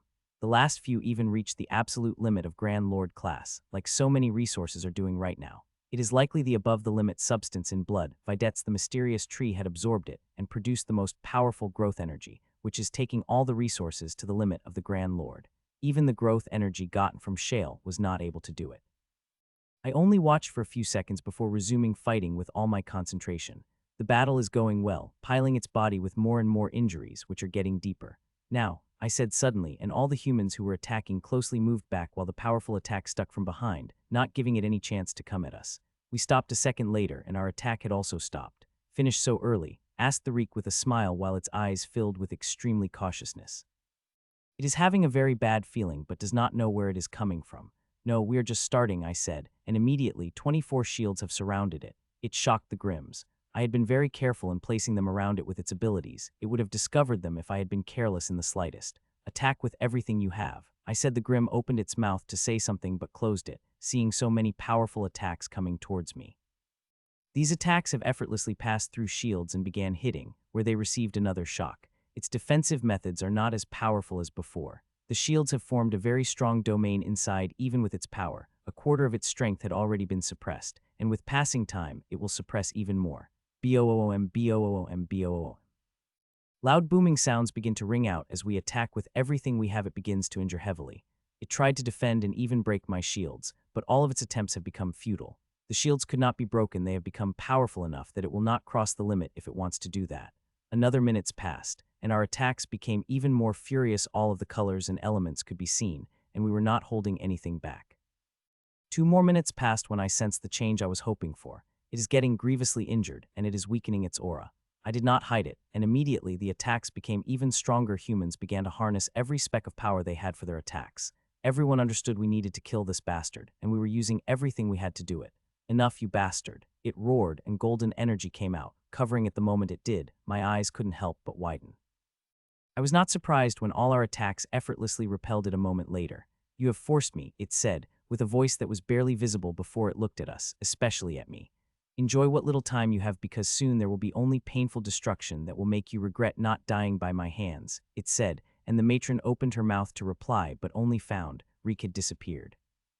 It had shocked them, but the one who was most shocked was me. It shouldn't be possible to teleport out once one is caged in my shield, but it did. It used the power that could turn me, and all of us, into dust in a moment.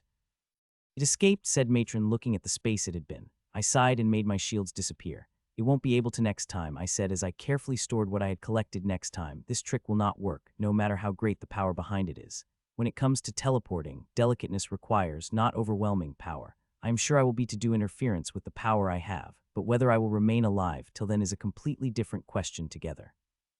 It might have escaped, but there are still some that are alive, said Kevin, and a third of the eyes of the monkey on its shoulder has shown, and the broke space stabilized, which he tore and disappeared. Others, too, begin to disappear, joining the fight against the 4 remaining vedettes till only matron and I have remained. We need to start preparing, I said to the old woman, whose eyes had become very serious. Let them kill these vedettes and enjoy some victory, false as it may be, I replied, and all I could is smile. The rest, I asked, and her eyes became hard in an instant. We will kill every last one of them. It is the least we could do before it comes to destroy us, she said, and I nodded. Next second, she gave the order for the destruction of Grimm's. Not all Grand Lords are fighting against the vedettes, only the most powerful humans are capable of that. The rest are staying far away and waiting for the orders. I have something that will aid them in it. It will be coming to them soon, I said, and she arched her brow in question, but in the next seconds, Nero and Ashlyn came out, and me disappeared. Second later, they appeared beside the Grand Lords, handling them the boxes. It took less than a minute for them to hand the boxes to all the Grand Lords, and when they did, the Grand Lords began. The wanton killing of the Grimms will benefit no one. We will be just killing Grimms without getting anything from them, and making them my method is painful as well as beneficial. Ashlyn and Nero had not only spread the seeds to Grand Lords, but also to high Grandmasters and Grandmasters that came out of the pyramid. As such, the culling of vermin has begun. From Grandmasters to Grand Lord begin to spread the seeds, and whenever these seeds go, they will search, hunt, and swallow the Grimms. Turn them into the essence roses. It took a few minutes for my seeds to spread into central confinement and big islands. The Grimms begin to run, but cannot. Even those of the Grandmaster and Grand Lord class are having a problem entering their supreme citadel. Even before the Reek escaped, Lord Whitmore had activated a spatial blockade around their supreme citadel that, aside from Grand Lord, nobody could break through. Their supreme citadel is fighting back since it is too an artifact of the same level, but not breaking the blockage, as unlike us, who are using full power that will only last for a couple of hours, the supreme citadel is not. They are preserving their power, deciding to sacrifice the Grimms outside, as most of their core people are present inside the citadel. The outside had 90 of their population, but it did not matter to them much, as they would be able to regain this population in a couple of centuries. What matters most is helping preserve all sources of survival, the same strategy they used when Ramona Hawthorne wiped away all the Grimms except those in the citadel. A couple of centuries later, the bastard came back, clawing more and more territories year by year, till only they began to control more than half of the world again. So are you going to give me the storage of the old snake now? I said to matron, and the old woman's cheeks became red. I have found a lot of things in the old Grimm storages, especially of shale, which is filled with a huge amount of things. First thing I ask my clones to look at is the seed. They are the most important things. I have growth energy right now. When it disappeared, the value of the seed would plummet too.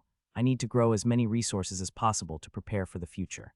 As we may die, but others will continue with the resistance till we wipe away each and every vermin from our world. Here it is very hard to break though. We have tried many methods but have been unsuccessful, she said as she handed me a single storage back, but the moment I touched it, I knew it was no simple artifact.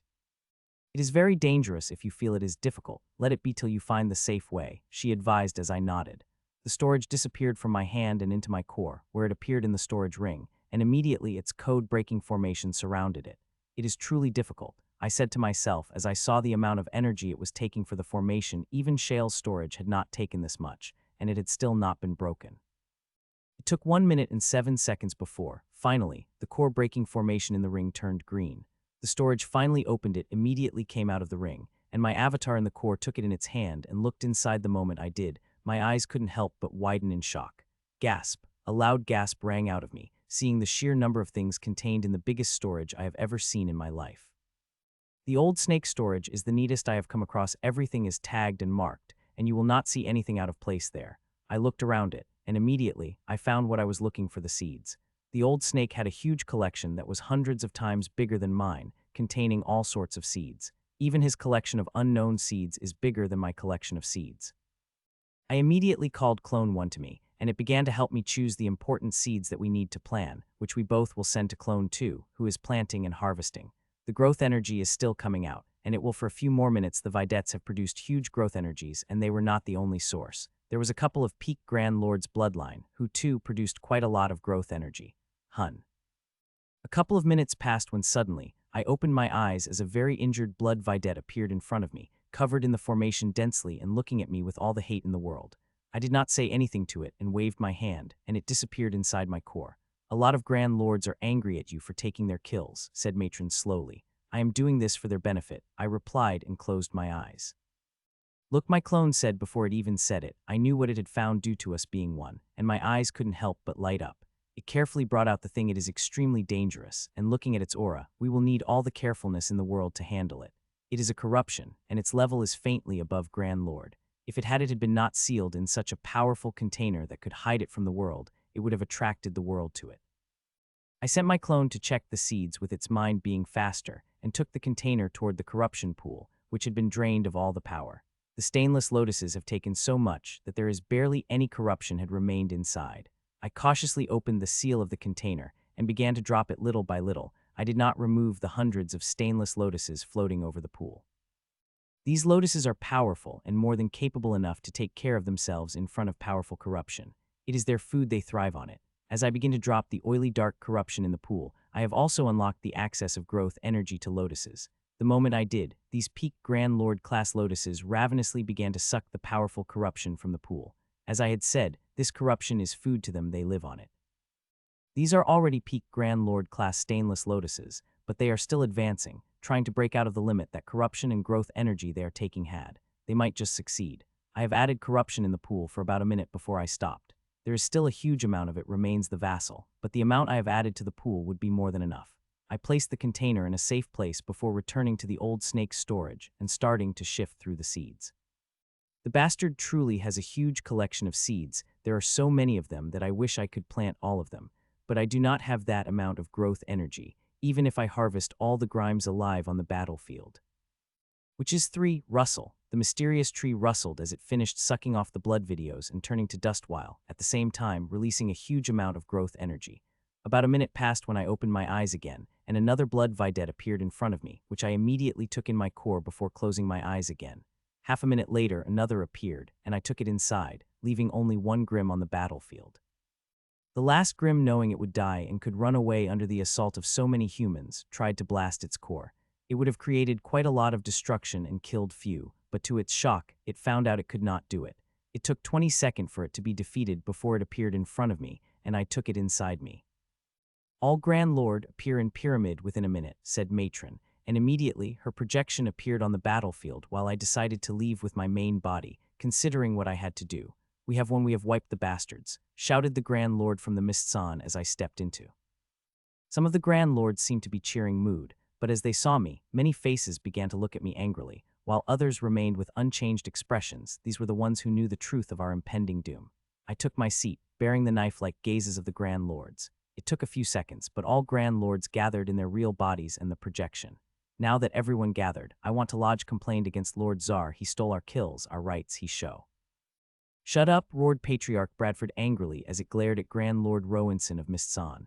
The man seemed shocked by some of his friends and even opened his mouth but closed immediately, seeing the expressions of half of the Grand Lords, especially of the old Grand Lords. How long we have, Lord Tsar? Asked Patriarch Bradford, and everyone turned to me. If it had been prepared for such a scenario, then less than an hour, which I do not think it had been, they have prepared, with the Vedettes very sure of their victory. The powerhouse wouldn't have made the preparation to break into the world it did not need to with such preparations, I said, and I could see many of them taking a small sigh of relief. Those confused are getting filled who could sheer horror appearing on their faces, some even able to maintain a connection as they glitched. This is horrifying news, especially to those who thought we had won, only to know there is a grim powerhouse that has a level above the tyrant stage. To be honest, I wanted to smile, and it appeared on my face, despite my great efforts to control my emotions, that nobody seemed to be blaming me for smiling in such horrifying circumstances. Breaking into the world for a powerhouse like it is no simple thing. The faintest leaking of its power and the world would muster all its power to crush this enemy. If I were to guess, then this powerhouse would need at least 15 days to 1 month to make the preparations to break into the world. I said, and others nodded, likely to come to the same decision with their knowledge. I think we should prepare for the worst and think it might appear within an hour, I said, and the expressions of everyone had changed, especially of the new Grimms. What do you propose? Asked Matron. First, we should change the destination pyramid to Blackstone Island. The Battle of Grand Lords has immensely damaged the world, and we cannot afford to damage it further, I said. Supreme Commander, prepare to shift the pyramid to Blackstone Island, said Elder Lord, and other Grand Lords nodded in affirmation. Others wanted to object to it, but one look from Matron had made all of them silent. The second is more important. I think we should send most Grand Lords and our brightest to hide. They will hide for decades or centuries. The above-the-limit powerhouse won't stay forever, and the moment it leaves, our Grand Lord will attack to wipe out the Grimms from the face of the earth, I said. With the power that powerhouse has, we won't be able to hide. Will find us even if we hide in ruins, said Supreme Commander. I have a way around that, I said, and seeds twinkling like stars came out of my hand. These are sealing seeds. They're capable of sealing even the Grand Lord's power. With these, they will be able to hide inside ruins, which are limited to king and emperors, I said. There is no other choice, said Lady Angela, and turned to Grand Lords, who nodded. So who will stay and fight, and who will hide for the future of our race? She asked the silent table, which burst into a great raucous the next second. There was a raucous as everybody wanted to stay and fight, even those who were glaring at me, but not everyone could stay. Even from the old Grand Lords, only Matron Mavis is the only one who is staying to fight. Of the 49 Grand Lords, only 11 are staying. Matron Mavis, Supreme Commander, and her sister, Lady Vivian, twins Sarah, Rachel, Kevin, Rye, Jill, Ellen, Elena, and me. These seeds will help you in sealing your power, and in the box are seeds for a group of people you are taking, I said, and forwarding the boxes toward them. Even those who have sent their projection there have returned. These are the resources. If we fail, these will help you create a new badge of Grand Lords with enough time, I said to their shock, and sent storage rings toward them. They took the storage rings in there, and a couple of seconds later, their eyes widened in shock. There is not a single Grand Lord who is not shocked. Even the old ones too have been shocked. It is not just a Grand Lord class resource I have given, but they are the most important ones. Where do you get these resources? Asked Jonah. To that I smiled. I have nearly emptied everything I have only kept less than 10 of what I had harvested, but given the number of Grimms I killed and the resources I have harvested from them, it is a huge amount. Use them wisely, I said, and they nodded. You all have 15 minutes to say goodbye to your family and friends, said Matron Mavis to us, those who are staying. Those who are leaving are taking their families with them. This is a privilege that only grandmasters and above-level powerhouses have, and each two allocated a limited number of family and friends they could take with them. Those who they could not take will move to different safe spaces, but not as safe and hidden as they are leaving for. I smiled at friends who were leaving and wished I could talk to them more, but I did not have time. I could only smile at them before I disappeared and appeared in my hope, where my father was waiting for me with my sister. Have you packed? I asked my father as I took my sister in my hand. Yes, he said. I informed him of what was happening a few minutes ago and asked him to pack his bags. He will be leaving with my sister. They will be going to a very safe place. "Are you able to find out anything about your mother?" he asked. To that I smiled. "She is in a very safe place. Even Grimms would not be able to go there," I said, and I could see him relax visibly hearing that. From what Jonah told him, it is space made from the power of their art, and only those who comprehended the Empire of Mist would be able to enter inside. Those without it would be lost inside it forever. "I wish you could come with us," he said. "Me too," I replied. I truly wish I could go with my family, but it is not a choice I have. I have to remain here to defend our world, and even if I need to sacrifice my life, I will do it without hesitation. I talked to my father for about 10 minutes before my expression became serious. "It is time," I said, and a formation appeared below feet, and a second later, we have appeared in a huge hall with a teleportation formation. Already quite a lot of people have already gathered here, and they have begun entering the formation. "Lord Tsar," said Lady Angela as I appeared. "Lady Angela, please take care of them," I said to the old woman. "They are in Lady Angela's group. She's the most powerful among those who are leaving, and I feel safe to have my family under her care." "Brother loves, you know that, right?" I said as I hugged the little one. "Are you and Mommy going to be fine?" she asked worriedly. "Don't worry, we will be fine, and soon we will come to get you," I said as I kissed her cheeks gently. "I will miss you, brother," she said with tears welling up in her eyes. She might not know the things that are happening, but she still could feel something is not right. "I will miss you too, Rose," I said and hugged her again as I vaporized the tears welling up in my eyes. A minute later, I saw them entering the teleportation formation. "I hope you all will be victories," said Lady Angela, and stepped into the formation. After she left, the teleportation turned off on its own, and the crystal plate containing the coordinates of the place they had for turned to dust. Even a few pieces of teleportation formation that could help access the rough location had also turned into dust. "We are not taking any risks aside from the Supreme Commander. Nobody knows the exact coordinates of where they went.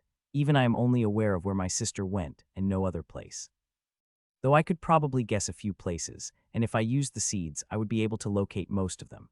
As they left, I disappeared and appeared in another hall where people were entering the formation. This group is being led by the Professor. Marina is going with her sister while Alina is staying.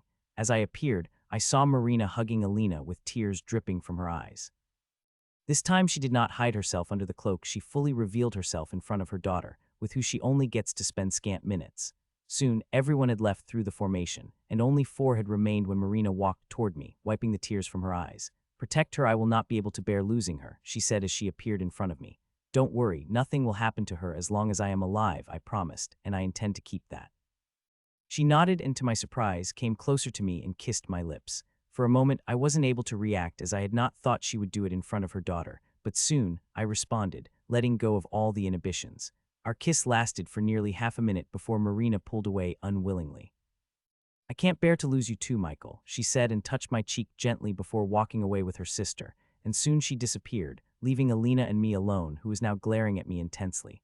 "Why my mother, Michael, why? This is going to make things really awkward," she said angrily and disappeared, while I remained stumped on my spot before a smile appeared on my face. She's not as angry as I thought she would be when she found out about my relationship like a professor. She already seemed to have the inkling, and the kiss just confirmed it. She looked more irritated by it than angry, and if we survive, then we are going to have a long talk about it.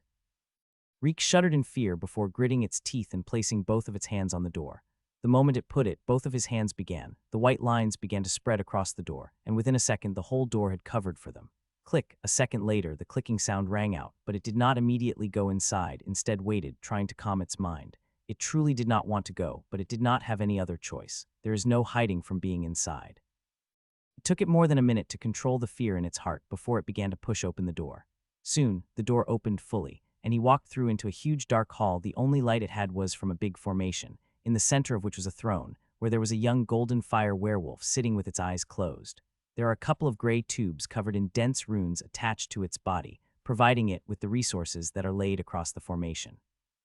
Each of these resources is above the limit. If the world had sensed them, it would destroy them, but it would be hard. They are on the ruin that is on the furthest edge of the world, where the influence of the world is weakest, and also they are protected under the isolation formation. It would very much for the world to sense them, much less destroy them. "My lord," he said and kneeled. For a few seconds, nothing had happened before the being on the chair slowly opened its eyes, which looked like 2 blazing orbs of golden fire, and having the power to turn it into ashes. They could do it without a doubt. "You have lost," said the being. It is the statement, not a question, as if it had already been expected it would happen. "Yes," it said. "It is all because of that bastard Tsar," if it how it was explaining, when he felt the intensity of the gaze that made it stop immediately. "Conquering the world is not easy, but your ancestors were really incompetent not to conquer this weak world even after more than 10,000 years. You, on the other hand, possess even greater incompetence than them, to not able to do that even with the help I had provided," the being said calmly, making it feel shame it had never felt before. "I am incompetent," it said with gritted teeth. "See, you are so incompetent that you could not even form your thought. Repeating what I had said, you should feel ashamed even to call yourself a golden fire werewolf," said the being, and all it could do was hear with gritted teeth. If it had been anyone else, it would have torn that bastard into pieces, but in front of this being, it is nothing. This being's simple breath could blast it into pieces. It was so weak in front of it. It did not even have the right to get angry. "You know I should kill you for this failure. I would have been killed in my world if I had made such a mistake," the being said, and it shuddered with the thought of dying. It didn't want to die. It wanted to open its mouth to beg, but for some reason it found that its mouth wouldn't open, no matter how hard it would try. "But I am merciful, and I will give you one more chance to conquer the world," it said, and relief couldn't help but a flood in its heart. But then a question arose: how it will be able to do it. The being seemed to read what it was thinking as a small smile appeared on its face. "This time I will give you something that the humans will have no way to deal against," it said, and a dark corner of the hall lit up, revealing 8 tubes, each holding a golden fire werewolf within. It shocked it. The golden fire werewolves did not shock it, as it was the one who provided the being with them. Nearly a decade ago, it had given the most talented 100 golden fire werewolves who have awakened their bloodline. Now, 8 seem to have been alive, but even if single had remained alive, it would have been enough to destroy all the humans. "Are they?" he asked, and the being nodded. "All of them are above primary 1, but below primary II, the world will act against them, but since they are not truly primary II, they will be able to bear the pressure of the world, said the being, and the runes covering the tubes lit up, and the water inside me began to empty up.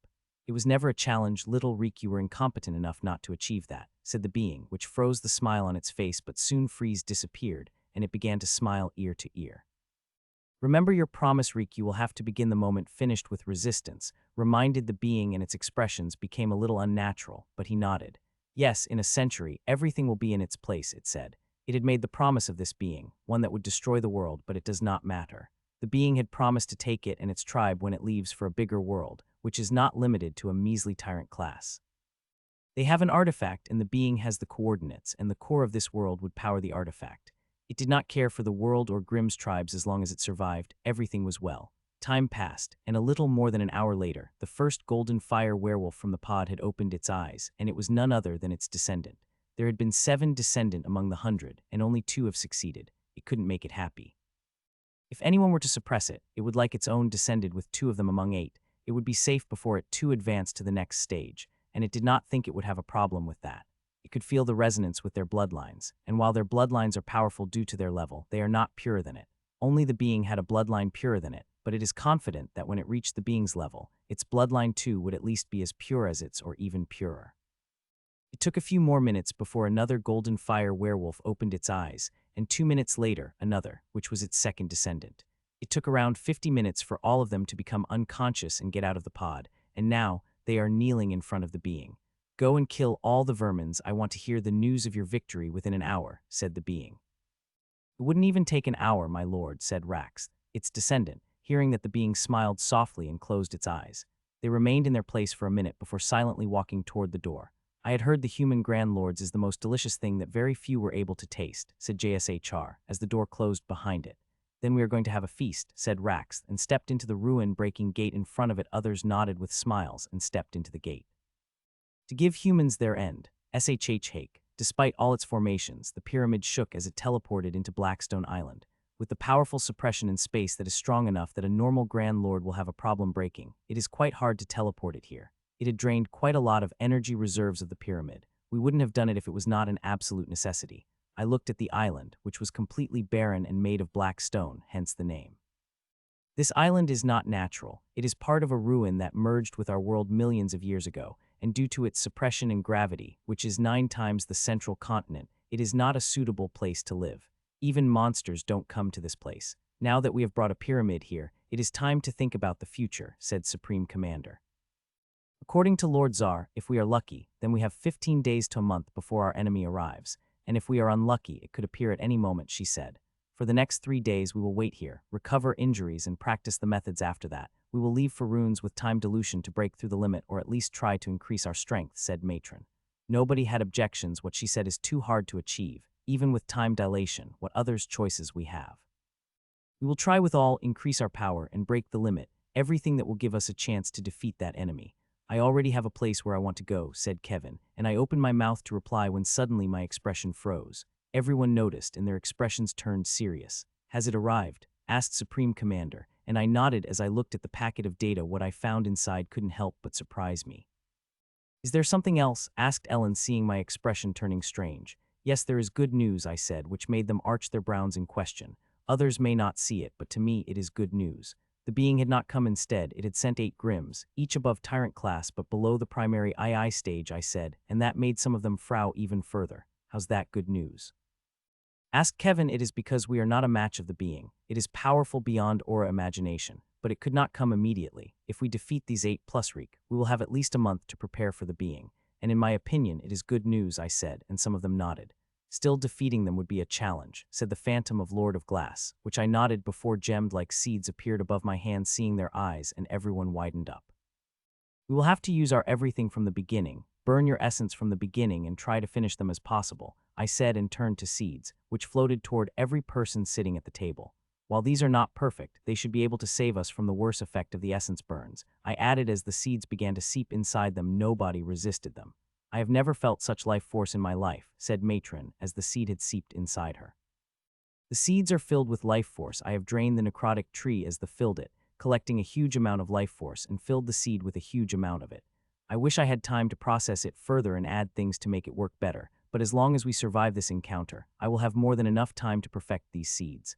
Though it will be a challenge to survive, there is a chance. If that being had come, there wouldn't have been any chance. I had felt what Reek had felt, and it sent a chill down my heart. There was no way we could match that power. They have appeared, I said as the formation covering us flashed, and we appeared out of the pyramid in the sky of Blackstone Island.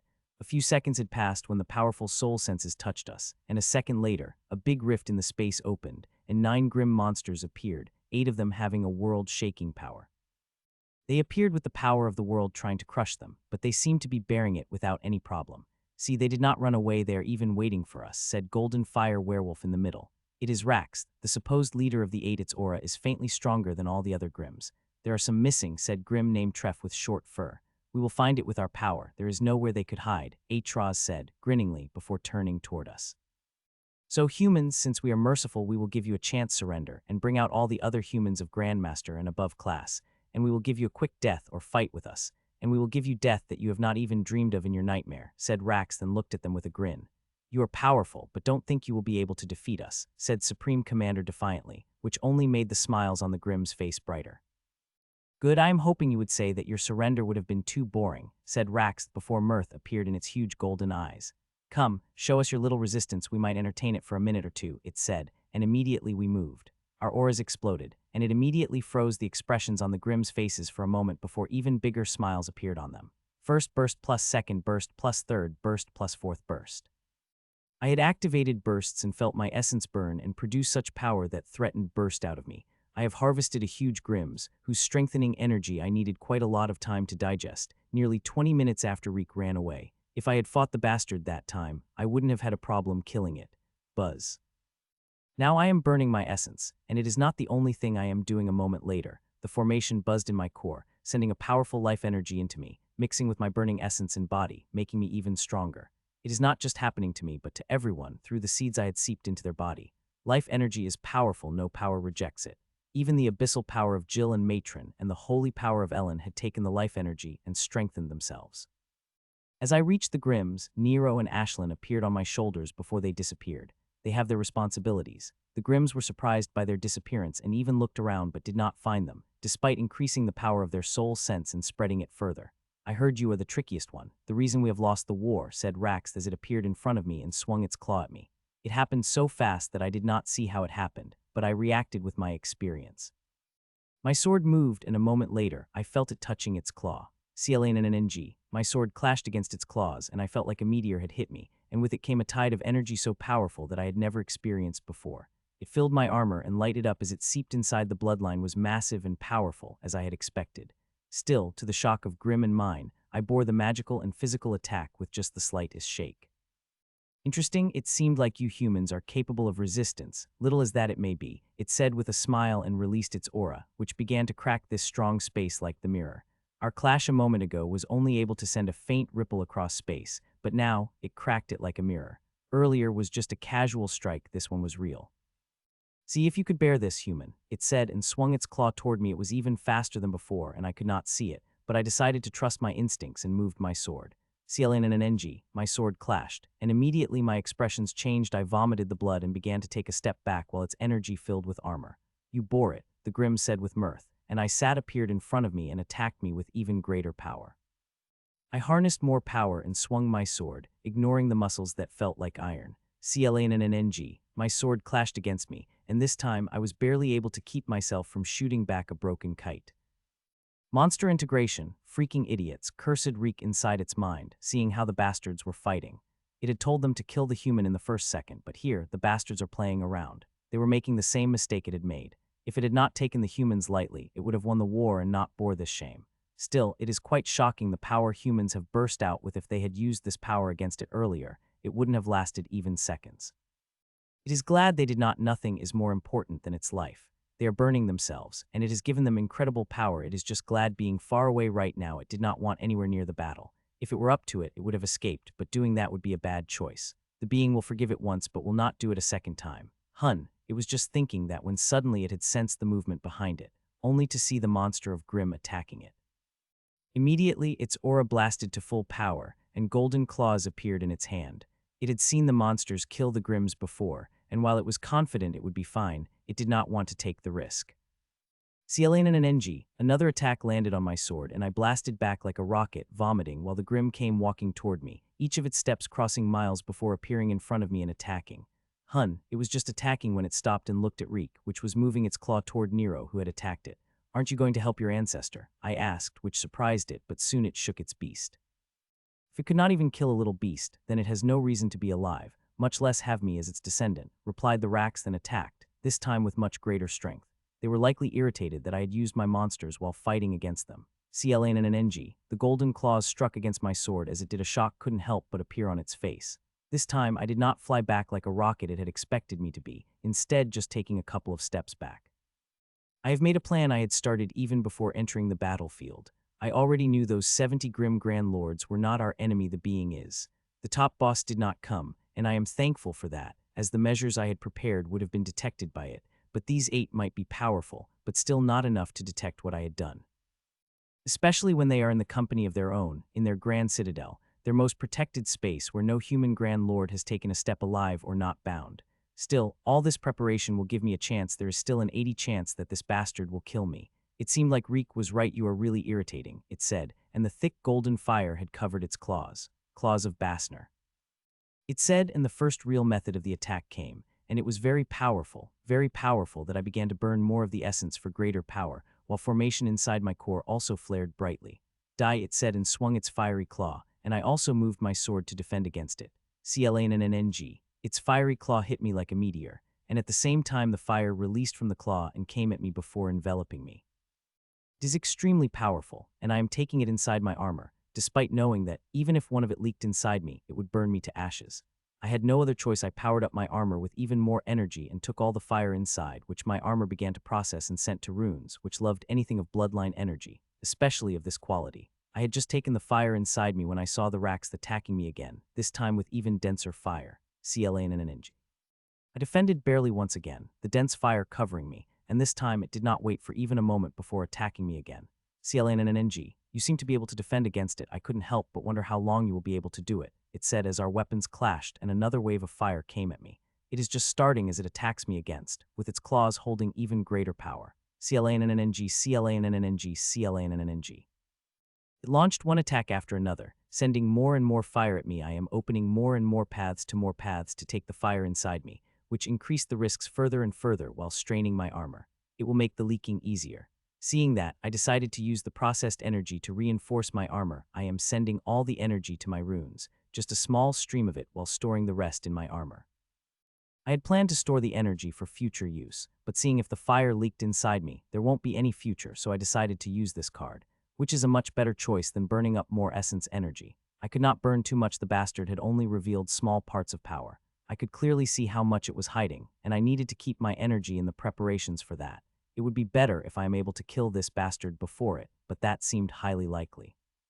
Still, I would try it with my all. Clan and an NG. Another attack hit me and powerful fire covered me, but this time just as it had covered me, it was immediately absorbed, even surprising Grims. Now about half of the defenses are powered by the processed bloodline energy from the Grim, which is the best energy to deal with its attack with it. Processing got faster, and I have even begun to save the energy again. "You do have some tricks. I wonder whether you will be able to defend against this attack," it said, and its aura roared, and tens of thousands of lances materialized behind it. "Sup, sup, sup. I hope you survive, human," it said, and thousands of lances flew toward me while I cursed it inside me. It will make me spend a lot of energy as I could not dodge this attack. If I tried, one of these lances would skewer me and turn me into ashes. I don't want that, at least not before killing it. There is no choice," I said disappointedly as the runes lit up inside me when I sensed something and immediately turned to Rai.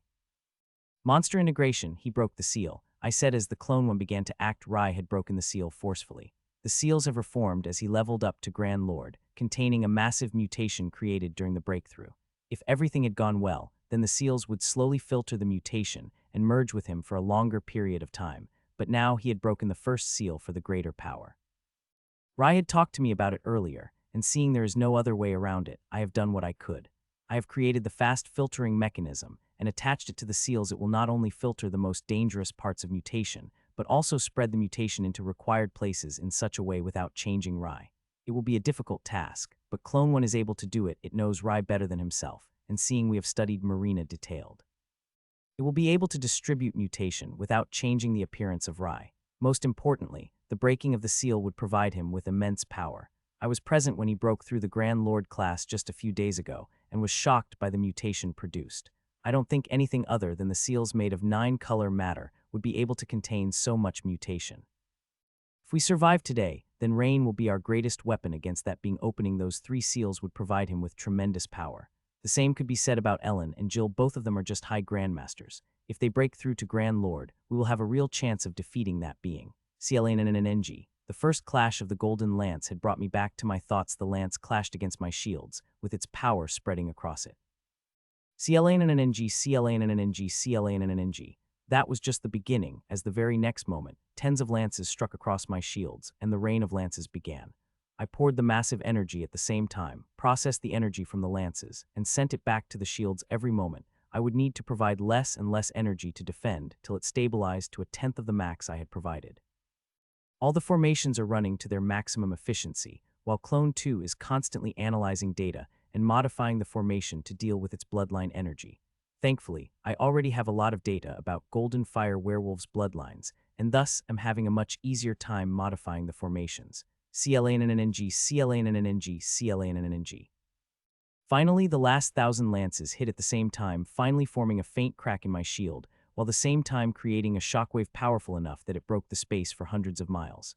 "You are good, really good," it said with a toothy smile, but I could say the blazing anger in its eyes.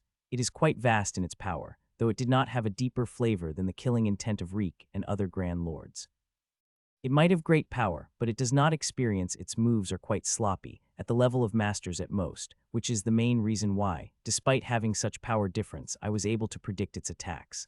From what I am able to see, they seem to have been advanced in the pods. Their power and breakthrough had not been natural. It had been artificial through some unknown method. Well, it is great news for us, because if it had the experience of someone like Reek, then our bodies would have been in its stomach already. "We have played enough, it is time to finish you off," it said, and waves of aura came out of it. It was vast and powerful, and I felt suppressed by it alone. It was not done as soon as that wave of aura had transformed into the bloodline phantom. A huge thing which I did not dare to look directly into the eyes, as the hammering pain would not be the only thing I would receive from it. The phantom stayed behind for a moment before merging back with it, reinforcing its power further. "You should feel proud that you have forced me to use this," it said. Golden fire flared across it as it came at me.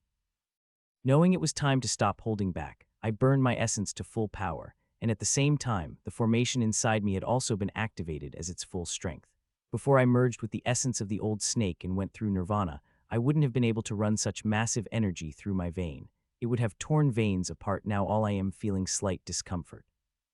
It appeared in front of me like a phantom, silently, and swung its claws. Its movements were fast, but without grace someone of its power would have, but sometimes, raw power is more than enough to finish the job.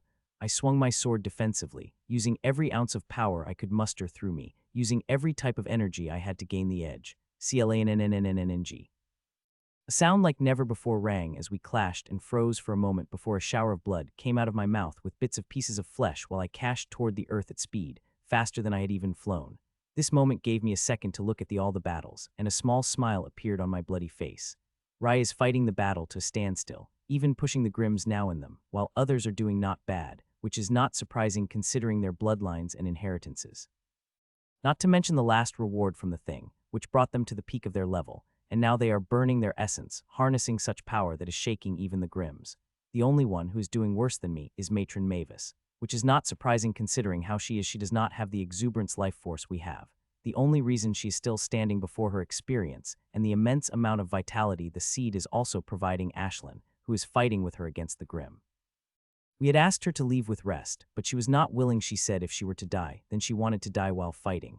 BNNNG. It took a second before I crashed on the hard black stones, letting out another spray of blood through my mouth. I had created a cushion of energy and strings, but it was not able to save me from the hard blow, which made me vomit and cracked a couple of my bones. What is more surprising is the hope that formed it is not more than 20 meters wide and 2 meters deep. If it had been in the central continent, a miles-long crater would have formed by such a powerful crash. "If you had any hope, it would have vanished by now," it said as it looked down at me. "I am not dead, am I?" I asked back as I wiped my mouth and got up, every part of my screaming, but I suppressed and used my rule power to heal my injuries. It is doing a splendid job of that. It seemed like you still did not understand it. I will need to crush every bone in your body till you undurst. It suddenly stopped midway and whipped its necks back, looking at the cloud of pink with utter rage as it transformed into Nero. "Sup, you beast, I will kill you," it shouted in rage, and immediately, a huge lance big as building materialized above it, and it shot toward Nero at incredible speed and reached him in a moment. It was about to crash against him when Nero simply vanished, and to the shock of Grimm, it did not leave behind even the slightest proof. It used its soul energy but could not find proof of the little beast. It was just looking at it when Nero appeared over my shoulder and about to curse at it when he disappeared again this time. He disappeared inside me, bringing Reek with him. He had succeeded, I had never doubted that. "Where is Reek?" it asked, looking intensely dead. I replied, and could see the rage I had never seen before appearing in its eyes. "I will kill you," it said each word with gritted teeth as the powerful aura exploded out of its body, and it appeared in front of me and swung its claws. There was only a tiny bit of fire in its claws, but that fire began to burn the space as it came at me with claws. It scared the hell out of me, but I could not dodge the attack, so I moved my sword, completely trusting my instincts to guide me. CLANNNNNNG. Its huge claws struck against my tiny shield, and once again I vomited blood, but it was blazing hot with the cooked pieces of my flesh while I shot back up at an even greater speed than before. This time I was moving up. I defended in such a way that the force of clash would take me up instead down. If possible, I don't want to crash against the black stone. The crash had broken several of my bones, including the skull, which had nearly healed before being broken again by the crash. While the injuries are serious, there are more pressing things for me to be worried about, like the Grimm, who is coming at me like a hunter, and small kindles of fire that went inside me. Those kindles of golden fire are extremely powerful, and they have seeped inside me. If my strings hadn't been this strong, they would have burned to death already. "Still surviving, hun," it said as it appeared in front of me and swiped its claw again, with even greater force than before. All I could do it move my sword in defense with everything I had. CLNNNNNG. Once again, the clash made me break several of my bones and vomit lots of blood as I shot back at even greater speed while the Grimm followed me. The Grimm is angry, but it also seems to be having fun looking at how it is chasing me.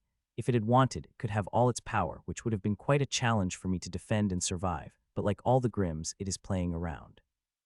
Wanting to defeat me in body and soul before killing. This true kill for the Grimms is what they yearn for, and it is what killed them, and I will kill this bastard, even if I had to burn every ounce of the essence I have. Hun, I was preparing to defend against the coming claw of the Grimms when I sensed Rye breaking the second seal, and it couldn't change my expression. It is dangerous, a mutation from the first, my clone could handle, but from the second seal, even it will struggle. The mutation contained in the second seal is far stronger and harder to contain, especially when the mutation is still coming out of the first seal. I cannot blame him for what he is doing. We are facing an enemy that is far stronger than us, and unless we use every card we have, we will be wiped out for them. So currently, no one cares for the consequences of what they are doing. Everyone is using everything they have to kill the Grimms they are fighting. CLANNNNNG, CLANNNNNG, CLANNNNNG. One after another, attacks came at me, injuring me further and further. It is because of my great healing power I am still fighting, but it won't be able to help me forever with the pace I am injuring myself. Still, I had to hold on. "You are really something else if not for Lord ordering death to every human Grand Lord. I would have just captured you and presented to him," it said as it swiped its claws at me once more. "You could not even kill me and think of capturing me?" I asked, and as I expected, instead of making it angry, a smile appeared on its face. Through my experience, I have learned a way to insult the Grimms. Right word is the key to insulting the Grimms, as the right words could make them blazing angry or excited as the Grimm it is right now. Buzz, another attack hit me, and then another, and then another. They kept coming at me before finally I heard the sound I was waiting for. The harvest has begun. I had feared the Reek might have something from the being that might complicate things, like the thing it had used to escape earlier, but it seemed like I was worried for nothing. It did not have anything. It was getting harvested, like every other Grimm had been harvested in my core, while experiencing the worst pain anyone could feel. CLANNNNNG, CLANNNNNG, CLANNNNNG. The attacks were coming fast and hard, injuring me so much that now it had injured me enough that I could not even harness my strength. If it were not for my rule power, which is aiding me, I wouldn't have even been able to fight. My injuries are grave enough that a normal person could not fight having them. "You are losing too soon. Human, I thought you might be able to keep me entertained for a few minutes, but it seemed like you won't survive even by the end of the minute," it said with a laugh and attacked me. It had attacked me thousands of times in the past few minutes, and each of its attacks was powerful enough to obliterate me if it hit directly. I am barely defending against it, but if my injuries kept getting worse, then even doing that wouldn't be possible, and if that happened, then there would be only one end for me. Try, human, try, you have excited me. It would be a shame if you died without properly satiating me, it said, and pressed me with even greater power. I gritted my teeth and used every bit while I had to harness every bit of the power, but it obviously did not seem enough. BANNNG, I was barely defended before I came crashing down on the ground hard, breaking even more bones and spurting out pale blood from all my orifices. Since the first time I had crashed on the stone ground, I was able to avoid it, but now I have crashed on the ground again, getting further injured, that even with my body burning with energy, I could not muster the strength to rise. I could feel my friends shouting and trying to come to rescue me, including Rai, who had begun to suppress the Grims but could not as the Grims had stopped them. It seemed like I had expected too much of you, it said with a sigh, and I was struggling to open my mouth to reply when I suddenly stopped. Buzz, inside my core, Reek had turned to dust, and my core vibrated a moment later, sending a massive amount of strengthening energies into my runes. These strengthening energies were truly massive in amount, and purity is even greater than what I have gotten from the shale. It came from the runes and filled my body, but just as it did, my body, which is hungry as it is, absorbed it all, that for a fraction of a second there was no strengthening energy in my body before it came roaring in. Well, it seemed I have to drink this disappointment and finish you off, it said, and came above me before bringing down its huge claw at me to finish me off. BANNNG.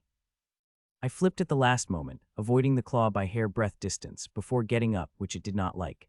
It seemed like there is still some spirit remaining in you, it said, and attacked me with its claws, the speed of the attack being much faster and stronger than before, at least double. CLANNNNG. I was barely able to move my sword before the attack had clashed against me, forcing me to spurt out a large amount of blood with cooked pieces of flesh while shooting me up, with even greater injuries than before. As the injuries appeared, the strengthening energy spread into them, beginning to heal rapidly while at the same time strengthening them. For the first time since I had gotten the energy, I am wishing it could come faster to me. Heal me and strengthen me as it is coming at me, and soon its attack would break even more of my bones. CLANNNNG. As I had expected, it appeared in front of me a second later and attacked me again with even greater power, instantly upending all the healing that had been done while sending me back at an even greater speed. The runes seemed to understand the hunger and need of my body, as they were pouring more and more strengthening energy at a faster rate, but I needed them to be even faster. CLANNNNG, CLANNNNG, CLANNNNG. Another attack came, and then another they continued coming, without a moment of rest, overwhelming me. I struggled, but after some time the change began to occur in my condition, a feint at first before becoming stronger with every passing second. While I am getting injured, the strengthening energy is healing my body, but also strengthening me, which requires more and more energy to injure me to a similar degree as before. A few more seconds passed, and I began to heal faster than I began to get injured despite the constant attack I am healing, and half a minute later I was fully healed. Now I am only getting injured by the attack and will heal fully before the next attack hits me. It is a vicious cycle, but there is no escaping it. I do not have the power, and regretfully, what Reek is providing me would not be enough to give me a better chance. Though it will help me stay in the field longer, which is akin to giving me a better chance again it. So you were hiding your strength, it said, once again excitement building its eyes. The question is, how much are you hiding? It asked, and I felt the power of the coming attack increasing suddenly. CLANNNNG. It hit me, and immediately, tens of bones of my body broke away, and blood spurted out of my orifices, while at the same time, the healing energy spread into the injuries and began healing them. The dance continued, and I began to digest the strengthening energy at an incredible rate that I had completely absorbed the strengthening energy within 3.5 minutes. It was quite shocking when, as earlier, I had needed more than 15 minutes to absorb the strengthening energy from the shale, and it was not the only strengthening energy I was absorbing. I wish it would have lasted for at least that much time, but it did not, and I am not ready. I need more time if I want to pin it down. CLANNNNG. Once again, the attack had hit me and sent me flying at an even greater speed, but this time there was no strengthening energy to heal me. One after another attack came, and I defended it while getting more and more injured, while at the same time I began to take more risks with my methods, which could easily make it discover what I am doing. It would be bad if that happened, but what choice do I have? It is this or dies, which I will do when it injures like before. So I am taking risks, taking a chance, before its claw finally rips me and I die. Hun. A few more seconds passed when the badge notified me of something, and a moment later, I sensed what Pyramid had told me. I felt horror, and I began to massage her like crazy. The person I have never wanted on the battlefield has arrived. My mother has appeared, and she is coming to join the battlefield, despite my request for her to run away. Hun, suddenly the expression of the Rax changed as it stopped attacking me midway. A faint mist has appeared on the battlefield all of a sudden, and it is getting denser and denser. I could see the mist in Grim clearly, but I am sure it is having a problem doing the same. Empire of Mist, it said as its expression became serious and dense. Soul's sense had spread from it, not only from it, but from every Grimm's as the mist began to denser by the second. I couldn't help but get shocked seeing the mist, or rather, its immense power, far more than I had imagined. Jonah had told me about the progress of my mother, and she herself was proof she is a grandmaster, but with the power of her art, she was able to fight the Grand Lords and had even killed one. Now my mother had returned, and I could clearly feel her power through her seed. She had become a Grand Lord from the master she was a few months ago, but it was not her real strength. Her strength lies in her art, which has reached the limit and has become so powerful that it begins to interfere with the senses of Grimms, who are above the stage of the Grand Lord. "My child," said my mother as she appeared in front of me with her hand massaging my face. "You shouldn't have come. Mom, it is very dangerous here," I said. "How can I not? My son is fighting for his life." "I will not stay away. I have already lost some precious ones. I don't want to lose anyone ever again," she said gently, and I smiled before my eyes widened in horror as I saw Rax appear silently behind my mother and swipe its huge claws at it. "Mom," I screamed and moved, but it was too late as the claw of the Grimm had swiped through her, tearing her so cleanly that not even a drop of blood had leaked out. "This little art is too weak to stop me," it said with a victorious grin, but the next moment the grin on its face froze away when it saw its body it had torn into pieces, turning into mist and disappearing. "Empire of Mist is no common art that you could tear away," Grimm said Mom as she appeared in front of me. Her art had improved tremendously. I thought in shock the scream earlier was no acting, it was real for a moment. I had really thought that the bastard had torn apart my mother. "You have improved, Mom," I said, "not as much as I am using the full power of my art, and I could use it for 45 minutes. We will have to escape somehow before that," she replied. Hearing that, my eyes couldn't help but light up while the Grimms leaped toward my mother to try to kill her again. "Can you really hold on for 45 minutes? I asked to be sure. "Yes," she said. "Good, you help others, I will handle this bastard," I said, and I could feel my words had shocked her. "Michael, we have to escape. There is no way we could defeat them," she said. "Give me half an hour. If I was not able to do anything to it, then we will escape with the rest," I said. "And go help others. I could handle this bastard now that you have enveloped everything in the mist," I said, and instead of doing what I had asked her, she appeared in front of me while Grimm chased another one of her phantoms. "They are too strong, Michael, we could not defeat them," she said once again. "Like I said, give me half an hour. If I did not find a way to defeat them by then, we would escape," I said. She looked at me for a second before she signed. "Fine, but no more than half an hour. After that, I am taking you away, even if I have to force you," she said and disappeared. Though she had left behind her phantoms, which are appearing constantly around Grimm's, taunting it, I watched as I resumed with the thing I was doing with even greater fervor and more dedication. It chased against the phantoms for a few seconds, only before it stopped and looked at me. It stared at me for nearly 10 seconds before a powerful aura blasted out of its body, and it moved and a moment later attacked me with the most powerful attack it had launched yet. Its claws tore through me, but soon I turned to the mist. "Sup, wrong direction," I said from behind it, and it reacted immediately, appearing in front of me and swiping down its claw at a speed I could not even see. The claw tore through me and I turned into the mist. "Try harder," I said as I appeared directly in front of it, and it swiped its claws at me, and I once again turned into the mist.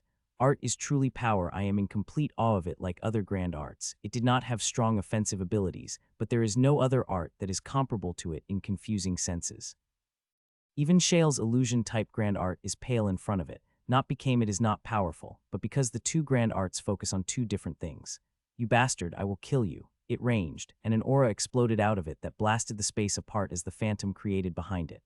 "The golden rain," it shouted, and millions of drops of concentrated fire materialized in the sky, each drop with the power to obliterate the Grand Lord into the ashes. This is its true power. It had finally revealed it. Seeing such a wide area attack, I couldn't help but shudder, but I also felt excited to experience an attack at a vast scale. "Sup, sup, sup. No matter where you are hiding, it will reveal it," it said, and the drops began to fall down. I summoned the defense method without hesitation, and it moved. It appeared in front of me and attacked, but its utter shock it saw me turning into the mist again. Seeing it, I couldn't help but smile at its naivety. It far too much underestimated the power of the Empire of Mist. The art confuses one's senses. What I mean is, if it wants to detect me through its fiery rain as I defend against it, then it is in very big disappointment. In this art, even if it showers me with the attack, I defend right beside it, it will not detect me. Aha. It screamed frustratingly, and tens of thousands of lances appeared in the sky before they came down, with such a might that they began to crack my shields, but despite that, the Grimm did not discover my position. It became unstable and started to use attack after attack to discover me, but never able to do it. 20 minutes passed by and it was still unable to do it. While it had failed to discover me, I have finally succeeded at the 26th minute. Though to win, it needs to hold on, and to be honest, I do not have complete confidence that it will. You bastard, if you are your mother's son, then come fight me head instead of hiding under her skirt, it shouted in frustration. This is really a human insult. The people are an idiot when they say Grims don't learn from humans. It had been trying to hit me for the past hour, but it was unable to do it due to the sensory interference of my mother's grand art.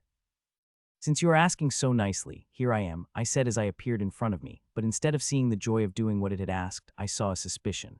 Don't worry, I am not a phantom, I said as it might have seen something on my face, as its expression became serious before breaking into a cruel grin. Caught you, it said, and an aura like it had never revealed blasted out of its body.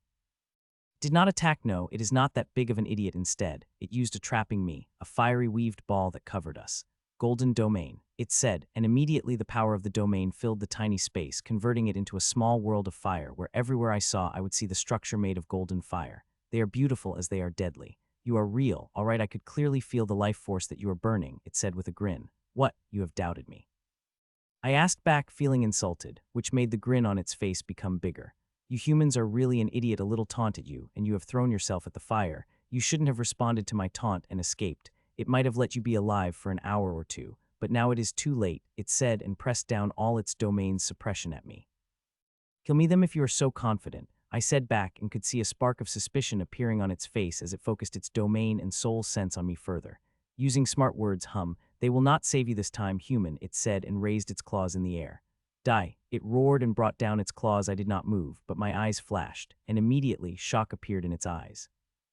It might have been thinking I am an idiot to reveal myself to its taunt, but it is an idiot, especially when it took me to an enclosed space where no Grims would be able to see what was happening inside. It saved me a lot of energy I might have spent doing that. I acted, and it immediately got shocked as it noticed that my strings had covered every part of its body. There was not a single part, which was not covered in the string, but despite that, they were not able to freeze it. It is still coming at me. Sup, I stepped away, easily dodging its attack. The strings had made it very slow and reduced its power a lot so that it would not threaten me, even when I was not burning my essence. As I dodged its attack, it did not immediately attack me, instead stopped and looked at me. How? It asked. I did not loosen my strings. The bastard is strong enough to move its body through the string's restrictions. It is because you are an idiot who was not cautious enough when it was among allies, I replied. As I had started long before they appeared, when I fought against Reek, I had inserted C inside it. So it returned from the ruin. As I had programmed, it had sent a seed inside everyone besides who was above Grand Lord. It was a good thing I did not hold back on seed and was not restricted to releasing only one seed. The Grims are notorious for hiding things. Our information had said only being is there, but there might be more. I did not want to risk that, and thus made the seed in such a way it would be able to send more than one seed out if there were multiple presences. Thankfully, there were only 8. If it had been above 9, then there would have been a problem. As it had only a limit of 8 seeds, in the end, it worked. The seeds that had gone into Grims had no offensive abilities. Their bloodline protection was too strong. Even if I made them rule-bending power, the bloodline would still sense if they had any bad intentions. So I took a delicate approach. The function of these seeds was to create meta-scan of Grims and look for every weakness, and so that is what they did. They found a weakness in its power and merged its power inside it, especially in its sensory abilities.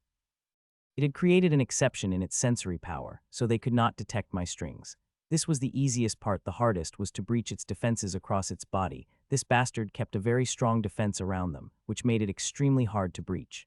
And while my seed has created an exception for the strings, I could not reveal much of its power while breaching it. Once it is discovered, it walls over. I had to use quite an ingenuity to breach my strings inside its powerful defenses before wrapping my strings around them. Now I have to breach these strings inside it because wrapping it from the outside is not enough to pull inside my core. It is too heavy metaphysically. I am not strong enough to pull it inside. Thankfully, I have a very good idea, and the Grim itself will help me. I only need to be quick. 27 minutes have already been passed. Mother would only be able to hold it on for 13 more minutes, and I have to finish up at least 3 Grims before them, or it would hard to win this.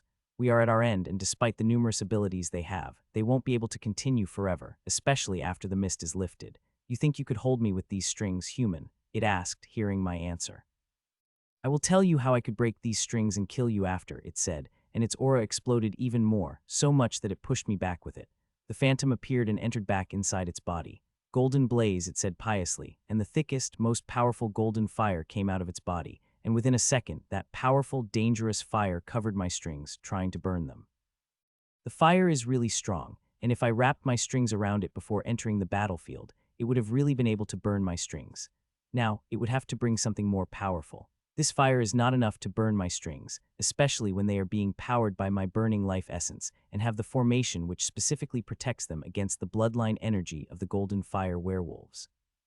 "Bring it something powerful if you want to burn my strings," I taunted, and an even denser blaze surrounded it while I watched with a smile. The string had entered inside it, and soon it will be inside my core.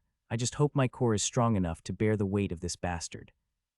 "Try harder," I taunted again, but there was barely any change this time. It seemed like this was its most powerful ability. It is quite powerful, and if I did not have it bound, I would have been scared for my life. It is powerful enough that it has attracted even more attention from the world. The suppression of the world, which is so powerful that despite not being targeted by it, I started to feel a little breathless under its pressure. "I will kill you."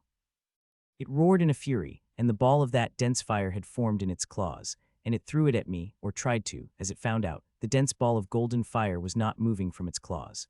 What happened in the next second is comical. It tried to throw away the ball of fire while it remained sticking to its claws. "Ah!" it screamed in frustration, and it came at me while the fire around it threw even brighter. It came at me wanting to capture me in its arms. If it had not been bound, it would have been able to do that, but now, the strings have slowed down its speed by so much that I could easily avoid it.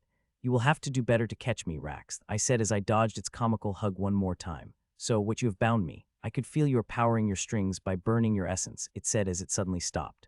"How long can you continue?" 10 minutes, 20 minutes at a max hour. After that, you will be mine, and I promise you, I will tear you apart limb by limb, in a most painful way," it stated. "Quite an imagination you have," I said before suddenly a smile bloomed across my face. "You are right, I could not continue for long 9 minutes, and I will be completely drained, but I am not worried about it because you will be able to fill my reserves," I said, and genuine confusion appeared in its eyes. It opened its mouth to voice that out, likely when suddenly it stopped, and a shock appeared on its face, and soon that shock turned into a horror. As it found out, its aura begins to decrease, and with it, its power. "W, what are you doing to me?" it asked in sheer horror. "Nothing, just lowering your magical weight," I replied. I succeeded in wrapping my strings around its core and veins. After doing that, lowering its strength is an easy thing. "You bastard, I will kill you." It shouted loudly as horror and helplessness turned into rage. I avoided its claw, but it attacked again and again and again for 9 seconds before I stopped and let the attack come close to me. "You have polluted our world long enough. Vermin, it is time for you to die," I said, and just when its claw inched away from me and that dense fire licking the strings of my armor, Rax had disappeared, appearing into the spatial formation, which is waiting for it. It appeared, and I was about to ask Nero to strengthen the formation when suddenly I stopped. When I noticed my core was able to bear it, it was at its limit, but it was bearing it. 11 minutes, I said. "I have 11 minutes and need to kill at least 2 more Grims, or everything will be for naught. While the power this one will provide will be huge, it will not be enough as it will take me to limit. I will not be able to absorb everything it has to offer. If I were able to do that, I would have become capable enough to fight against Grims without burning my essence, but unfortunately, that is not going to happen. Things are not bleak as long as I kill the 2 more Grims before the mist disappears. We will have a chance in defeating the rest of Grims, or at least surviving without getting wiped out." "You have really killed it," said the voice in shock when I was about to move. "You shouldn't doubt you, son, Mom," I said to my mother. "You are right, I shouldn't doubt you," she said with a proud smile, and I smiled back before my expression turned serious. "You could hold it for another 11 minutes, right?" I asked. 12 if I stretch myself," she replied. I nodded and moved. I had to relieve Matron Mavis that the old woman had nearly completely drained herself. She will die the moment she stops burning her essence, and I don't have confidence whether even I could be able to save her from it. "Matron," I said as I appeared beside the old woman, as she was taunting the Grims, who had Ashlyn on her shoulder. "She's the one saving the old women whenever the Grims use the area-wide attacks. Her condition is also not good, but I will be needed to ask her to continue till we finish with Grims." "Have you killed it?" she asked, with her eyes sharp as ever. "Yes," I replied before my expression turned serious as I burrowed 3 seeds inside her. "You should rest now, there is barely any essence remaining in you," I said while working on my seeds. "I will fight these bastards till my last breath," she said clearly, not willing to listen to what I had to say. "Matron, I have found a way to kill this Grims. There is no need for you to recklessly risk yourself," I said seriously, but a smile appeared on the face of the old woman. "I think you and both aware that I am beyond saving now," she said with a smile. She does not seem to fear death. I am the healer, you let me worry about that, I said, and the old woman smiled, and the next second I felt her stop burning her essence, and immediately she went still. She had stopped breathing. If anyone looked at her, they would say she is dead. She is very close, but not dead. Though she could die, even I don't have full confidence that I would be able to save her. I sighed, and a second later, a teleportation formation appeared, and she disappeared through it. Will you be able to save her? Asked Mom. I don't know, her condition is very bad, I said, and turned toward the Grims. While I may seem like I was wasting precious seconds, I was not. My clone was controlling the strings, doing the fine job targeting the two Grims. The one who is Matron and Ashlyn are fighting, who is chasing their phantoms, and the Rye is fighting, who now has become powerful enough with mutation, still merging with his body, that he is fighting against the Grims to a standstill, even injuring it as the Grim chase the phantoms. I closed my eyes to focus. Ashlyn is here. She will save me from any wide area attack coming at me, while my mom will keep the Grims busy with her mist phantoms. The only thing I have to do is wrap the strings around the Grim, with little more than 10 minutes. I had needed more than half an hour to do that with Rax, but there is a chance that I will be able to do it with the time I have, as I have data. I know what steps to take and what is useless. I hope with this data, I will be able to do, because if not, then nobody will be able to save us from being wiped out. As after we completely drained, even a single remaining Grim would be able to finish us off without breaking a sweat. A buzz rang in my mind, and the harvest of the Rax had begun. It had taken the runes 1.5 minutes to spread inside it, half a minute outside, nearly 5 minutes inside. The runes had never taken more than a minute inside to spread the runes against a single Grim this time. It had taken nearly 5, and the harvest wasn't going to be easy either. The bloodline phantom of Grim came out and roared before even a single drop of essence came inside. It shook my core with such power that I wanted to ask Nero to power up the formation, but I stopped the moment the first drop of bloodline essence came out of the Rax. It is something I have not experienced before. It bears similarity with the Tyrant's bloodline, but it is something the Tyrant's bloodline does not. This something is extremely powerful and does belong to the Tyrant class, nor does it belong to primary II. It has a sort of incompleteness in it, but it is, without a doubt, extremely powerful. As the first drop appeared, it immediately divided various shareholders. Half of my share has gone to the mysterious tree that had made it grow, and more essence went to it the more it grew. The resistance from the Grimm's bloodlines is so huge that only drops are coming, but these drops are enough to spurt the growth of the mysterious tree. I looked at the harvesting in worry. While the bloodline is powerful, there is also a great struggle from it, and it might take more than I afford to give. I need its essence energy and need it before the mist disappears. While it will not make me powerful enough to fight against Grimm's head-on without burning my essence, I still need this power. I hope the 10 minutes would be enough, which is half an hour inside. No Grims had taken even half of that time to get fully harvested, but it is no average Grim either. All I could be hoped that the runes would finish harvesting before the mist disappeared. I am already seeing the positive signs. The speed of the harness is increasing. It won't be long before the drops turn into streams, though I would have very much preferred it if it was a flood. I sighed and focused on the Grims. 3 Grims. I increased one more after seeing my clone was perfectly capable of handling 2 streams of strings, so I let it do that while I focused on the third. It had stretched my strings so much that I needed to use some from my armor itself, which immediately decreased my defensive abilities. I could not even summon a single shield right now, wholly dependent on Ashlyn for my safety. If they were so busy, I would have asked one of them to protect me while I've sent Ashlyn inside my core. Nero is consuming the purified bloodline essence as it comes, growing stronger by the second. Ashlyn would have been done it too if not for protecting me. Choo-choo. I need to be very focused, as I am not only wrapping the strings outside but also inside. I wanted to be done with these Grims in a single moment, without any Grim knowing how, especially the 4 which I am not targeting. While the Grims are chasing the mist phantoms, the humans attacking them, unlike most of their attacks, are quite powerful, doing quite damage but not as much as I liked it to be.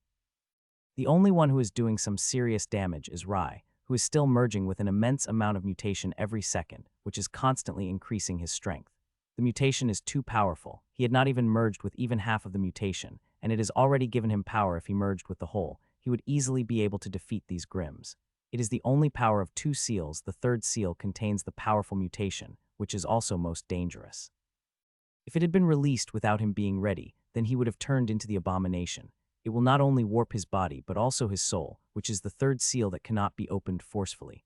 Rye can't open, even I can't open it. Without days of time I had intentionally designed it in such a way. Michael, 5 minutes, said Mom, informing me the time she could hold on with every passing minute. 7 minutes have already passed since I took the Rax inside my core and began on 3. I'm making progress, but I am not sure whether I will be able to finish with them before the mist disappears in 5 minutes. Though there is one good news, the runes are rapidly increasing the speed of harvest. After 5 minutes and starting from drops, it is now a river of bloodline's essence coming toward me. It is moving toward the flood, making me believe that the racks might turn into dust before the mist disappears. I truly hope so. 4 minutes, Michael, said Mom slowly, and I pushed myself more, taking more risks. It is the only option I have. If I do not take risks, I might not be able to take them in my core before it is time. Second passed, and with it, the Grimms went crazy. They have come to believe that killing us will be easy as squishing an ant under their feet, but in the first second, they found out it will not be easy, as we burned our essence, not caring for the consequences. Still, the burning of essence did not faze them. It excited them that they would hunt instead of butchering with sheer power. When my mother arrived, things changed. The mighty ones began to fumble in the search for the enemy. Their senses have been jumbled, everything they attacked turned to mist, and instead, getting attacked every second that it begins to frustrate them. Their lab-grown minds did not seem to handle the frustration well, given how they were lashing in every direction. Some of those powerful lashings came in my direction, and Ashlyn had to defend against them, with the cost of injuring herself. 1 minute, Michael, informed Mom. It made me lose all inhibition. I had finished most of the work, and seeing I might not be finished with the rest, I let go of everything and began to work as fast as I could. I have reached the stage where the Grimms could do nothing if they discovered my interference other than lash out, and it only happens if they discover, which I am giving all to avoid. Half a minute, said Mom, and this time, I did not even nod and focused on finishing the job. D-Hub, 10 seconds, she said, and I was nearly finished when I heard the sound, which I had not thought I would before the mist disappeared. Buzz, the dust of the racks hadn't settled down yet when the core buzzed, and strengthening energy came pouring down like a flood from the runes. It instantly filled my body the moment it came out of my runes, and for the first time since I had entered the battlefield, my hungry body was slow to absorb it all. It is not the fault of my body, but of the strengthening energy, whose level is high enough that my body is having a problem absorbing it fast. The energy is really powerful. Within a second, it had healed all tiny injuries that had remained in my body before it began filling my body and soul with the power of my breathing. The energy is so powerful that I could not explain it, and I am just glad my body is tightly sealed before the world had sensed it. It would have brought down its suppression at me. Whether it is Grimm or humans, the world does not bear anything that is above the limit, while I may not be above the limit. Strengthening energy is. The strengthening energy has not come alone. It brought powerful growth energy with it, which began to fill all the plants to the brim.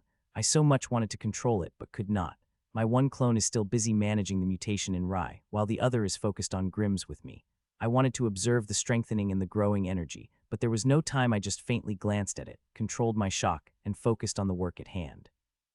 I have less than 9 seconds and have to finish it before that. So I am giving my all without caring whether Grimms sensed it. I have gone far too deep for them to do anything other than lashing out. One Grimm had discovered my interference, and now lashing out madly with full power. It had injured a couple of humans, and most importantly Ashlyn, that I wanted to stop all and finish that bastard first, but I controlled my emotions. I need to be rational. I need to take 3 of them together, and only then we will have a chance against the rest. So I drank all the anger and focused on work, no matter how many of its mad attacks clashed against Ashlyn. 3 seconds, said Mom, and I could feel shakiness in her voice and knew that she was barely holding on. Now she does not have to. I am finished, I said, and to the shock of all the humans and my mother, and most importantly, 3 Grimms. They saw the exploding power of the 3 Grimms suddenly muted before those 3 Grimms froze up and disappeared, never to appear in the world again. My core shook like never before as the 3 appeared, but a moment later, the shock began to slow down till all the shaking had stopped as the power of Nero filled a tiny spatial domain. Without Nero, I could not hold these Grimms. Ashlyn, too, disappeared into my core, and I turned to my mother, who was not in a good state. You should leave too, Mom, I said, and she opened her mouth to say something before I stopped her as formation appeared in front of me. You have helped enough. We will be able to handle the rest, I said. She is in no condition to go further. She could stand in the air, and the moment she stops her art, she will fall down.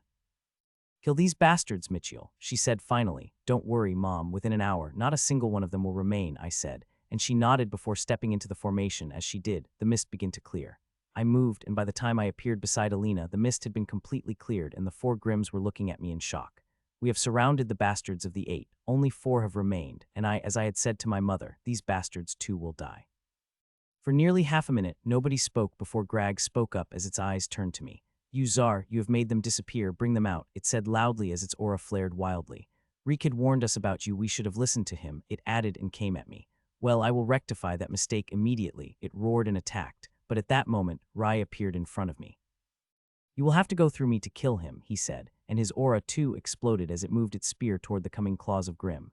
His strength increased a lot, especially in the past half-minute which the Grims had given us. He was able to work with my clone, doing nearly 5 times the work in that short time. CLNNNNG. The power of the Grim is nothing to scoff at as their weapons clashed, the space exploded, and a powerful shockwave spread out, cracking the space as it spread. The Grim and Rai remained locked for a moment before Rai took a couple of steps back with the blood leaking from his mouth. The power of the Golden Fire Werewolf is nothing to scoff at, especially when released power. Even Rai, with its mutation boost, is not a full match for it yet.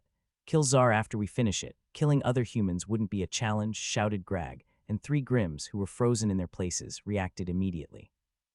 The world-shaking auras exploded out of their bodies, and the bloodline phantoms appeared in the sky before merging with them, reinforcing their auras further. Die, you bastard. All 3 of them shouted in unison and came at me. The power the 3 emitted was huge, so much that my whole body began shaking as I was targeted by them, but like Grag, it wouldn't be easy for them to reach me. The moment the 3 came at me, all the humans leaped at them from Alina to Supreme Commander. Everyone moved toward the Grims without the slightest word. I did not move but gripped my sword tighter. It was the only method I had to defend myself against the attacks of these bastards. It is a huge risk I am taking, but what other choice I have? Unlike Rai or me, these people who do not have something that could help them go for hours. At most they have an hour, and that is after the help I am going to provide them. They clashed against the Grims and pushed back, but before they could come at me, another group moved, and when the group pushed, another group took their place. We have 10 people fighting against 3 Grims. That is more than 3 times their number, which usually favors the Grims. They are not holding back but is pressing forward, especially the first group of Jill, Ellen, and Kevin. These 3 are very powerful, only weaker than Rai, who is a true Grand Lord, while these 3 are just High Grandmasters. If they had been a Grand Lords, then these 8 Grims that attacked us wouldn't have been able to survive, even for a minute. CLANNNNG, BNNNNG, CLANNNNG. The humans and the Grims are clashing like never before. Their attacks have crushed the clouds and split the space. There had been only one instance of such power that had appeared in the world, but its scale had been as great as we are facing right now. It is something unheard of, but it is happening right now. CLANNNNG. I defended against another attack before getting pushed back tens of steps and vomiting a lot of blood. It did not take a second for the strengthening energy to fill my injuries and heal them, and once again I was on top of the shape, with my essence energy burning, which is replenished by the fraction of strengthening energy, while the rest is being used to strengthen me. If I had been attacking such a powerful attack before the strengthening energy of Rax came for me, I would have died. When I faced Rax, I had it bound before it used its full power. I had been very careful about that. I knew if I revealed my strings before I had a whole way to deal with peak strength, I would die. I did not have to worry about that when I acted against the 3 Grims in the mist. They did not know what was happening to them till the last seconds. One had suspected something and lashed, but I was able to bear it with the help of Ashlyn. Now the Grims know I am making them disappear somehow, and are being very careful, not to mention trying to kill with all their power. I am in truly dangerous condition as now and then, one of their attacks would slip by and come at me, which I would defend with my sword. As all my strings are busy, and new ones that are being made due to my increasing strength are moving toward the Grims. A few more seconds passed when a small smile appeared on my face, and a few seconds later, surprised expressions began to appear on the faces of humans before their strength increased by a notch. It had surprised the Grims seeing the sudden increase in the strength of the humans, and they began to fight even more madly. What I had did was to give them the second dose of the life force, the one that is above the limit of the Grand Lord. It had increased each of their strength by at least 20, which is huge. The new life force had not only increased their strength, but will also help them fight for longer.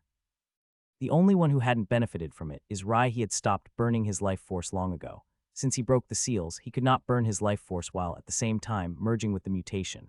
It is a surefire way to turn into an abomination. With the seeds planted into the humans, I had once again begun to use half of my focus on the strings. It is dangerous not to keep an eye on the Grims, but I had to do it as things became difficult. The bastards have guessed I am doing something, and thus being very careful about everything. If I did not have the data from the 4 Grims, I wouldn't have been able to do what I am doing right now. They would have discovered my strings already. Though it is still difficult with them snooping into every corner, I will be able to do it. The only thing I need is time and also to not die. These bastards are trying every method to get close to me, but humans are thwarting all their attempts. Hun. Another combined wide rage attack materialized the sky. Over 40,000 golden fire lances materialized in the sky, and their sole target was me. Sup. They came down with the power to turn the earth asunder, and humans moved toward them in complete coordination. One badge surrounded the Grims and began to attack them, so they could not move toward me, while another group moved toward the coming attack, casting their own to stop lances. I gripped my sword tightly and burned my essence to the full power, feeling the power like never before. I am getting stronger by the second with this strengthening energy now. Every time I burn it, I would feel more powerful than I had ever felt before, and it is enthralling, but not enough against these Grims. CLANNNNG, BANNNNG, CLANNNNG. The lances began to clash against the attacks, and some slipped and came at me where my sword met them. They are powerful, and each strike of them would send me and injure me. If it were not for the powerful, strengthening energy roaring in my body, which is healing every damage I have instantly, I wouldn't be alive right now. Still, it is a great struggle. I could die any second, and the only thing that needs to happen is an attack hitting my body. I had to defend against more than 100 lances before they disappeared, which is much less compared to what my friends have handled. They are really powerful. Those inheritances and bloodlines have created far greater reserves in them than I had with all my wisdom. It is what gives them power and helps them last so long. Time passed, and I could feel I was slowly reaching the limit. In a minute or two, I will reach it, and all this strengthening energy will disappear and transform into growth energy, which will move to the plants. The plants are growing like crazy. All of them have reached above the limit, just like these Grims who have provided the energy. The clone is harvesting them and planting them while at the same time distributing the mutation to Rai. It had gotten familiar enough with the distribution that it could now multitask. I couldn't help but feel relieved seeing that, as some of these resources need to be harvested by hand. If they fall after being matured, they get destroyed. Most importantly, the clone one is pulling and planting new plants, which is necessary because if we survive it, then we will be going to need a lot of resources, not just to recover, but also to advance. Not all people require the same resources, and I have made a list of resources that my friends will require, and I am planting them and harvesting them. It helped that I found a lot of seeds in the old snake's storage, and also a huge cache of the metal essences, which I am using to make the metal essence fruits that my friends and I would need. There's a large number of things in old snake's storage that I did not have a chance to check, not to mention, I did not even touch Reek's storage. There is no doubt in my mind that the biggest fortune is present in its storage, bigger than old snake's. It was the leader of Grims and a person from the most powerful tribe. It had all resources of the Grim race under its thumb, and I am sure it would have taken quite a lot of them across the centuries. I was looking at the battle when suddenly I sensed the presence and looked, only to see the Grims behind me. The strange thing is there are still 4 Grims fighting with humans. Got you, Czar. It said and swung its claws with a speed that I could not even see. Even though I could not see its claws, I moved my sword, burning my essence at full power without holding anything back.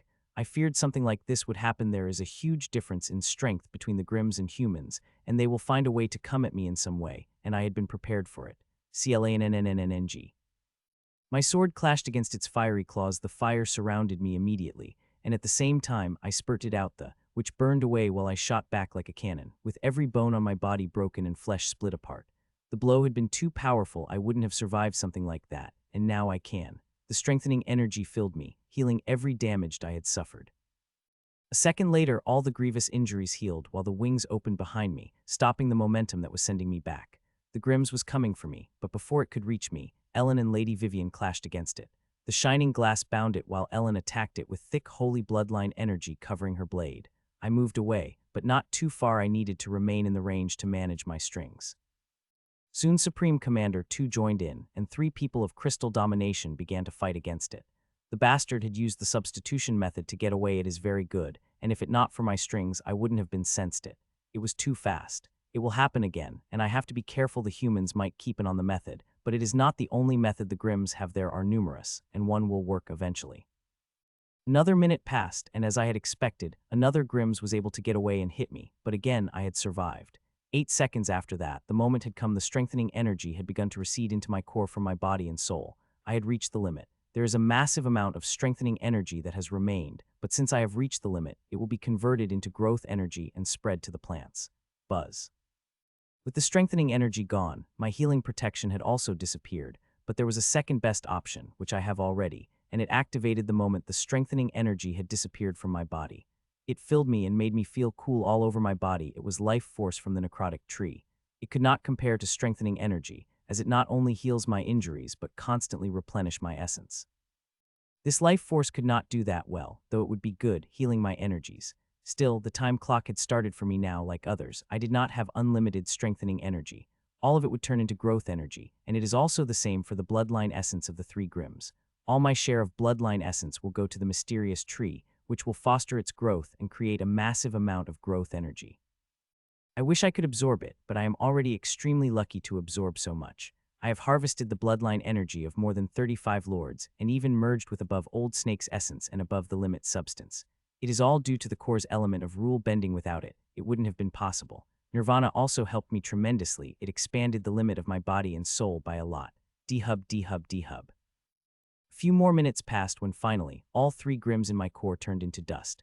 It had taken a lot more time than I had thought, a little more than 9 minutes outside. 6 times more than what Rax took, but it is not surprising, considering even with the help of Nero, 3 Grims have put an immense amount of strain on my core, which had slowed down the process. With them turning into dust, the growth energy had increased, but only by around 150. It is not because there is not enough growth energy harvested, but because this is the limit of what mysterious the tree could release.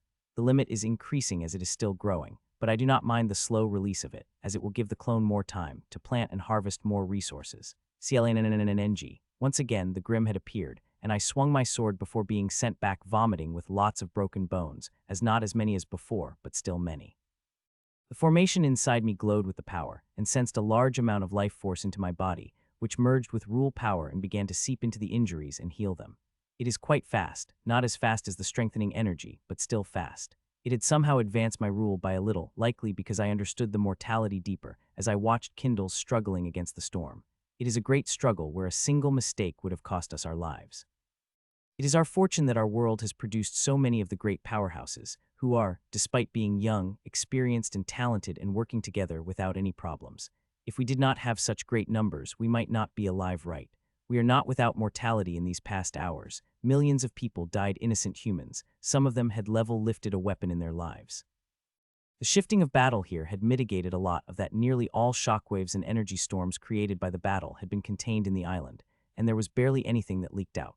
A few more minutes passed, and the battle got more desperate. The Grims had gotten the impending feeling of danger, while we were depleting our energies fast. Even the life force would not help anymore, as it is just a complementary resource. The real power is still given by the life force they are burning. A few more minutes and a couple of sneaky attacks later, a smile appeared on my face. Despite the resistance and constant attacks, I have the Grim. It took me 16 minutes, but I got the first of 4th. Immediately, I focused on seconds. While my strings are targeting all Grims at once, they are focusing on a single Grims at once. It is the best strategy. If I focus on it all at once, it will take a huge amount of time, and by then, if we lose our essence, it will be very bad, which is why I am focusing on one Grim at a time, so even if we lose our essence, we will still have a chance. Rai is the best hope to deal with any Grim if it remains. He is the only person who is facing the Grims head-on, and the Grim it is fighting is the only Grim that hasn't attacked me yet. He is growing powerful that, in a few minutes, he will have strength equal to the Grim and surpass it in an hour. The Grim also seemed to understand that, seeing the way it was fighting. CLNNNNG, I defended against the attack and sent back tens of steps while others appeared and handled the Grims, who were coming at me for the second attack. I wiped away the blood from my lips with a smile. I may have been hit by the attack, but it also helped me take a last step with my strings and bind it fully inside and out, making it the second Grims of the 4th. It was only a 25th minute since I had begun and a 9th since I had finished with the first. Instantly, I moved toward the 3rd Grims. I planned to fully bind it even sooner, as the mad charge of these golden fire werewolves is expending the energy of the humans fast. If this continues, then I may not even have an hour. Not to mention, I am myself in danger. These constant attacks with full power have been expending a lot of my essence energy, and this time, there is no strengthening energy to refill it. Now that I have reached my limit, everything of my share is going to the mysterious tree, which is growing with it and converting it to growth energy. All the plants in my core had reached above the limit, especially the important plants like the mysterious tree, the metal essence tree, and the stainless lotuses, which again drained all the corruption. Thankfully, Old Snake had a huge amount of it, and the clone one had dumped it all into the pool. I just need to survive it. I have got a huge amount of resources. Nearly everything I need for my breakthrough, I got it. Most importantly, the resources are above the limit.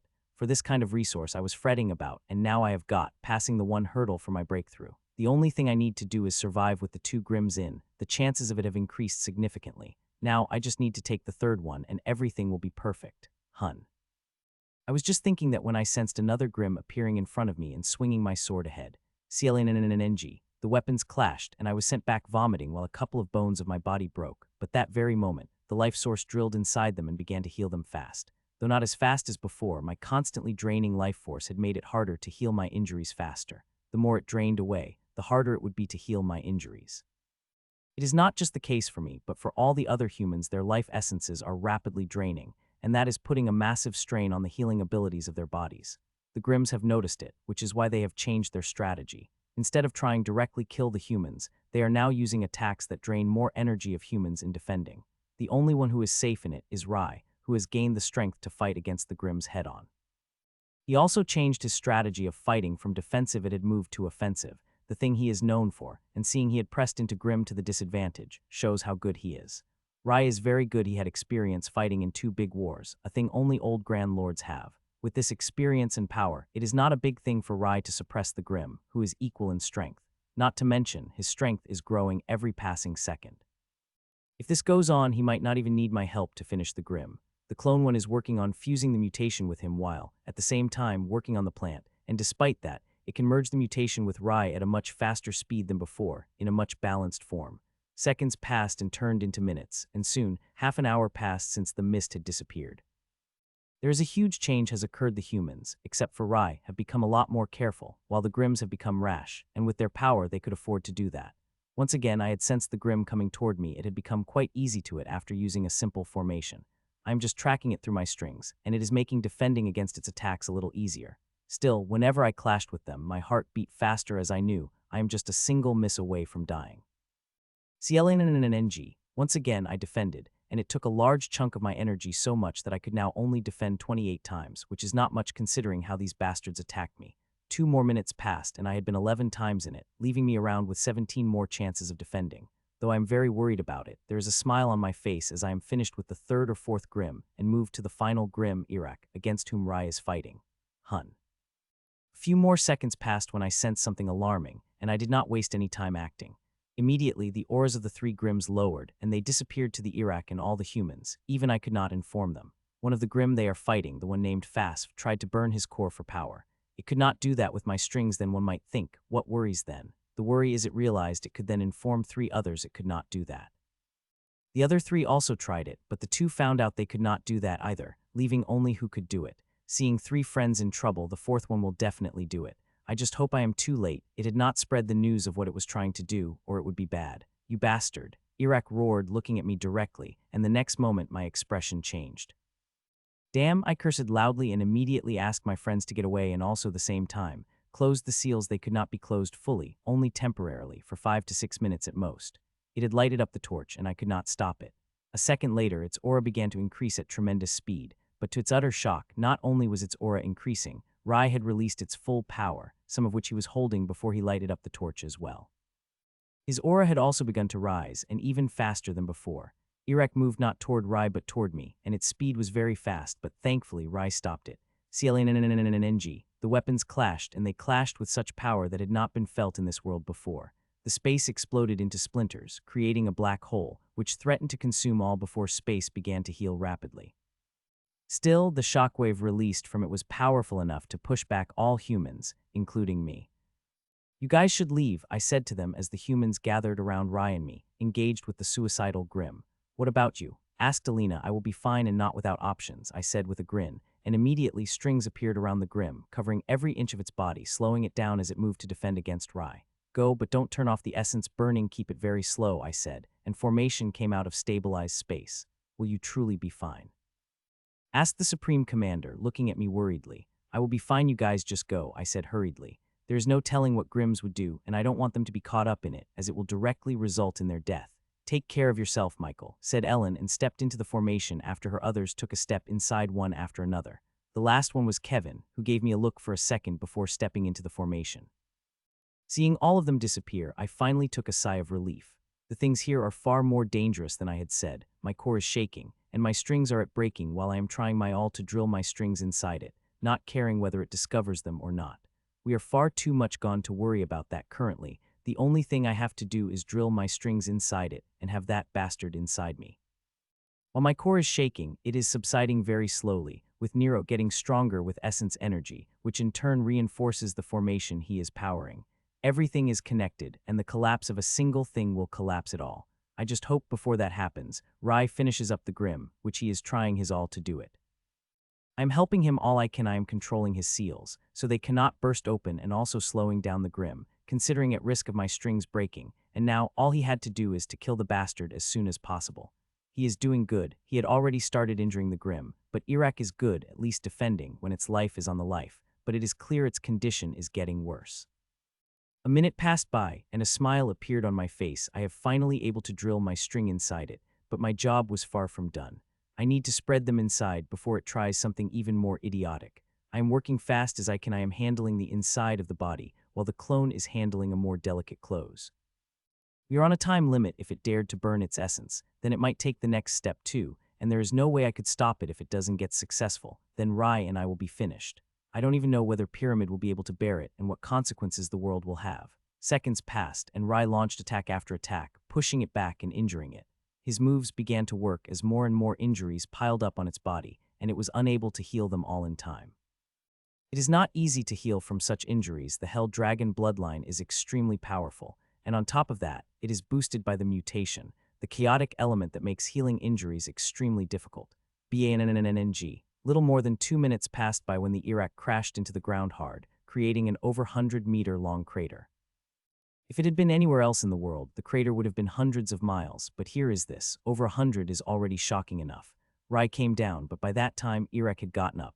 Though it did not help as they clashed, it had to take a step back, which Rai used to give a big cut across its shoulder. Iraq bore the injury and immediately moved to counterattack. It had defended against it, but the next one had caught it once again. Rai is doing good, but I am hoping he will do better half of the time. He has already been passed, and now he has to finish the Grims within 2.5 hours or the mutation will come back. Once it does and he is in his current state, it will run rampant and turn him into an abomination. I cleared myself of those thoughts and focused on my work. The sooner I finished, the sooner I would deal with this bastard. Hun. Few more seconds passed when suddenly I noticed immense energy coming out of its core, and it began to shine before suddenly blinking out and appearing in front of me. Michiel, Rai screamed as it tried to come to me while Iraq swiped its claws at me with a bloody satisfied smile on its face. A horror couldn't help but appear on my face as I realized the kind of predicament I am. Rai will not reach me in time, and also this attack is not something I could defend against. Hun, is this my end? I asked myself as I felt an invisible claw about to cut me apart when something had happened. Ashlyn came out of me and shot toward the grinning Iraq. The horror on my face became even deeper. The attack is too powerful, and I fear even Ashlyn wouldn't be able to stop it and might do something which I will not be able to bear. CLNNNNNG. I thought that when Ashlyn clashed against the claws, and to my utter surprise, I saw her clash and only pushed back a little. Not only that, she had absorbed nearly all the power of the attack so that no shockwave would release. It had shocked me, shocked the Iraq even further. The one chance it had to kill me had disappeared. Let's die together, it said with madness, and I felt it, trying to blast its core apart, and now it is my time to smile. It is not going to happen, I said grinningly, the moment my string entered inside it. I have asked my clone to block the pathways to self-destruct. I knew I would do it when things became desperate, and I was right in my decision. PUCH, no, it said in shock, and at the same moment the spear had pierced through its chest, which filled it with horror and despair, but even in that it tried to move its claws at me. You have lost, I said, and my strings covered it, and a moment later it disappeared. It would have taken a little longer if not for Rai destroying its defenses. Though the core had remained unharmed, I had asked Rai not to touch it, and he did not. We did it, he said, grinningly. Yes, we did, I replied, not caring about the intense shaking of my core. I turned to Ashlyn and took her in my hands. She was injured, but not as much as expected. The boost from Grims had increased her strength more than I had thought. Elral appeared in front of a huge gate, with his whole body shaking from top to down as he placed his hands on both sides of the door. Lord Reek had told him the big secret and ordered him what to do if an extremely unforeseen thing had happened. It had happened. The humans have defeated them, killed every Grand Lord they had till only Reek had remained. He had brought help, something that would have crushed the humans, but instead the impossible thing had happened. Humans have crushed them, completely crushed those who were above the limit, that no one had thought they would be able to do. It was all due to that bastard. It was because of it the humans have killed them all. The door lighted up as it scanned its bloodline before it began to push it forward. It took nearly all its energy, every bit of it before it had pushed enough to squeeze into the door. He entered inside me, and immediately his eyes fell on the throne, where a young golden fire werewolf had been sitting. The mighty being, just looking at him, his bloodline began to roil. It knew instinctively that golden fire werewolf is powerful, so powerful that a simple breath of him would wipe out the Grand Lords. He stared at it for a couple of seconds before he knew he had to kneel, and he did shakingly. My L.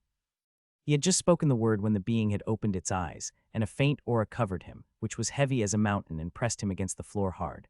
A weakling like you have arrived means they have lost, he said. There was no surprise or shock in the chime-like voice of the being. Yais, my lord, the wretched humans have killed them all, including Lord Reek, he informed, stuttering. The little task is too big for you, useless people, the being said and sighed. It seemed like I would be entering the small world earlier than I thought, but it is fine too. I have mostly recovered and will finish the work myself after wiping the vermins myself, the being decided. It opened its mouth to beg for mercy, but no words came as its whole body turned into ashes. How dare you to even suggest that vermins could even stand a chance against me, he said before he sighed, and a smile appeared on his face. Enjoy the time you have left, vermins. In a month, I will come down and destroy you and your world, he declared, and formation around it changed, and once again it closed its eyes while formation did its work around it. We have killed all the Grims, but we have not won. There is one big Grim had remained, someone who is powerful beyond our imagination. It could kill us with a simple swipe of its hand, and we could not resist, not even for a moment. We have about a month. I could be very wrong. It could appear now and finish us, but I will consider a month, which is not really much time, but it is something, and we will need to do everything we can in this time. Let's go, I said as the formation appeared and stepped inside. Rai followed behind me. A second later, we appeared in the pyramid in the med bay, where everyone was lying on the bed, with their eyes closed and essence burning at a very faint speed. They all are so unconscious. They were pushing with their all when fighting against the Grims, but what we are seeing now is the true reality. They are completely drained and let themselves fall unconscious to preserve as much energy as possible, leaving the Grims to us, in confidence that we will be able to finish them and that we had not let them down. Do you need any help? Asked Rai, to which I shook my head. You should sit and focus on merging with the mutation, I said. He nodded and sat down immediately, and the next second the speed of merging increased inside him. Clone 1 is aiding him while same time planting and harvesting, while Clone 2 is helping me in creating the healing pools. All of them have expanded the immense amount of life force, and generally, they would need years to recover from it, as such things damage the foundation itself. Which I was able to avoid, but still making them recover in record time would be a challenge. I need to make them recover fast, which is quite a task, but I have the expertise and the resources to make that happen, and I will do it, as there are no other options. They could not spend a month recovering. They needed to recover in a week. A few seconds passed when I waved my hand, and a small round pool came out, and I immediately placed the body of matron Mavis inside. The old woman is in the most critical condition. If I had not done anything in an hour, the old woman would have died. A few seconds after that, another small pool came out, and I added Alina to it, and another came out, and I added Lady Vivian to it. One by one, I added people to the pool. The last one was Ellen. The moment I did, I asked them to turn off their essence burning, which they did. They might be unconscious, but they could still listen. Seeing all of them in pools, I couldn't help but take a sigh of relief. These pools are not perfect. I am barely 2 minutes to make each of them, but they are enough to stabilize the condition of people and stop them from burning their essence further. My condition is not much better, but I have started many formations lit up inside my core the moment I finished with the last Grims. Though I would recover much faster if I rested, I have no time till I perfect their recovery methods, but before that, I have some work to do. My core is still shaking wildly. It has lessened a little in the past few minutes, but it is still wild. It is nearly at its limit. The runes had spread into 4 Grims, and harvesting had begun before it would take some time before it finished. I have a lot of work to do. The growth energy from the 3 Grims is still flowing due to the limit of growth energy the mysterious tree could send as times, which is a very good thing for me. As of now, I have growth energy, and I can help my clones in planting and harvesting. It is not the owl growth energy I will have, as the other 4 Grims are still being harvested. I plan to use it all wisely to grow a large number of resources, enough for all our breakthroughs if we were lucky enough to accomplish it in a month. I begin, and like before, I focus on storing the old snake while my clones are planting and harvesting. I would have very much liked it if the close 2 would handle the storage of the reek, which I had not touched, but it is busy with clone 1. Growth energy is very powerful. It is growing the resources at such a fast speed that despite all control my clone has over this core, they are barely managing to keep up with this speed. The seed collection of the old snake is huge, and I am looking at thousands through the minute, sending those important to my clone while placing the unimportant into a different place. Now and then, I would look through some unknown seeds which are on an important shelf. The old snake might not be able to identify what kind of seeds they were, but it was clever enough to identify important ones through their aura and quality. I would barely identify 5 in 100, but my investigative abilities are much more than the old snake, so even though I did not know many seeds, I could tell what kind of thing they might produce, which made me choose to plant them. Though the success is not that great, only 20 of the unidentified would live. Every seed requires a different climate and different materials, such as soil and other things. Growth energy is powerful, but I do not grow the seed on its power alone, which is too wasteful. So when I saw the seed is only growing on the power of growth energy alone, I would pull it out. Time passed as we planted and harvested a huge number of resources every second. The boxes grow till they have formed a small mountain, and this is just the beginning. We are just using the growth energy of the 3 Grims, and there are 4 more from which the growth energy has yet to come down. The process is slow due to the difference in level, and it became even slower with pressure, which is fine by me. I would have very much loved it if it had been even slower, or even able to hold back the growth energy in the mysterious tree, but that will not happen. I tried, but it doesn't work. So I am working with what things are, not daring to waste even a second of time. D-hub. Around 20 minutes passed when finally, all 4 Grims had turned into dust, but there was no change in the growing energy. The mysterious tree is already releasing as much as it can. It cannot increase the flow anymore. I did not look at it, as I could feel how much growth energy the mysterious tree has and how long it would take to unload it, and I am confident that I will be able to harvest a huge number of resources by the time growth energy is spent. Good, I said with a big smile when I found out the seed in the unknown Osmi flower seeds. This flower is very good alone. It is not much, but when I mix it with life force liquid from the necrotic tree, it will show its power. It will help me and everyone a lot in recovering our life force faster. I would find such gems now and then, which I would plan immediately. 40 more minutes have passed when I had to refill the essence under the metal essence tree and pluck out the fruits. The metal essence tree is one of the things that is taking a huge amount of growth energy. It had grown with this above the limit energy, and still taking while absorbing an immense amount of metallic energies from the half-bronze tree floating above it. It is literally showing it. After I plucked the fruits and changed the essence began to drain, and flowers began to appear on the essence tree. It won't be long before those flowers turn into fruit and mature, and I will again come back and pluck them. I have harvested a lot of metal essence fruit already, and used nearly finished all the metal essence that Old Snake has above limit the grade. Soon, I will have to turn to the metal essence of Grand Lord grade or look into another source. Storage of Reek and other Grand Lords, the old ones, which I did not have a chance to open. I will also be finished with the seeds in the Old Snake's storage and move to Reek's. I have been working very fast and am quite proud of myself for looking through such a number of seeds in such a short time. If I had time, I would have looked more closely at those unidentified seeds, but I did not. I did not even have a second for each seed. I will after I finish with this and have free time. Many seeds had interested me but weren't able to grow. I want to research them further. A few more minutes passed and I was finished with the seeds, but I did not immediately get out.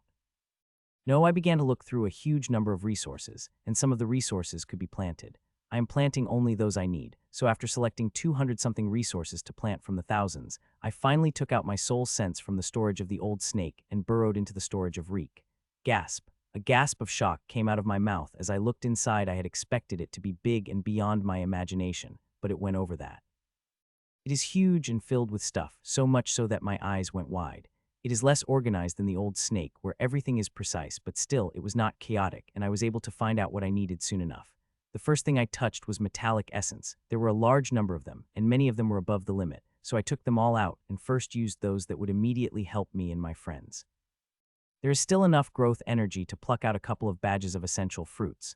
After the essence, I moved toward the seeds. Reek also had them, and its collection was huge, nearly as huge as an Old Snake, which surprised me, but I shouldn't be, considering it was the leader of Grims. Even if it did not need those things, it understood their importance and collected them. As I looked at the seeds, my eyes lit up with joy that I wanted to plant all of them, but I controlled myself and began to plant only those I needed. There are many of those I need. They will help my friends and me tremendously in the coming days. I only wish they had been better tagged. The Old Snake had taken great pain in tagging everything, not only with their name but also with their details. It helped me tremendously in planting them.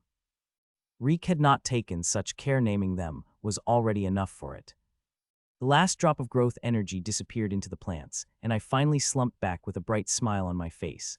For more than an hour, I have been working with growth energy, and every second was worth it. When I looked mountainous pile of resources that I had gathered, it made me happy.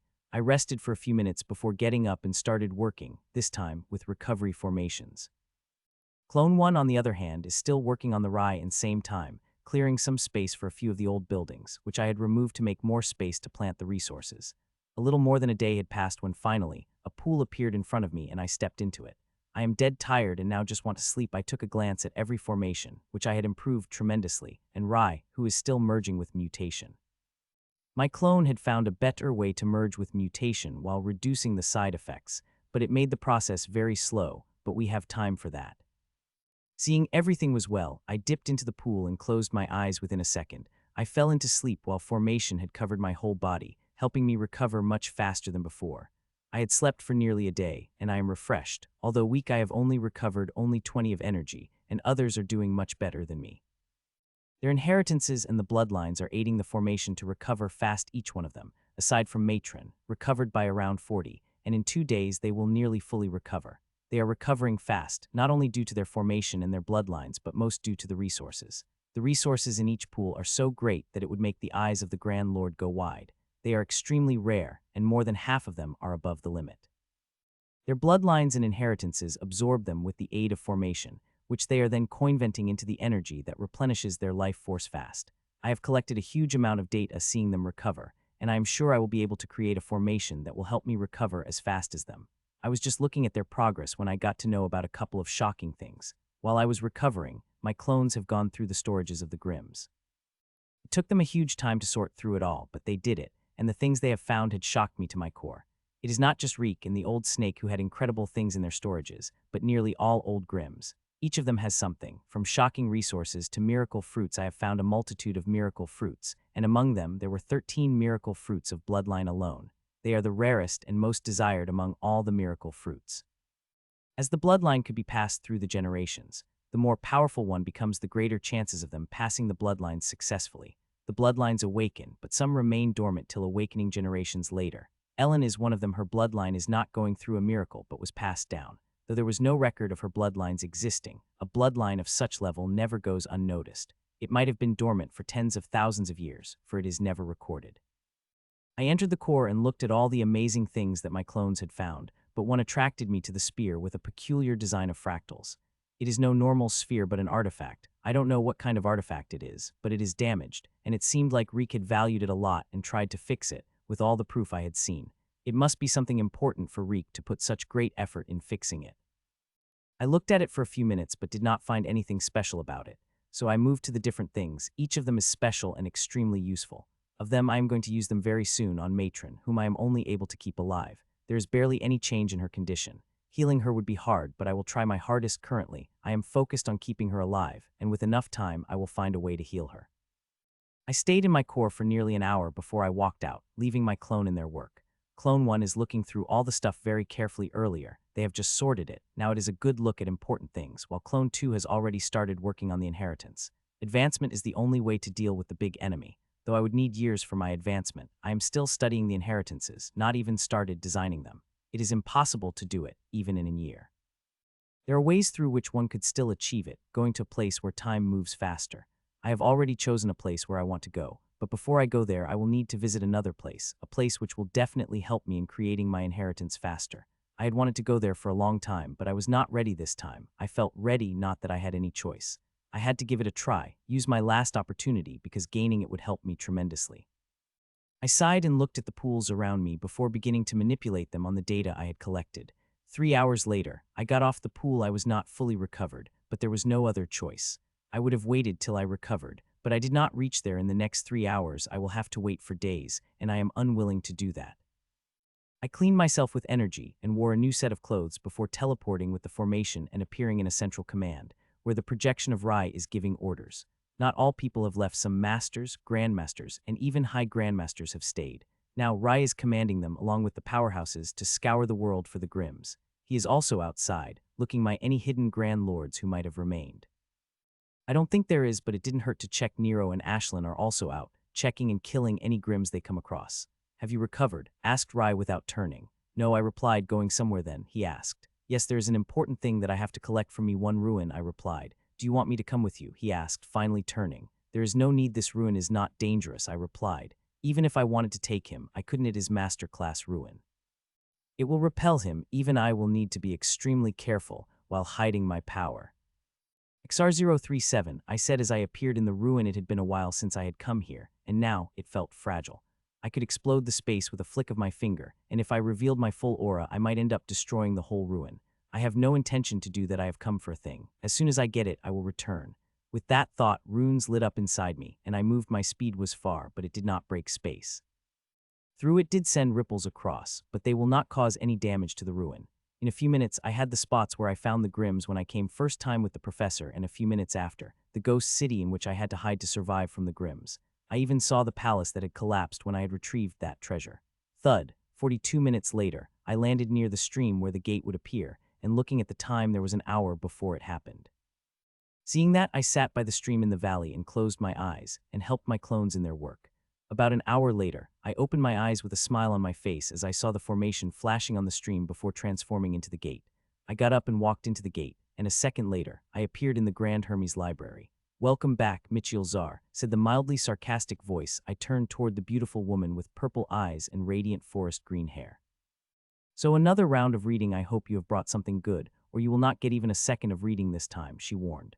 "No, I want to try the test," I said, and I could see a faint surprise appearing on her face, which she did not try to hide. "You seem quite confident," she said. To that, I just smiled. "Very well, since you want the test, here is the test, but let me tell you, this is your last chance. After you fail, the door of Hermes' library will be closed for you forever," she said. The stone disc appeared in the 3 layers puzzle. The last 2 times, I had failed in it, but this time I will succeed. "You have 3 hours, and your time starts now," she said, and hazy runes became clear, and I instantly appeared beside it and began to solve it. My hands moved fast. They moved as fast as I could think of, and I was thinking fast. My knowledge and understanding of runic equations have increased tremendously since the last time I am here. Click. It took me 2.5 minutes to solve the first layer first. I had needed more than 2 hours to do that, and the last time, nearly 1.5 hours, but this time, only 2.5 minutes. As I had said, my understanding of the runes has gone through tremendous advancement. The solved equation of the first layer merged with the second layer, and I began to work on it immediately. It is quite complex, but I understand it, and my hand is moving with that understanding. Click.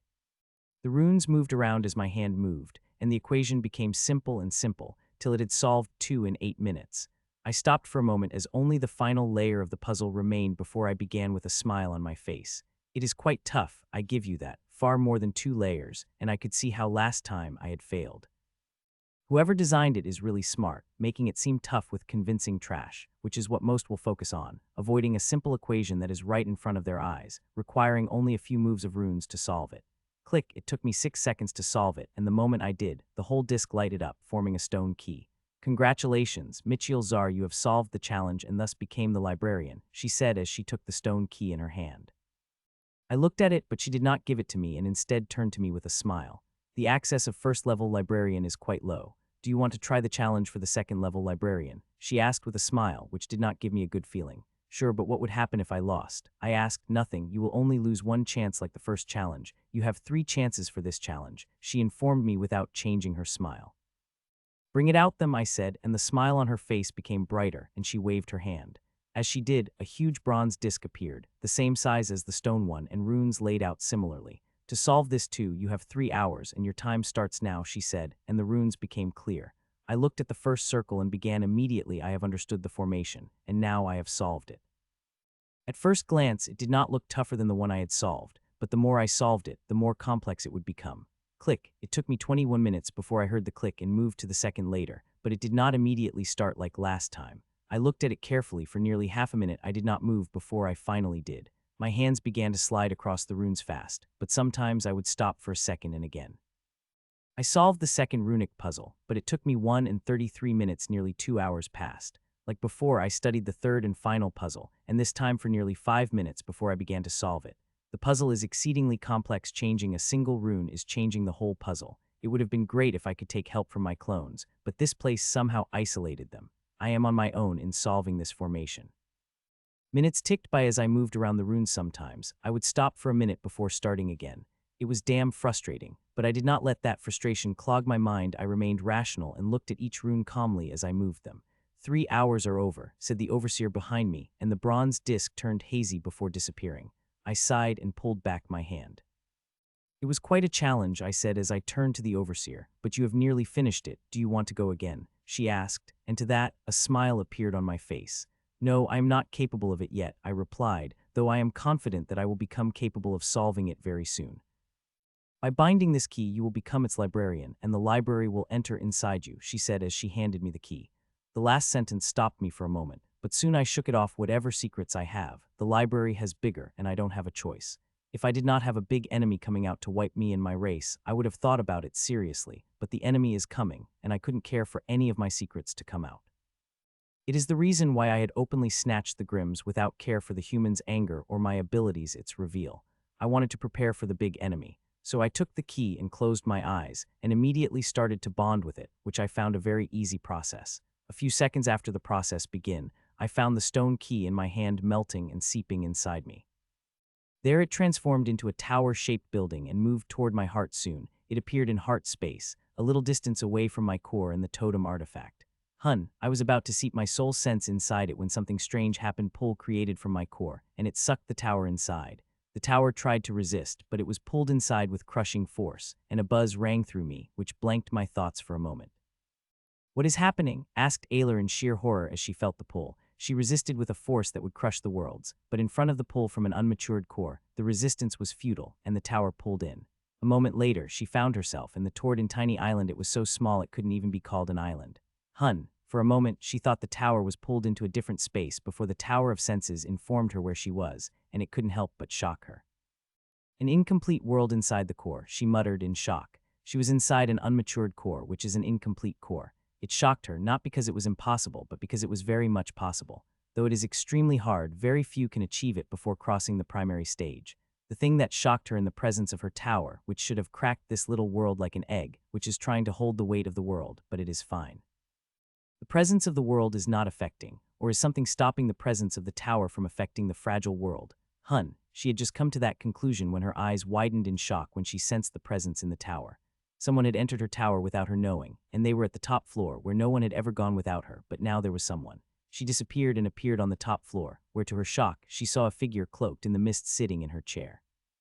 She could not see a figure, not even a silhouette. She could not tell whether it was a man or woman or race they were. She could sense nothing, not even their power. You must be in some dire strait to merge your world with this library and become its spirit. It truly a death sentence for a little titan like you, said the figure in the mist, shaking her to the core that she nearly collapsed on the floor.